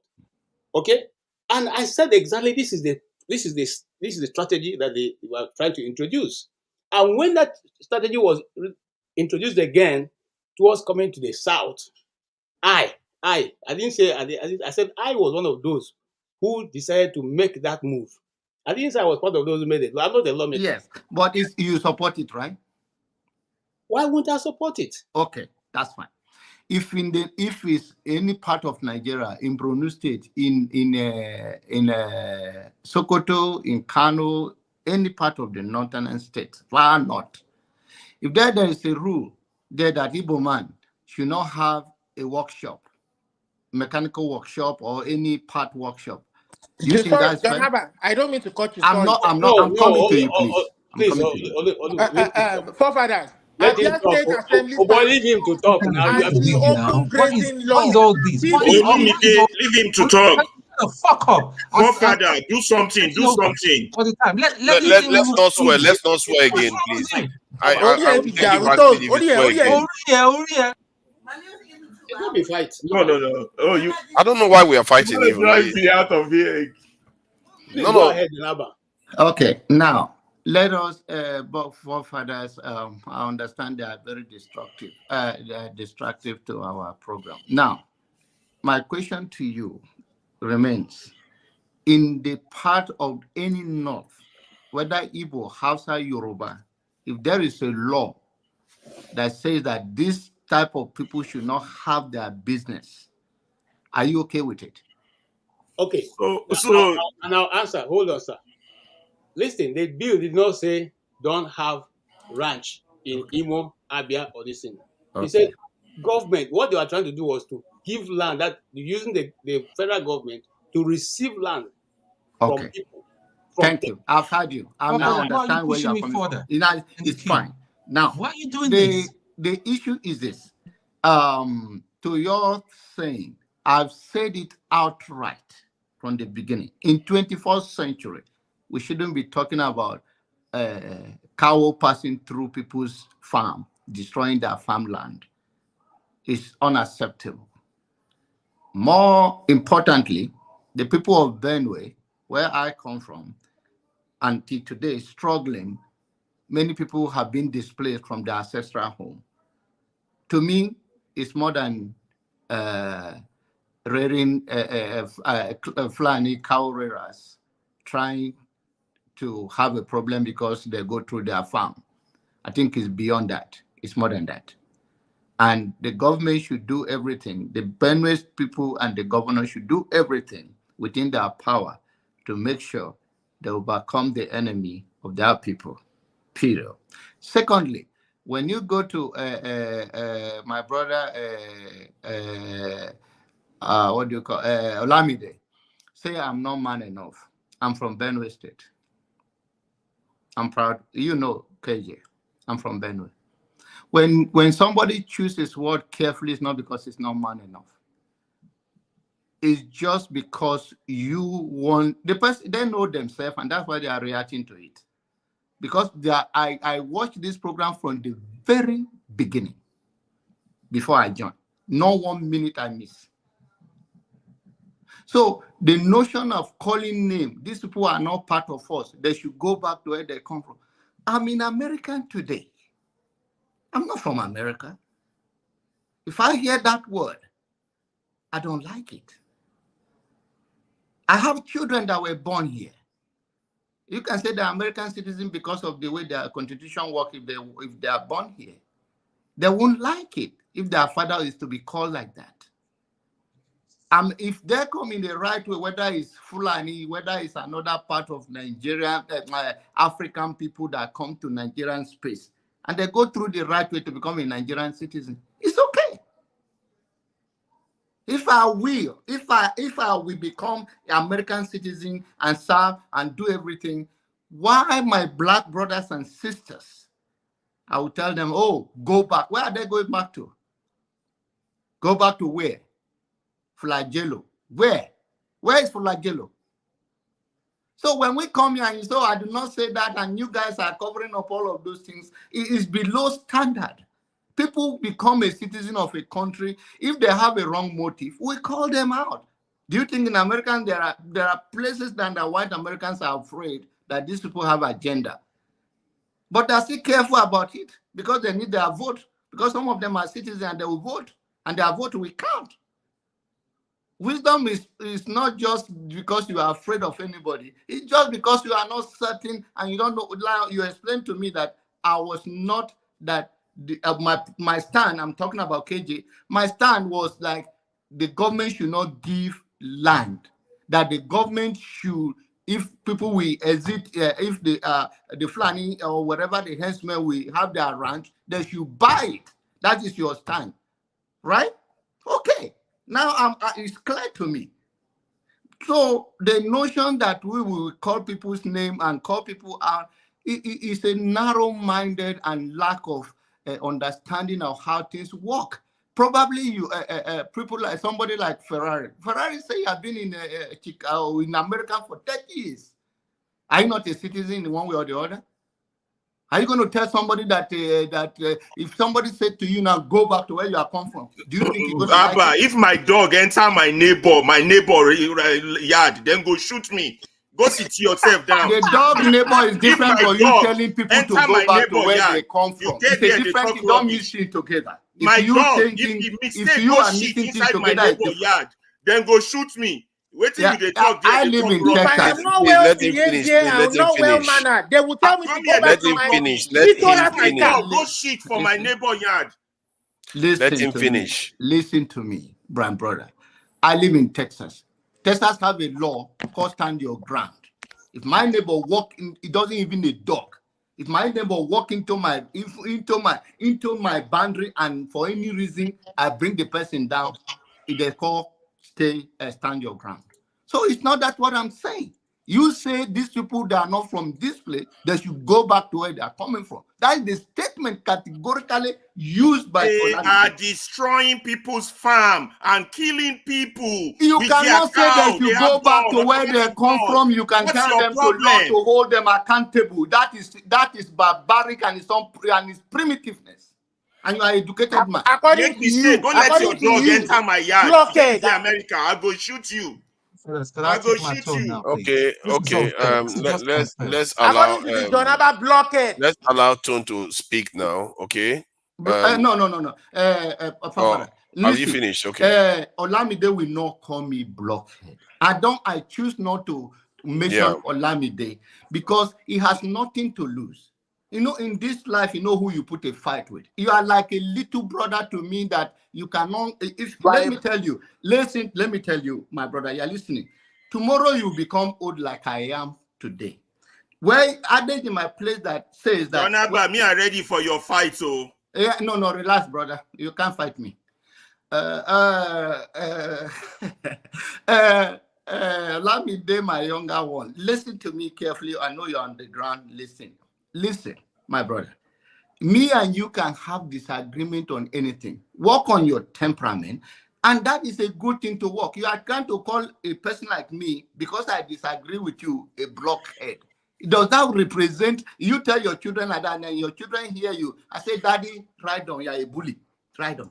That is way. So the point we are making is that he says that they should go back to flagello where they come from. And I say that is not a civilized word to use, but people become a citizen of other nations. The Nigerians are called many names in America, scammers, all the kind of things. It's personal. They're not going to call every one of us who do not put our hand in such a business. Even if they call it, you as a Nigerian, I will not like it that they're calling Nigerian scammer, because there are other scammers in America that may even be more. But if you call the whole Nigeria a scammer because one person scam or two people, I will not like it. I will take a fight with it. So to allow me there, why I don't want to mention him, because he has nothing to lose. It's a young man. Like that narrative no go work anymore. No, you don't have anything to lose. You don't have anything to lose. You are the person that stay in your pharmacy and you talk all when you talk. You have nothing to lose. I'm not going to put fight with you. But what I'm saying is that you say this specifically. If you say one will hear me, you say they should go back to flagello, that they are not Nigerian citizens. You are not in Nigeria. They are more Nigerian than you right now. Thank you. Thank you, Jonaba. I think it's Tone's turn to speak. Tone doesn't take very long anyway, so Wimbo is next. Oh, you might. Long this time because I need to address some few things. Okay, so please go ahead, Tone. Right. Greetings, everybody. I didn't want to come in today. I wanted to listen. I was listening in the background, and I heard clearly. I listened with intent what John Abba said. John Abba did not attack anybody. He did not even mention anybody's name or make allusion to anybody. All the man was trying to say was that, listen, preach love. Let us, and that is what we don't have. That was what the man was trying to say. That even though they are criminals, not all Fulani people are criminals or cattle rearers. What is wrong with us? Only last week, when we are talking about the credibility, you don't get credibility. You see, this guy, you're not well brought up. I'm sorry, and to be quite honest, here, you're not even my age mate. If you don't know, you don't get sense at all, Olumide. Sorry. Anyway, sorry guys. So last week we were talking about the killing in Umuahia and all that. I saw a video that shocked me. I nearly wanted to send it to even forefathers and so few of us. I just held myself. I think I sent it to this thing to Rudolph. I'm not sure. I think I did, and that goes to show us that we are not clean. Even though we're talking about Biafra, I've told you many times here, my stand is I do not believe in Biafra. That doesn't make me less of an Igbo man. I'm very, very Igbo, and I understand what is going on in politics across the Southeast. Look at my brother here, Max. If Max was still serving, and his commanding officers sent him to Southeast, and he was harmed. And they will say, yeah, he serves him right because he's serving in the zoo army and all that. Whatever he sees, let him take it. Man, that is a height of wickedness.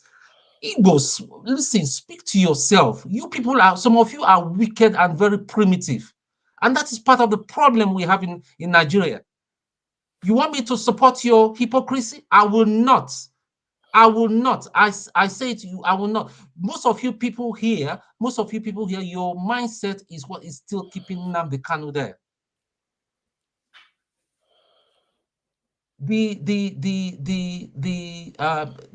The part of last week, I was shut up, Pansat. I'm not even going to respect you. Shut the fuck up, you stupid old man. Oh no, you can't do that. You can't do that. Don't do that again. 2 days ago. 2 days. No, I'm not going to respect that man again because 2 days ago, he just showed me you that can't he keep doesn't deserve any swearing. He's respect. doing something wrong, but you can't be swearing on panel like that. Okay. People are going to watch it. 2 days ago, I was working late. I was up late till about 4 a.m. in the morning. And 4-man came with one of his controversial twisting facts, and I was listening. They were there, and I quote, one man said from his mouth that it was the Biafra Day. It was the fault of the Oti that he coined up the Biafra Day. This same Pansato that will come here and be running his mouth and be insulting forefathers, while forefathers should not be a moderator or not, and all that, could not even challenge him and correct him. He was there, like Mumu. They were bending the fact. Biafra Day is something that's been going on to commemorate Biafra. He could not, the foolish man could not correct them. Just because they are there, they will, you know that they will kick him out of that of that place. See, this is the hypocrisy I'm talking about. This is the same hypocrisy I'm talking about. You don't have to call him foolish. Yes, someone will come and they start attacking Mr. Abba without getting the story of what he was trying to convey. What he was trying to convey, we all know that Fulani thing is a problem. But for you to come here and say that forefathers, aptly so, some few minutes ago, Kulata said something which I agree 150%. He said the witch cried today and the child died the next day and all that. So if they don't call on their name, why are you people? Olumide will come here and be insulting people, insulting men of God. I know that you have no right to insult men of God. You have no right. Excuse me, you have no right, and you're making up stories. You have no right to start insulting men of God. Leave them alone. Leave them alone. They will check. You have no right to insult them. If you have a problem with a beef with a man of God, go directly to him. And the men of God are not the problem we have in Nigeria. It's the politicians. Last week we saw we saw two ladies that went on a hookup and all that, and they got murdered. These are the kind of social issues that we should be we'll be calling out. You'll be here, you open that your big mouth, and your inflated lips and all that, will be cussing people up and interjecting. What kind of example are you showing your sons? And you say you have you're a father. What kind of, you would be talking anyhow? You think you're the only one that have a right to talk anyhow? Or you see me in physical, you talk to me anyhow? I'll bring you down, man. In less than 5 minutes, I'll bring you down and put some stupid sense in you that they did not put in your head. Thank you. Thank you. Weibo, please go ahead. Can I respond to what you said? Let the Weibo speak, please. Weibo, please. He's been trying to say something for a long time. Please go ahead. Thank you. To Niger. It's quite a pity what is going on here today. My senior comrade Tony, you are also, doing the same thing you are accusing other people, to have done. You're calling people on the platform by this foolish and so on. Those words are not good as well, my senior comrade. You see, To Nigeria, the reason why Nigeria is where it is today is that when we see evil, we condone evil. I told you people here, my personal experience. Max, our people are part of the killing. Let us say the truth. Our own people, Southeast, are part of the killing in Southeast. But we don't want to admit that. Yes, sir. I'm coming. All in the name of Biafra. I'm coming. I'm coming now. You and I know very well that there is what we call rules of engagement. And the last resort is the use of deadly force. You know that. You see, when the IPO, if you say that the IPOB, when they started, although that is not the topic of today, were they armed? Well, they were not. It is the same army that you and I served and retired. When after them I begin to deal with them. Yeah, but the same thing can be said for Fulanis too. They were not armed at first. Hold on to Nigeria. See, if you give me time, if you keep interjecting, I am going to have issues, by putting my facts together. Okay. Who attacked? Were the Southeasterners that attacked the Fulanis and their herdsmen, their heads? If they were in one place, would they have been attacked? Did you listen to what Abaribe said in the floor of Senate? That in Obingwa, the women ran to him, complaining their cattle were grazing in their farms, far eastern region.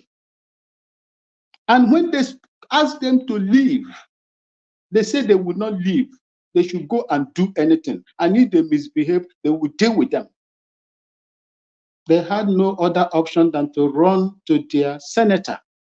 Their senator had to take them to the DPO according to him. They have to go there and beg these people to take their cattle and leave. If they kill them, in line of self-defense, senior comrade, because when you take your livestock into my farm, it's a show of aggression. You know that. It's a rule. Don't you say?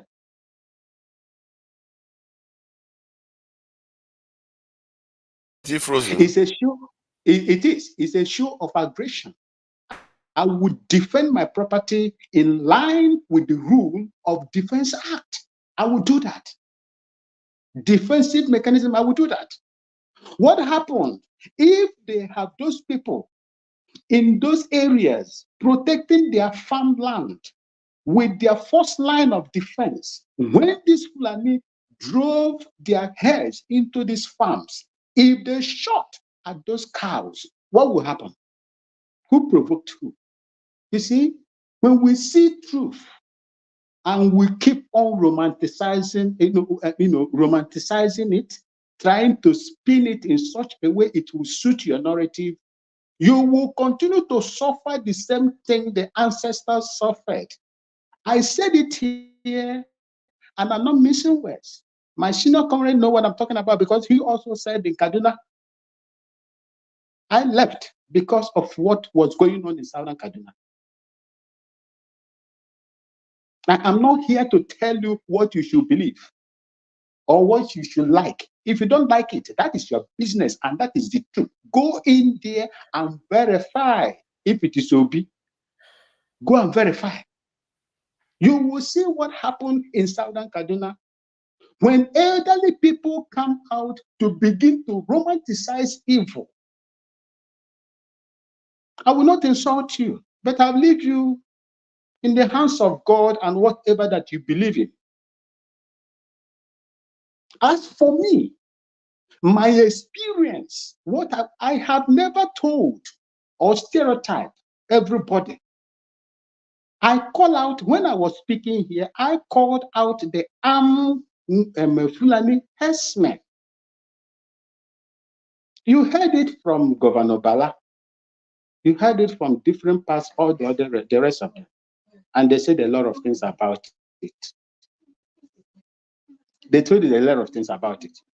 But what are you people doing? They told you that they value their cattle more than the life of a human being. These are the things they say. If someone comes into the House of Assembly and repeat the same, the same thing, then what will you say? The problem we have in Nigeria today, the lack of foodstuff and everything, is as a result of the attacks in the farmland. Where how many farmers has ever gone out to attack the herdsmen when they are in their place? How many? They always march through the farmlands. And when we come out here, then we begin to romanticize things that are happening, things that are obvious. People are complaining of a bag of rice today. These people cannot even go to their farms because of the activities of these armed Fulani herdsmen. Call them by their name. The World Terrorism Index called this armed Fulani, not the other civil Fulani. Armed Fulani herdsmen, the third most dangerous people in the world. That is what they call them. I did not say it. And most of us here, when they said the IPOB is a terrorist group, we celebrated it. Hey, IPOB is a terrorist. IPOB is a terrorist. But your court has in all time at Enugu High Court de-proscribed what they proscribed. There is no other court that have set aside the ruling of the High Court in Enugu, the Federal High Court in Enugu. But we will sit down here today and call the activities of the man in Finland. Is that not terrorist? Hold on, senior comrade. The same way when the prison issue happened in Douglas Road, senior comrade, what happened? They said it was IPOB, Mazen now the kind of commander, then without any investigation. Was it not? They said that. But till today, even the hopeless those are danger also came out and said it was not IPOB. But the rest of the Nigerians didn't believe it. If you, for those of you, I think KJ, are you from Imo State? If you are going to Douglas House, there are massive CCTV cameras mounted in that government house in Douglas House that can pick HD cameras. Up to today, the CCTV footages of those cameras have never been made known to anybody. And every time we come out here, we begin to, oh, IPOB did this, IPOB did this, without no thorough investigation. You see, well, I will leave you people with whatever that I have witnessed. And I'm telling you people today, the act of 400 years ago has a way of repeating itself. In my mother's ancestral land, in Obingwa, we don't have land for cattle ranching. If you want land, come and buy. Is it not the same people that are about to pass this bill now, asking the federal government to give them land? When Senator Zam said where they come from, it was Senator Zam, my brother Abba, my elder brother Abba. It was Senator Zam in that bill that said they should go back to their state of origin. He did not say go to Futajalon and open up their own. That was the debate. And that is the real, clause they want to remove from there, so that they will have access to the various states in Nigeria to open ranches. And remember also, my senior elder brother, or my elder brother, that cattle rearing is a private business. It's a private business. If you harness it well, I did not go and collect land or meet the Ghana government to give me land. We got our land and we set up the ranch. Why can't they do the same thing? There is huge money in it. And if you don't take care with it, it's a very dirty job to do. I can assure you that. It's a very dirty job to do. But if you really want the money and the milk, the beef, the hides and skin and everything that is there, you need to work for it. There is money in it. It is a multi-billion-dollar investment if you are able to do it well.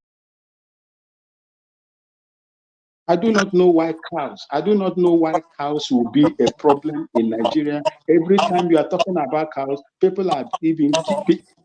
I can hear myself at the background. Can you mute? I don't know the reason why. Cattle don't meant to roam about. The more you roam cattle about, the more you make them less beefy or meaty. They will become athletic.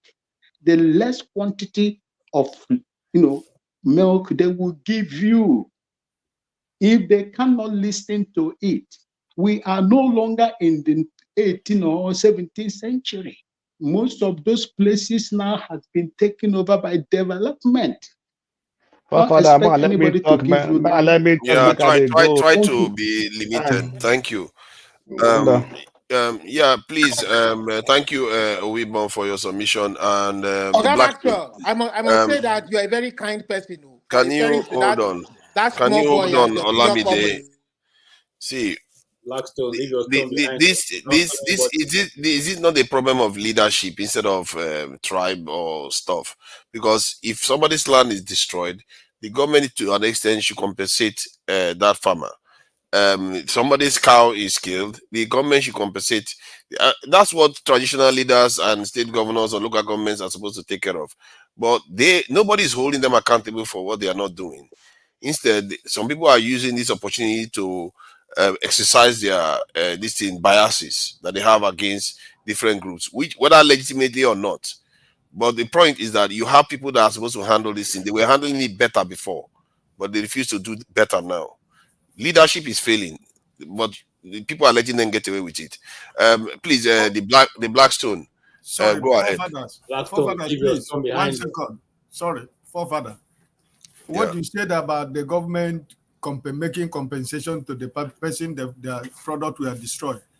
Why are you making compensation? Why not prevent that destruction instead of compensation? Because if the government is paying for it, then they don't want to waste money, so they are going to go after the damaging stuff. And there are certain things you cannot prevent, like accident and all of that. You just have to have a provision to compensate. So that is John, forefather, suspend John Abba. He's always bringing in hate into conversation. You have to suspend him for 5 years. I don't hear any hate from it at all. You have John Abba don't engage. You don't have that moral compass. Suspend him. Your generation. Come on, don't do that, John. I will take both of you backstage now. You don't have that moral stand, not in your generation. Are you kidding? Suspend him. Don't do that. Don't do that, Ferrari. Are you kidding me? This man is a pure hater who do not have a moral compass. You're going to talk that you suspend me? Do you know how many years? Do you know my time I've invested there? It's an insult to your generation. What are you dare to say that? Leave him.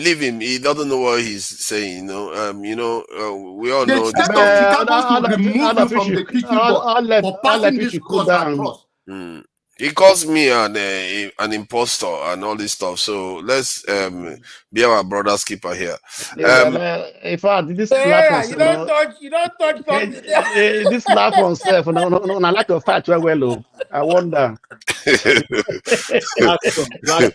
Blackstone, don't throw any stone. Keep your stone, so No, I don't have stones to throw. Don't worry, I'll keep them. My stones are gold, that they are diamonds. So I don't throw them out anywhere. Exactly. Anyway, thank you so much. Anyway, I've been listening to everybody. One thing of all the discussions everybody have talked here, one thing I found that nobody have ever provided a solution. We are just talking about the issues, ranting around and everything. So we know that the issue is there. We know the issue is there. So what is the solution? That's where my whole issue lies, you understand me? Nigeria is a complex society, right? And sometimes let's go back to this our democratic dispensation right from 1999. 1999, when Obasanjo was ruling, we don't have this issue of the farmers' herdsmen, right? When that was there, it was not there. When Jonathan was there, it wasn't there. When Buhari came in, this issue started. So have we ever sat down to think about what was the Buhari mindset regarding this Fulani X-Men, right? We know that Buhari is a cattle rearer, it's a farmer, it's a cattle farmer, right? And he came out to support his people who are cattle rearers, right? And if you let us also go back to these people who are talking in the Senate, in the House. Most of them also are most of these cattle belongs to them. These S-men that are just pushing the cattle from here to there, these cattle do not belong to them. They're just taking care of this cattle, rather than trying to find pastors for them, right? That is why it has become so difficult for them to come to a conclusion what to do and how to solve this problem, because there are so many personal interests, personal, if I may try to protect their own interest, not the interest of the people, not the interest of the farmers. So if I am a cattle farmer, I have cattle, and I give it to a cattle rearer to be ready for me, I will fight for him. I will fight for my cattle. I will fight for them to have that privilege to take the cattle to anywhere in the country they want to take it to. So this realize the issue. So it's not because these people, and you know that when they lost one of these cattle, it's for this a big problem. It's like they have to be held responsible to find that cattle or replace that cattle. You understand me? So when Buhari came, he did. In fact, Buhari has an agenda, right? And I don't know if I'm right. I think there are two groups of people in this world who has no control of their own: the Fulanis and the Gypsies. So let's look at it from this angle. The Fulanis are interested in Nigeria, and this issue of cattle rearing, trying to telling the state governors to provide land for them is just a means of land grabbing. They are finding a way how to settle down and begin to expand. And begin to expand in every state whereby they have the opportunity to have land. And we all can still remember what most governors did when Buhari was there, when this issue of when they came out with this ranch. Most of the state said, come to my state. So God said, come to my state, we will give you land.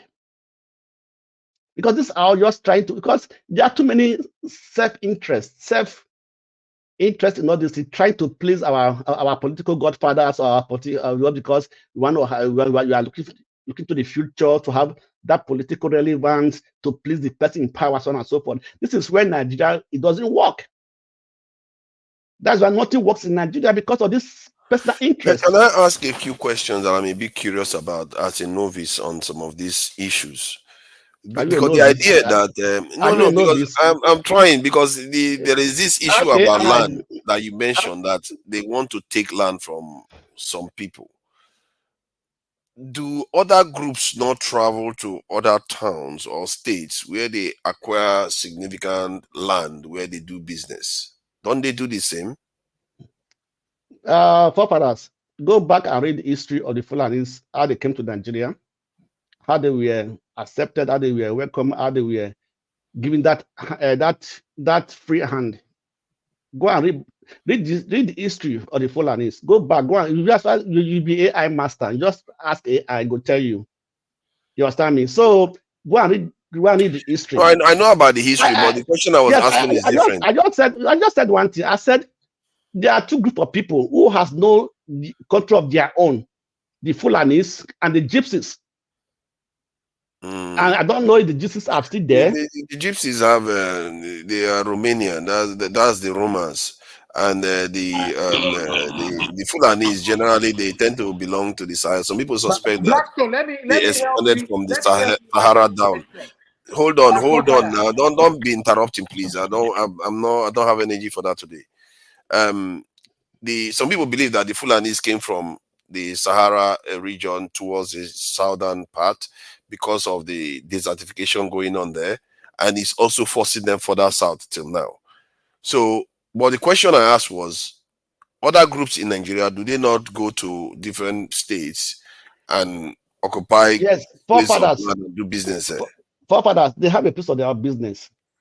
What is their intention? Are they going there because they want to settle down there, or are they going there to grab more land, to take over, to grab more land? You understand me? There's a But they get difference more between, land by default if they are excuse me, successful. wait, forefathers. The question you should be asking forefathers is, when those other group of Nigerians go there, do they go to harass the state government to give them land, or the federal government to give them land and develop a place for them?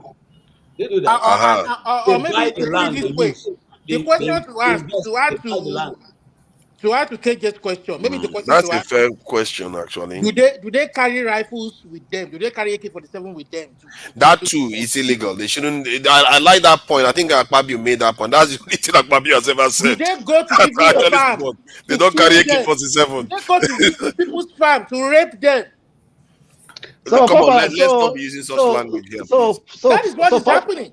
So, Papadas, this issue, you understand, the Nigerian politicians knows the solution, but because of their personal interest, they don't want to offend people in high places, because of their political agenda, or the future of their political process, and so on and so forth. You understand me? And this, like I said, this cattle belongs to those people in power. It belongs to them. Don't you think that the trick that they are playing is that they are having people fight each other instead of holding them accountable for not doing their jobs? This problem shouldn't be a problem by any nation that knows how to manage this in their realm. It shouldn't be a problem at all. Forefathers, when a people or a country always politicize issues, it becomes very difficult to solve. It's not that difficult, actually. Let me finish. You just use the word not that difficult. So that means it's difficult, not that difficult. Because when you put your personal interest first before your nation, you're not going to solve any problem. Sorry. Yeah, but there's also people from excuse me. Buhari was a farmer, a cattle farmer, and he has a ranch. So why was it then not making that trying to make a loss? You can also buy your land. You understand me? For example, let me give you an example. In Sudan has more cow than Nigerians. Are we having these issues of fighting over cows, or cows going around going to people's farm and everything? Cow is, in fact, in Sudan, in Southern Sudan, I think cow is what is used to accept a rich man, a big man. Cow is what they use for bad price. Most of people understand the culture there. That is different. And they're not fighting each other over that. We don't have that culture, but we have cows. Then why are we having issues? Why are they fighting other people? Why are they using it to destroy other people? That's to tell you that they have an agenda. They have a different agenda. You understand me? Because, for example, in the early 70s, 80s, or 2015, we don't have the crash between farmers and herdsmen. It wasn't there. So what you see what you are doing now? Let me confront the point you are making, because this point is very important. We are missing it. You are focusing on them. You're not focusing on your leaders that open the gates. You're not focusing on your leaders that allow this to keep happening. Yes, Buhari allowed it. Buhari allowed it. Let's be clear. How about the Edo governor? How about the Delta? What are they all doing? Well, I said because they want to have that political relevance, they played to what Buhari wants. No, Blackstone. Hold on. You see, we have a clear record of how this thing started in Nigeria. Let's not mix it up. It was envisaged in 2015 or 2012 that Jonathan may not go. So a committee sat, and I'm going to quote the names. His name is called Kawo Baraje. Okay, he was then in the APC, or that one of those parties that Buhari was. They sat and decided they're going to go outside and get these guys in that will cause mayhem if Jonathan decides not to leave office, if he loses, or even if he wins. Now, this went on, and so they went, led by El Rufai. El Rufai himself has said it on national TV, that they went and brought them from Mauritania and all the places he called. It's there. It's there. I mean, internet don't lie. It's there. So we know how it started. It was recruited for to make sure that the government of Jonathan is made impossible, and at the end of the day, he will leave office. And then there were some promises made to them. And I give another example. The same thing happened with the former governor of Abia State when he was working with one guy called Okosisi, okay, who was a very notorious man in Aba. And he knew he was going to lose the election. So he went to rent that guy to help him make sure that he stays in power. When they finished doing all they were doing, and he refused to live to the promise he made, the guy decided to take Aba as his own booty and got his guys, and they were collecting rent from people, collecting tax and everything. He became the government in Aba. And then eventually he used the federal force to eliminate the guy. Now, why am I saying that? It's exactly the same thing that happened in the north. But in this time, the promises made to the guys were not lived up because they were promised so many things. I don't want to go into that. Anybody who cares can go search it out in the internet. That's how even Boko Haram started. That is how they got to the point where I agree with you. All these things are happening, but in the end, it's still leadership. Am I saying that there is no agenda for expansionist beliefs? Almost every group have a form of expansionist ideology. Let's make no mistake, especially the big groups. And at the same time, you still have amongst them the ones that are actually criminal. The leaders themselves can deal with these things. How do you think we used to deal with it before? The Fulanis have always existed. It's not like they've never existed. They've always been around. No, forefathers. They are. I will that say. And let's try to differentiate these present Fulani people and the previous Fulani people. You understand me? I let me use that word to people because, like what KJ just put out, you may see that this Fulani president, they came for a revenge. They came for a purpose. You understand me? They came for a purpose. Not because they are actually cattle rearers. In fact, the farmer they go with stick on their cow. Why you can AK-47 to working with you, going with cows? Does cow fight them? You are still focusing on them. You are not focusing on leadership that should stop these things. Yes, leadership. I told you before. I said they have interest, and these cows belongs to them, and so they're not going to stop it because this cow belongs to them. I thought you said they have other ulterior motives, not the cows. That's what the ulterior motives that we are not going to stop it because we are. If you are going to stop it, we're going to take care of our cows. They don't need guns to take care of their cows. They used to do they used to do the same thing before. That is, you are not your logic is not adding up. They used to do the same thing before without killing people. Why now? I told you that's what KJ had just narrated is what led to them carrying AK-47. Not because of the cows. Forefathers, let's go this way. Yeah. Let's be open and be realistic. Let's be honest in the best way we could. You are from Benue State, and the people of Benue State have good people and bad people. And somehow, there's a call out that the whole Benue people are bad people. And there are good people that go to farm, take the animals to the farm, and they risk their life because of name calling like this, that all Fulanis are bad. In the olden days, when Fulani goes around, they only carry stick with their cow. They never carry a gun, right? When you think that their life is at risk, only thing I would take from the Blackstone is that those people are also as poor as anybody. They are raiding this animal for the rich people. So everybody, all of them have interest there. So we're going to speak reality to issue. We have to draw the contrast that there are militant Fulani people that have a different agenda than this Katie Rora that are going about their business and which some of them are reckless in their business, especially passing through people's farm, which I condemn.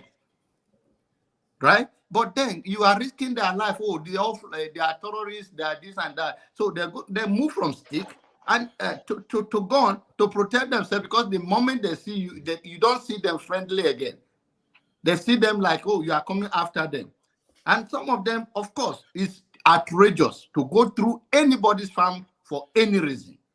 But then let's draw the contrast. The name calling of Fulani not even knowing for only through the farm. We are just talking about the farm today. They also call them terrorists. Yeah, so let's be honest about all of this. So you're going to let your people be invaded because you think they are all Benue State governor who will let their people be taken over from outsider? No, you will empower your people. Remember, when David Mark was the Senate president, he empowered the villages that they were attacking. It's the same autumn that you are seeing that they are calling hero because he's going around flipping today is a PDP, this and that. It's the same autumn that removed all those things from their hand. So let's take care of your people. If they violate the law of the land, yes, let the law be enforced. But you are talking about you're going to risk their life, and they'll be moving around. Innocent Fulani man that is moving around will be risked by your calling out that, oh, they are all terrorists, and you think somebody that have interest will not equip them? Come on. And this is why I'm going that the people of the state have power to control them. What Jonaba is saying, they can round up. You see, Jonaba, I want to tell you a personal story. You see, most times I tell personal story because some of these things I've dealt with. When I was in university, I used to have a Ruga. They used to have a Ruga by the place I used to live. Okay? And they had plenty of cows.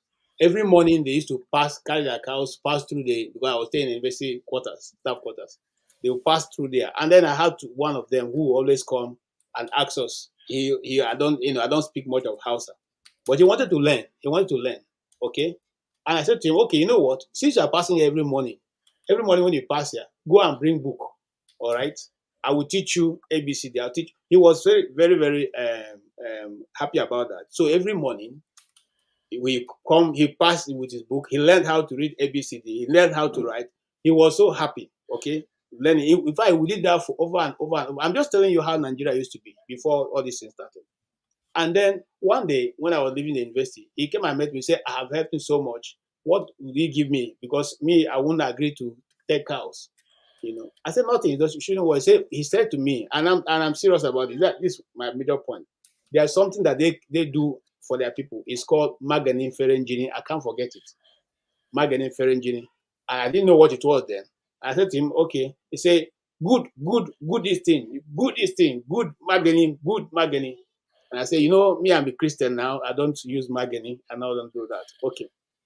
Now, why am I saying that? Later on, I met a friend of mine who's Hausa speaker. He said, "Oh, it's called medicine of good luck. It means that you have that's their specialty. That's the Fulani man's specialty. They do it for you. You have good luck anywhere you go. People will just do stuff for you and all that. Why didn't I take it?" I said, "No. Now, why would I take it? God's already doing everything for me. Why am I going there?" And then this was the relationship we used to have with those Fulani people who have been in Nigeria. We didn't see them as anything. We saw them as fellow Nigerians. Until the political class decided that Jonathan is the worst thing that happened in Nigeria and he must be removed at all costs. They went to Mauritania, to Mali, to Sudan, to one other place to go and bring these people who are now ravaging Nigeria with a promise that they are going to give them land when they eventually take over government. When they took over government, they saw that it was impossible to give that land. They said to give them, remember when the government paid them $100 million naira. Everybody we all know that. So let's not behind these things new. They paid them money, which was delivered by Nasir el Rufai himself. He led this. He said they went to the forest to go and look for them. Okay? Now, when that happened, they slowed down for a while. But eventually, the purpose was before now to give them land. Okay? So now, they had to find a way to craft into our law to give them land. And so they came up with Ruga. They came up with Ruga. Jonaba was asking me if I was one of those people. When they came up with Ruga, how then do you give a one particular tribe land in 774 local government? The other day, Chim was on this platform, and I said it when I saw the original document. Chim's village was one of the ones they wanted to take over. That was a marked from Abia State. They forgive them now. Make Chim get village again. Chim's village was one of those ones. So what am I saying? This was crafted, and the people foiled it. They foiled it. And since that time, we have not had peace because the original intention is still to give them land in everywhere. No, to grab land in all part of Nigeria. Forefathers, what are you actually talking, sir? You give land to people, a certain group of people in all around Nigeria. And other people are buying it. When you give me a land in your village, or you prepared for it? You pay for it. But them, they're going to be giving land free of charge, sponsored by the government. You are right that I should give you proof.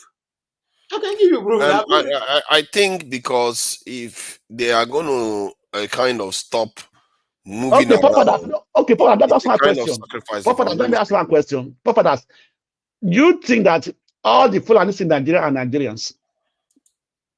Not all Fulanis in Nigeria are Nigerians. Okay, so how are you now going to say we are giving land to the people who don't even know they are Nigerians or not Nigerians? Is there any tribe Of in Nigeria? course, you are going to confirm whether they are Nigerians. Excuse me. I think going to confirm it. You have to have. Do you know? No, Papa, do you know that they were giving? Hold on. Do you know that they were giving NIN number to people who are not Nigerians? Yes, let's say that was happening, but it's also happening on the Yoruba side, on the BBO side.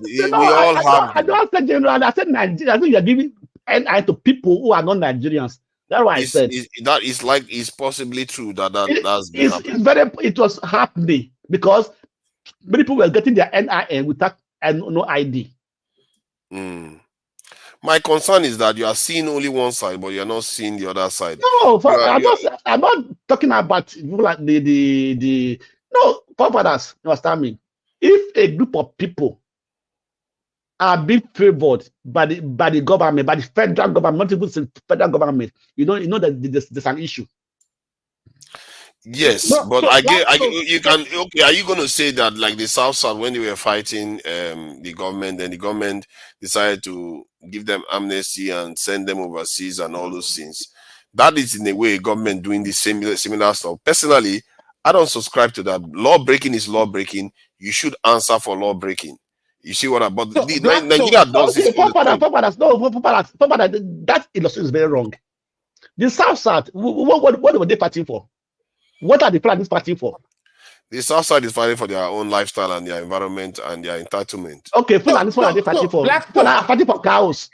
I don't even think they are fighting for something. They are. I thought that if the South side was fighting for their highlight your point. The lifestyle is fishing now. Are they fighting that they are fishing the land? No, now forefather, you are being disingenuous on this. They are fighting for, they want to maintain. Say, Olumide, hold on. If you want to speak, your turn will come. If they are fighting for their lifestyle to go and fish, you can also argue that the Fulanis are fighting to carry on grazing their cattle along routes. So which route? Which route? I don't know. I'm not exactly an expert. I don't have their map. All I'm saying is that I'm just trying to. Because we all forget that there are two sides. Can I more Nigerian than the other? They stop interrupting. Okay, just stop that. Can I contribute? Yes, you get your chance. You guys are going back and forth. Don't keep interrupting people and saying you are being polite. You're not being polite. No. I'm saying you guys are going back you're still doing it. You guys are going back and forth. And I want to contribute.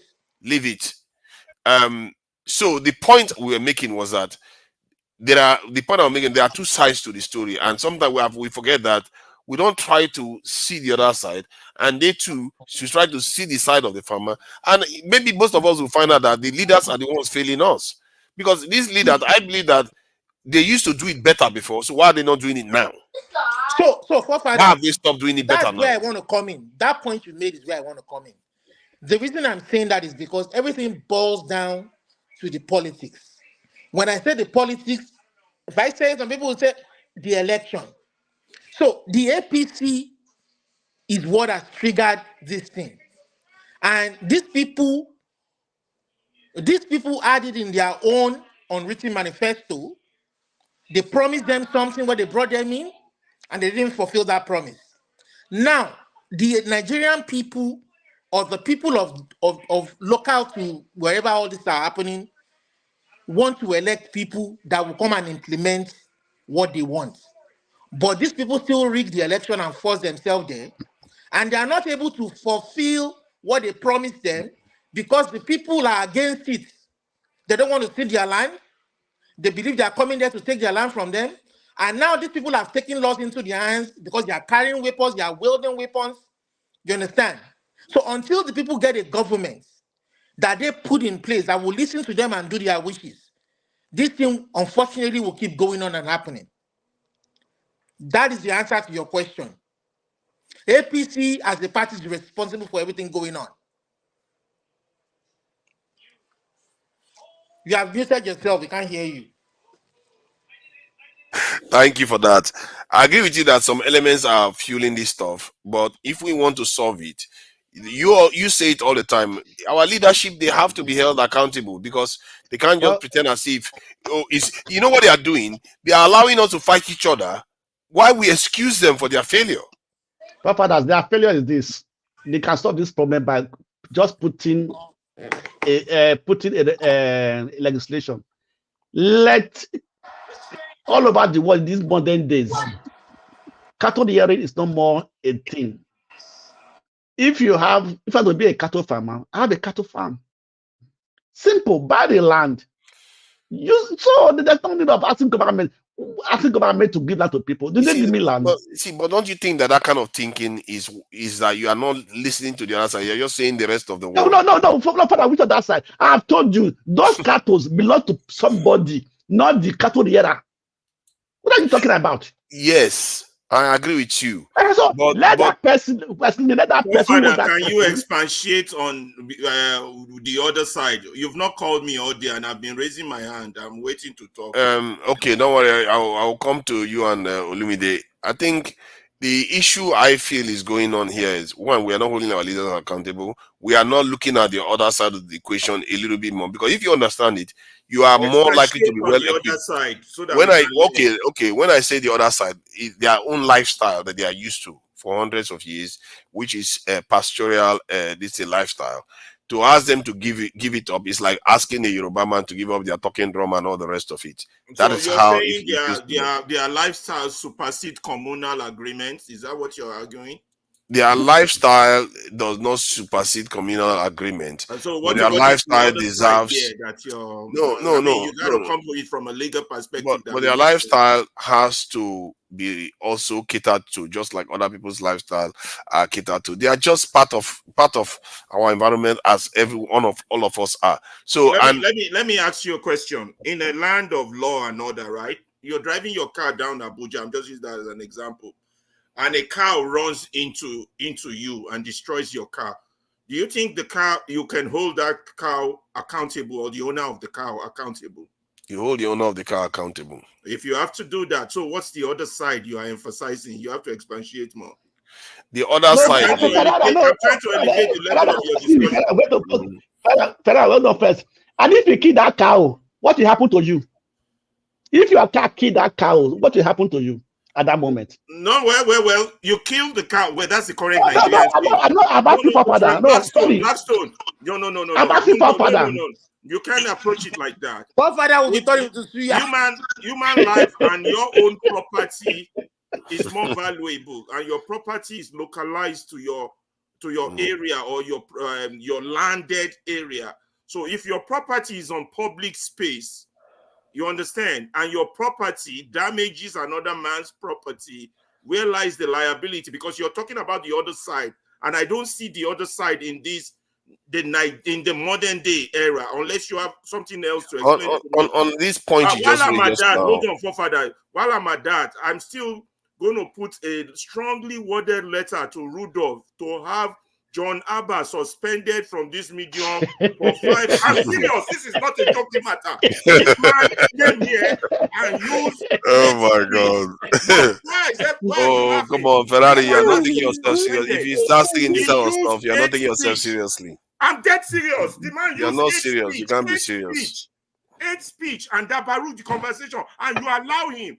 When Okija was Because in charge, he didn't say much wrong. The man used hate speech. What is it? Okay, what is the specific hate speech you are referring to? In case I missed it, what is the specific hate When there speech? was nobody He's that being attacked any defensive. tribe Don't or mind any him. region, this man came here and accused people of hate. Because you don't look at yourself If at you the don't mirror. look at yourselves, You don't look at yourself at the mirror. You don't look at. I wish you have people around you that tell you the truth. That brother, you have people around you that tell you the truth. As a man of God, you shouldn't be embarrassing God.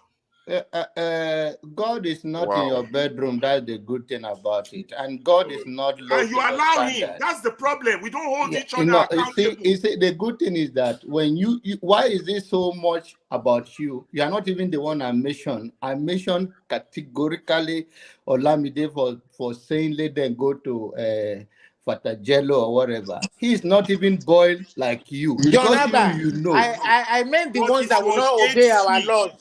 If you will not obey our laws, you are no more Nigerian than the other. Then go you are go no back more to Nigerian than the other. In fact, there are more Nigerians than you, if you don't know. So because so Nigerians are not moderate. Nigerians are not moderate.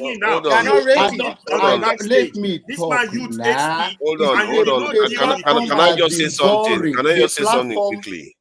Can I just say something quickly? You see, I'm getting a little bit fed up with the way our people behave, and for better or for worse, one way or the other, maybe I will not be here for long.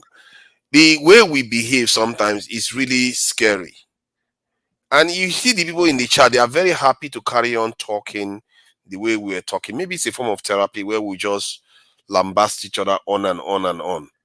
Maybe it's a form of therapy, but for someone like me, maybe for someone like Jonaba, when they hear it, they will just like, what is wrong with our people? Why do we keep attacking each other? And we don't see it, that we are doing it. The fact that we don't even know that you're attacking a whole group, and the other group is watching from the outside, say, oh, look at how they're attacking, or they're attacking. Before you know it, a house divided, guess where you are going to end up? What is this thing? And this is why, personally, the topic itself set us up for this. Because if you lead people in a way to talk about division, you're going to get division. If you lead them in a direction for unity, you're going to get unity. Personally, I'll be going towards a direction of discussion that leads towards unity, because that's the one that actually brings riches to us. The only way to control this or stop this discussion is for the authorities to do the right thing. Stop the killings and bring the people committing this act to book. If you don't do that, I mean, people can't keep dying and you tell us to keep I agree with you. Isn't that what we're all saying? We should be focusing on our leaders. They are not doing their job. What is the point of all this election and all this rigging? They cannot even fix a simple problem like this one. Then we'll keep talking it every day so the whole world will hear and see what is going on. We can't afford to wipe away a race. Olumide, how can we talk about it when people like him twist the topic and turn it into hate speech? That's the problem. You are the same thing now. You're discussing now. You're discussing now. The topic now become argument. We should hold the leaders accountable. Isn't that what Ferrari is supposed to be about? You are supposed to be holding the leaders accountable, but you keep going about the discussion. Why do you keep letting the leaders off the hook? It's their job to make sure they take care of these things. If you are supposed to compensate farmers, do it. If you are supposed to compensate herders, do it. If you are supposed to stop herders from carrying weapons and working in our neighborhoods, get the job done. What is all this excuse you keep making for them? Forefathers, if you are supposed to kill the politicians, kill them. And I'm not. Wait, where did that one come from? Can you stop that kind of talk? This is not the view of Dr. Damages. So this guy is trying to get Dr. Damages trouble. Don't do that here. Don't do that. Don't blame the guy. That country can make somebody go extreme. No, forefathers. What are we looking for? People go extreme. That is not the view of Dr. Damages. That's not the view of Dr. Damages or Rudolph. That's So my that view. is the view of the Blackstone. That's my view. And I think it's a joke. these are the people that are destroying Nigeria. They are destroying Nigeria too much that they don't even deserve to live. Nigerians, It's too much. my brother, I'm going to say this while I exit for now. Now, in the serious note, I hope I always say I shouldn't call him a brother, but Everybody, good night. Sleep well. I will always You be a sleep good, well, the Blackstone. Thank you for joining good us. night, brother. Good night, everybody. I will always say it, brother Ferrari. I'm in a serious note. I know you are joking. I hope, and I mean it. I don't want to make a case between you and I, right? Please turn the mirror on yourself. Go watch some of your comments. If that is your judgment and you are okay, and your brother Olamide forward it to him to say let him evaluate you on this comment and this and that. And if also he say it's okay, and that is define your heritage and your tradition and value that you are trying, we'll leave it at that. But for you being hypocrite today, and I think you should write that letter and mail it to me. If you don't know Rudolph, I'll take it to his house directly. Don't go through the mailing system. That would take too much long. I believe time. you should be suspended for that hate speech. I believe so. You know that you have been defensive. You are the one that brought hate speech because there is no one that is more Nigerian than the others. And I have made it clear that even some of us here that are in diaspora become a citizen of a nation and who will still hate to hear go back to your country, even though it may be what we hear from them that we don't like. And then to tell to me is narrow-minded, is myopic for you to tell African brother who come to a space that you run from. They are more Nigerians than you, to be honest. So, and you tell me that you say then go back to where? Go back, say, let them come through even Nigerian kill Nigerian, whether Igbo kill Igbo, it's not accepted. Any kind of barbaric act against humanity should not be tolerated at any level, at anywhere. So, to shift the goalpost to what I think you are joking, but even if you are at that, please ask yourself, why are you tolerating it? Why are you twisting it? Brother, have some temper. I don't know even why they make you teach. I don't know. If I know the school, is he a teacher? Yeah, he's a teacher. For God's sake, I don't know why you teach, because the temperament and the way you look at the way you wipe your hand, you are in. I think you see that's why Nigeria only prosper in other countries, because this thing you are doing. Trust me, if you do it in your class and you do it in your meeting, you will not have a job by now. Okay, so we always Jonaba, let me say it this way. If I rephrase my word this way and say, my fellow Fulani brothers, for those of you carrying arms, killing people on the farm and taking law into your land by not trying to lawfully apply for land and create your own ranching and follow the laws of the land. If you don't obey our laws and subject yourself not to our law, Nigerian Nigerian law, our law is making personal. That's what I'm saying, that the Nigerian law, federal and state laws and local government laws, you will rot in jail, or if you are not ready to obey our law, the laws of the Nigerian land, go back to where you came from, go back to Futajalon, or you will rot forever in jail. Is that okay? If I no, why did Peter Jalon have to get involved in that one?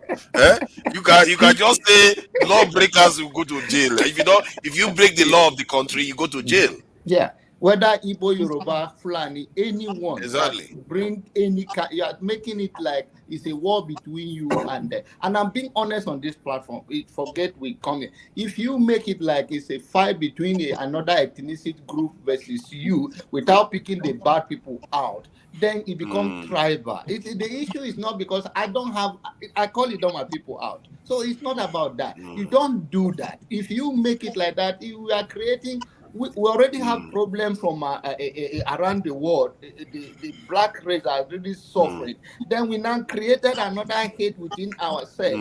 You can tell them that if anyone in the land, even I'm in America, the law did not say, white people is exempted and I'm not. So when we make that comment, that's why I say the diaspora people, we don't use our word like the way we should. And I know sometimes if you are joking, don't use the word our, because no one is more Nigerian than other. We complain about Russian came to take our stuff.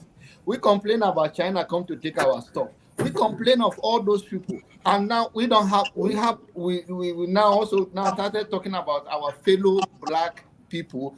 Anybody that is in any land, I'm here. I have to abide by the law of the land. So don't make it personal between ethnicity, our own. No one should be more Nigerian than the other, and any Nigerian that break the law should face the consequences. Okay, my brother John Abba, I want to say something, please, if it is possible. Please go ahead. Forefathers, listen. First of all, I want my brother John Abba, with all due respect, he said that some of us run away from Nigeria. I did not run away. I did not say that. Sorry? I do not say that. You did it? I do not say that. I do not say some of us run away. That is quoting me. I didn't say that. I misquoted, but I heard you said some running away. So I don't know. I did not run away from Nigeria. Right? And I say I do not say that. I said those people that are in Nigeria are more Nigerian than we outside the country because they are in that space. So that's what that we do not call them like the first. Let me clear this. Ike is allergic to the truth. He will deny everything. I'm telling you. You don't even have a moral compass to challenge somebody like me. This is what I told you. You are a teacher. You do not have temperament. You don't have a moral compass than to challenge me. You don't even have a stable life. If I don't want to use the word harsh. Don't do, let please focus on words. Okay, so my brother, I do not say that. What I say that I say it one more time. I say that somebody must occupy that space, right? And those people, nobody is more Nigerian than the other. Yes. So I was trying to tell Olami the way he say our.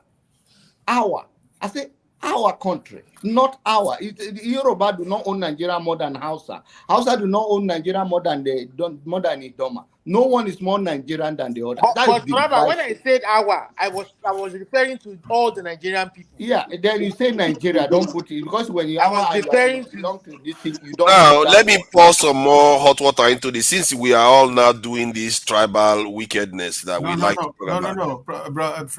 Okay, you're not finished. Okay, please go ahead. My brother John Abba, it is true, nobody is more Nigerian than others. But I want to ask you a very honest and sincere question. Nobody is more Nigerian than others. That is in the piece of paper. But in reality, in practical terms in Nigeria, are you trying to tell me here that there are people who don't see themselves that they're more Nigerian than others? I don't see that. I think I see you trying to claim to be more Nigerian than the others. No. I just said that in paper, nobody should be more Nigerian than others. In paper. But I am trying to be honest as a Nigerian. Like I did say when I was speaking here. What make you say that? I am a destabilized Nigerian. What's your proof that I think one people, or mention the people that think they are more Nigerian, and this is why you say it? Then we take it. Let me ask my senior brother just one question. One question. Don't do that. Let's respect each other here. Please go ahead. So I believe that if what we say on the microphone, or what we tell other Nigerians that in our heart and heart it is true, I don't think all of us will be in this platform talking about what is going on in Nigeria. But the reality remains that there are people who see themselves in Nigeria that they are more Nigerian than others. And that is why, up to today, they are above the law, right? If other people from other places do certain things, the government of Nigeria will form a military name, call it a name. They go after those people. And there are people who are doing the same thing for over how many years? They are, even the one they capture, they release them, put them in the Nigerian army. We make them, they put them in the Nigerian army, right? So this is my problem. I don't have a problem because that word is a word that is not really that is working in Nigeria. We have to be honest. It is applicable in every aspect of Nigerian life. If you are coming in from outside Nigeria, the immigration officer, the police officer at the airport who sees you as not from one side, the way he will treat you is going to be different than when he see somebody from the other side.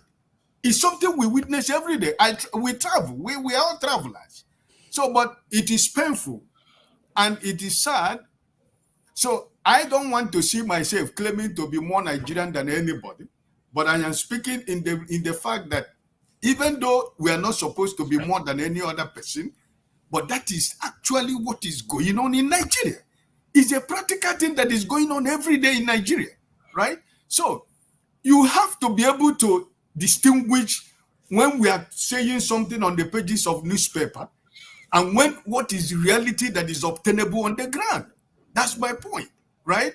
So I do not want us to, see this idea like, Nigerian politicians and, big men, they speak this language, where one Nigeria, where nobody should be more Nigerian than another Nigeria. It is true. I believe in that.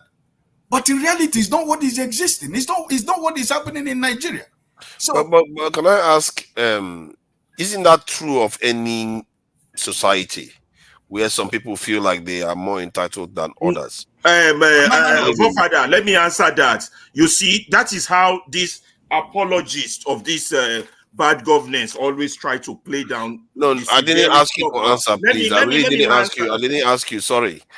I asked him directly a question. It's not for you to answer. Okay, let me answer that to you, my brother forefather. Listen, you live in London, you live in Britain, I think so. And where I'm living right now, before I relocated to this island, I applied for a land to build my house from Nigeria.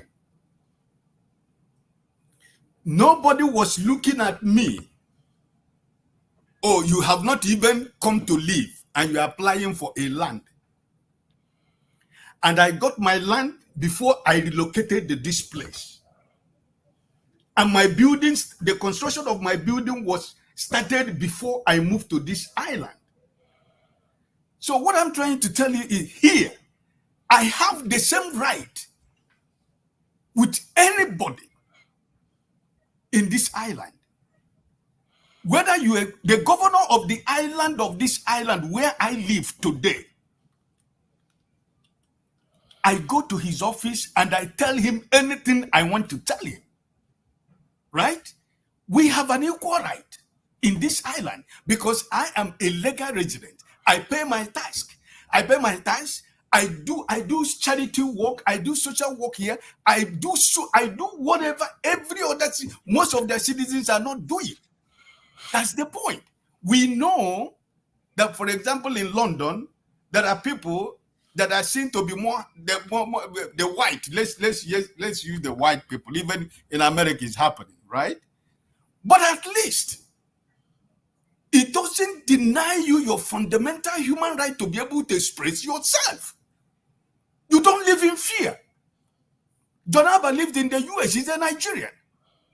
But he's not afraid. Kenneth lives in US. He's not afraid of anybody. You live in London. You're not afraid of anybody, even though you know that in reality, there are always a gap between the top and the other people. But in our own case of Nigeria, they will tell you that they are more Nigerian than you. They will intimidate you. They will make your life, you live in fear because they are controlling every system. You do not have anything, you don't have anything you can do to defend yourself. But where you're living in London right now, the Prime Minister, you can sue the Prime Minister of Britain. It is a fundamental human right. But okay, just tell what about your president of the Senate. Is that man supposed to be your president of the Senate? Just say, okay, you want to sue Akpabio with a very good evidence. Nigerian press will come after you because they are their paymasters. So it's different, my brother. We have to be honest. The thing is, I live in a country where most of the people that rule it come from the south. I live in a country where they have what they call north-south divide. I live in a country where most of the wealth is spent on the south. I live in a country where the resources of the country is controlled by the center. I live in a country that went on to conquer half of the world like that. So we have to ask ourselves, is this truly our problem? But I'm just saying, these are things, realities that we have on the ground. When we have opinions, it have to marry with realities on the ground. But that said, I don't know. Have you finished, Oga? I just want to, like what you asked me, because I just try to answer you to the normal layman understanding where I'm coming from. That, like, Well, I'm living here. I've never, ever, the law is applicable to everybody. both fathers and my brother Ike, I know you are a man of integrity. By the way, I saw whether it's your wife or daughter taking care of you, cleaning around you, and they keep you clean. That's No, let me just clear that, John Abba. Those are the company that clean the offices where I work. So they are cleaning the office for tomorrow. okay. No, That's I'm good. still in the I office. said that's what I said. They are keeping you clean anyway. End of the day, that's what. No. Don't allow my wife to hear that. No, yeah, of course, you have to have a clean environment. That is godly. Forefather, let me Now put let's go to the issue of what. Forefathers. Please mute Forefather. this guy. Now let me respond to what he called me for. Is it not Fashola was a Sorry, I'm governor? muted. Jonaba, sorry about that. Okay. Sorry, I was muted. Let them have their say because they've not said anything. Yeah. But I was Ferrari. responding to what he called me out for. When somebody called you out, you Okay, have to hold on. Please keep it brief so I that will Ferrari can always. have his say. I will. Let me have a say. Just let him finish. He's going to be brief, then you can speak. You see, I don't know how that sit with any normal person. The same people you demonize over and over, call them all kind of names. Now you believe that they make you feel less of yourself or less of Nigerian than yourself. When Fashola was a governor of Lagos State, you know what he was doing, forefathers and the rest? He was giving 25,000 naira to any northerner that want to return to the north with a bag of rice. Go find out. So how is that a Nigerian? How do you demonize or demean set of people 25,000 naira and a bag of rice? Go and find one out. country. Yes. So the notion that any Hausa or Hausa Fulani make you feel less of a Nigeria by any oppression is a lie. It's a community capture. It's a defensive mechanism. You know what? When somebody is a projector, who they are, they say that is what the next person is. Thank you. Then let me. Yes, Ferrari has been around. We have to go turn by turn. Yeah. We are not running anywhere. So okay. Now let's be very real. Let us stop lying to ourselves. Nigeria has two major tribes: those in the corridor or close to the corridor of power, and those that are not. Now, the coalition of this tribe cut across geographical space. You understand? Those that are close to the corridor of power. Now, what the likes of John Abba come down here to do, and you to do is sometimes forefather, and I'm going to address that point, is that when we are talking about issues, you understand, you come, twist it around, that is Abba today, and make it tribal when that issue is not tribal. Let me say, we stop lying to ourselves. The bad people in Nigeria, you understand, they make us feel as if they are doing us a favor. And the likes of Abba come here and repeat that narrative as if Nigerians are idiots. You understand what I'm saying? Now, the bad people make us feel that they're doing us a favor. For anybody, Nigerian, abroad or at home, to come here and say that some people do not have more rights than others in Nigeria, that person knows in their hearts that they are lying. Me, you, and everybody here knows that some people are above the law in Nigeria. They have impunity. They are untouchables. They run the country. Anything they say goes. They dictate to the judiciary. They dictate to the army. They dictate to every organization. civil society. So for us to come here and cloud things as if we are all equal is our reality. It's a disservice to the truth and to our fatherland. There are two types of Nigerians: those who have and those who don't have. Now, how you belong to that class depends on how much you compromise your integrity of those who have. John Abba knows this. You understand? Now, for you to come here and say we are all equal, Fashola did this. Fashola belongs to the ruling class, and you know that. APC ruled us, created this Ruga problem for 8 years, handed over to... Your audio seems to be a bit Yeah, messy. even God Almighty will fight this guy to prison his And we because see he's not Jonaba, come on, man. Jonaba, let this go. Don't do this, man. Jonaba, don't do that. He do not look at Jonaba, let him speak now. finish Jonaba now. is only fair. Let him speak, please, because Let me finish. Go Okay, ahead. now, where I hit you a little bit before, Father, is when you come up with this argument, but we are not the only one. The rest of the world is going through the same thing. You know that is not completely true. I'm here in America. I wasn't even born here. I have written to the governor of my state. He has responded. He has addressed my injustice. I don't have that right in Nigeria. Are you with me? So when we come here and say things that are devoid of reality, we are doing a disservice to how that country can get better. That is what John Abba is doing. Now, this Ruga problem, he kept measuring when my name. So everybody please was let me discussing respond. let me finish. When everybody was discussing it, they were specific to the issue of land use, cow, and some people having rights above others. Those were their topic. John Abba came and turned that into an hate speech of tribal hatred for some specific tribe, which was not what that conversation for 5 hours was about. You understand? That was why I got mad. That why would he do that? That conversation was flowing. There's a problem. Those who have influence of the corridors of power are lording it over those who don't. And those who don't are suffering. And the majority of the people on this panel outline the pains of those that were suffering. Do you understand? John Naba came here tactically, switched that conversation around.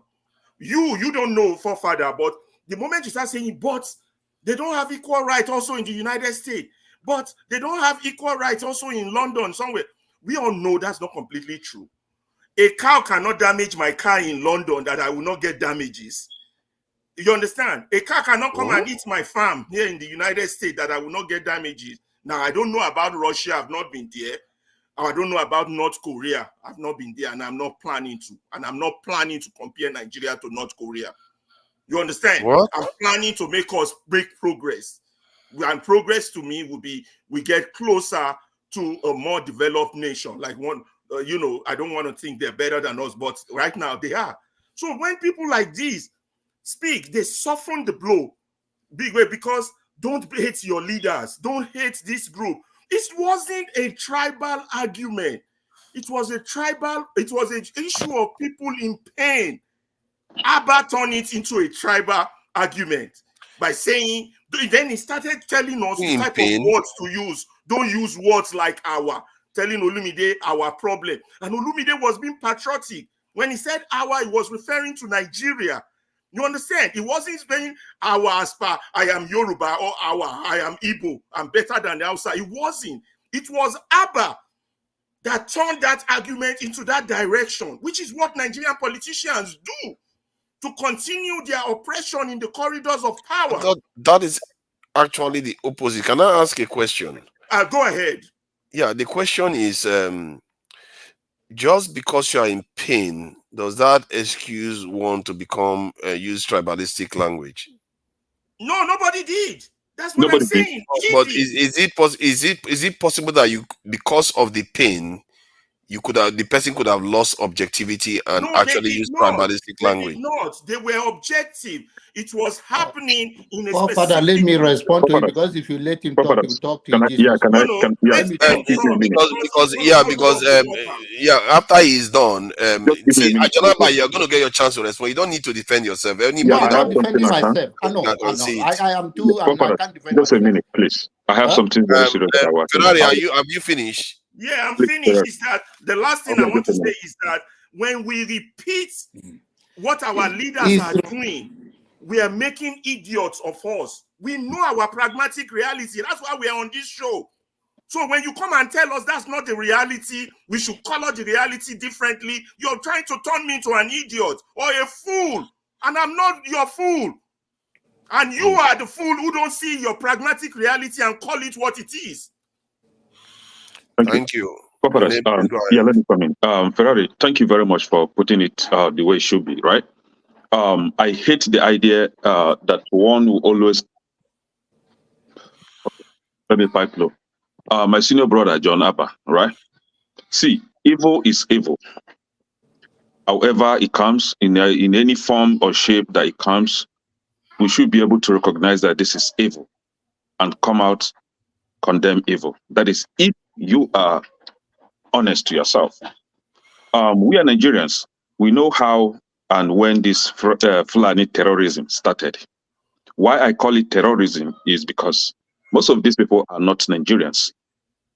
They are invaders. They are foreigners from a different country. But I've never had any Fulani leader. We're not talking about Hausa before you connect it to Hausa Fulani. There is nothing like Hausa Fulani. Hausa people are peaceful people.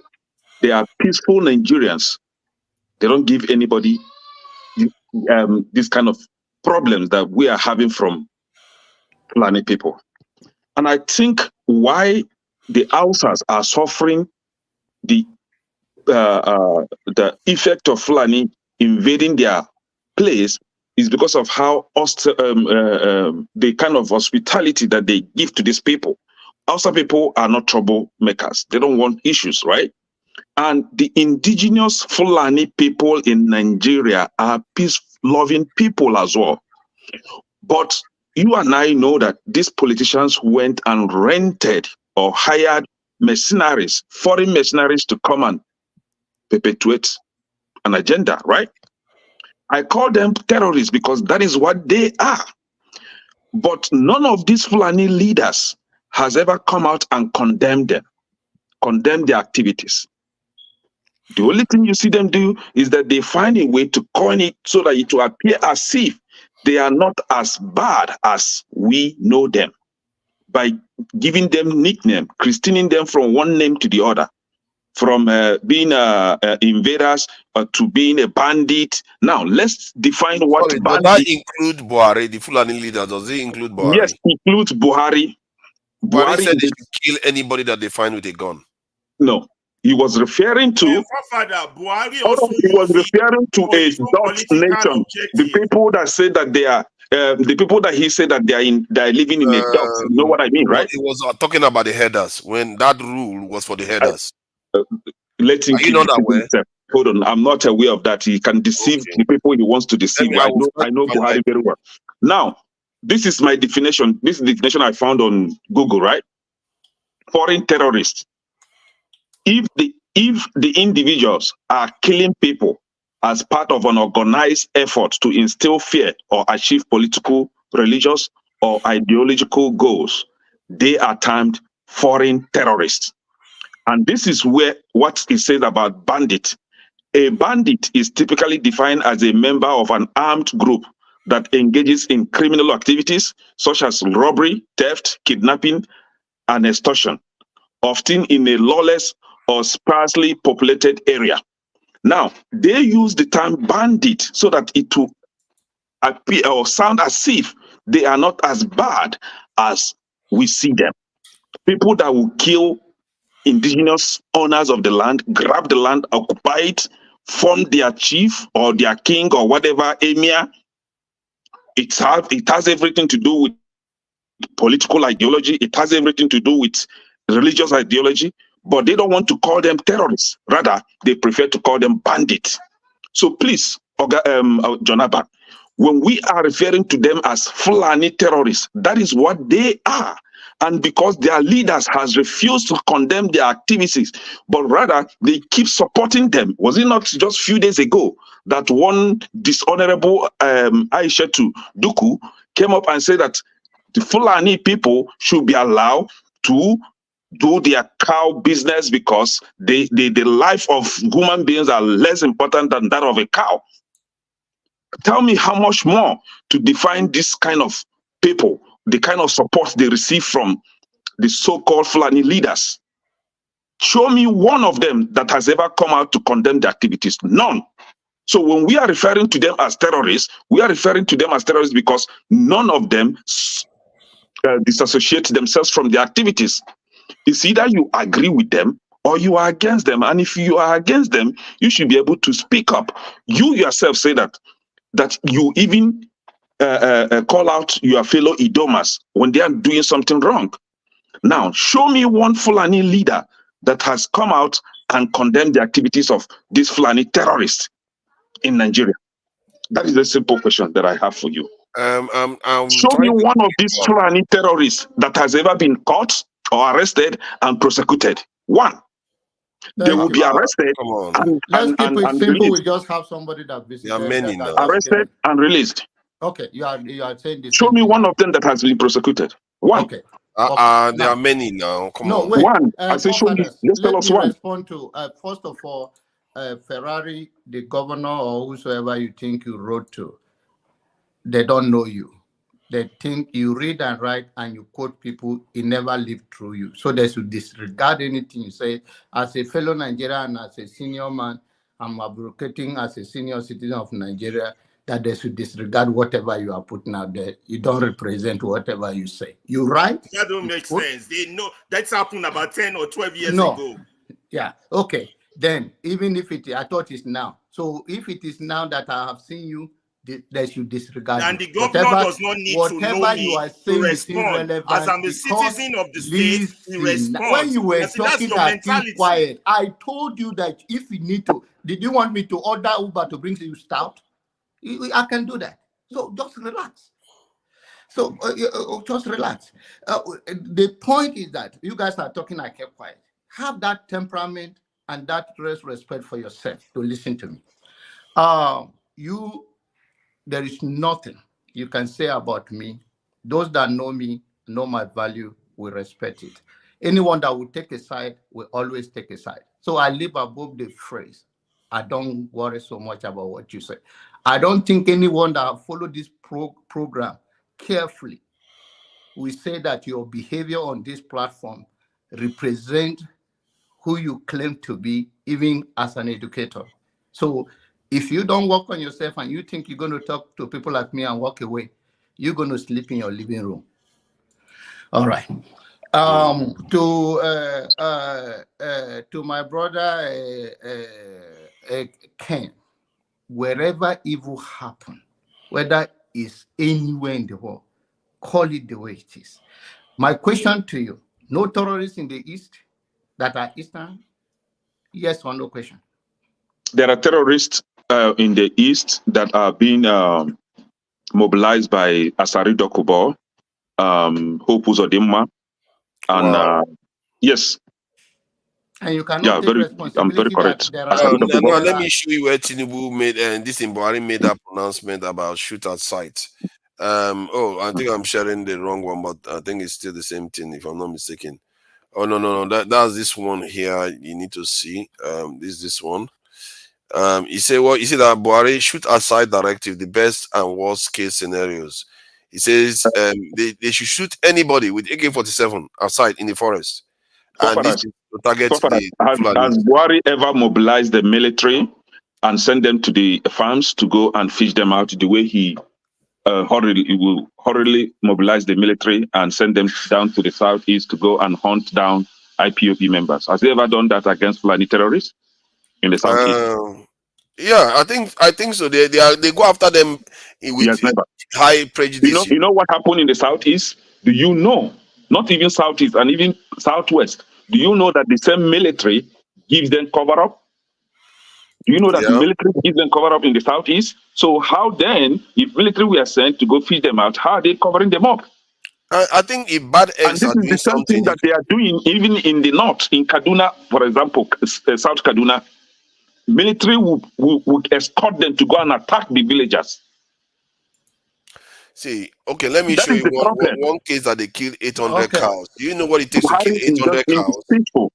Oh, Brother Kenneth, Yes, sir. as we are saying, my brother, all is for the love of the country. We see things differently. There's nothing wrong with that. We will continue to do so. And in fairness to everybody, it all depends on your growth and your view of life. And everybody is entitled to their own opinion and how they see things. When we speak to Nigerian issue, everybody have bias. It's just about the conscience of it that you think to be fair, especially when you put your face here. You want to be fair enough that the history watch you for good. But like I said, there are people I don't put a case with them because they have nothing to lose. The point is that there is terrorists in Nigeria and across, and no terrorism or any crime of any sort should be tolerated. It's all the failure of our government. That they I think there was one comment you made today that I think I should highlight. You said something about not instead of us to target the bad people in all groups. Yes. And that is something we tend to miss when we talk about groups. We forget that it's some people within that group that are causing all these problems. Yeah. And when we think, oh, your thief is okay because it's from my side, then we are weighing, because tomorrow, let's put it like that. If you are a victim of any kind of anything, your mindset will change right away. If anybody attack you and it affect you directly, or any of your loved one, trust me, you will change your position. That's all I can say. All of this thing we are saying that nobody should romance evil. I'm not here to romance evil. Whether it's Fulani, whether it's Hausa, whether it's Igbo, I'm not here. Because if you are a victim, if you got caught in any part of the world and rob or someone close to you get into big serious up to life being taken, I don't think you have the same stand. Jonathan, this is where I differ now. This is where we differ, right? I don't have to wait. I don't have to wait for me to be affected, or for my loved one to be a victim before that's my what I'm mindset saying. change. That let us I already have a changed mindset because it's happening to fellow human beings like me, and it's painful that it's happening to them. Jonaba, please let him.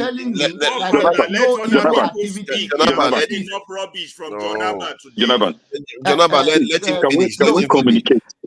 Yeah, can we communicate? Ferrari have no moral compass. Jonathan, can we communicate? When we were talking, I did not interject. Jonathan, right? I don't have to wait. I don't have to wait for me to experience, for me to be a victim before I call it out. I don't have to wait for my family to be affected before I call it out. I call it out because it's happening to my fellow human being. I don't care where you're coming from. It's happening to people like us, not cow, right? Okay. But you were calling no, Jonaba, don't reply, please. You were referring to a tribe. You see, that's what I'm talking about. So that when we talk about this, we don't call out the bad people in there. We call out the whole tribe. But finish your point you're making so AY can speak. The Fulani herdsmen that are destroying people, terrorizing people, is the people, the very people, or the very group that I'm calling out. Fulani terrorists. How else do I describe them? Is there any other name to describe them? Fair point. No, because you're talking about they came from foreigners. It's fair point. I think you did qualify it, to be fair. Go ahead, Kenny. No, the thing is, just like Ferrari said, right? Whenever you call out these Fulani terrorists, Jonathan will always want to twist it. I don't know if Jonathan doesn't really listen and understand what one is saying. I think Jonathan is also correct. He's saying exactly the same thing you are saying. You are just being. So please carry on. He's saying the same. Jonathan, leave it today now. Why are you going after this most strongly today? No, I'm not attacking you, Jonathan. You are my senior brother. I'm not going personal. I'm just trying to help so that we'll learn. I don't need your help, brother. I don't need your help. No. Hold on Oh my now. goodness. I know you senior me, but sometimes you receive help from the younger one. Just as Not much in as this the way. younger one Benny, receives don't help let them from you. bamboozle you Do with you that understand? seniority We don't know nonsense. it It all. means nothing. Do you understand? We don't know it all. I don't know everything. No, I don't too. But we are speaking the same thing. I say that evil should not be tolerated across the board. It's the same thing. But the only thing I say You may differently need my from help. For you are example, if kind I of see a young shielding your boy, own people that there is no bad people there. There is bad people everywhere in you the know world. when you need my help. Huh? Jonathan, you know when you need my help. If I jam you on Nigerian street now, and one guy or a young guy want to blow your mouth out, I could just step in and help you, defend Trust you. me, they won't That's access me me the way helping you you. think. That's Trust it. me, they You know won't that as access an area me boy. the way you think. I promise you that they will access me the way you think. But it's okay. Your welcome from a good heart is always your help from a good heart is always welcome. Even though you wear the Don't hat let that my you are boy not see using. you for Island. The only area I will fault Don't let my boy today. see you for Island. Hold on now. The only area I will fault Kene today is that he denied that there is nothing Southeasterners are participating in the Southeast. That is all Asari Dokubo that is doing all of them. Hope Uzodinma is from Southeast, right? And Hope Uzodinma has people that are loyal to him, right? They are all from Southeast. So I call them out because that's what they are. Actually, you still have part of them in Anambra State, right? But I'm not going to say what I'm not so sure of. No, you are correct. Right? You are correct. So, one of them, the leader of that group, was arrested 3 weeks ago, which IPOB have been saying that they are the one fomenting the problem in Imo State. The lead. I'm trying to remember his name. He was arrested 2 weeks ago. By the GS and then we'll come here, the Nigerian media and useless newspapers will deceive us and will be attacking IPOB, ESN. But you know that better than all this, man. Some of those groups are active in the All right, South. have a good night, everybody. Enjoy yourself. They are very active protecting the land. Understand the difference. Not when they are online. Not when they are online saying bomb police stations and do this. Come on, let's not. Forefathers, if terrorists invade your land, and it happens to be that the people you hope on to protect you, which is the military or the police, are the actual people giving them information and even giving them lead on how to attack your land, what do? You make a case for it, not instruct people to. You make a case, you'll be arrested because they've already tagged you, they've already prescribed you as a terrorist. When your hands are clean, when you are never a terrorist, they are the terrorists and they are the one tagging you terrorists. Right? So you what do have you do? leaders, you have Southeastern leaders, you have Peter Obi, you have so many Soludo. No. We are not outers, right? We are Igbos. We protect ourselves. We don't wait for anybody to come and protect us. We defend ourselves at any time. We are independent when it comes to that. So we don't wait for anybody to come and defend us. Anybody will believe you when you say Southeasterners are not part of what is causing some of all those problems. We had people say that they are not even. Why are you repeating this thing again? Are you referring to the Southeast in its entirety? Some Southeast, not. And that is why I said that Hope Uzodinma is from Southeast. Hope Uzodinma has people from Southeast that are loyal to him. They are all in this together. And is it the one causing all the problems? Only him? I said Hope Uzodinma has those that are loyal to him from the Southeast extraction as well. They are Southeast, so he's not doing it alone. Right? And Oga Kete here even added that one of them was caught a few days ago. He's from Southeast. Yeah, but is that person that was caught a few days ago, was he on that whole I'm just trying to get to the bottom of something here. You are confusing these things, and we have put it in context. I asked a specific question. The person that was caught a few days ago, was he under Hope Uzodinma? Hold on now, I'll answer it. On this platform, we have invited Professor Chidi Odinkanu, who gave a brief of what has been happening, who has done investigation leg to leg. You didn't still agree that one. Now, Ebibeagu, which is a formation of Hope Uzodinma, the leader of the group, who the Igbos have been accusing is the one doing the evil in that part of Nigeria, was arrested less than 2 weeks ago by the DSS because he was caught complicit in the action that was taking place in Imo State. Now, it does, and you are still asking, is he working with? He's the leader of a Bibago, who that was established by Hope Uzodinma. And Dave Umai. Enemies. Okay, So so all these things now. the question is Hope Uzodinma responsible for all the violence you see in the Hope south? Uzodinma and Dave Umai are responsible. Me, Kenechukwu, I'm saying it. Hope Uzodinma and Dave Umai are This is responsible. not the view of Dr. Damages by any means, or That is my own. I said it's my own. I take responsibility. Yeah. Okay. Let's This is allow my own. I take AY. responsibility. Thank you I for won't joining us, this KJ. one now. This one is a heavy one. You made me to remove my. He's responsible. Okay, He's very responsible. let's welcome AY to the discussion. Please, AY, what do you think about this? You've been listening now. What do you think? First of all, Father, I'll be here for like an hour. If now you were able to recognize me. Thank you for allow joining this us, people, that is so unfair. That is Yeah, one. The second thing is, so today's topic is tribe and ethnicity. That's the only topic you guys have. It's not tribe and ethnicity. I don't know how I got into this one actually. Yeah. You were just talking about this Fulani, herder stuff. What's going on, man? Well, I will start. It is a shame, to be honest. The way we discuss issues in Nigeria. Sometimes I still believe that most of the issues are waste of time. And a lot of us that come here, all we talk about is tribe. And you say you want the country to be good. I don't know how.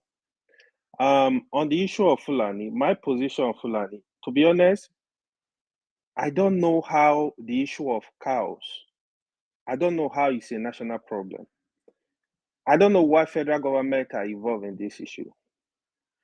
In 2024, I don't think cows should be moving around. Nigeria need to treat it as a personal business. The Fulani that have cows, let them treat this thing as a personal business. Go to a state you want to do business, buy land, rent a land, whatever you want to do, and set up your business. Fulani are free to live in any part of Nigeria, but they need to. Issue of Ruga to me is out of it. If I were the federal government, I think they should allow state to handle this issue. If governor decide to say, okay, I'm going to allow Ruga in my state, let it be. But if I were in their position, give them a mass, look for a land for Fulani. Okay, this is your zone. You can do your business here. I think it's unfair, especially like I know before Fulani used to move around, but with what is going on now, and farmers are not able to go to farm, this thing is causing crisis everywhere. I think they need to stop. They need to stop, seriously. That is on the issue of cows. The other issue Ekene was talking about, Ekene was just here defending IPOB. I think he's a member of IPOB. I wanted to ask him, are you a member of IPOB? Every time he defended IPOB, he defended Mazina Kano. Good, nice. He's an Igbo man. He defended that region. KJ follow suit. No, Igbo people are not killing people. They are not causing problem. Igbo people are not causing problem, but criminals in the East, they are the one killing people in the East. They should call it what it is. If you can call Fulani out, I tell you, Fulani herdsmen, what they are doing, how come you know so much about that tribe, you don't know nothing about your tribe? KJ just mentioned here that Professor Odi Kalu was here. Oh, he explained, Odi Kalu specifically said most of the killing that are going on in the Southeast, they are IPOB or ESN. The video is still there. Go back and watch it when he was here. I was here. He said it. He specifically said it. I don't know what KJ is trying to defend. If we want the country to be good, we need to tell ourselves the truth. If it's our brother that is committing crime, that is making Nigeria not peaceful, call them out. Call them out. You can't say because it's your brother is killing people, is committing crime, you gonna protect them, you gotta defend them. How do you want the country to be good? It's so funny how we can really point fingers. You cannot. Nobody is more Nigeria than Nigeria. Ferreira, I will agree with what Ferreira just said, right? Ferreira make mention. He said the people that are most that we call that are more Nigeria than other Nigeria, they are from every part of the country, every tribe. They are just subsetting set of people. Ferreira, what I will say to you is the kind of argument you're making valid, but some people, they are looking at this issue across tribe. They think, oh, some certain tribe think they are more Nigeria. It's not correct. It's some people all over Nigeria, across Nigeria. Who are the people? These are the people where you see them with all the military, you see them with all the police. The common man don't have police to protect them. They go to the best hospital in Nigeria. Even when we come here and say, oh, we don't have hospital, we have private good hospital in Nigeria that all, in fact, poor man cannot even register there, cannot go for registration, because even the registration alone, you hear is 25,000. We need to understand this issue. When we keep fighting ourselves, a common man that is suffering in Maiduguri is the same as a common man that is suffering in Rivers State. We need to understand this issue. These are the stuff we don't understand. Then we all will come here. It's a bad tribe. Oh, it's the Igbo, it's the Fulani, it's the Hausa, it's the Yoruba, it's the Kanu. Nonsense. We need to think straight. If we want to fight this fight, we look at what is going on now. Today, I sent a message to Kolata on the channel. Kolata, I was trying to talk to Kolata on this issue. I said, Kolata, I don't know if you saw your forefather. I said, do you believe there is still fuel subsidy in Nigeria? Because I've heard people discussing this. People, educated people, they really believe there is no fuel subsidy. Fuel subsidy is gone. I'm like, nonsense. Fuel subsidy is there. Kolata said to me, fuel subsidy is there. I have made statement here. People like Kolata that support this government, allow them to come on this platform and speak to issues. But because you don't want to see them, because they are different from here, you don't want to hear them, you don't want them to come around. You are fighting them. Let them come. Let them come. No. This is what you said now. It's not correct. Kolata used to come now. I told the right thing now. Used to come. Let me finish. So why? Nobody's talking to Kolata. Kolata will not. Hey, Olumide, calm down. Olumide, calm down. It's too hot. Calm down. So we need to really, there are a lot of issues. Okay, now the last election, part of the problem we had was a result not be transmitted. What have we done as people? What mobilization have we made to the INEC to protest and say, listen, the next election, all the result must be transmitted electronically. Change the law. If there is any state that refuses to transmit result, that result cancelled. We are here sleeping. 2027 will come again. These guys will come. They will do us back. What do they call it? They will do us. The more you look, the less you see. They will do the same thing, and we will shout for the next 4 years. They will come back. We need to understand. We need to learn the tactics. We should stop the issue of fighting ourselves every time. Waste 2 hours, 3 hours, 4 hours here. It's a bad tribe. My tribe is better than yours. My tribe is the one killing people. It's all, we wasting our time. We wasting our time. Except that is why we are here. That's the wrong narrative. Why nobody's fighting anybody over. Okay, thank you. That's my submission anyway. Thank you. Umulu Ole, thank you for joining us. Before you go to the next place, let me just quickly update AY on what happened. AY, what happened is that the last 5 hours, we had a very good moderator and topic was on track. And then that crazy ABA came in and switched the topic into tribe and everything on Dabaru, and forefather allowed him to do that. That's all. Thank you, Umulu. Please go ahead. Umulu. You're muted. Umulu, you're muted.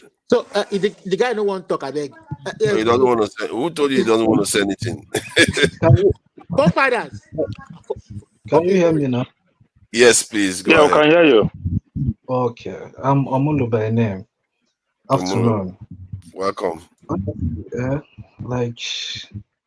The topic is so interesting, very much interesting.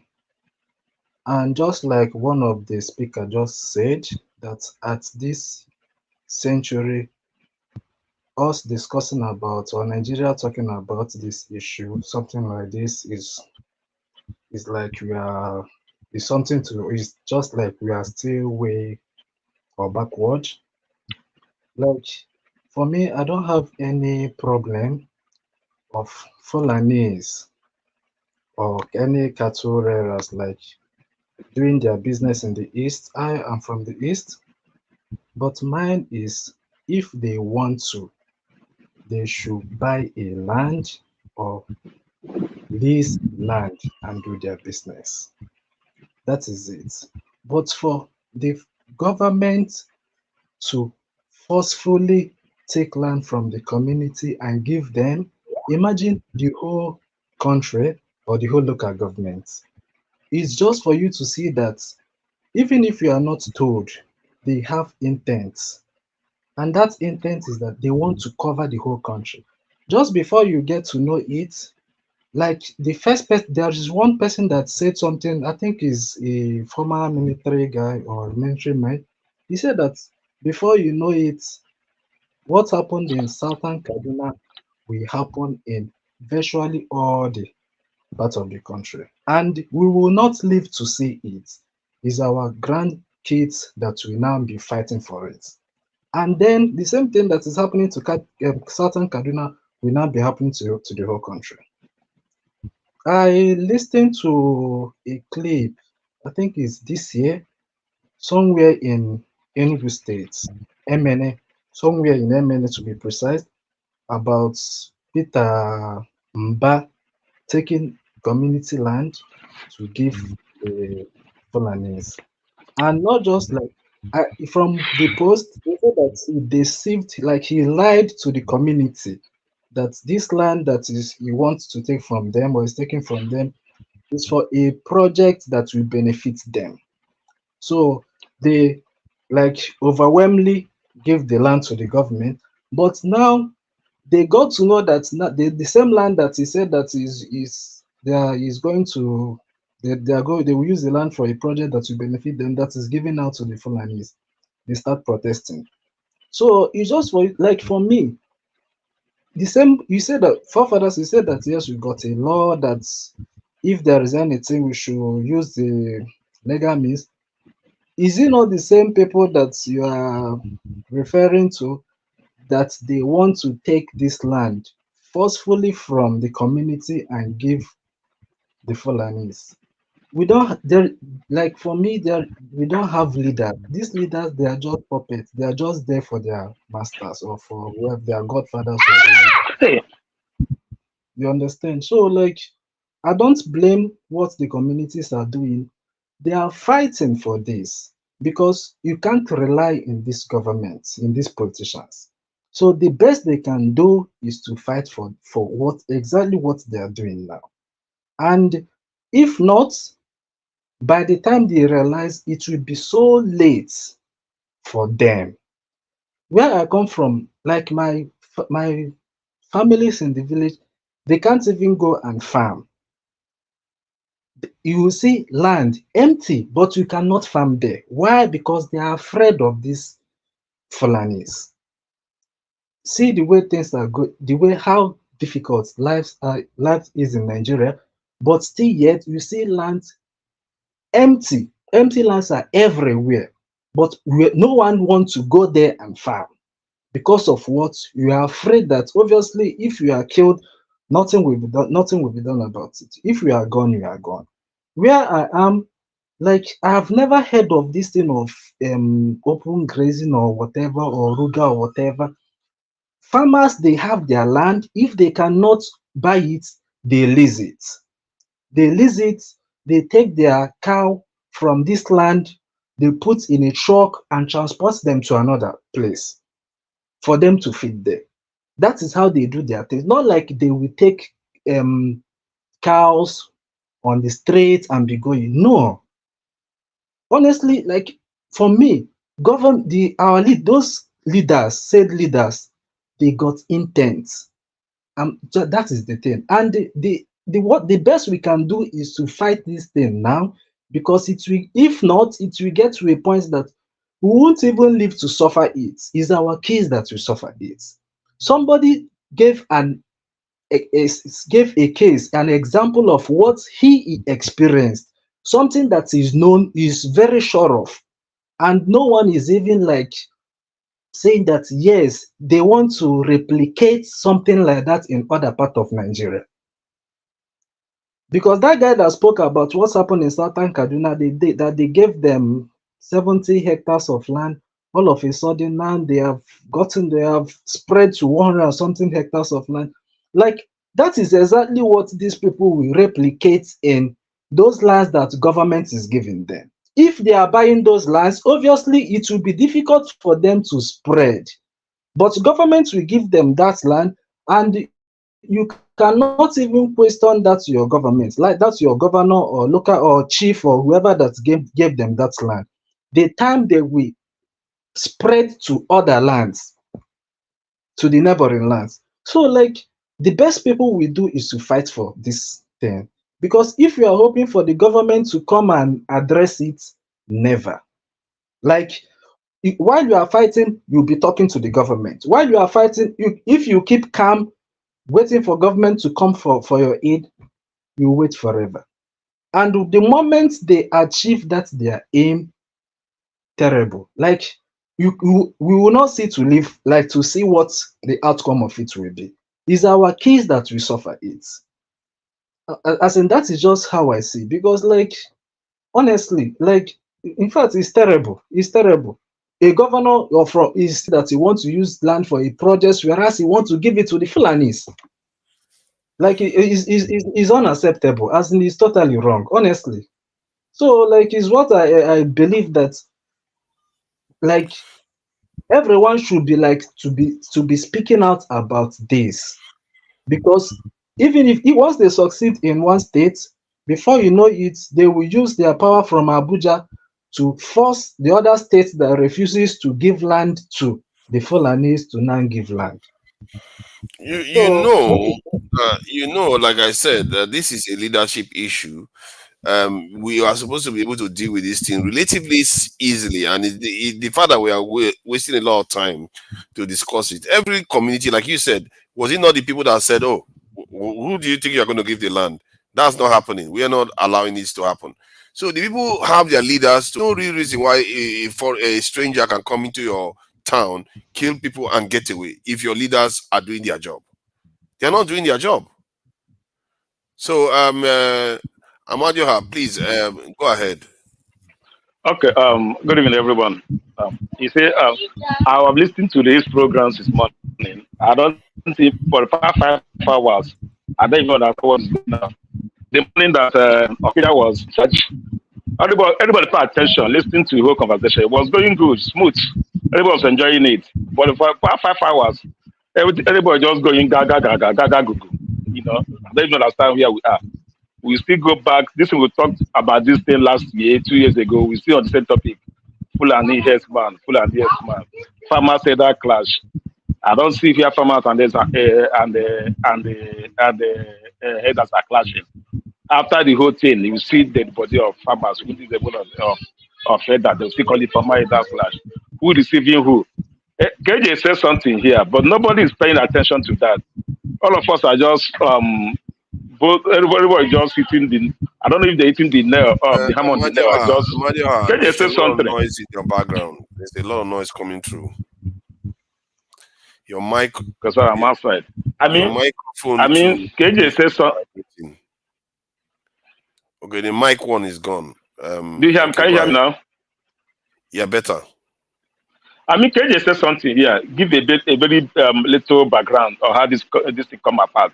Telling us that this is external invaders. They are not the main Fulani boys. They're not the Hausas.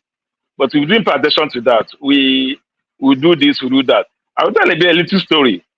Yeah, like as forefather said, our leaders are not responsible. That's why they are allowing all this to happen. Do you know? We all of us are just here condemn ESN, Eastern Security Network. Do you know how they come about? It's full of Fulani herdsmen. That's why ESN was born. That's why they call it child of necessity. That's how it was born. It was born out of what? Remember, 4 years ago, what we see on the internet was head of woman, ladies rape. Our mothers are being raped. Their leg are being cut off 4 years ago. That what was all over the whole South going on.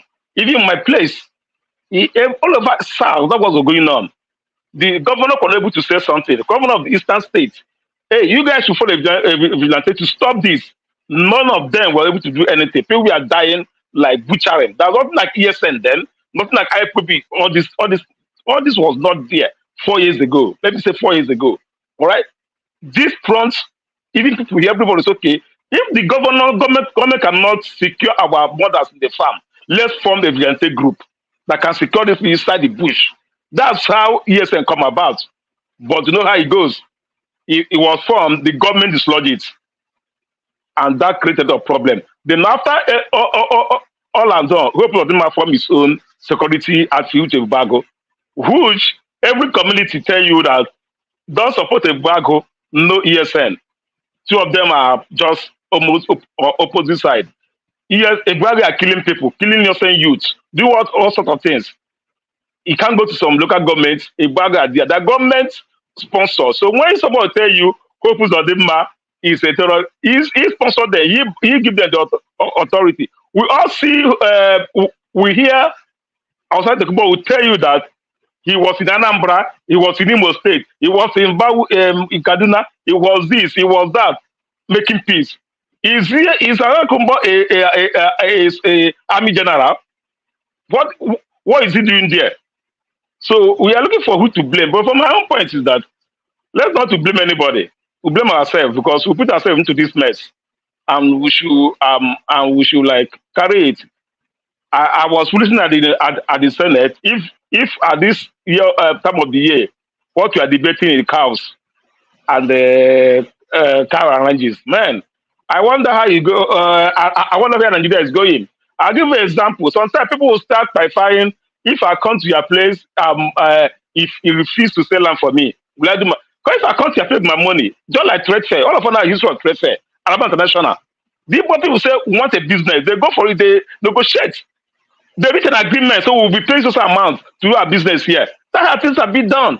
And they are paying. If they don't pay, they increase it, they go to court, they settle it, everybody's happy. No fight, nobody's killing, no drugging anybody's land. That's how it should be. You can't just want to collect my land and tell me that I should keep quiet. Community land people are farming. Even right now, I was like telling my brothers, oh, you guys, come on, let's go set up some farming, this in the village. You know what they told me? They said they can't even go and farm anything, say they are scared of their life. So where will Nigeria feed? So let's be serious on when we discuss anything about Fulani herdsmen. I won't say they are the normal Fulanis. These ones, as KJ said, they're not the Fulani we used to know. Fulani used to carry stick, and they with their cows, they be in the shade. They will just they don't even eat. They don't even feed on cassavas. They will just get the cow around the power line. All right, all those grass and the power line from Enugu reach my place. They will go through the power line. They don't move. They don't divert. They will go to the power line to the end to almost to River State. They will follow the power line back to Enugu again.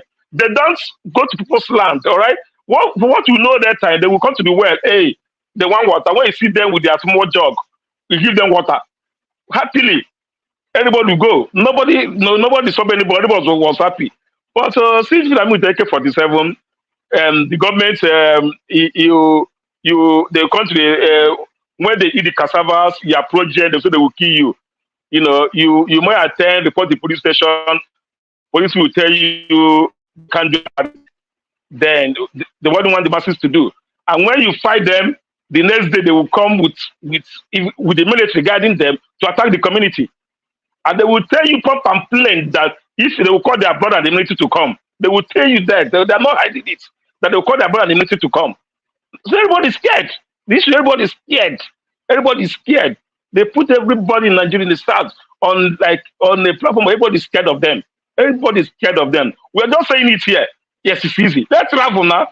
Go to back in Nigeria, and they tell that the Fulanis have their this in at their village. All of us will just run to Lagos or Abuja to stay at the hotel. None of us will stay in the village.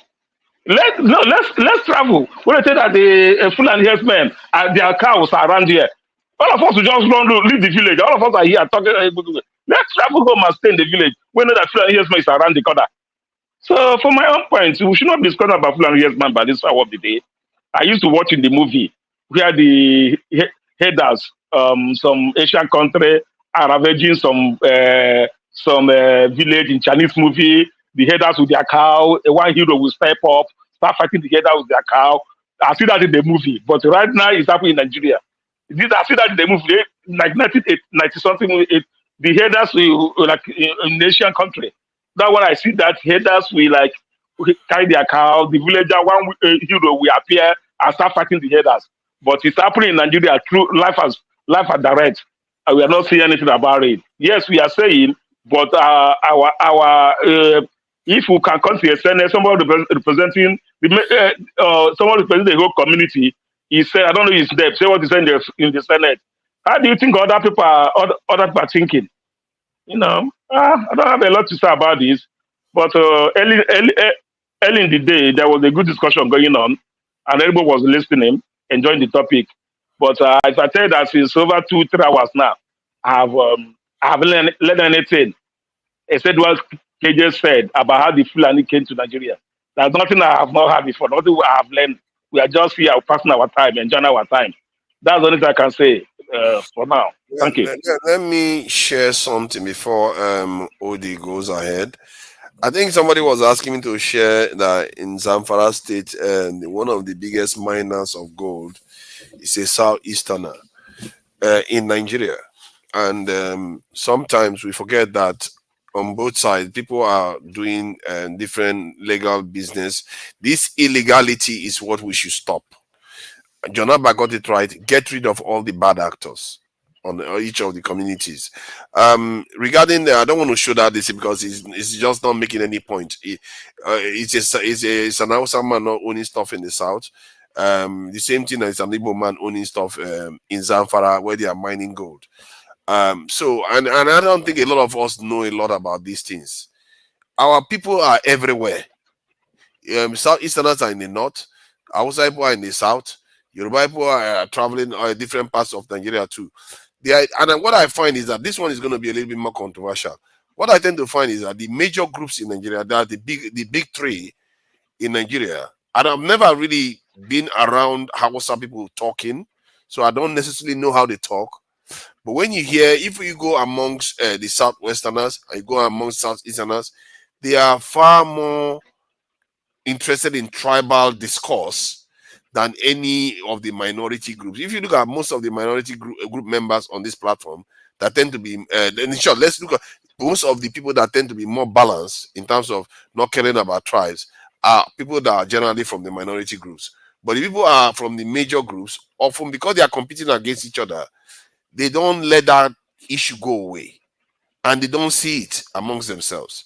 So, I hope we start recognizing this amongst ourselves, that we are the ones creating these things that are causing us problems. The bad people are the ones we need to deal with. Bad leadership, we need to deal with them. We like it or not, we still have to come back. We can argue amongst ourselves all we want. We'll still come back to deal with that problem. Forefathers, I totally disagree with you with what of course you totally disagree with what you just said about the majority tribe or the minority tribe not wanting to point out issues. In fact, I would say that we are the ones wanting to point out issues. Let me give you an example. Earlier on, when Okija was anchoring the program, I called out the GO of MFM, which I wanted to raise an issue about when Tone was talking, calling me out, saying that I was talking about men of God. That GO of that MFM church, that man is a Yoruba man. I called him out that he was treating people unfairly because they were calling him out in the media and on social media, and he was using the Nigerian law enforcement agency in a wrong way to harass people, to keep silent people, keep people silent. You understand? And again, what are that going to do with the tribal? Why he's a Yoruba man. major I'm people a of Yoruba major person. groups are What doing I'm this? Wait, saying is that wait. wait. Just a minute. Let me correct. Let me correct Fafara a minute. Let me correct Fafara for a minute. Fafara, every day you stay here, most of the time, you always the one drag tribal into a conversation. Then you will blame it on the majors. When you're always the one bring a tribal conversation on. You only bring it on. Then you will surrender your hand that that is the major tribe that are bringing it on. We are talking another thing, we drag it in instantly. Then everywhere starts boiling. Hold on. See, you see what you said just now. If that was true, I'm not going to go to like another channel where you have Southwesterners and you hear them saying so many things against maybe Southeasterners or other groups, and I will be telling them the same thing. And they would be telling me, oh, you are the one making it tribal and all the rest. And the same thing, because the reason why you don't see that, the reason why you think you are not doing it, because you don't see it. Why do you think Jagu made that comment? He says, you expect empathy, but you give none because you don't see it, what you are doing to other people. You just see it from your point of view. Okay. Let me give one example. Let me give one example what happened here today. Let me give one example what happened here today. Wait, let me give you an example what happened today. Let me give you an example what happened today. Wait, just a minute. Let me give you an example what happened today. Let me give you an example what happened today. We are discussing something important today. I was listening. I was not here. Don't come. And instead of going to direct to what people are dragging, he started talking about ESN IPOB. You see my point back and tell you don't let people bring it tribal into it. Now he almost dragged the whole thing in as a tribal conversation, which is not right. When we discuss it. When we discuss tribe, we are discussing another thing. Now you are bringing ESN in, bringing IPOB in, bringing this in. Well, that's not the discussion. That's what I'm saying. I don't say not to talk about when you talk about tribe, but when you're talking about something else, don't bring out something that is not part of the conversation and start boiling the conversation. And when people reply, you say you are tribal. That's why I don't. Amadio, Olumide, stop doing this, please. Amadio, we need to get to a point, because when people are listening to us and one point is made, then another point gets made, then nothing is getting learned. I wanted to ask Amadio, is it possible? Is there any chance that when you are talking about another group, you could make statements that somebody that is neutral or more objective will say, you know what, that is really tribal? And when they highlight it to you, don't you think that is something that you may want to consider, that this person is less, it doesn't have any interest on both sides. Is neutral, in other words, that maybe you should listen to them, that they may be more objective. No, listen, sometimes I call black, I call white. Or someone will tell you, or someone in the heart tell you that in his own village, he cannot even go to farm. His own village. All right? This should let call it what it is and forget what it is. Everybody's being affected on this ravage of Fulani. Everybody's being affected. East, west, north. But when we the East talk, we are only the ones talking about it. Let's talk about it. All right? On the neutral ground, not the major tribe. Let's talk about the neutral ground. Okay. Nobody is more important than anybody in Nigeria. Stop calling yourself minority. Nobody's minority. Everybody have the same level, man. Let's not call ourselves minority. Yeah, I agree with that. Level, they are also a small minority when you think about it. But the only point I'm making is that we have to try to remember that when we talk, how we are coming across to the other side. We should be aware, because when maybe AY comes or I come or Jonaba comes in, Jonaba is not Awasa, but yet he or Fulani, but yet he says, why are you talking like that? Because he knows, he sees both sides. So he's saying you are not helping the way you are describing these things. See, forefathers. I don't say the way it is, though. Please let me tell the couple. I beg you. See, forefathers. What you have to realize is that some of these issues majority of these issues are local. And number one, they are local to a particular area, and these people have to talk about the problems facing them, especially when it comes to the issue of life, when people are losing lives, they are being raped, they are being mutilated. Can we watch the language, please? You understand? So when these issues come to the front burner, and it is local, forget it. Please don't tell us we are tribal. Don't tell us we're ethnocentric. I don't want to hear that.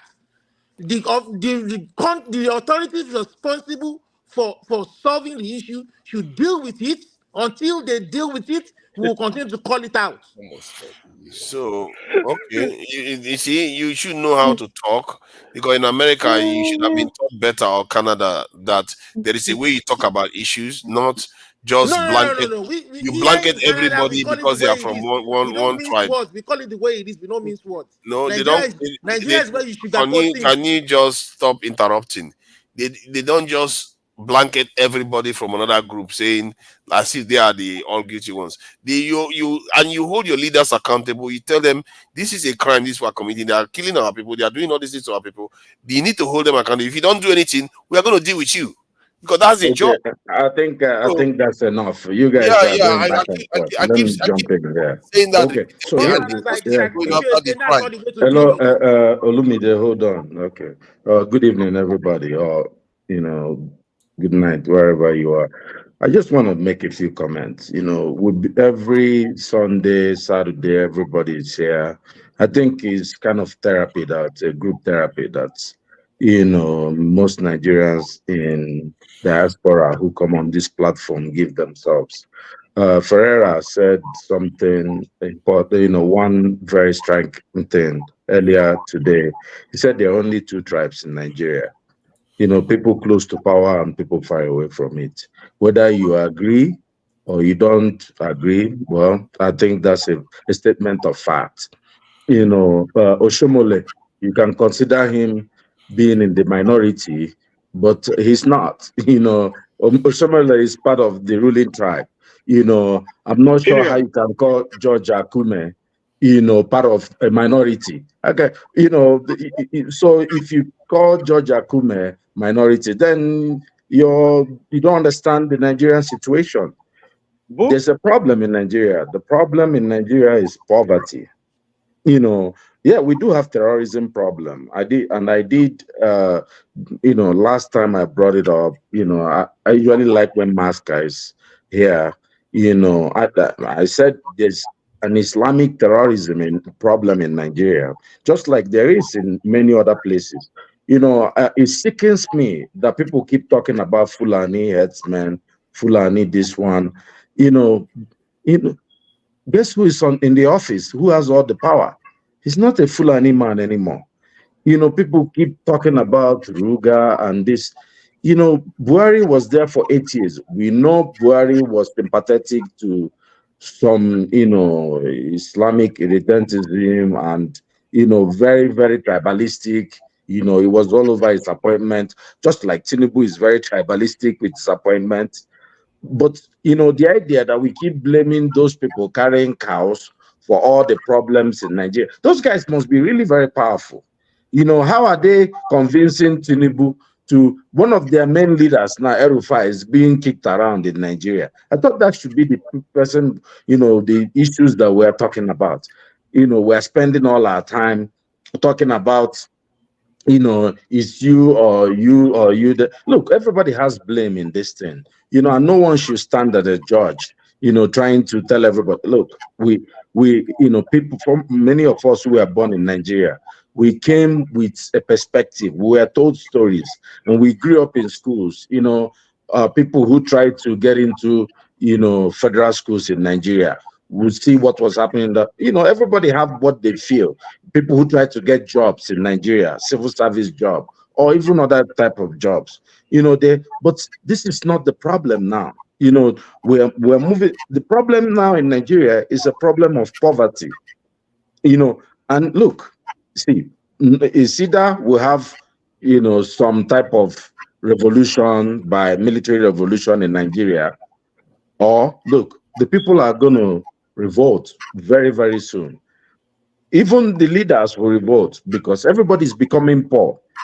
If you look at the recent, I was really hoping to discuss, the issue of maybe El Rufai and other things, but let me talk about this generally. If you look at 1999, I think that's when this Senate was created. When they took wardrobe allowance, everybody was fighting about it. If you calculate the money in dollar that were taken at that time, it was about $2 million per annum. And now, when you calculate, people, when someone published the amount of money that the senators are going to be taking home this year, it's about 25 million naira per month or something like that, if I'm correct. That's actually about $200,000. So these people, by running a bad government, have made themselves also poor. I'm not sure if we're even looking at that. Their purchasing power has, completely reduced. We're talking about labor. Look, everybody, by default, by our actions and our inaction, is becoming more poor in Nigeria. Don't let anybody fool you. Nigeria has even dropped behind Ghana. Our GDP, people like other countries have moved ahead of us, and we are still wasting our time, and we are still talking about Fulani people came to your, there's a problem with leadership. There is, if we want to discuss terrorism in Nigeria, then you talk about ISWAP. There is Boko Haram problem. Yeah, I am not even sure why we made this a topic even. There's a problem with the leader or founder of NASCO, Ahmed Idris Nasreddin. These are the people, someone said, how did the people get terrorism in Nigeria? They killed somebody. It was comparing essentially Boko Haram with IPOB. I have problems with IPOB. And I do disagree with the other guy that was there, or some other speakers that say, it's just Hopus or the man. No. We have Simon Ekpa. We have problems with even, what's his name? Nnamdi Kanu. People, who were all here, everything was safe. Then they started killing policemen and, taking guns and going to do all these things. But you can't compare IPOB with a well-structured Boko Haram that was funded from so many years by this man, that it's listed in the US websites, in the Nigerian, people who have forfeited money. Just a few years ago, one of the countries in the Middle East released terrorist sponsors in Nigeria, a list. But Nigerian government refused to, make it public. Why are we fooling ourselves? If we want to make terrorism a discussion, then we will. But let me tell you something for sure, whether we like it or not. Odi, do you know that the poverty you've talked about? Let me finish. Olumide, I like you, but you have to learn. You have to learn how to calm yourself down. Don't contradict yourself. Olumide, the poverty you talked about. Olumide, you hold on. They are not able to go to farms. I won't let you talk. You have to learn how to, you have to learn how to calm yourself down. Even if you want to say something, then you say it. I agree with most of everything you believe in, but you just have to find a way to deliver it. Just be patient. When I finish, you take your turn. My problem here is this, what these guys say. No, this is not about political correctness. There is a problem with, Islamic terrorism. It's all over the world. It's happening in Gaza. It's happening in many other places in the world. We know that. It's happening in Afghanistan. It's happening. Everybody knows that. That's why we're being searched a lot in the airports. Nobody, prior to, World Trade Center being hit, people were not being searched like that in the airport. It's just because even one of our Nigerian guys tried to bring down an aeroplane by hiding things in his, we know where the trace. That guy was not a Fulani man. There's a problem, and we know what the problem is, but we fail to call it out. I'm telling you, the main problem we have is poverty, poor leadership. South Africa just released their election results, and you could see how beautiful the results were coming in.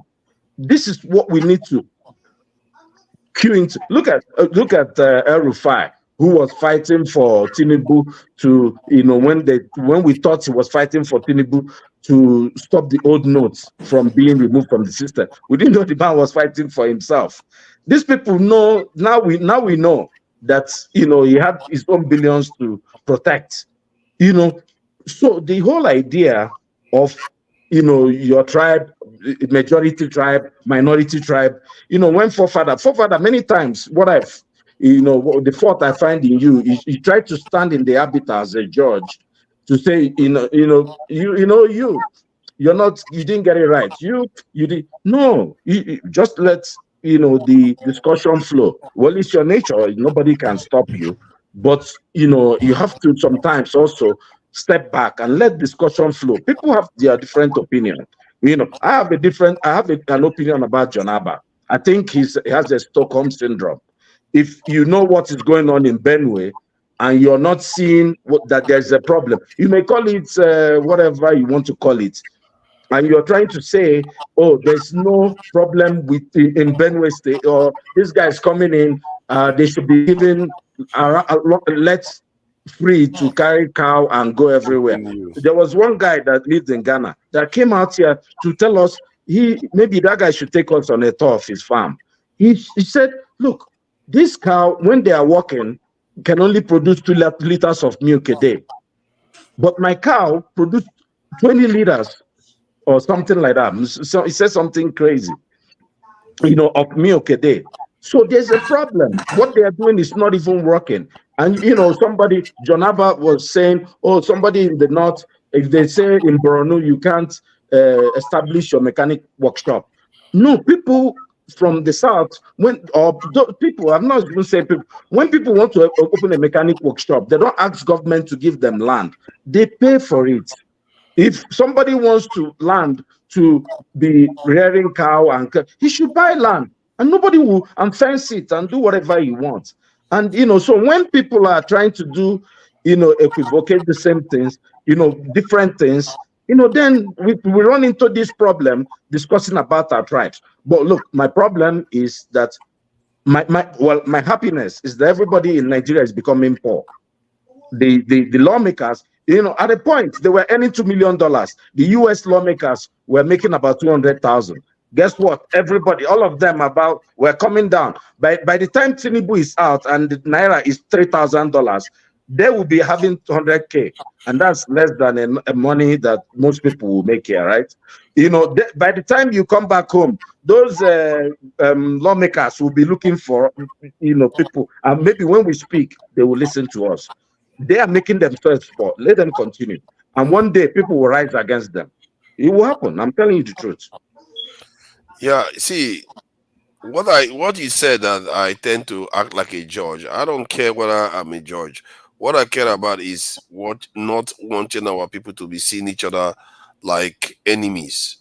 Because what I see amongst our people is that, like, when I first started listening to, because normally I listen to Western news, but when I started watching Nigerians, they seem like people that were doused with petrol and just waiting for somebody to light the fire on so that everything goes ablaze. And when I hear this kind of conversation, that's what I try to do. I try to say, you know what, this thing, you may have this concern, this thing is not the way you should perceive it, because you are focusing on the Fulani, but you're not focusing on the leaders that should do the job. Now, by focusing on that Fulani person the way you are doing, tomorrow somebody will give you a gun to go and fight him. You go and do it, because you don't understand, because this is the conditioning we've had. Why should I not call it out? It's a dangerous thing. Hold on, forefather. Oh, I didn't even know. Why do you put that as a topic? Hold on, one more. I wanted to say, I put it as a topic. I didn't even know my microphone was on. Forefather, I wanted to say, okay, that's a good point you're making, but, and this is a big but, you see, wise people like me are trying to enlighten Nigerians and let them focus our problem on our leaders. You understand? Sometimes someone like you also are the ones defending these leaders. And though me and you, we fight and drag, and both of us don't win any disciples. So my own fear is that if this Nigerian problem is not handled peacefully, in a way that we enlighten people to face their real enemy. When the alarm go blow, and it will blow, whether we like it or not, every day the boycott goes into the well. One day the bottom will drop out. It will happen. We're sitting on a keg powder, whether we like it or not. All this we're doing is just to prevent the possible explosion that is going to happen. You see, these our leaders, they're taking us there real fast, and they have no intention of changing. So it's really weird what you do. Let me finish. Where someone okay, like I'm just going to let you finish. as an obstacle is when you defend them or stand on their side. So first, I have to counteract you or try to win you over first before we can face the real enemy. This is where we have problems as Nigerians. The people that are still supporting these bad people or giving them excuses or reasons why they are doing what they are doing, those that are abroad, the collaterals, there are so many out there on our chat phone, the one man to mow, all these weirdos, you understand, that not letting us focus on the real thing.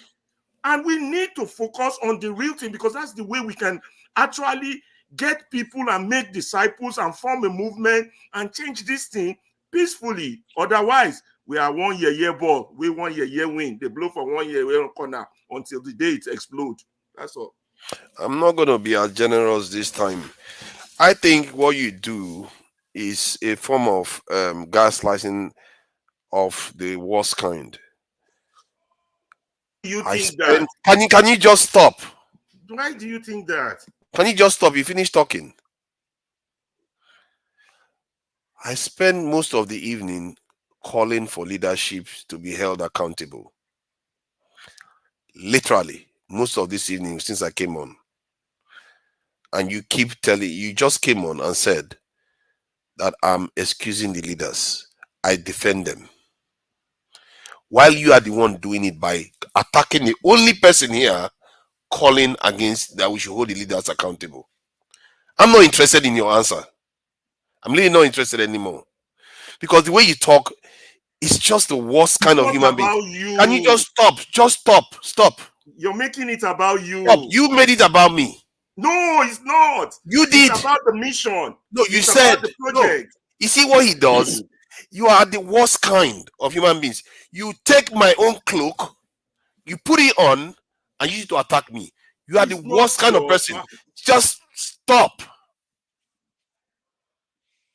I literally sat here saying that we should hold leaders accountable. I literally sat here saying that we should hold leaders accountable, and he came on and accused me of defending the same leaders. And this is what he does repeatedly. I will criticize our establishment, criticize the government. He will say, I'm defending the government. He will twist it, then later on claim to be doing the same thing that I was originally doing. You are really a strange chameleon. And you've been doing this and getting away with it. And I'm going to be calling you out repeatedly on it. It's really a disgrace that you come here to pretend as if you care for the people, but every time the only person that is trying to do it instinctively, you go after me while wearing my own clothes at the same time. That is the worst kind of person I've met a lot of people that have called me devil and all the rest, but you are the worst kind because you come pretending as if you care about the people, and I'll give you a chance to respond, and I really hope you do justice to it. I'll give you a chance to respond. Because you watch me talk about against the government, calling them how they sabotage the Nigerian economy and everything, and you come on live at the same time, and I don't know why people would let you get away with it. Even you come on live at the same time, come and accuse me of being a mole for the government at the same time. What balderdash is that? You are the worst kind of demo, and I've met a lot of people. You are the worst kind. Now you respond. He's not going to respond. It's no, my turn. Let him respond. Let him respond. I'll give him his chance to respond. It's only fair. Listen. When we come here, definitely there will be bagbos. If you don't expecting bagbos, you're fooling yourself. particularly if you're sure of your position. Sometimes, yes, today, let's say the truth. Today, you were anti-leadership. Very good. You did well today. I won't lie. But let me give you an example. Even when you criticize in previously or not today, this is what you do. You always use the term, our leaders, our this, our that. Never specific, never mentioning name. And then we all know that the level with which we understand this government is different. There's the level of the culatas and the one man to mow, and there's the middle level, there's the level of the Elvis, there's the level of the middle level, there's the level of the Elvis of Niger Watch, there's the level of the Mayegun, there's the level of the AY. Each of our levels are different, like our four fingers, right? You understand? Now, this is what, and that's why, if you notice, it shows that you're on, that I jump on, because this is what you do. You mix truth with a little falsehood. And to me, I see those kind of things as very dangerous, because I see you like another Abati, somebody who pushes out radioactive comments out there that sedates our people. And I'm not about sedation. I want to wake them up. That's what I'm about. So I always come after you based on that, because remember the first time we met, the first time you met, you were defining democracy as the people of the North having more children than the South. And I jumped into that show like a madman to redefine what democracy is for you. So you do that, you will mix it. Then you will come up with data. You understand? Like, take for example, the data of the issue of taxes and all this. There's so many other things. So sometimes I will sit back after everybody is gone and said, the point forefather is pushing, there's only two reasons why anybody will push that point. Either the one I always accuse you of, or that person is really, really slow or stupid. So one day I called Jagun. I said, I don't believe anybody in this world will be this slow or stupid. This has to be intentional. And if it is intentional, then there's a reason. You will mix the truth and the lies. Oh, I watch you and sedate, and you know, it's a game you're playing. I'm always there to caution it. That's okay. That false information should not be allowed to fly. That's me and you. I'm telling you honest truth. Okay, now, you see, you made assertions now. You've had your say. Hold on, you've had your say. When are you going to finish? You want to talk forever? No, I'm done now. Let me finish. Remember, I told you at the beginning of this year, I said, if I can win you over to my side, because whether we like it or not, those of us who talk like this are only about 10%. And 8%, are only about 10. And 8 of those people are on the Agbado side. If I can win you over, I need to win 6 people on the Agbado side to my side before we have a critical mass of change. And somebody on the board, on the panel told me that you think you want to work with somebody like that. But I still need me and you, whether we agree or disagree, we still need to be on the same side, because if we are not, what you see on this show is what we will keep seeing. Fights, backbones, this one, personality issue, blah, blah, blah, blah. We're not focused because of that defense, that mixing up the facts, that pushing their position. You always still think the other side has a point. Just like we just did today on the issue of the I cite the example, if a cow damaged my car, what points does the, and I keep telling you, explain what points that side has for damaging my car. And you will not back this up, but you will model it up and then move on. But because you have the power of the moderator, you do more damage to me presenting a fair and equal argument, which is why I talked to my wife and said, I want to volunteer, because the objective is to bring out the right information. There are smart and brilliant Nigerians out there. We're just not connecting with them. I thought you wanted to finish. I'm done. So, you see, he literally said there are no two sides to any story. He literally said there are not two sides to any story, when there are clearly two sides to every story. He went on to say he believes in what I believe in. and he says I lie. He didn't even give me one instant that I lied. I've never said, very, very few times I make mistakes when I make comments here. You can go and check them all you want. You are not going to find one error, because I make a duty of trying to hold people accountable to it. And amongst everybody here, I'm literally almost the only freak on that, and he decides to attack me with that same thing and then try to run with it again, wearing my own clothes. What do they call people that do that? Chameleons.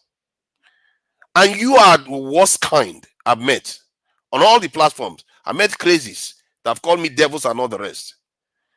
You take somebody's opinion, you wear it as yours, while accusing them of being traitors to the same idea. Alaba, don't respond. So this we can move to other. Leave this one. Interrupting me? Can you just stop interrupting me? It's very rude, because people watch him talk just now. None of you interrupted him once. Once. All these biased people. You didn't interrupt him once. You stayed quiet, Amadioha. You stayed quiet, Amadioha. You didn't interrupt him once. But the moment I start talking, stop it. I'm not interested in all this nonsense people are doing. For me, I don't care. I am what I am. If I'm not going to be here, I will still be fine. But this kind of pretense people do, I don't know. I don't understand it. I don't play that game. I really don't. If that makes you feel good at night, that's fine. Feel good at night. Come here, spread hate, and somebody comes here and wears my own clothes, and you're laughing and you all say it's okay. It's not okay. It's hypocrisy. You lie to yourself, and some of you, your families are watching. He admitted that I'm the only one saying that we should hold leaders accountable today. He admitted it today now. But yet he came on accusing me of doing the same thing. If I hadn't called him out, and most people that are watching today actually saw the videos earlier on of me saying this repeatedly, he wouldn't have admitted it. He would have pretended as if I never make excuses for leaders. That's what he says all the time. And people let him get away with it because they don't like my opinion. They don't like me saying that they are being tribal. That's what you do all the time. They don't like me saying that they are excusing corruption and all the rest. Every single channel I go, they always say, like if I go to a channel where there are Yoruba people, they'll say I'm being tribal against Yoruba people, that I support Igbo people. If you come here, they'll say you are supporting Fulani. This is the nonsense you get all the time because they are all tribal. They pretend as if they care that they are actually being objective while they are not. And even when you tell them that, could you possibly be wrong? Could you possibly not be seeing this thing objectively? They will say, no. I'm very clear. And literally, look at the excuse he gave just now. Just hear the excuse he gave. Example, for a want of a better word. He said, if a car hits somebody, and damages someone else's car, is there two sides to a story? How is there not two sides to a story, even on that one? Even on that one, how is there not two sides to a story? Do you know whether the other side is drunk? Do you know what is happening? Whether the other side is somebody is robbing them in the car or holding them hostage? Do you know? Are you God? Somehow there are no two sides to any story anymore, because that is I don't know how you evolved as a human being, where you evolved to think that only those two eyes in your head is the only eyes in the world. There are different opinions in this world. This kind of stuff that you do is just unbecoming. You can do it all you want. The only reason why you have how do I put it? The ability to do it, because other people let you do it. Because personally, I don't like going after this nonsense. I just get tired of it. Every time he called me a mole, and I find it insulting because he's very good at it. He will take your idea and wear it and say you are betraying that same idea. How weird is that? He literally called me that I don't. This evening is an example of it. He said I don't hold the government people accountable, that he's the one doing it. But while I've been doing it all this while, what kind of deception is that? What kind of, you see, now look at fellow Nigerians. Look at what this one is saying. Alaba roasted for fathers tonight. Now, you see, this is the problem. They are the ones encouraging it. They pretend as if they know what they are doing. They are the ones encouraging bad behavior. And then when their country burns up, they wonder, oh, why is the country messing up? Why is the country bad? And was it not somebody that came online and said, all these people in diaspora, they are the ones causing division? A Nigerian came on, said they are the ones causing division in Nigeria. Because they don't want to hear the truth. They just want to only hear one side of their story, which is fine. You can have your one side of story. But if somebody tells you that, could you possibly be wrong? Maybe you should just try to hear them out. They attack Jonaba. They attack AY. They attack anybody that try to just straddle a more objective view. Me, I'm a champion for the attack. They attack me because they know I don't like those type of things.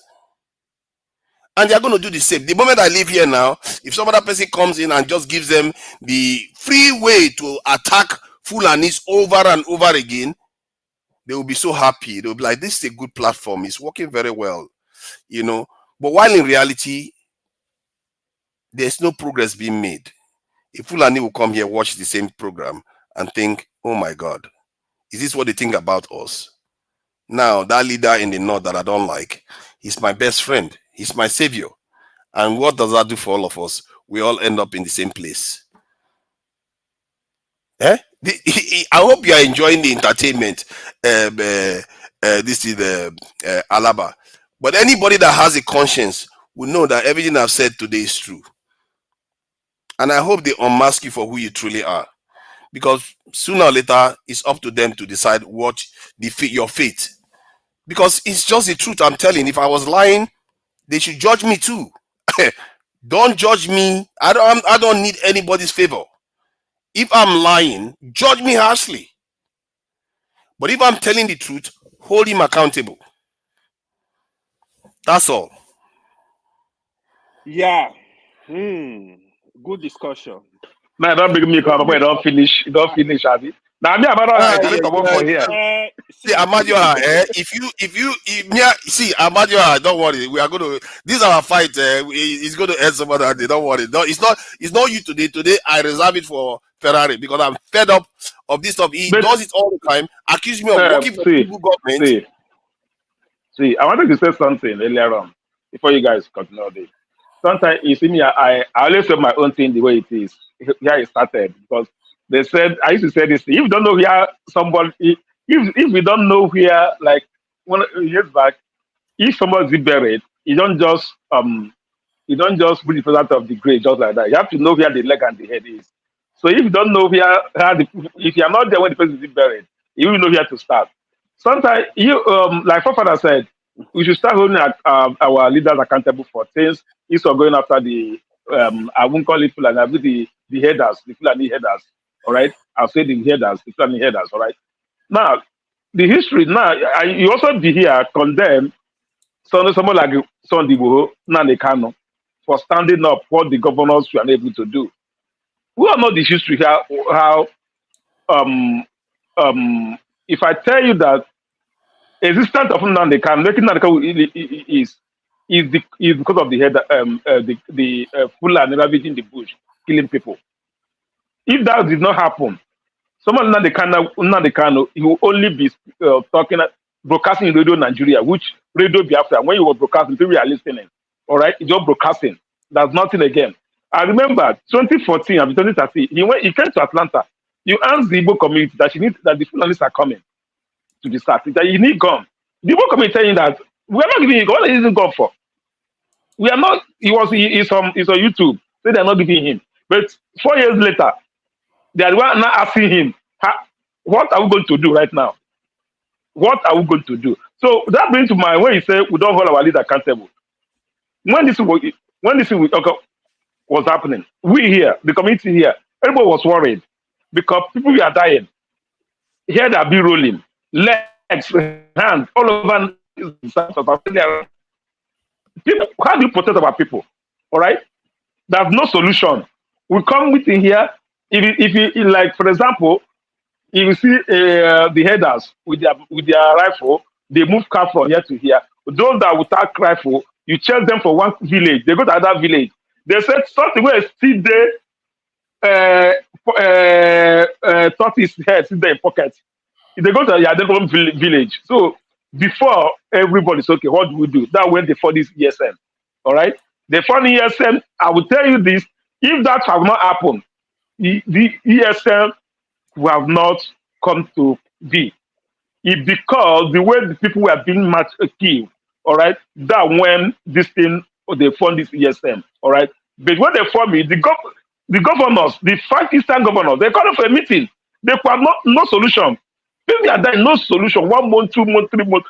From a security vigilante, nothing. People in that nothing before Nadekali rose. So that's why you see most of the Igbo people, all right. I will tell you this, I can tell you to the bucket. 80% of Igbo people, right, don't like Nadekali when he started. Nobody wants to listen to him. Nobody was listening to him. But after 2-3 years, people start listening to him. All right. And why the change? What happened? Because they see him as only savior that are going to save people, to save to save the land. All right. So that's it. People like have that this for him. All right. So now, if the governor, let me finish. If the governor have not failed, if the governor have not failed, if the leaders, the governor have not failed, someone like Nadekali will not come to the assistance to like pass order. If the governors stand on their ground, defend the land, all right, okay, if stand on their ground, people will not be dying, people will go to far and come back, nobody is scared of anything. So now the will not appear. They won't come to sin. So if I tell you that 80% of what is going on, if 80% of between Igbo and Nadekali is why they come to assistance is because of the headers that come to be served. If not them, the headers are going to serve. So right now they can't know, you will not see weapon in their hand. They will just be waving flag and be singing holy, holy, holy, which nobody, people listening, some people they know me out of it, or some people doesn't see anything about it. Most of people something about it. So that's just my own point. So we're trying though. Yeah, go ahead. Amadioha, I don't know you to be talking this way. It seems you started listening to Biafra radio too much.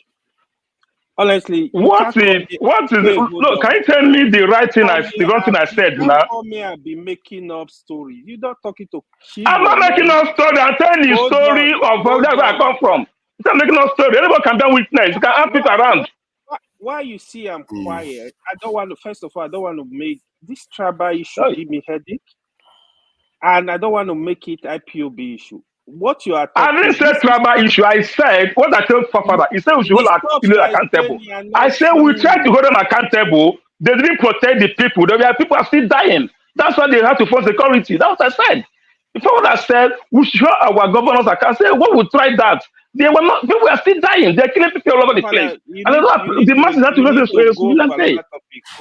Yeah. Okay. So if that was the case, that the governors were not doing anything, then maybe the IPOB or ESN could have now filled that space and go after those people. They shouldn't have. Yeah, that what happened. Let me finish the point. They expanded their role in terms of all the whatever they wanted to do. They're talking about separatism and all the rest of it. If they had narrowed. Let me tell you. Point of correction. Okay, finish though. I want to correct you on something. The point I'm making is that if they had narrowed it to stopping these herders, they probably would be running the entire southeast by now. But they didn't do that.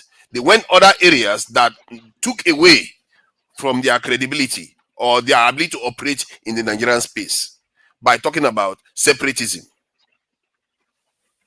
Can I say something now? Separatism didn't start 5 years ago, didn't start 4 years ago. Separatism has started, all right, after the war. People were scared to say it until Owaziri came out and started Mazop. Now they can't work under Owaziri. So they have this, the radio Biafra you're talking about, thing has been on air. People listen to it even when Obasanjo regime. All right, they are just talking. Nobody knows as they are just talking. Right. Then what happened is this: when these things happened between 2015, 2017, 2014, 2015, is when this about the vigilante now the cannot come to scene, and so Kele from a vigilante group. Now, when the vigilante group, so what happens is that the government of Dima was not.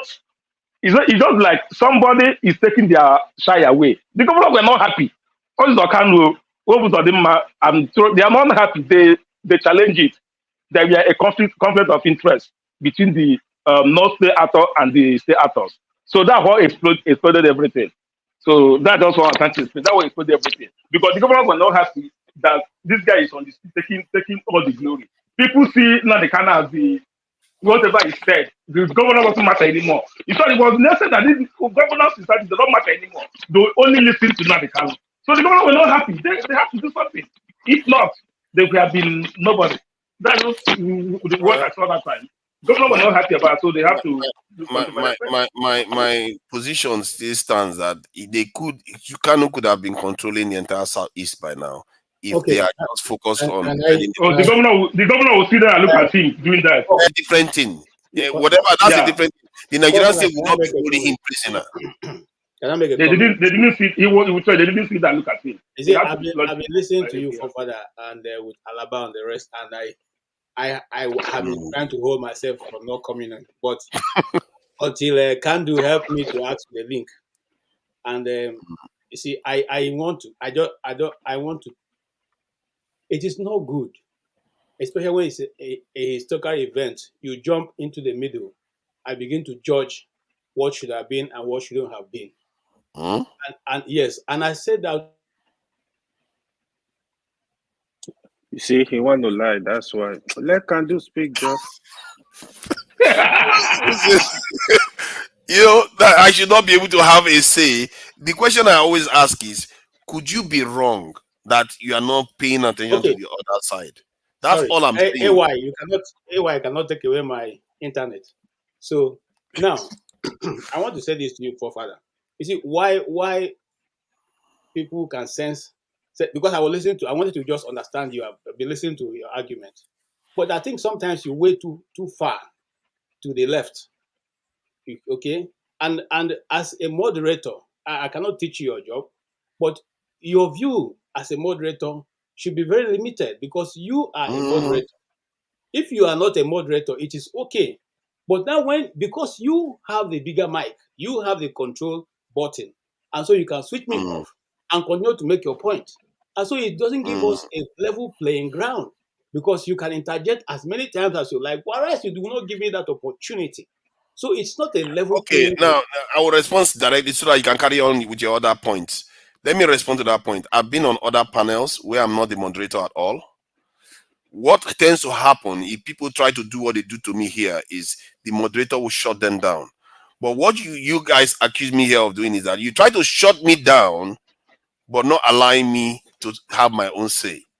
I'm a moderator, but I'm also a Nigerian. As a matter of fact, I'm first a Nigerian before I'm a moderator. Okay. So that you want to keep that in mind. Your even though I disagree with you because that is not the professional level, but I accept your view because we can agree to disagree.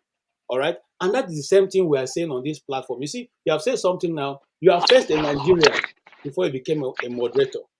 Now, in the Nigerian space, we are first tribal before we become Nigerians. When I was coming into this world, I came in as Igbo. I didn't come in as a Nigerian. It is you and your Lord Lugard that gave us the name Nigeria. It's not God that gave me Nigeria.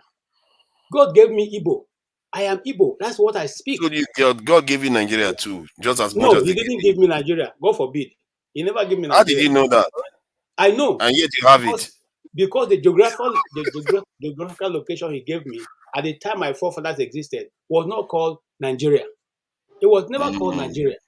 Now, if you circle back a little bit, there are still people who live in America here who are Igbos, and they tell you something. They say, why we were in Nigeria, our grandfather said we were not Nigeria. They said themselves, they are people from Owanyang, which is the rising of the sun. That's what they call themselves. I've met an old man here who gave me a lecture about Nigeria that I never knew before.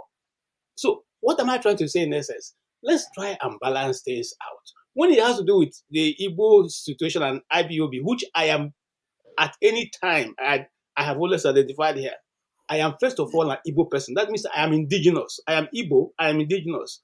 Okay, that means I am IPOB. Whether you like it or not, I'm indigenous people of Biafra. Biafra is the real word for that place. Before it was removed after the Civil War, they edited that part of they map out and gave it another name. So what am I trying to say in essence? Some of us didn't just gloss over this thing because somebody talking about it. We took our time to research and look at things. And just like Amadio was trying to tell you, when you jump into just like he gave an Igbo proverb, that if you don't know, if you're not there when they bury somebody, if you want to dig up, exhume the person, you will begin to dig from the leg or the head. Okay, so it's the same thing we're trying to say here. When we discuss Igbo, everybody is great to condemn them. Okay, but nobody is great to condemn. Now you are asking, why are the Igbo leaders not holding them accountable? Have you asked why is Buhari not holding the Fulanis accountable? I just showed you evidence. I just showed you evidence where it says shoot Fulanis aside that are carrying guns. You ask now. When it has to do with the Igbos, that you want to decide that they should hold their leaders accountable. The leaders should hold them accountable. When Buhari, before he became president, and Boko Haram nominated him to go and negotiate with the federal government on their behalf, none of you called anything. You didn't see that as any problem. It didn't stop you from voting him to become president of Nigeria. It didn't stop you from voting him to become even though he failed his first term, to re-vote him to become service. I didn't vote for Buhari just in case. If it has to do with anybody from the east, every red light goes up, and forefather, you are up in arms. Okay, even when Asaro Dakubo have told you on this platform, on this network, ridiculous, that he has people operating in the east, you still don't believe it. Who said I don't believe it? I believe it's operating, of course. Just listen to me for a while; it will not kill you.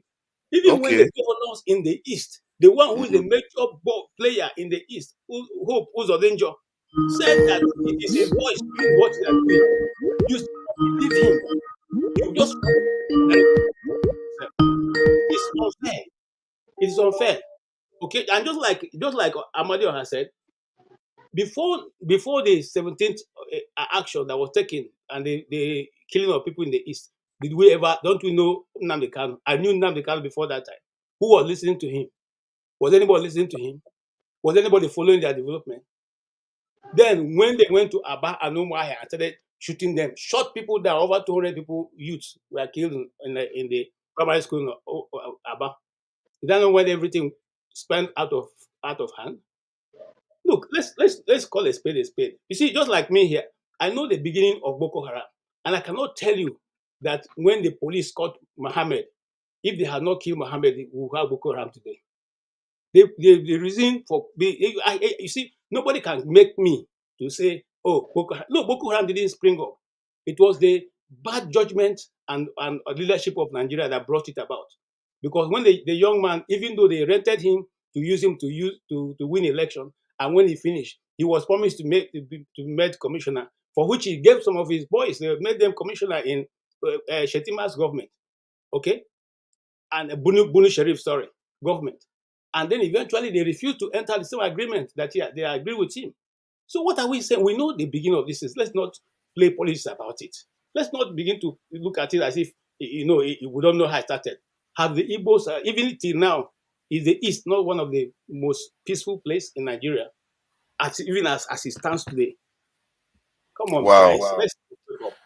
So you say that now, in a different context, you say Nigerian government is killing people all over the place in the Middle East, that in the East, Southeast. So it's a very, very interesting dilemma. The only point I made that you are having an offense with is that we should hold our leaders accountable, because we've had interaction with Fulanis for over 100 years and it didn't lead to these things. And I'm saying, where did the leadership failure occur? That we should hold them accountable. And if the ESN and IPOB wanted to fill the gap of the leadership, fill it. But don't go into a situation whereby the Nigerian state comes after you too, by saying you want separatist ideals, because that in the end means that you don't actually help your people. How is that wrong? Forefather, even in America here, where you have stability, New York, I say New York, California is still asking for a separate country. Even Texas. DC is still asking for a separate state. So I don't know why you get all these things from. What is wrong? It is the UN Charter that says that every man has the right of self-determination. I, sitting here, if I decide today I don't want to be a citizen of any nation, I can take that stand, and the UN will back me up, because that is one of the. What I'm talking about. It's not just the idea of having separation. That's fine. I think you are right there. That anybody is free to do that. Even in Nigeria, you are free to do that. But to do it in a way where you are advocating violence, that's where the problem came in. How did they do it now? Forefather, this is what you know. Don't tell me, Jare. You know. Papa, did you listen to what I said? Do you listen to what I listen said? to what he said. If you listen to what I don't think you lost what I said. If you understand where I'm Can we coming go from. to Kando? Let's go to Kando. Let him have his say, because it looks like we are monopolizing. I'm going to try to shut my mouth on this one, because I know a lot of people haven't said anything. Kando, please go ahead. Good evening once again. Good evening. I'm almost always stupefied when some of these arguments. It reminds me of back in the days in Los Angeles in the 90s, of the Bloods and the Crips. Which group do you belong to? Do you wear red? Do you wear blue? And I asked myself, when you die, me, I'm a Yoruba man. When I die, am I going to be sent to the Yoruba section of the heaven or hell, whichever one they say I'm entitled to? You know, I would never be able to understand it. Whether if I had come into the world through a woman in Dubai, I'll probably be from that side of the world. So whether I come into the world in my case, Lagos, through a Yoruba woman, why am I going to be fighting heaven and hell about how Yoruba or Igbo or Hausa? I just don't get it. It's laughable to me. We have been on here now almost 10 hours. And we do, right? I mean, I enjoy listening to people. We do this week in and week out. And we really think that we're going to change anything. We really think that whatever we talk about here is going to actually, if we educate everybody in Nigeria and they know their rights and they know this and that is going to change anything. It's not. It's not. The things are only going to change when those who are in those places decide that they've had enough. Whether it is the Boston Tea Party, whether it is in any other place. Somebody made mention that Texas and California are advocating for a state. I promise you, they will never get one. Go and write that down. And if they take up arms against the United States government, they will kill every single Texan and every single Californian. It's not going to happen.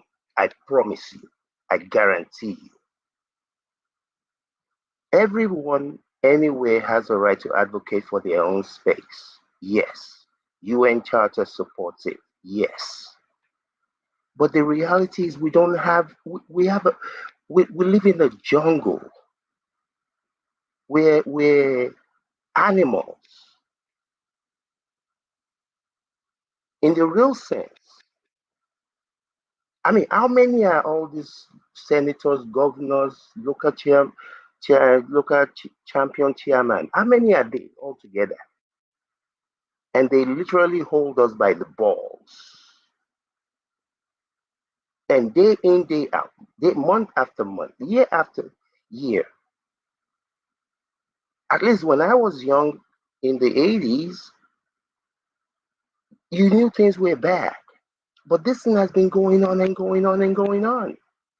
And the reality is, 4 years from now, we'll still be here talking about the same things.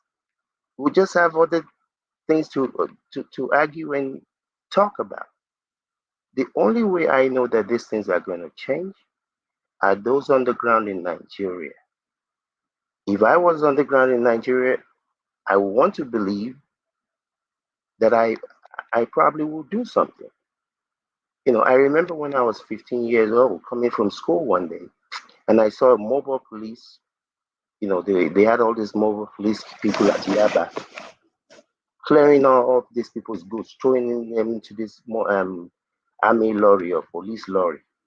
And this police officer was just pushing this, well, what looked to me at that time as an old woman.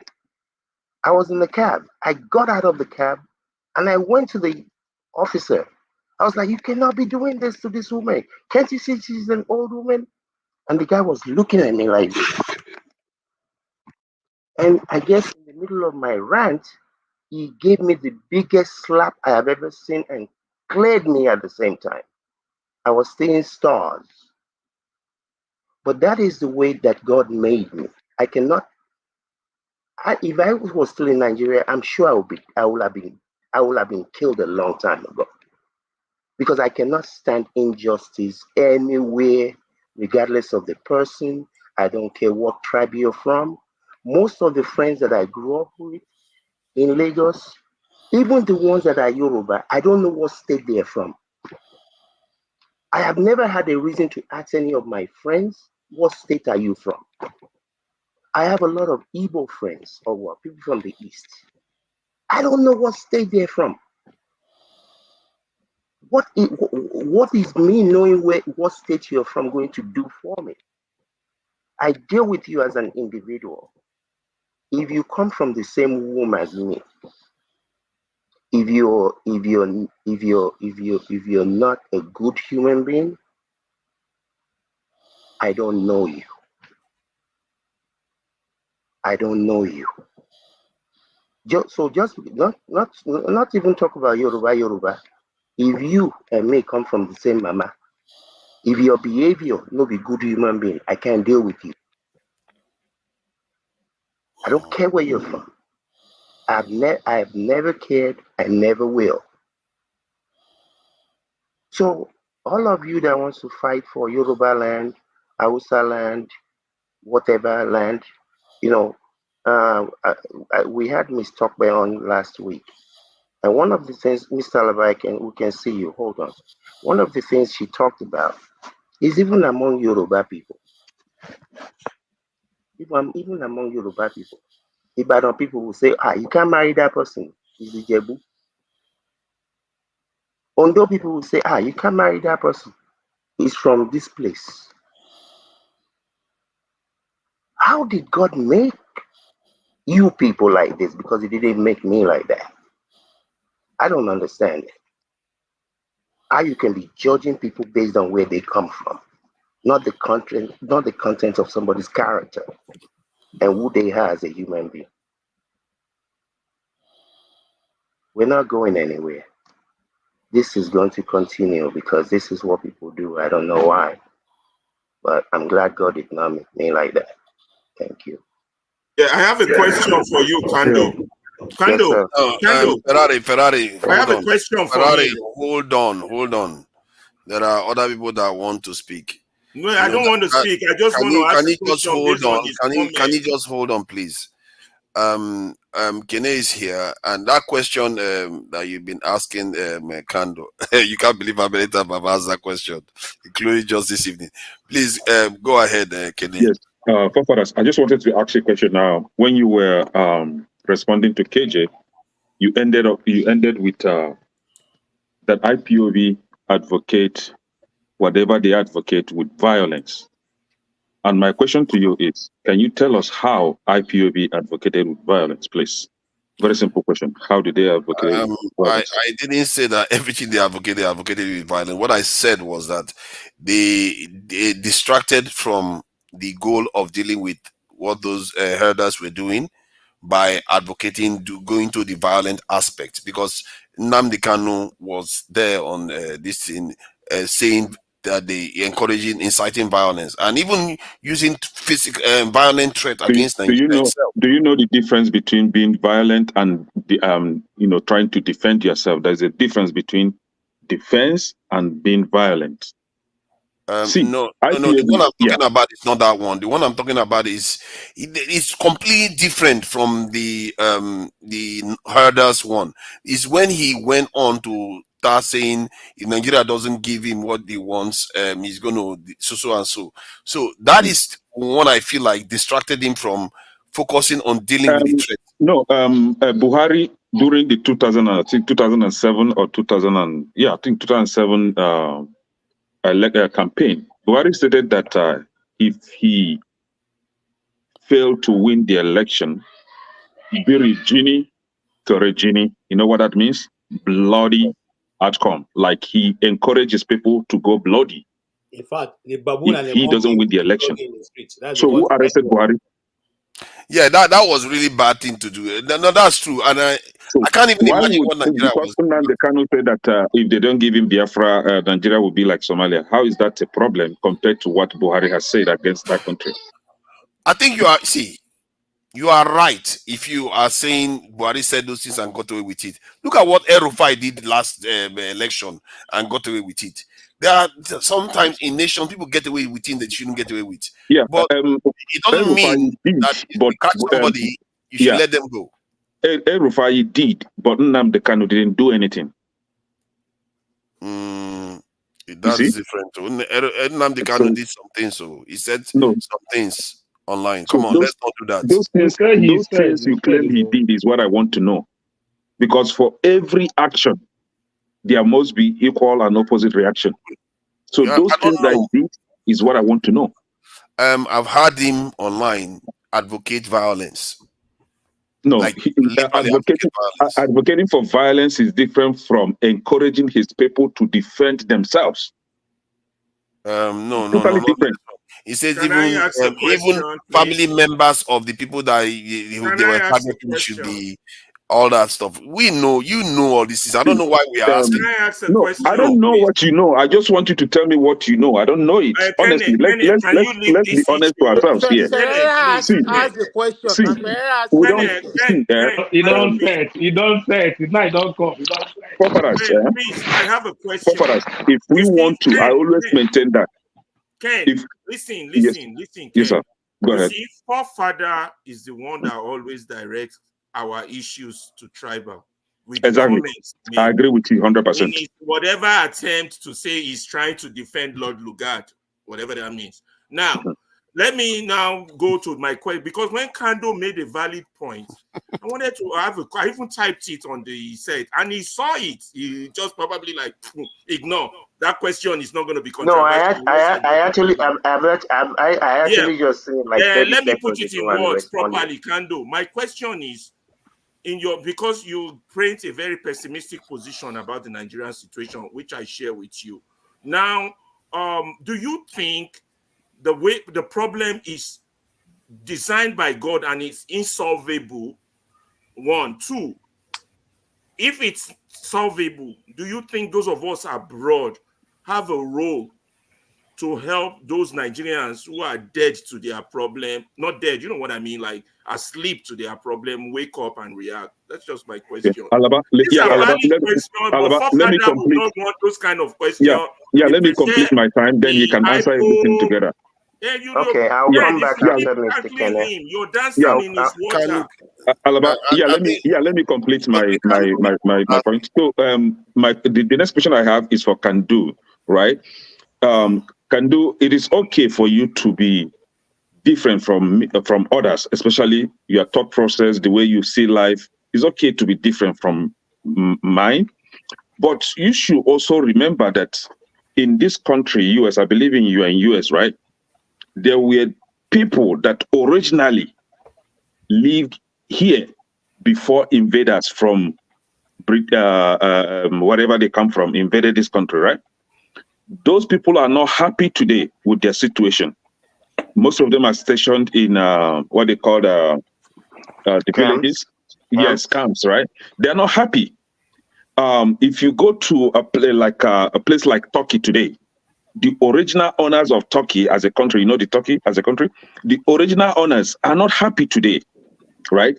If you go to northern Nigeria, the original owners of states like Sokoto, the present day Sokoto, Kaduna, Katsina, even Kano, are not happy today. Thank God for the people of Kogi State, especially the Igala people and the people of Nasarawa State and what they call it, Benue State, that waged them and stopped them from taking up their land. And that is why today you have the middle belt existing, like Kogi, Benue, and Nasarawa State. But every other part, like Kano, Katsina, the original owners have been cleared up. And it is okay for you to allow invaders to come to your land and wipe you off. But it is not okay. Yes, I will answer the question now. Ask the question. Don't make a speech, please. Yes, but it is not okay for me to allow invaders to come to my land and sack me. You stated that Texas and California will never have what they are looking for. It's okay. But you also remember that in this country, we have state-managed system of government. Every state is independent. We don't have that in Nigeria. So whereby a group of people are being subjugated, they don't have control over their resources, they don't have control over their land, they don't have control over their water, they don't have control over anything that they own originally. And you saying that those people have no right to say, okay, we want to be on our own. They don't just wake up and say, we want to be on our own. They say, can we be independent? Can we have state kind of government? And they said no. Yes, sir. No, forefathers, I did get the... forefathers, please, can you allow me, please? I'm trying to find out what the question is. I may ask question and choose not to ask question. I must not ask question. Kando say is yeah, God. Yeah, I got the premise. I am not saying that. I think I preference what I said. And Mr. Ferrer, I will answer your question as well. I preference what I said by saying that anyone anywhere on the face of the planet has a right to advocate for what they want. And there's a UN chapter that supports that. But you see, I deal in probabilities. I don't deal in possibilities. The people, you see, like I tell people talk about America, the free land. It's not free. It took the white people that came from Scandinavia, from Britain, and all these other enclaves, killing 40 million human beings for this country to become what it is. There's a documentary that this guy did some years ago, How the West Was Won. Go and watch that thing. If you don't shed tears, you're not a human being. 40 million human beings were slaughtered for America to be what it is today. Is that what you advocate for the Igbo people? No, I don't advocate anything for anybody. Look, if so I we live are on right this planet, trying to defend ourselves. If I live on this planet for 120 years, in the biggest scheme of things, they said the planet has been around for 5-point-something billion years. So me being a Yoruba man for 120 years is nothing in the scheme of things that I think about. You can have your own Igbo land, take my own Yoruba land, put on top of yourself. I give you. This is not my home. I'm only here for a limited time. That doesn't mean that people should just walk over you and take what you have. That's not what I'm saying. But the reality, the problem is not Igbo land, it's not Hausa land or Yoruba land. The problem is we don't have a government. There's no rule of law. There is no way on this planet that anybody should be giving anybody any land to be ranching their cows. They don't give me land to go and ranch my own tomatoes or chicken. If you want to have a ranch, go pay for it. If you want to have chicken or pig or whatever, go pay for it. Why are you entitled to a free land? Where is my own free land? I mean, when I was growing up, we used to see whichever people were roaming cattle all over Lagos. We used to see them. They carry their stick on their neck like this. How in the what type of animals are these people? You carry AK-47 in a state? With what license? From what government? How? This is serious graduate. The politicians graduate. The cattle raiders graduate. The senator graduate. Your governor graduate. And we're just all there like Mumu. We come on here, we speak our big, go and get our check every 2 weeks, live in our big McMansion, send a couple of dollars or pounds to Nigeria. We think we're big men. If you're a big man, go there and fight if you so believe in it. Mr. Ferrari, I believe the people everywhere should support their people from wherever they are in the world. You know, the Chinese, what's the name of their party now? They were outside China. They fought from outside. They were sending money, they were sending resources to be able to get to where they are today. So I believe that people should advocate, fight, but if you really want to be impactful, you have to be there for the most part. Yeah, we can send money, we can give people all this information. And like I said earlier today, I don't believe that this is a lack of information. It's just part of this Nigerian mentality that God will provide, or God day. Yeah, God day everywhere. But if you're not willing to fight, I forget what's the right way. If you're not willing to fight for what you believe in, then you deserve to be a slave. Thank you. Spot on. Yeah. Who is next? I think I speak the truth. Please go ahead. I speak the truth.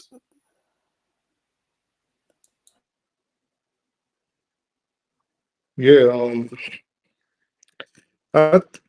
I've been listening a few hours, right? And I think there's a lot of misconception, and I think Nigerians actually do not understand their own country.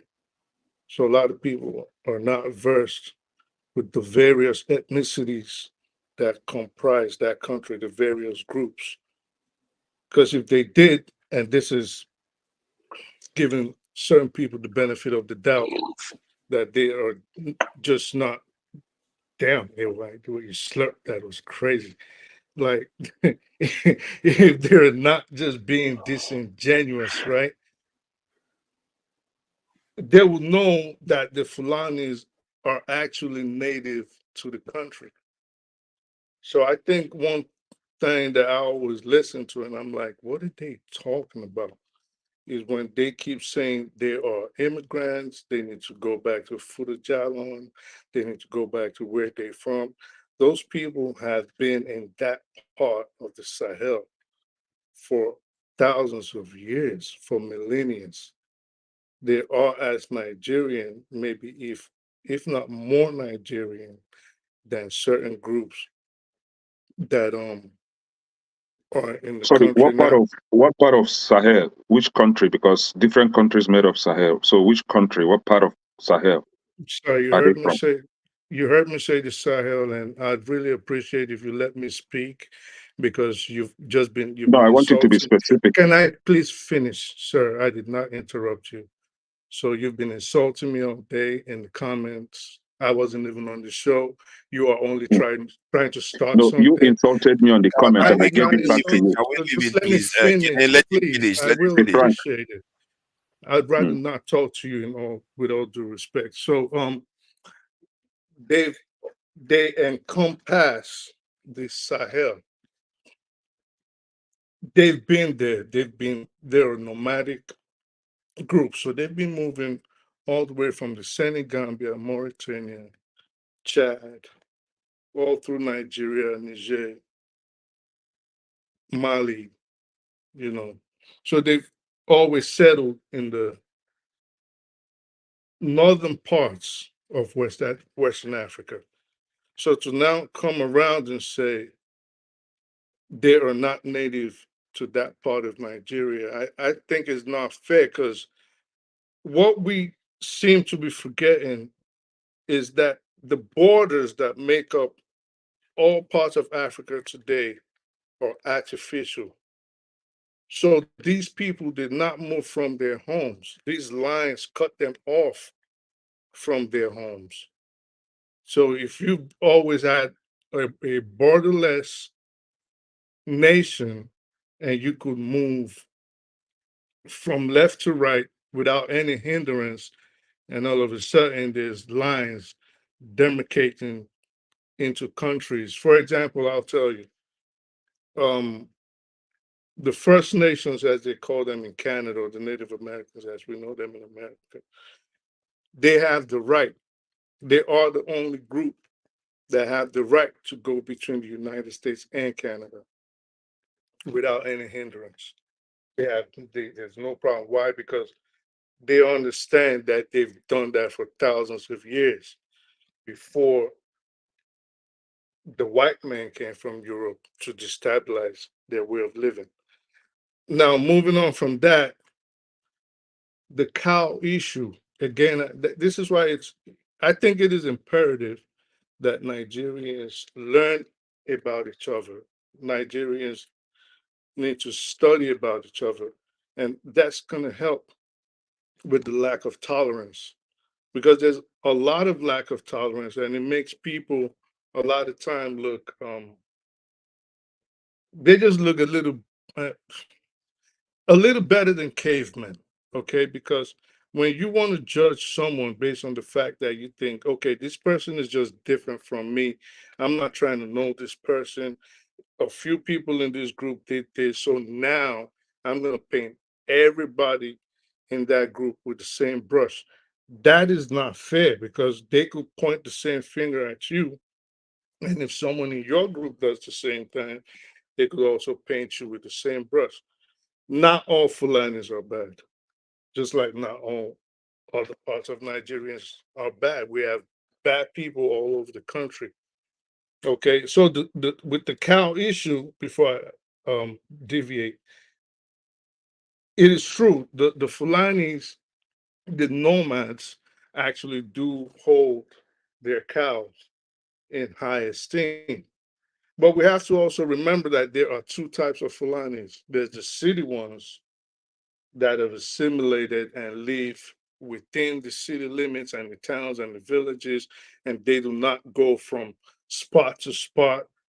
And then they have the nomads, which of course are the ones most of the rest of Nigeria have issue with. A lot of people keep making this mistake, and they say, give them ranches, and why don't they sell the cows? And these people are not trying to sell the cow.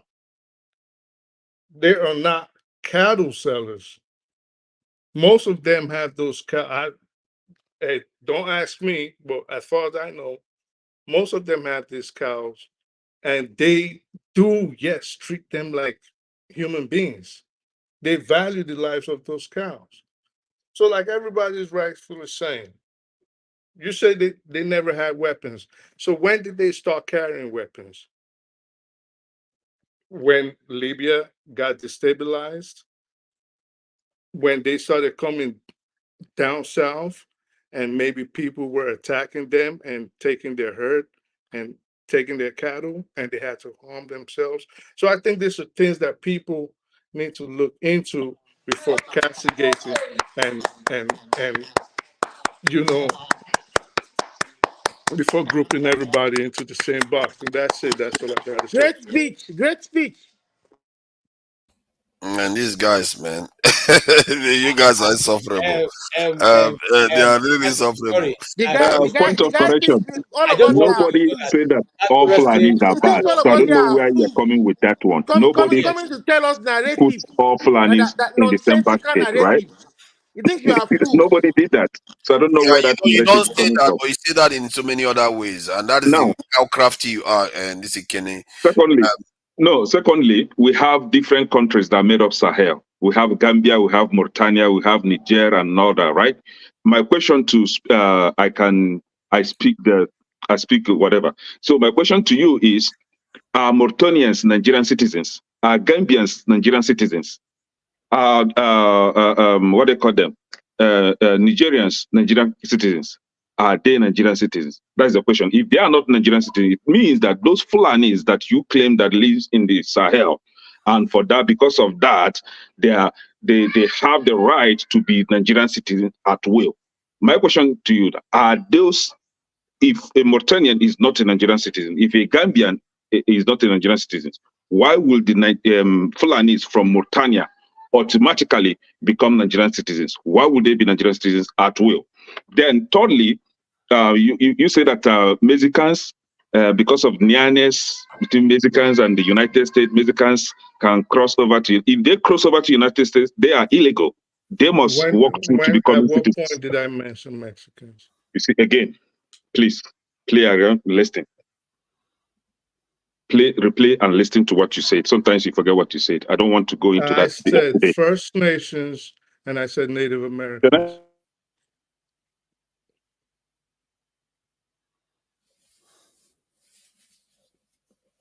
What happened? I think the audio is muted. Okay, who is next? Okay. Yeah, because I'll be mad. I'll be mad with you. Sometimes you don't respond to Hold on. Why would you do that? Sorry, don't make this. I just want to draw his attention. Why would you go inside dustbin? You're talking Don't do that. I'm going to take you out if you do that again, please. Don't cause chaos here. Oh, it's this thing. Please, I think who is next? Is it Olumide or KJ? Olumide, KJ has spoken now, hasn't he? KJ has No. spoken. He has spoken. Olumide have been speaking since. So Olumide, even from background. When he came in. This is if not now, please go ahead. If not now. Okay. Good evening, all. Welcome. I purposely did not want to enter into this conversation today, but I've been listening for more than hours. But unfortunately, I have to. It's getting more interesting that I have to talk. One thing I discover is that most of us like to play to the gallery. And not that we don't know, but because there's always this temptation. I want to be seen as a moderate. I want to be seen as somebody who a little bit to the left, a little bit to the right. You understand? I don't want to offend the other people. I don't want to offend the other side. Let me just help to tone things down. You know, it is good to tone things down. But sometimes it's also good to, in the bit of toning things down, don't conceal some truths. I cannot claim to know everything when it has to do with this subject matter of discussion. But there are certain things that I can always point out, whether somebody is happy or somebody is not happy. You know, I'm not trying to blame anybody who wants to conduct his business the way he want to conduct it. Human beings by their nature, if we are given free hand, we can do anything the way we want to do it. Where I am now, if I'm given free hand, I can start a mama put joint in front of my street with firewood. And if anybody asks me, I tell him that's how we do it in Nigeria. That is in my culture, in my DNA to do it that way. You know? Things are changing. And in as much as I hold some people that are doing these things responsible, but we should always understand that I don't think that is most of those people that has those cows are really the owners of those cows. Most of them are not even the owners. They are just errand boys, some of them. So the question is, those arms that we are trying to justify the reason why they are carrying it, who gave it to them in the first place?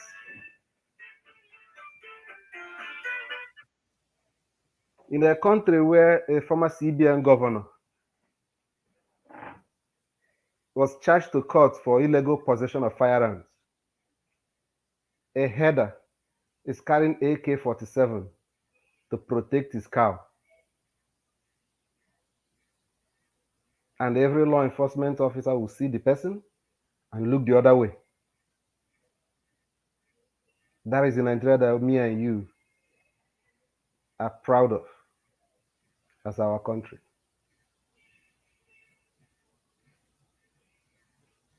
The only question that I really understand I speak the truth narratives, but the only question I wanted to ask him is if those people that he's talking about, are they really like fluid? You know, they have the capacity to exist as either Nigerian when they want to, exist as Nigerians when they want to. No, At the same time, I'll answer when you come. at the same time also exist as Mauritians if they want to, because since they've been moving around the axis, so they are so fluid they can decide to answer whatever citizenship they want to answer. And all the countries that live in that Sahara are their own heritage. Just like one former head of state said that those people are free from wherever they are in Africa to come into Nigeria at will, because that is exactly what your position now is. Have coincided coincided with it in a way. But I think that if you've listened for so long in this conversation, I think it was Kenneth that made that point clear that there are Fulanis that have been in Nigeria for a long time. And the issue of farmers and herders don't have, that there was no really big issue then. Occasionally cows can stray. You understand? And the farmers or the natives don't really pick offense because they know that those cows stray. And those herders always make effort to chase out those cows from those farms or whatever, where they're destroying crops. And if the owners too are also helping to chase them away, they don't feel offended. Those was in the 70s, 80s, and maybe early 90s. The question is, if you trace when this hostility started, it coincides with what Kenneth said some hours ago. There become an influx of other headers from outside of the country because, you know, our brothers live in this country. Like you said, I speak the truth. Because our brothers live here, we also part of this country. You understand? And because the border is so porous, so they carry their own head and come in. You understand? In numbers. So it becomes now difficult for that ancient tradition of that relationship between the host communities and the headers to continue. Do you understand? So that's when that hostility started. And maybe probably that's when those armed things started, because they passed through so many countries. It's possible that they should have reasons to arm themselves. Now, the government that allowed those things to happen when the complaint started, because not today that those complaints started. Little by little, the complaint was growing. So where we hold some people responsible is there are people who knows that these people are coming in and giving us bad name. What do? They also look the other way. That is so bad. And the only thing we can think of a solution is to ask for government, state governments, to start confiscating the lands of locals as appeasement to buy us freedom. That's not fair. I don't know the part of village that you associate with in Nigeria, but I know that even in your own village, nobody gives you land for free. If you need land today to build a house, you pay for it. And in my part of the country, you pay almost 8 million, 10 million to buy land in the village. And when government will come and deceive the locals that want to bring development to you, and they give them hectares of land, community land, and then through the back door, want to use it to negotiate for good relationship with other people from other parts of the country, so that when they finish whatever government work they're doing in the state, they can be seen as good people the other side that that are balancing things out, that are also moderates, so that they will not be seen as hostile elites. That is the cause of the problem. People not calling a spade a spade. I think that the solution right now is that culture evolves. I believe that there may be a time in America where herders also move on the road and in farms, in bushes. But culture emerged, evolved, and they started ranching. So whoever brings those arguments that this is their way of life, that's their nomadic life, so nothing should be done about it, nobody should let them continue doing it. The person is not helping anybody, it's not helping to solve the problem. Those people should be sensitized that things are changing. It's even in their own best interest to change with changing times.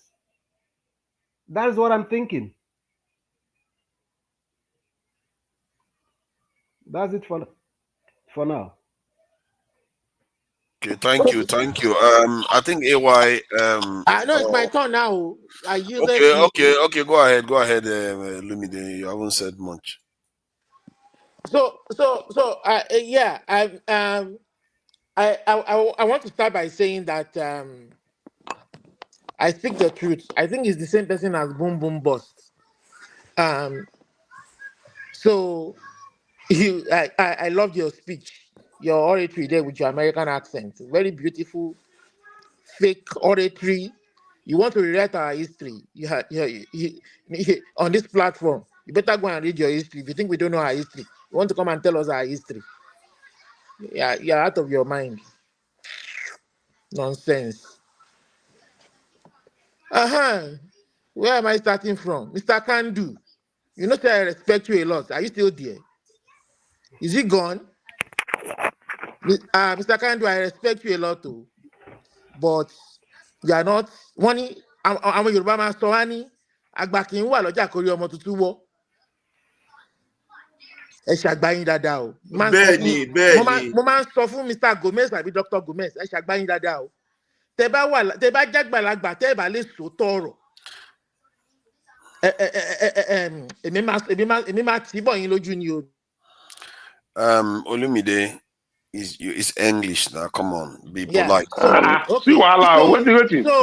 So let me tell you. Everybody needs to understand now. Look. All we know. Look, the country is at a precipice where we have to speak the truth to each other. So all this nonsensical nonsense. See, I have kids. Yes. I know John Abba would say it to me all the time. I have kids, and I want my kids to grow up to respect me, and I would try as much as possible to be respectful of them, of their wish, of their way of life, of their culture, more particularly now because they are Canadians. And if the elder ones back home are not going to speak the truth to the younger generation, shame on them.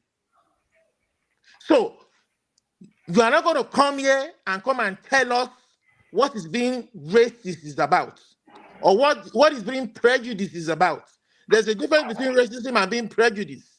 But when you push your prejudice too far, it can be racial. Yeah. There's no way any of us, black, would come here and tell us that in the society that we live in, as much as this society is free and that we live as free men, there's no form of some kind of prejudice.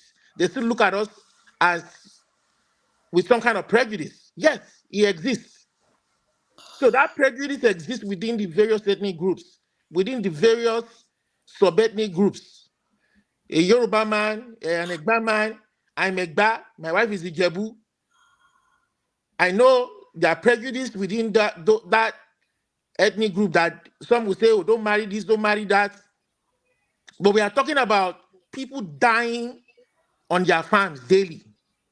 And you are telling us not to talk about it. And you are telling us we are being racial about it, or tribalistic, or bigoted about it.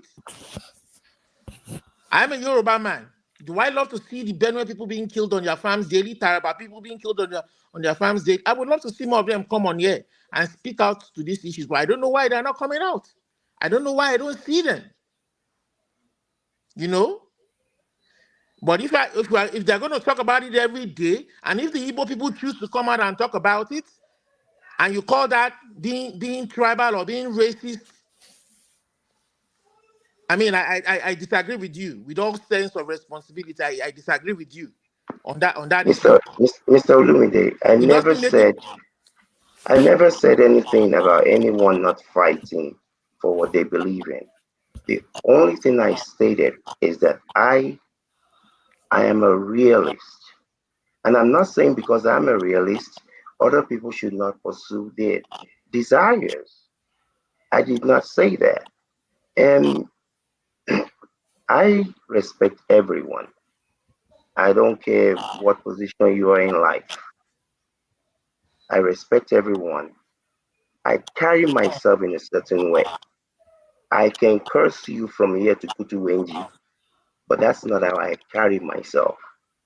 If I talk in a certain way, my mother will slap me even from beyond grave. I agree with you. Hold on. Mr. Kandu, I do agree. Hold on. I have children. I have nieces and nephews.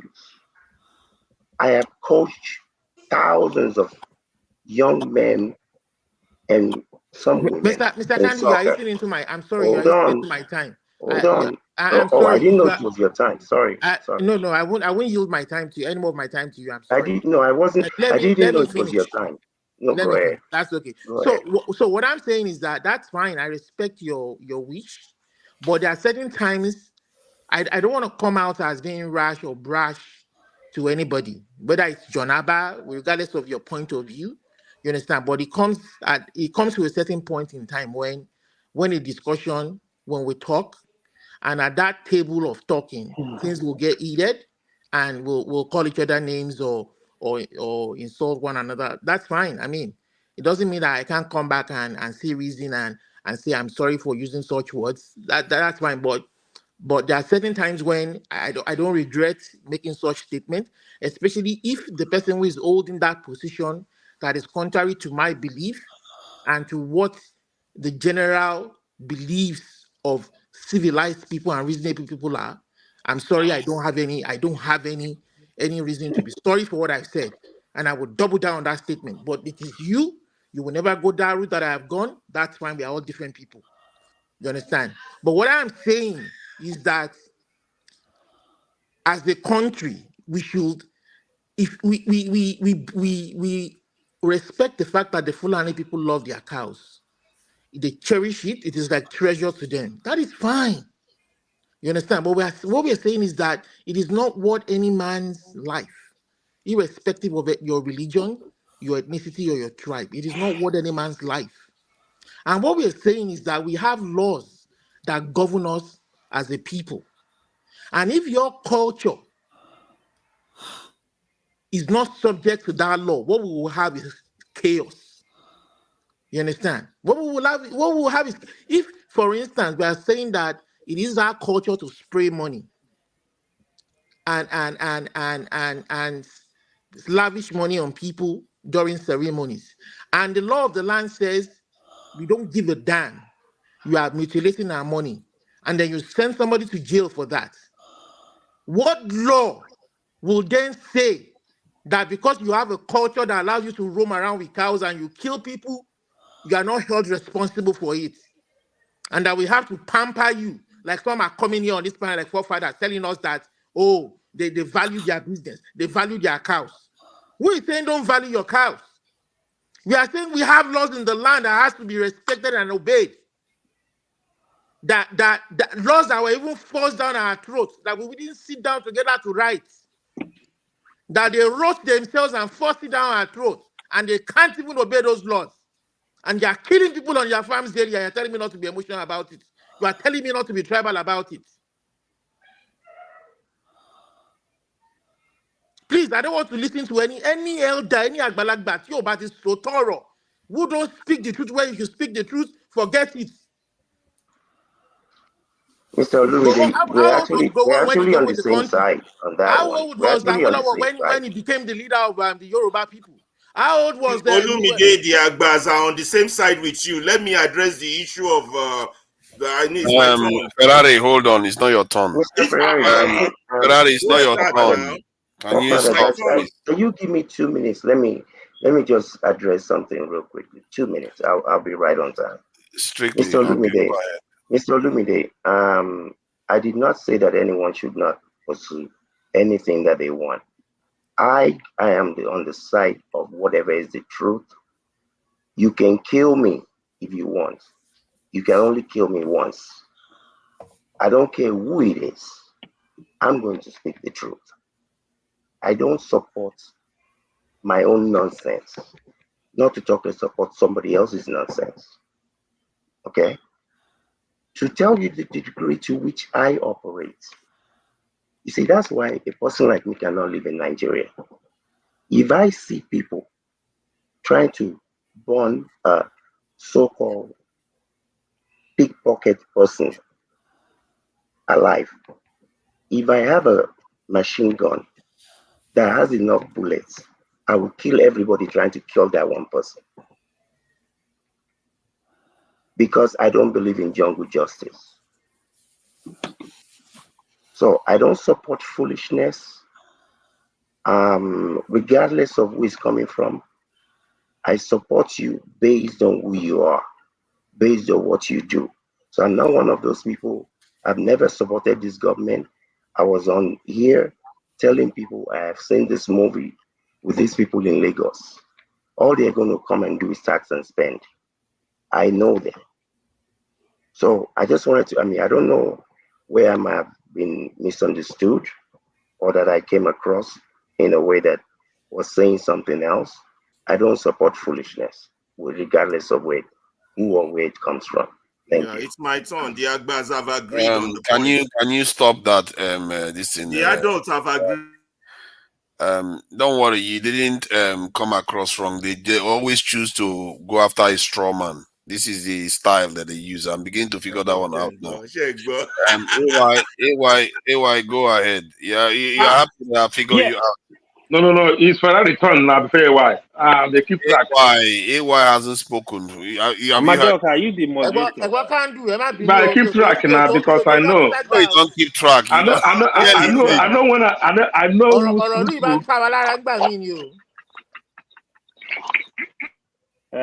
Forefather, I don't know if you want to actually change this topic. Yeah, I think I'm going to change it after now. Yeah, I don't think it's of no to use. be honest, Some people love this too much. Yeah, people have actually summarized. Just watch us change the topic and they will walk away. Nothing they enjoy more than trying. Yeah, they are here. They are. But I have to have my own say before I change topic. No, you've had more than enough say on it. Yeah, there you go We've again. done enough. Yes, move on. Let me say my say. Mr. This thing. Let AY. You want to I wanted to say is this that okay. The thing I'm gonna say, right? See, leave them, make them choose topic. Anywhere where they won't hold go. On. If we want to look at it, just like what I said, look at what Steph. I know he changed his name anyway. Look at what Steph just said. That's just the summary of everything. Let Fulani people that want to do business get a land and do their business. They should stop disturbing people's farm. This thing is just simple. It's when you now reduce it to tribal, like it's Fulani against some certain people. That's where I have problem with. This thing is so simple. Just do the right thing. They should leave people land. Go to any state you want to live, buy a land, talk to the government, get a land, set up your business, do your business. That's just the way I see it. Don't kill anybody. Don't stay in your place and let peace reign. I don't know everything. my problem with this tribal thing, people say, don't say it, don't say it. We can't be reducing every discussion to tribe. We can't be reducing it. It's too poor for us. We are all educated here. We are exposed. If we are doing this, people back home, they also watch it. What do you want them to do? AY, I hear your plea, but I want to beg you until but the right thing, hold on, Lumide, hold on. The right thing is the right thing. Fulani herdsmen, the time where they will carry cows from Kano and go to rivers is over. Period. It's over. They should not be protected by the federal government. Federal government should protect everybody, but they should live where they want to live and live in peace. That's just my own, you know. Okay. So Now that I said his own, time for me to say my own. What I want to say. I don't know why. If you keep behaving like this, you are not going to be on here. You need to stop it. It's like he wants to cause chaos on the panel. You can't keep trying to talk over people. I'm going to change the topic. I've already told you I'm going to change the topic. Move on. Jesus Christ. What is wrong with you? Let me change the topic, please. What is wrong with you, no, you want to go backstage. If you don't want me to talk, then I need to change the topic. Move on. It doesn't get us anywhere. Just let him change topic. Now then, let me say what I have to say now. Now then go drag Good topic. Give him a minute. Allow me to talk. Because there's a lot of other things to respond to. We are talking about Tinubu spending, going for a loan of 6.6 trillion. And we are here talking about this where we are getting rubbed dry. This is my point. We leave the leaders to get away with all this stuff. We are busy hating on each other. And which one is N423 also, that one is in 423 billion naira mess that they accuse him of stealing money. And no, we have not looking into that. So this loan that we are going for, did they say where we are going to get this loan? Is it IMF? Is it Saudi Prince? Who is giving all this money? Okay, does let me anyone have know my about say it? on the loan and on some other topic.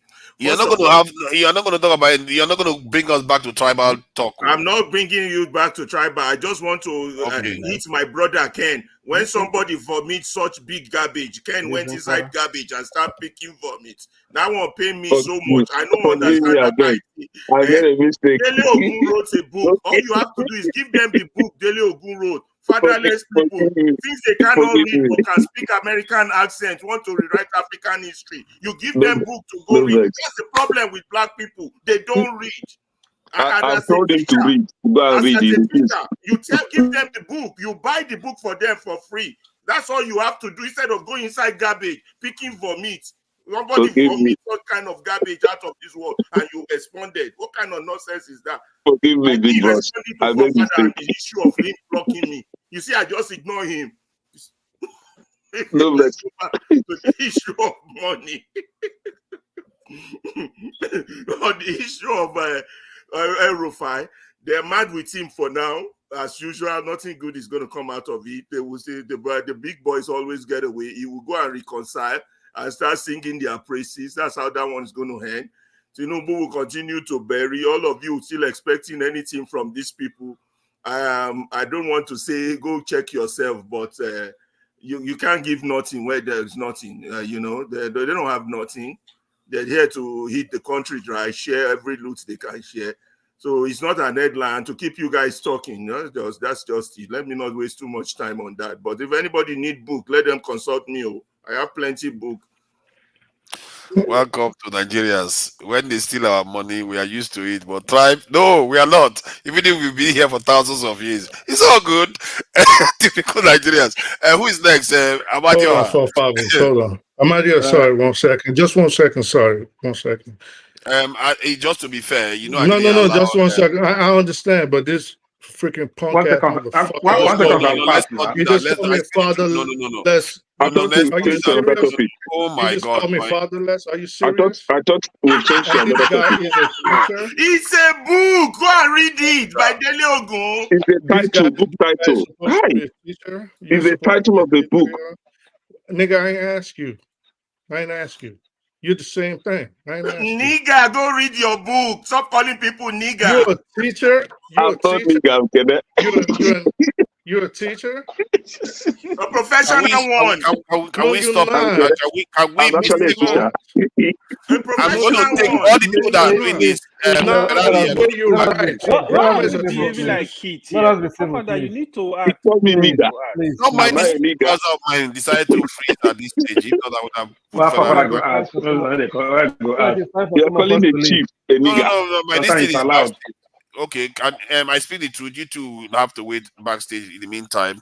And Ferrari, these people are very disruptive, delinquent behavior at this stage. Amadio, I thought you were supposed to talk about this money business. Nigeria is going to be borrowing 6.6 trillion naira. And El Rufai seems to be stealing a lot of money. I don't know where he had the time to steal all that money, but what do you think?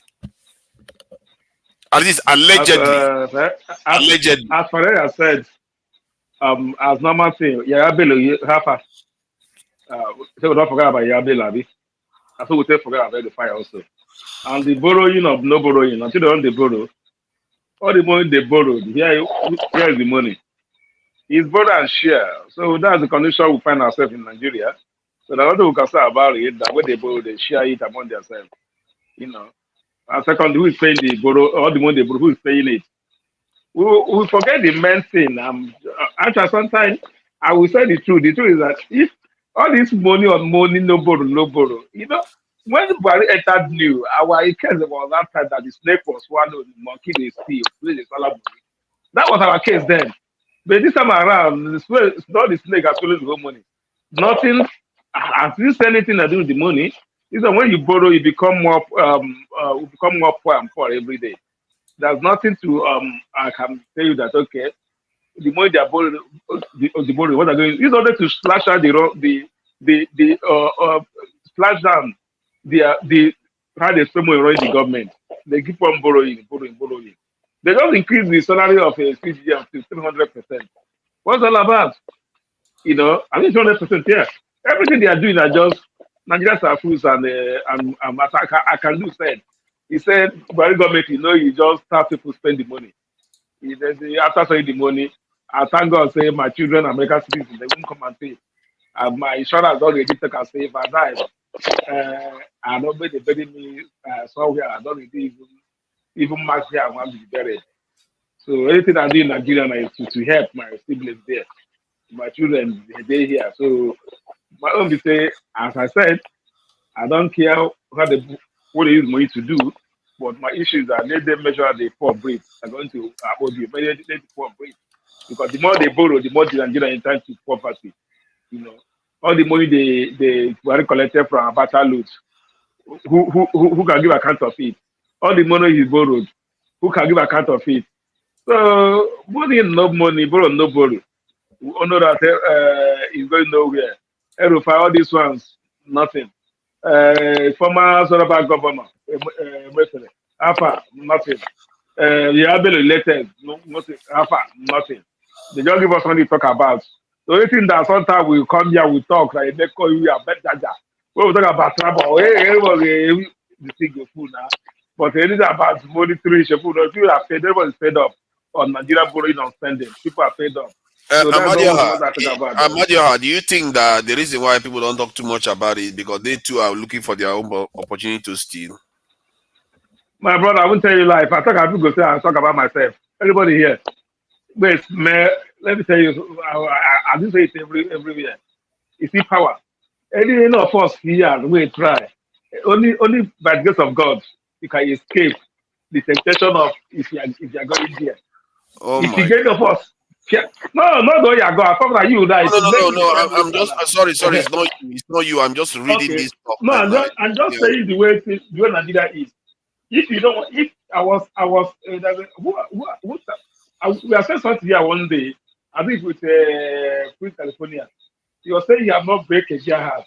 In really 5 minutes, he said that one gear was fall in love with one was in school. I said, intentionally, you have break the gear house, but it's unknowingly. No, most of us, everybody here, if you go by the unknowingly, you are going to you are going to spend money whether you like it or not. All right, but the answer is that your conscience will judge you. All people in government, they are all one. Like also, this is what I do in a meeting. That's okay. This will give me money or this or that. I dare to just steal the money, pack the money. That they steal the money, pack one of the other that they have. But they have no other business business being in government. Especially like our president, that's no business here. Okay, they already have the money. They have everything, but they still borrowing, they still spending money. This money issue. I'm not talking about it, but I don't know what is money. I don't know where See, the money is going. let me present this first. I didn't do a very good job because I didn't start the show. So I didn't necessarily read directly, but this is actually more consequential than we like to. I thought anyway, because you saw that thing the text that I highlighted there is to basically it's for subsidies, petrol subsidies. That's why they are borrowing this money. And guess who saw the document? Not channels, TV, or anything. Reuters. How did they get to see our documents before we do? And but how authentic is the document that you're about? How authentic is it? oh no, it's true. It's true. Because if No, you you want can say to it's true. How authentic is it? because it's being reported by Sahara and many And other. I assure you, even though I will tell you this. You are saying that the other day that a whole government is using Gmail. Are you not saying one day? A government is using Gmail as their cloud to pass through their phone. Yeah. Just 3 more. Yeah. So if the whole government can use Gmail, whose document is saying? They say people are not interested to get it. So if it's leaked, maybe they have one of them are going to computer center to go and type it. You remember for anything happened in Nigeria. If government can use a Gmail, so what do you think is going to happen? Somebody has gone to computer center to go and type it and bring it. You know, How it's only in Nigeria you remove fuel subsidies, create the condition that makes you have to reintroduce it again. You don't understand the more we are not holding these people accountable. Don't you understand but the word? You know what annoys me most? We don't hold them accountable for what they are doing. What don't you understand? The more you look, lesser you see. Something is gone. If some of us we are happy. If that is only what people have done, I'm a bit tired because our people have more time about tribal stuff. This is kind of what we should be holding them accountable. Are you not tired trying to talk about how much this government borrowed? They even borrowed 14 billion naira, borrowed they will pay with interest to complete the useless house for Fatima. Right? 14 billion naira to build house. They will borrow money to buy cars. They will borrow money to build useless roads or useless bridges. They will borrow money for everything. Now they're about to borrow 6.6 trillion naira for their useless budget, right? Within the space of 3 months. Subsidy of fuel petrol subsidies. Yeah. Within the space of 6 months, last year, 2023, within the space of 6 months, this government borrowed 3.8 trillion naira. What did they use the money for? Can anybody account for the money? We are tired of talking about these people. Where to start? How do you make Nigerians suffer like this? Then you still go when Buhari was there, Buhari would borrow money, and then the next news is that Python swallowed the money, or monkey ran away with the money. Money that was borrowed, though, and you pay back with interest. Animals keep stealing the money. Now who's stealing it? A bunch of criminal-minded, useless. You see how sometimes I will wonder why did this person all of a sudden just turn out to become a terrorist against the government, like choose to end his own life, use his own life to end the government completely. Hey, no, that's not allowed now. You can't keep saying that. You need to withdraw that, and that view is not. No, I said I wonder why people will think to do such a thing. You need to withdraw that. That kind of statement is a kind of almost inciting behavior. Withdraw it, please. Have you heard one doing that? Come on, you know what you said. You said somebody do this. That's inciting. No, I didn't say somebody. I say I wonder how people would think about doing that. Is that what he said? That's a twisted way of putting it, but that's not what you said. You literally gestured it that somebody does it. That's what he said. Yes, I did not say somebody did it. You see, but we need to be careful of our utterances. We can't just be saying stuff, and you like Dr. Damages, you are going to cause him to get into problems. You can't be saying that kind of stuff here. It's not nice. Forefather. I don't know what you're trying to twist here. You want me to withdraw what I did not say? What you said is very That's not what he said. Stop emphasizing Do you want me to withdraw what I did not say? He didn't say that. Something. See, I heard what he said. And his other line is fighting violence. Okay, let me see. I thought we'll get to discuss. Basically, I'm just tired of talking about the government. Yes, because me too, I'm tired of it. So I'm trying to say if we can get to the ladies.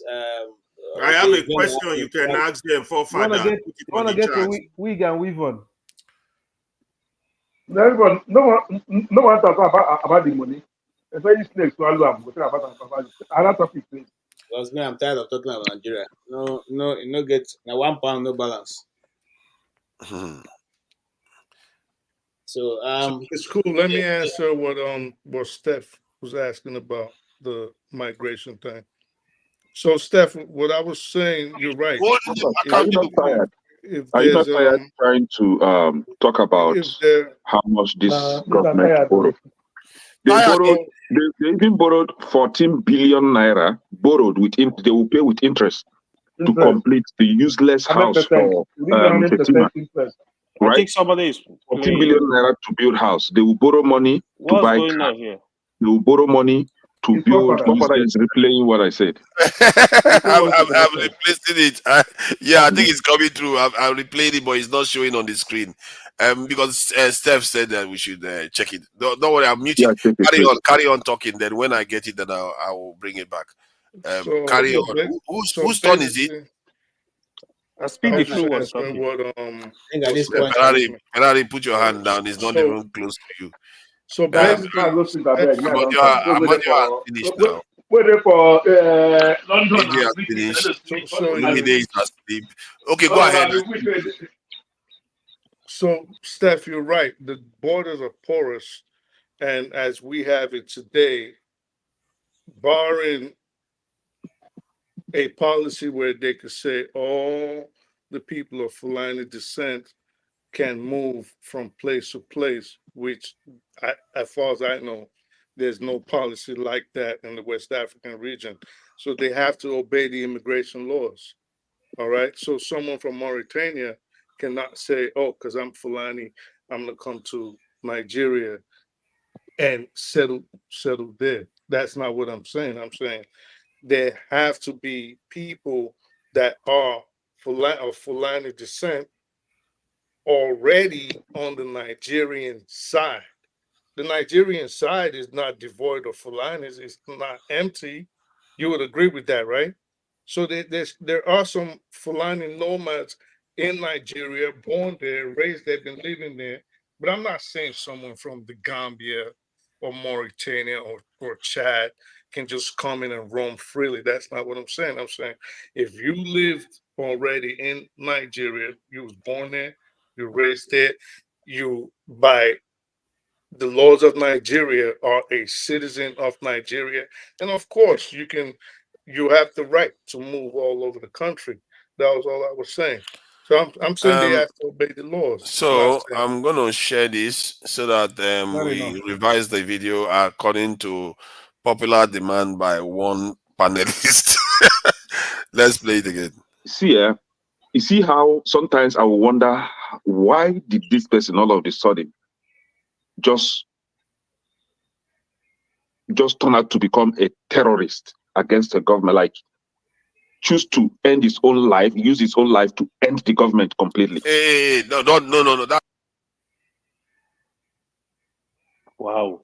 So, Kenneth really showing his son. What did he hear? Wow. So what did you hear? He said he wished that No, he didn't say he wished. No, I say I wonder. Hey, God. Okay, I wonder. Okay. I wonder. Hold on. Yeah. Can you people excuse me? Hold on. Let me. Okay, yes. If you say I wondered, but what he said was saying that somebody should No, he didn't pick say out should. No. Okay, let me explain I to you wonder how let me explain to you somebody what he said, would. forefathers. Let me tell you what he said. He knew that somebody like you is going to pick offense or whatever he has in mind to say. So he said it in a different way, as if it's something that have already happened. So he's wondering, why did this thing happen? You see? Are we good now? No. Hold on. Yeah, it's true that he didn't say wish, but it doesn't mean that the meaning of what he's saying is not the same. No, The he's idea. talking about a to story coin that another never meaning? happened. No. Hey, Hold on. The meaning. Too much. Can we Can move you on? see Ferrari? Don't do this. You need to allow me talk. The point I'm making is that even if you say I wonder if somebody does No, not he turn didn't say themselves if. into. He's still getting it wrong. Okay, put it the way he put it. He said, Then let's hear it. I wonder why somebody should turn out a terrorist Mm-hmm. I and wonder robbing the why somebody government. should turn out to become a terrorist. Mm-hmm. And is that what he said? Yeah. Whether somebody should turn out to terrorist and take over. He said Let he's me check wondering it why again. Let me check somebody. it again. No, seriously, I'm going to check it again. Somebody should do it. I'm going to check it again. Go ahead. Okay, check it again. Yeah, let me check it again. I don't know what I heard because maybe I've heard it is. Let me confirm because it's only fair. You're hearing from your forefathers.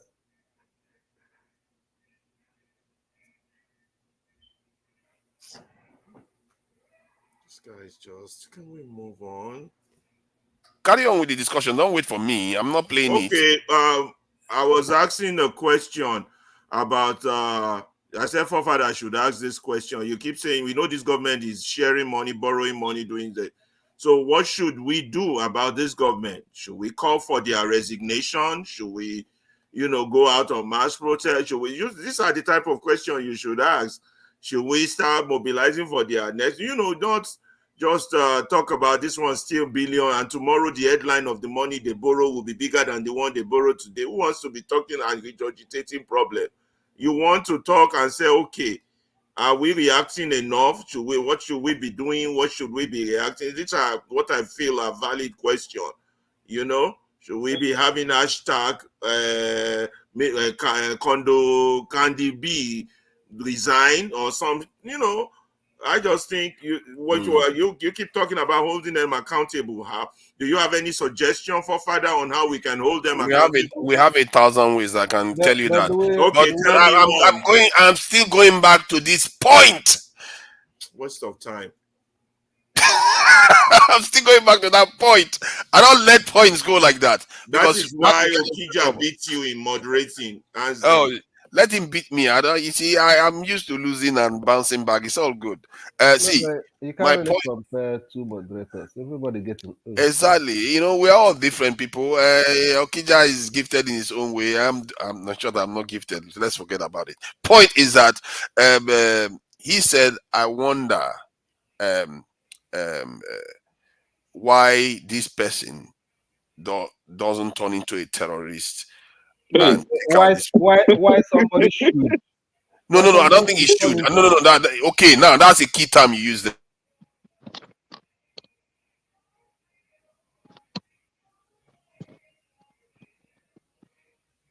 You muted yourself. We can hear you, forefathers.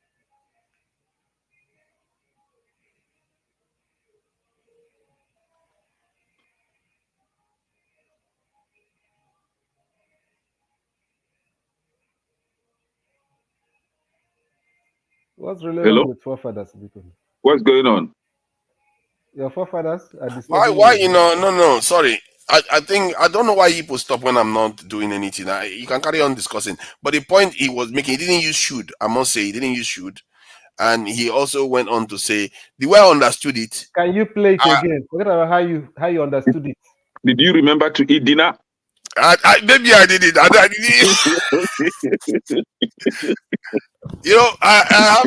don't even know. I like to get this right because it could affect my judgment. Yeah. Hold on. Let's get it again. Bunch of criminal-minded, useless. See, you see how sometimes I will wonder why did this person all of a sudden just turn out to become a terrorist against the government, like choose to end his own life, use his own life to end the government completely. Hey, no. So what do you make of that? I should be asking you, what do you make of Yeah. it? No, I'm asking you now because what I heard him say was, I wonder why this person. No why specific did person. someone? I didn't say this person. He didn't say someone. You said this person. Okay. Whatever this person. What did you This hear? person turn into a terrorist and take out this government or something like that. That is the way it was put, and that is the way it came across. And is there any other interpretation of it? If you have it, you can explain. I just answered it my own way. No, what's your interpretation? My interpretation is that what you heard. No, my interpretation is that why I wonder why this person all of a sudden. Yeah, did I say all of a sudden? No, that's what he said. Okay. Yeah, I wonder why this person turns into a terrorist and take out these people. Take down the government. Yeah, this government. No, not this government. Or to choose to end their own life. He even went in more visa. Choose to end their own life and take out these people or this government or whatever you want to call it. But the point is that aspect, I found it a little bit alarming because from the point of view of this channel, but what you heard, is it like something that is going to happen or something that have already happened already? It's not happened, that's for sure. It's not happened. And the way it was put was more of it's in between because it's not very clear. That is more of so you picked it up because of your mindset. No. Because it comes from his mindset because he was angry. No, your mindset concerning him. No, not at all. So why are you still emphasizing on this thing since that time? Because I like to get this right. How many are we in this forum? We heard it, and I heard it. I interpreted it differently, but you heard not to it. Yeah, why? But you remember when you called me aside once and said when I say something, some people hear something else. Exactly. So I'm hearing something else than you are hearing. No, but that thing you heard. I'm telling you, I'm hearing something else. And if the DSS hears something else, Dr. Damage, you are the one giving it fire now. It wasn't explicitly stated the way you're saying it.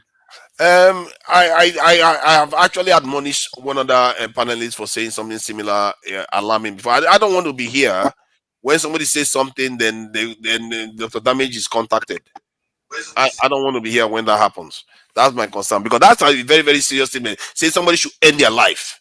Maybe that's the part of it that started alarming me and then take out the government. Come on, you have to. That's a serious statement to make. It doesn't matter. Somebody can. There is nothing serious with my statement. You maybe if you find time to listen to it again, and I don't know why you are trying to make out kind of pull out a problem where there is no problem. I don't know why you are trying to do that. I don't know.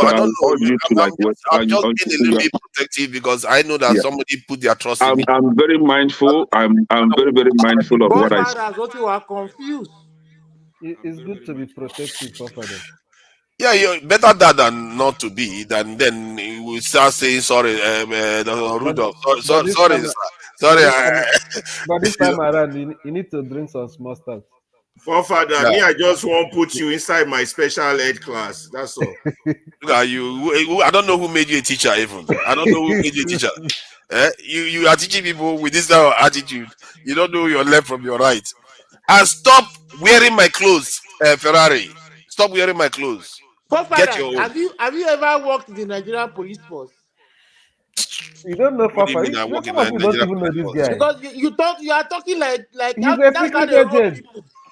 Me, secret agent. Maybe I could be one actually. That's how Come they and rope recruit people. me. They regret. Me, secret agent.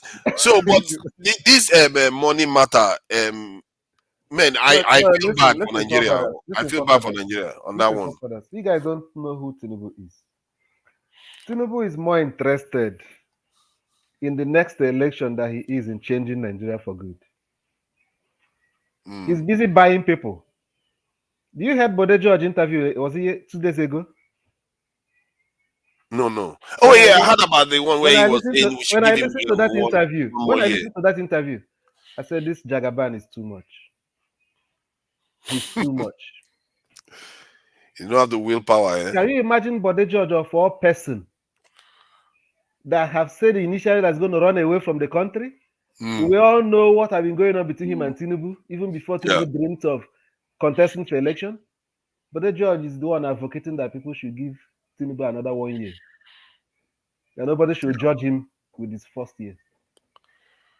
Nothing the political class does should surprise you guys. They are all on the same side, and it's just a question of, so nothing should surprise you. The last 2 weeks has been very seminal for me, actually, from what I've observed, from the national anthem to some of the things I've heard. I'm now beginning to think, plague on all their houses right now. They are all men. Our elite class is so compromised. There's another person that made another statement that I was like, is it this person talking like this? The first person that flipped was Boala, right? Boala, Ogupe, is he? Ogupe flipped, then Bode George suddenly saying what he said. You guys don't understand how it works in Nigeria. They might have something on them, and once they have something on you, you have no choice but to flip. That's why it's I think this thing happening to El Rufai now. I think that's the same thing they're doing with El Rufai very soon. Yeah, there was a time El Rufai was they will strike a deal with trying him to form another political party or part of another political coalition or whatever. There's something. Was it last 2 months or so? Or last 3 months? If not now, I don't know what's going on. If not now, can I ask this question? If not now, because I'm really struggling here. Why do some people openly come out and, in a way, I look into their eyes or just hear the way they speak? It's like they are telling the truth. Why do they feel so strongly that Tinubu is actually on the right path? Because I don't see it. You don't need to see it. They're just defending their pocket and you don't their need food. To see it. They're just defending what they have to defend. Okay, look at somebody like Boala before. Everything I've said about Tinubu since Tinubu won the election. Immediately after that Aso Rock visit, where he was settled, he always looked for a way to defend anything that comes from this government. I don't understand it. That Boala. Yeah, no, I know him. Yeah, he's on all the news channel. Always there. It's like the spokesman now. That's what they have to do to survive. You have to understand that Nigerian problem. It's like an hijacker situation in a plane. It's sad. It's really sad to watch. Nigerians don't have leadership. The issue should not be maybe next election, but how to bring that system down. Even P2B, I may be disappointed too. No, I wouldn't be surprised if P2B comes tomorrow and said, "Let's give Tinubu 2 more years." I wouldn't surprise you. It will surprise all of you, but it won't surprise a lot of people will just faint and like enough is enough. Enough is enough. Because that's the way Nigeria is designed from 1999. The national anthem was being changed, and Showore, P2B, all of them silent. Completely. I just looked at like, okay, we are done I hope we'll have one day to discuss that. What's the time now? 10:30. I'm not sure. Sorry. Well, Father, thank you for taking me out. You gave me some time to take care of a few things. But you need to have more of a tough skin. It's not easy. You can't just because people are serious people here. You can't just do such things. I'm just saying. Well, But the only anyway, is it not only Ferrari that did something to today, and I think it's well deserved actually. That guy, the Ferrari has uh, been he's been calling me all kinds of things for months. I know, but look, you're the moderator, so if you look for you to be in this role, and you've been in this role for a very long time. Okija Let did him have this his role revenge today. when I become You moderator. know, Let him have his yeah, revenge. I hope yeah. you become one. You Look, see, I'll be on the panel. Then I'm free to blast you as much as I want. Please, Odi, go ahead. yeah. So I'll tell you something. You're very good for this forum and this channel. Because at least most people don't have your stamina, right? I think you just like the argument. You kind of live off it, which is good. Like, it's your personality. Because I've seen some days when other people have been given the mantle, they gas out very quickly. Even you continue on a monologue when nobody is here till people join in. It's good for business, but at the same time, look, you can be better. Like you're asking our leaders to be better, asking more from each other. Look, I think you need to ask more from yourself also. Do some introspection. Look, you can be much, like you can do a lot better. But anyway, going back yeah, going back to what you were saying about the loan, I think if you calculate that, just about, the 6 trillion should be about $4 billion. Oh, the easy now. Just they take care of the shade, my guy. Easy now. No, yeah, no. So the 6 trillion should be about $4 billion. That's a lot of money. If you look at the Nigerian, the budget for 2024 was $34 billion. So you're looking about 1/6. They're trying to take 1/6. You know, that's this is it's more serious than I think people make out of it. And they're not going to use it for anything. Someone said it's for subsidy. Yeah. Are we really very serious about this? You're going to be taking, extra after the budget, extra 1/6 of the budget, just to subsidize something that is supposed to have been gone. I know that, look, the system will fight back at some point. All these Okube, all these guys, El Rufai, yeah, you guys are right. These guys are just trying to find their daily bread. You could see, what's his name? Donye Okupe. That one, you can look at him. You can see that ground no level for him again. Yeah, things are very hard for the bad. He's talking about losing weight and money no day again. The highest position the man ever had was to be a special assistant. He was never a minister. He was never anything. So the money is finished. So they are trying to look for ways to, ingratiate themselves and get something out of the government. People like Reno Mokri, probably, I don't know, maybe he's a CNA in the United, which is a good job. But, being whatever special assistant to president, he's trying to find a way to come back and steal money and do some contract. So everybody is trying to get into the groove. I think somebody said it correctly here. But we just have to continue calling them out and not calling each other out. Let's stop fighting amongst ourselves. There's nothing. Look, most of us agree on the same thing, except a few people, who may just say that Tinubu is Jesus Christ and he's the best thing that ever happened since sliced bread. But I'll leave it at that and let other people have their turn. Man, I'm in a desperate state. The last week, given everything I've seen in Nigeria, what these people are doing to the country is just unimaginable. The only bright thing I see on the horizon is student loan. The refinery that they said was going to start working in December is not working till June. We're going to be going to July, still not working. And you don't see anybody holding them accountable. This is what I keep saying. Why are they not going to do this nonsense when nobody is really holding their feet to the fire? It's going to get worse and worse. I can't believe some of the things. Dr. Barrister Kenneth Okonkwo came on TV, support the new the back to the old national anthem. San Ozakome. It's like, what is wrong with our leadership? Should we even call them that anymore?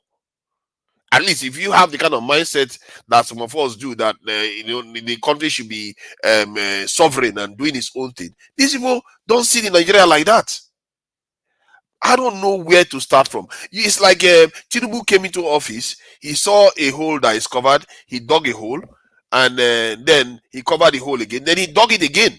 Like, you came in, you remove subsidies, and you went and caused problem that makes you need subsidy again. And then what is all the suffering for then?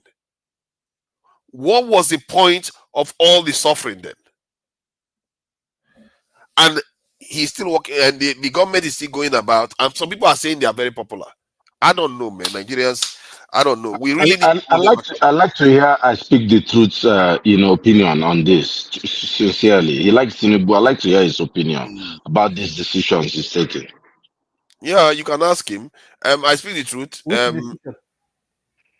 Exactly. What's the question?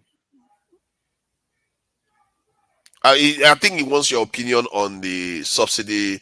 I ain't got no opinion. None of y'all said anything really. Everybody just complaining. You don't even know what the money's for. You don't know why. I know what the money is for. I know what the money is for. I just told you. It's for subsidies. It's for subsidies. It's for subsidies. Yeah. All right. I ain't got no opinion on it. Nothing. So, how about the fact that he took subsidies off, destabilized the economy, and now requires subsidies? You don't have any opinion on that? None, sir. Nothing. That's very interesting. I'm just listening to you right now. The pointer. One big Prophetess, pointer. how do you define cluelessness? Somebody that is clueless, he doesn't know what he's doing. He just came on board, withdrew subsidy. Now he's borrowing money to subsidize the same thing that he withdrew. See, it's not about, I want to grab power, I want to grab power. What are you able to do with the power? You are not prepared. You don't even know what you want to do. He just wants to be a president. And he has forced himself to become the president. Now he's confused. He appointed his confused friends too. Have you forgotten that he resurrected the 1999 set of criminals? These are a bunch of confused people. They don't know what they're doing. Last time, his vice stated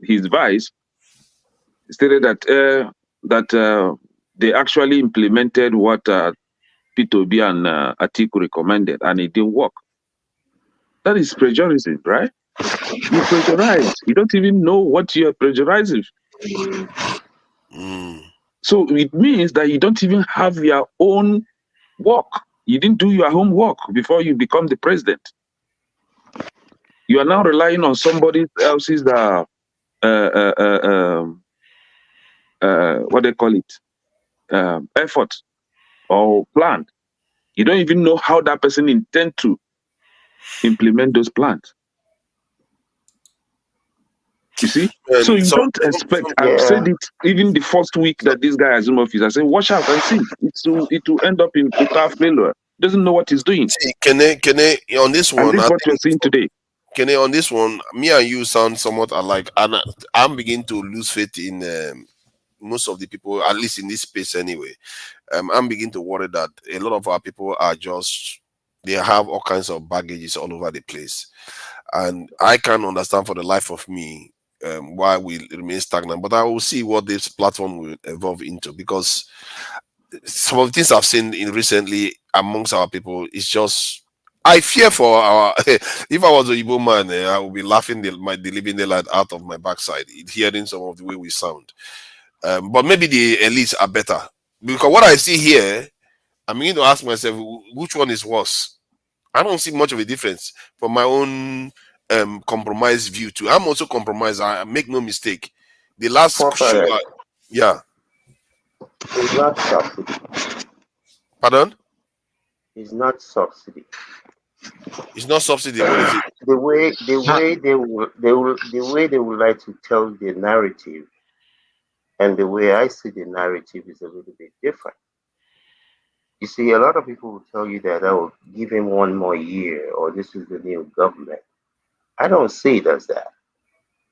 Because, what's his name? Tinubu was the chairman of APC. He had the ears of Buhari. If he and his You mean he Lagos was boys, leader, not chairman? You know, people will yeah, start leader picking on that. influence, he had influence on the party. And how all these World Bank geniuses didn't see this coming is amazing. You know, I have said this here before. Anybody can go on YouTube, type in subsidy, Lamido Sanusi. He told these fools back in 2014, he said he's not against subsidy removal, but he's against rent seeking. These people have stolen, I think it's 32 trillion naira from the Nigerian people with all this subsidy since then. Trillion. These people should be, anyway, today is Sunday. So we don't have a government, we have people in power, even Tinubu and all these World Bank people coming in and saying, oh, did you know this was bad? Where were you that you didn't Sorry, see this? can do. I'd like you to take this in this stride also. You know, since you're talking about World Bank, how is it that when World Bank and all the calculations coming from international financial bodies analyzing Nigerian economy as calculating that Nigeria giving Tinubu praise that he has removed subsidy? That's all their calculation. Can someone explain, that for me, if it's not colonialism and, trying to make us feel stupid? Even the international bodies, you just put something, Reuters found about this loan. How is it that Reuters and all the people, IMF, they don't know that, like, subsidy is back and they are pretending and they're trying to make us feel stupid? The way I read it is this. It's just like somebody saying democracy doesn't work. Democracy works if you work it. There's nothing wrong with getting a loan. If you go and get a loan and you want to use it to start a business that you've looked into, you've done all of the homework, it will work for you. If you go and get a loan to go and bury your mother, God help you. So personally, I don't believe in conspiracy theories. I don't really care what the white man did. I don't care what the white man is doing. Nobody can force me to do what I don't want to do. So if they're being compromised, whether they have something on them or whatever the case may be, I really don't care. If they have a picture of Tinubu having sex with a guy, okay, so what?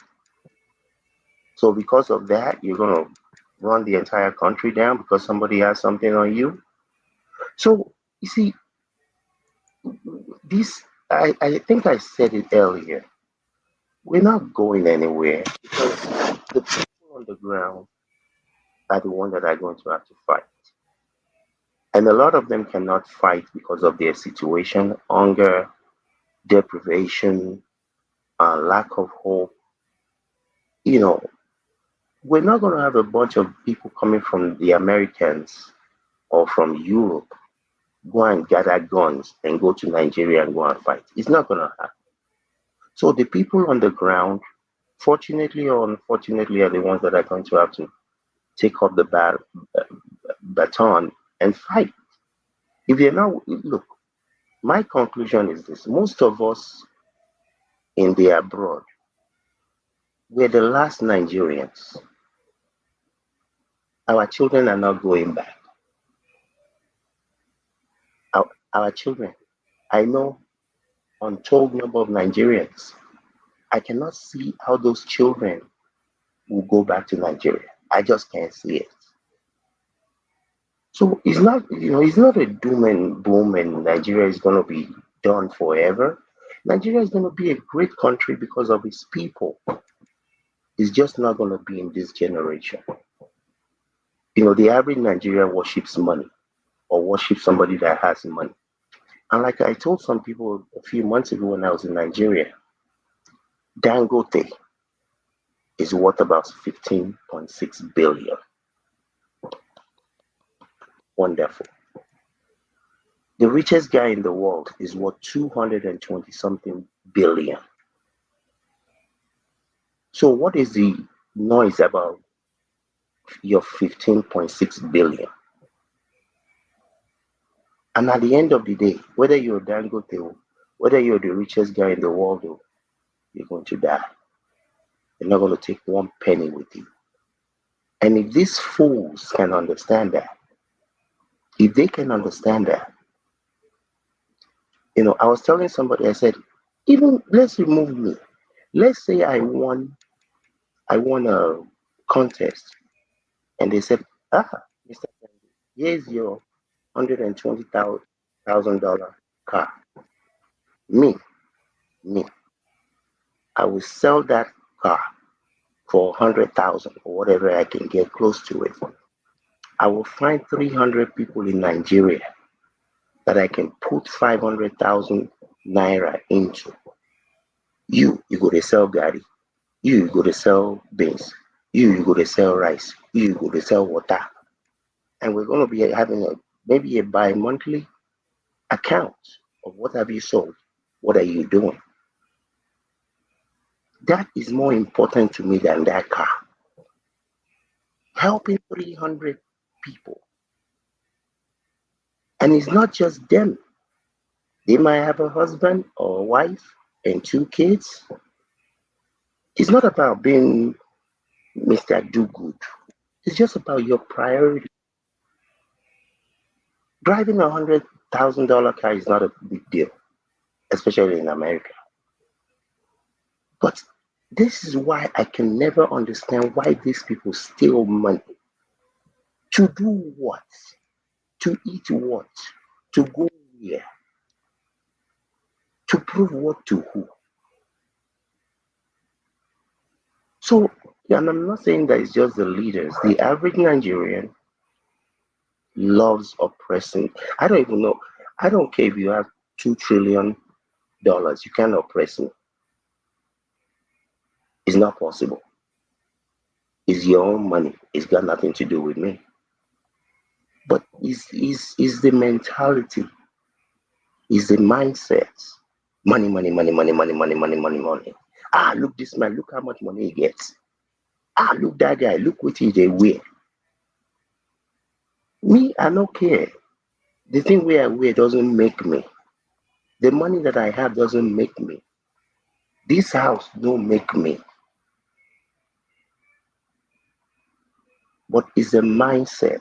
Until people can get to a point where they understand that money is not everything. All it is a tool. It's good to have, don't get me wrong. I love having as much of it as I can. But it's not the end. If you pack all your house full with money, then what? So again, based on what I've seen on the ground, based on how I even see Nigerians interact, it's so funny. Somebody that I was supposed to be sitting down with, helping them to figure out a way to move their life ahead in Nigeria. She told me, she said, is that an iPhone that you have?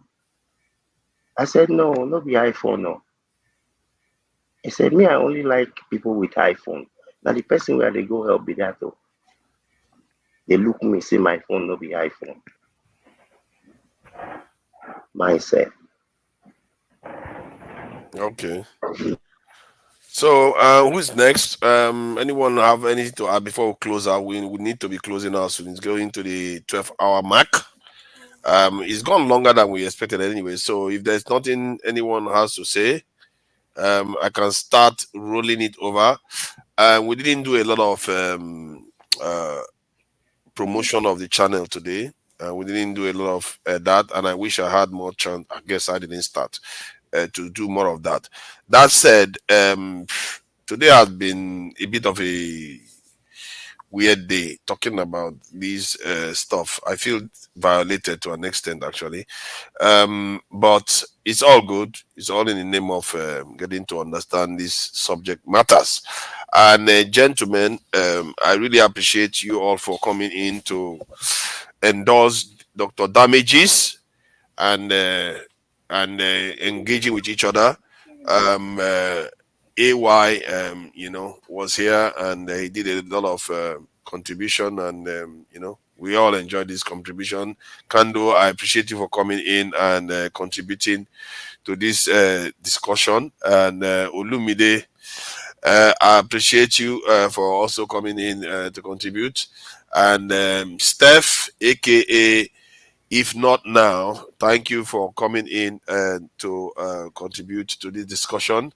And I speak the truth. I think a lot of people had what you had to say. I think that was one of your best monologue, really. And it's just that some of enemies of progress were trying to play it down. I think you did a good job with that submission there. And Kene, thank you for joining us. I appreciate, I find myself on the same side of Kene in some of the discussions. So that too is a good, doctor, what is going on now? Odi, thank you for joining us. And is he okay? You guys are going to talk backstage. You're going There to you talk go. I backstage at always, I this rate. always bring it. I'll be stepping on the neck. That's right, man. Yeah, they are going to be talking Um, backstage. They heard I was going and they're going to come in. Mr. Forfighters, let me just say this real quickly. I'll be very brief. We appreciate Mr. Okija for coming in, and he did a very good job. Who is But that? I said we appreciate Okija Yeah. coming in and doing a very good job. But like I always tell people on here, until you can bring me someone who is going to stay here for 8 hours or 10 hours or 12 hours, like forefathers, people should just, I'm not saying that, we've had this conversation before. You can be better in your own way, but as far as I'm concerned, you're the man. So we appreciate you. At least I do. Thank you for that. I take anyone that I can get. So it means the moment anybody that can stay 6-7 hours comes in, Kando will kick me to the curb. It's all good. No, forefathers. That's all it takes. You are the real deal. That's all it takes to keep me to the curb, man. Get somebody else. Then we can talk. No, man. You know why he said it? Yeah. When you want to mark an exam script, you put so many things into consideration. Thank you. Yeah. Your staying power is unparalleled. Something I don't know how I do it, and I don't know why. Sometimes even I need to get I need to do some reflection. Actually, I need to do some reflection. Pause. You gotta say no. Did he have I speak the truth. I speak the truth. Who is this one? After all that stuff, you're going to go backstage and start another fight. Dr. Emezi, I appreciate you for coming in. Odi, I appreciate you for coming in. Mazi Prince, you heard I was about to leave and you decided to jump in. All this kind of attitude, what are you will show here? You're going to go backstage and have your discussion. Can you give them like 2 minutes? Why should they get 2 minutes? They were there hoping that I stay for 13 hours before they come in. They hear I want to go, then they jump in. That kind of attitude is not nice now. Okay, I'll give you guys 2 minutes. Give your submission so that I can close out with the people on the comments. Welcome, Doctor. Yeah, good morning from my side. I don't know what the time is over there. Good morning. The time here is morning 2 actually. It's morning 2. You see, concerns is backstage too. Doctor, where are you in the world today? Yeah, I'm calling from the Republic of Maldives. Let me get. Do you have anything to say about the fact that the subsidy was removed and now Nigerians have suffered and suffered and suffered, and now subsidy is coming back again. The fact that the subsidy was removed, and now Nigerians have suffered and suffered and suffered, and now subsidy is Yeah, coming you need to turn your other device off. There's a serious echo. Yeah, I'm coming. That's what I'm suffered. And now yeah, you need to turn your other device off. There's a serious echo. Yeah, it's gone now. Okay, so sorry, what was your question? It's regarding the subsidy, the loan the Nigerian government is going to get 6.6 trillion naira, and we gather that is for subsidies. And you know, The line is can you hear me? breaking. I'm sorry, the line is breaking up. Okay, what we are going to do is let's leave that one for now. We can go backstage and clear the line. Not really, the line is breaking, so I can't hear.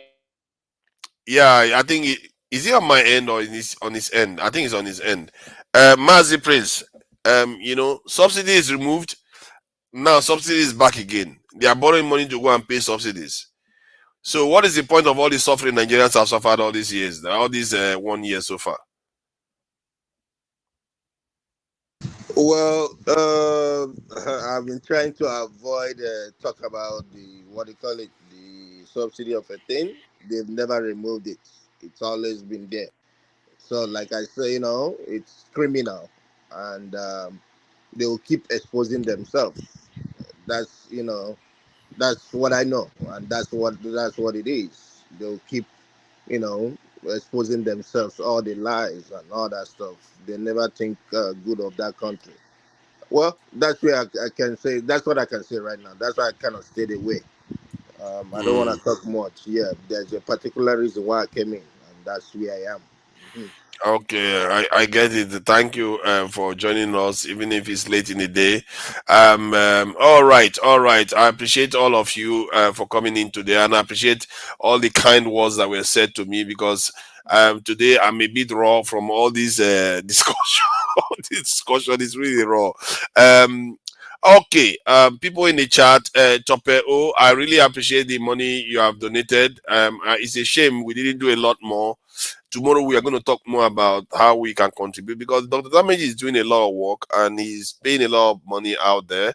So it will be good to be getting some people to contribute. We all go to churches and we know how generous that we Nigerians are when we get to the church. So it's only fair to give Dr. Damage some assistance, because he's offering the community a chance to come together. We have people from America, the UK, some of them, managed to come out from Australia, Canada, different countries, India, name it. It's a valuable service that is rendering, and it's also enriching our lives. It's the least we can do to support the channel, and I know a lot of people do it, and I know a lot of people would like to do more of it, but they just need to be reminded. So, and the last time I did it, the payment, the donations came through. It's just like that, and that's how it should be, because the more you do, and the reason why I'm saying this is not because he put me up to it. Even the last time he didn't put me up to it. I'm saying it because I've seen the way he walks. He's almost in the style of the show and all the rest. The way he walks is, to help, whatever way he can. That he didn't. I don't need. I think I went to an interview to start this thing, moderating here. And if you want to contribute, you are free to come in, and then you see how straightforward it is. So, and I think it's worth supporting. And people should, there are a lot of pastors out there deceiving people, and people are donating their properties to them. All we are asking is a little bit of support here and there, so that Dr. Damage can do a lot of good, and the viewers can mold what he goes on to do. He listens to their opinions, so it's not only about making money and building the channel up. If that was the case, you'll be getting a lot more of that. He's not that. He doesn't even promote the channel. He doesn't even do that. That should tell you something. about his approach, and I think that is what putting the funds into, and viewers should be, dip your hand in your pocket and support the channel, because there's a lot of good that is going to come from it. All right, so that's that. Chai, I see you there, Chai. Thank you for coming in, Chai. I see you, Mr. Triumph. Are you a pastor? I'm not a pastor. I'm just saying this as I see it. I like to call this as I see it. I make a lot of effort to try to keep my facts straight. That's why I kept going back to that video over and over again. What Kenny said, because I have to be sure. Anthony Eze. Thank you for joining us. That picture is very vivid. I don't think I've seen that before. Anthony Eze, thank you. Lighthouse, I see you there as always. Thank you for joining us. Damian A, thank you for joining us, Damian A. That's an interesting face. I don't know whether that's your real face. Mazi Prince, thank you for joining us on the panel and on the chat. A Black Beauty, I see you there, always supporting the channel and commenting. Thank you for joining us today. Damian A, okay, I've said Damian A already. Doll Video Gaming, thank you for joining us. Doll Video Gaming, I don't know, Ancient Father Link, I don't know what that means. McEnelly, this one. McEnelly doesn't have any positivity to say about me throughout the whole show until it's about to close. Thank you for joining us, McEnelly. Kando is here. Thank you for joining us, Kando. Thank you, and you're also on the panel, Kando. I appreciate you. One Nigeria, thank you for joining us. One Nigeria, I appreciate you, and you're always pushing me to do one thing or the other. He did encourage me to actually, he calls it sell market. He encourages me to, promote, like and share, subscribe, stuff. So that is good. Tiger in the City, Alozie, thank you for joining us. I appreciate you there. McEnelly is there. I've already said McEnelly. Ken Riba, thank you for joining us, Ken Riba. I see you there. Hybrid 10, I see you there too. Manuel Ferrari, thank you for joining us. You know what? I didn't ask Ferrari actually. Is he like from the Brazilian descent or something? Because that name is very unusual. Manuel Ferrari, because we know we have them in Lagos, there's Brazilians that came back to Lagos. And Florence O, I see you there too, Florence O. Ferrari, if you are here, you can pop up again so I can ask you that. Chingy Team, is that Chingy Team? Chingy Team, thank you for joining us, Chingy Team. I hope I didn't get it wrong. Chingy Team, and I Am Destiny, I see you there. I Am Destiny, and now that is done. I can't say all of them. Now I have to recognize the people that donated to the channel. Alexander Gomez, number one, always number one, always supporting the channel. So he's very, very supportive of channels. And one man went to Mo. Thank you for the support too. One man went to Mo. Often is to say something. It's an Okoro. He always comes to some people and pay money for it at the same time. Alexander Gomez, as always, thank you for the support. I appreciate you. CJ Okonkwo, thank you for the support, CJ Okonkwo. Oscar Blackbone, I see you there. Thank you for the donation. And Kulata, again, I thank you for the donation, Kulata with the dollars. Thank you for the donation. Oscar Blackbone again, $5. Thank you for the donation. I really appreciate it. I'm sure Dr. Damage will appreciate it. He does pay a lot of money to people that are taking care of the channel.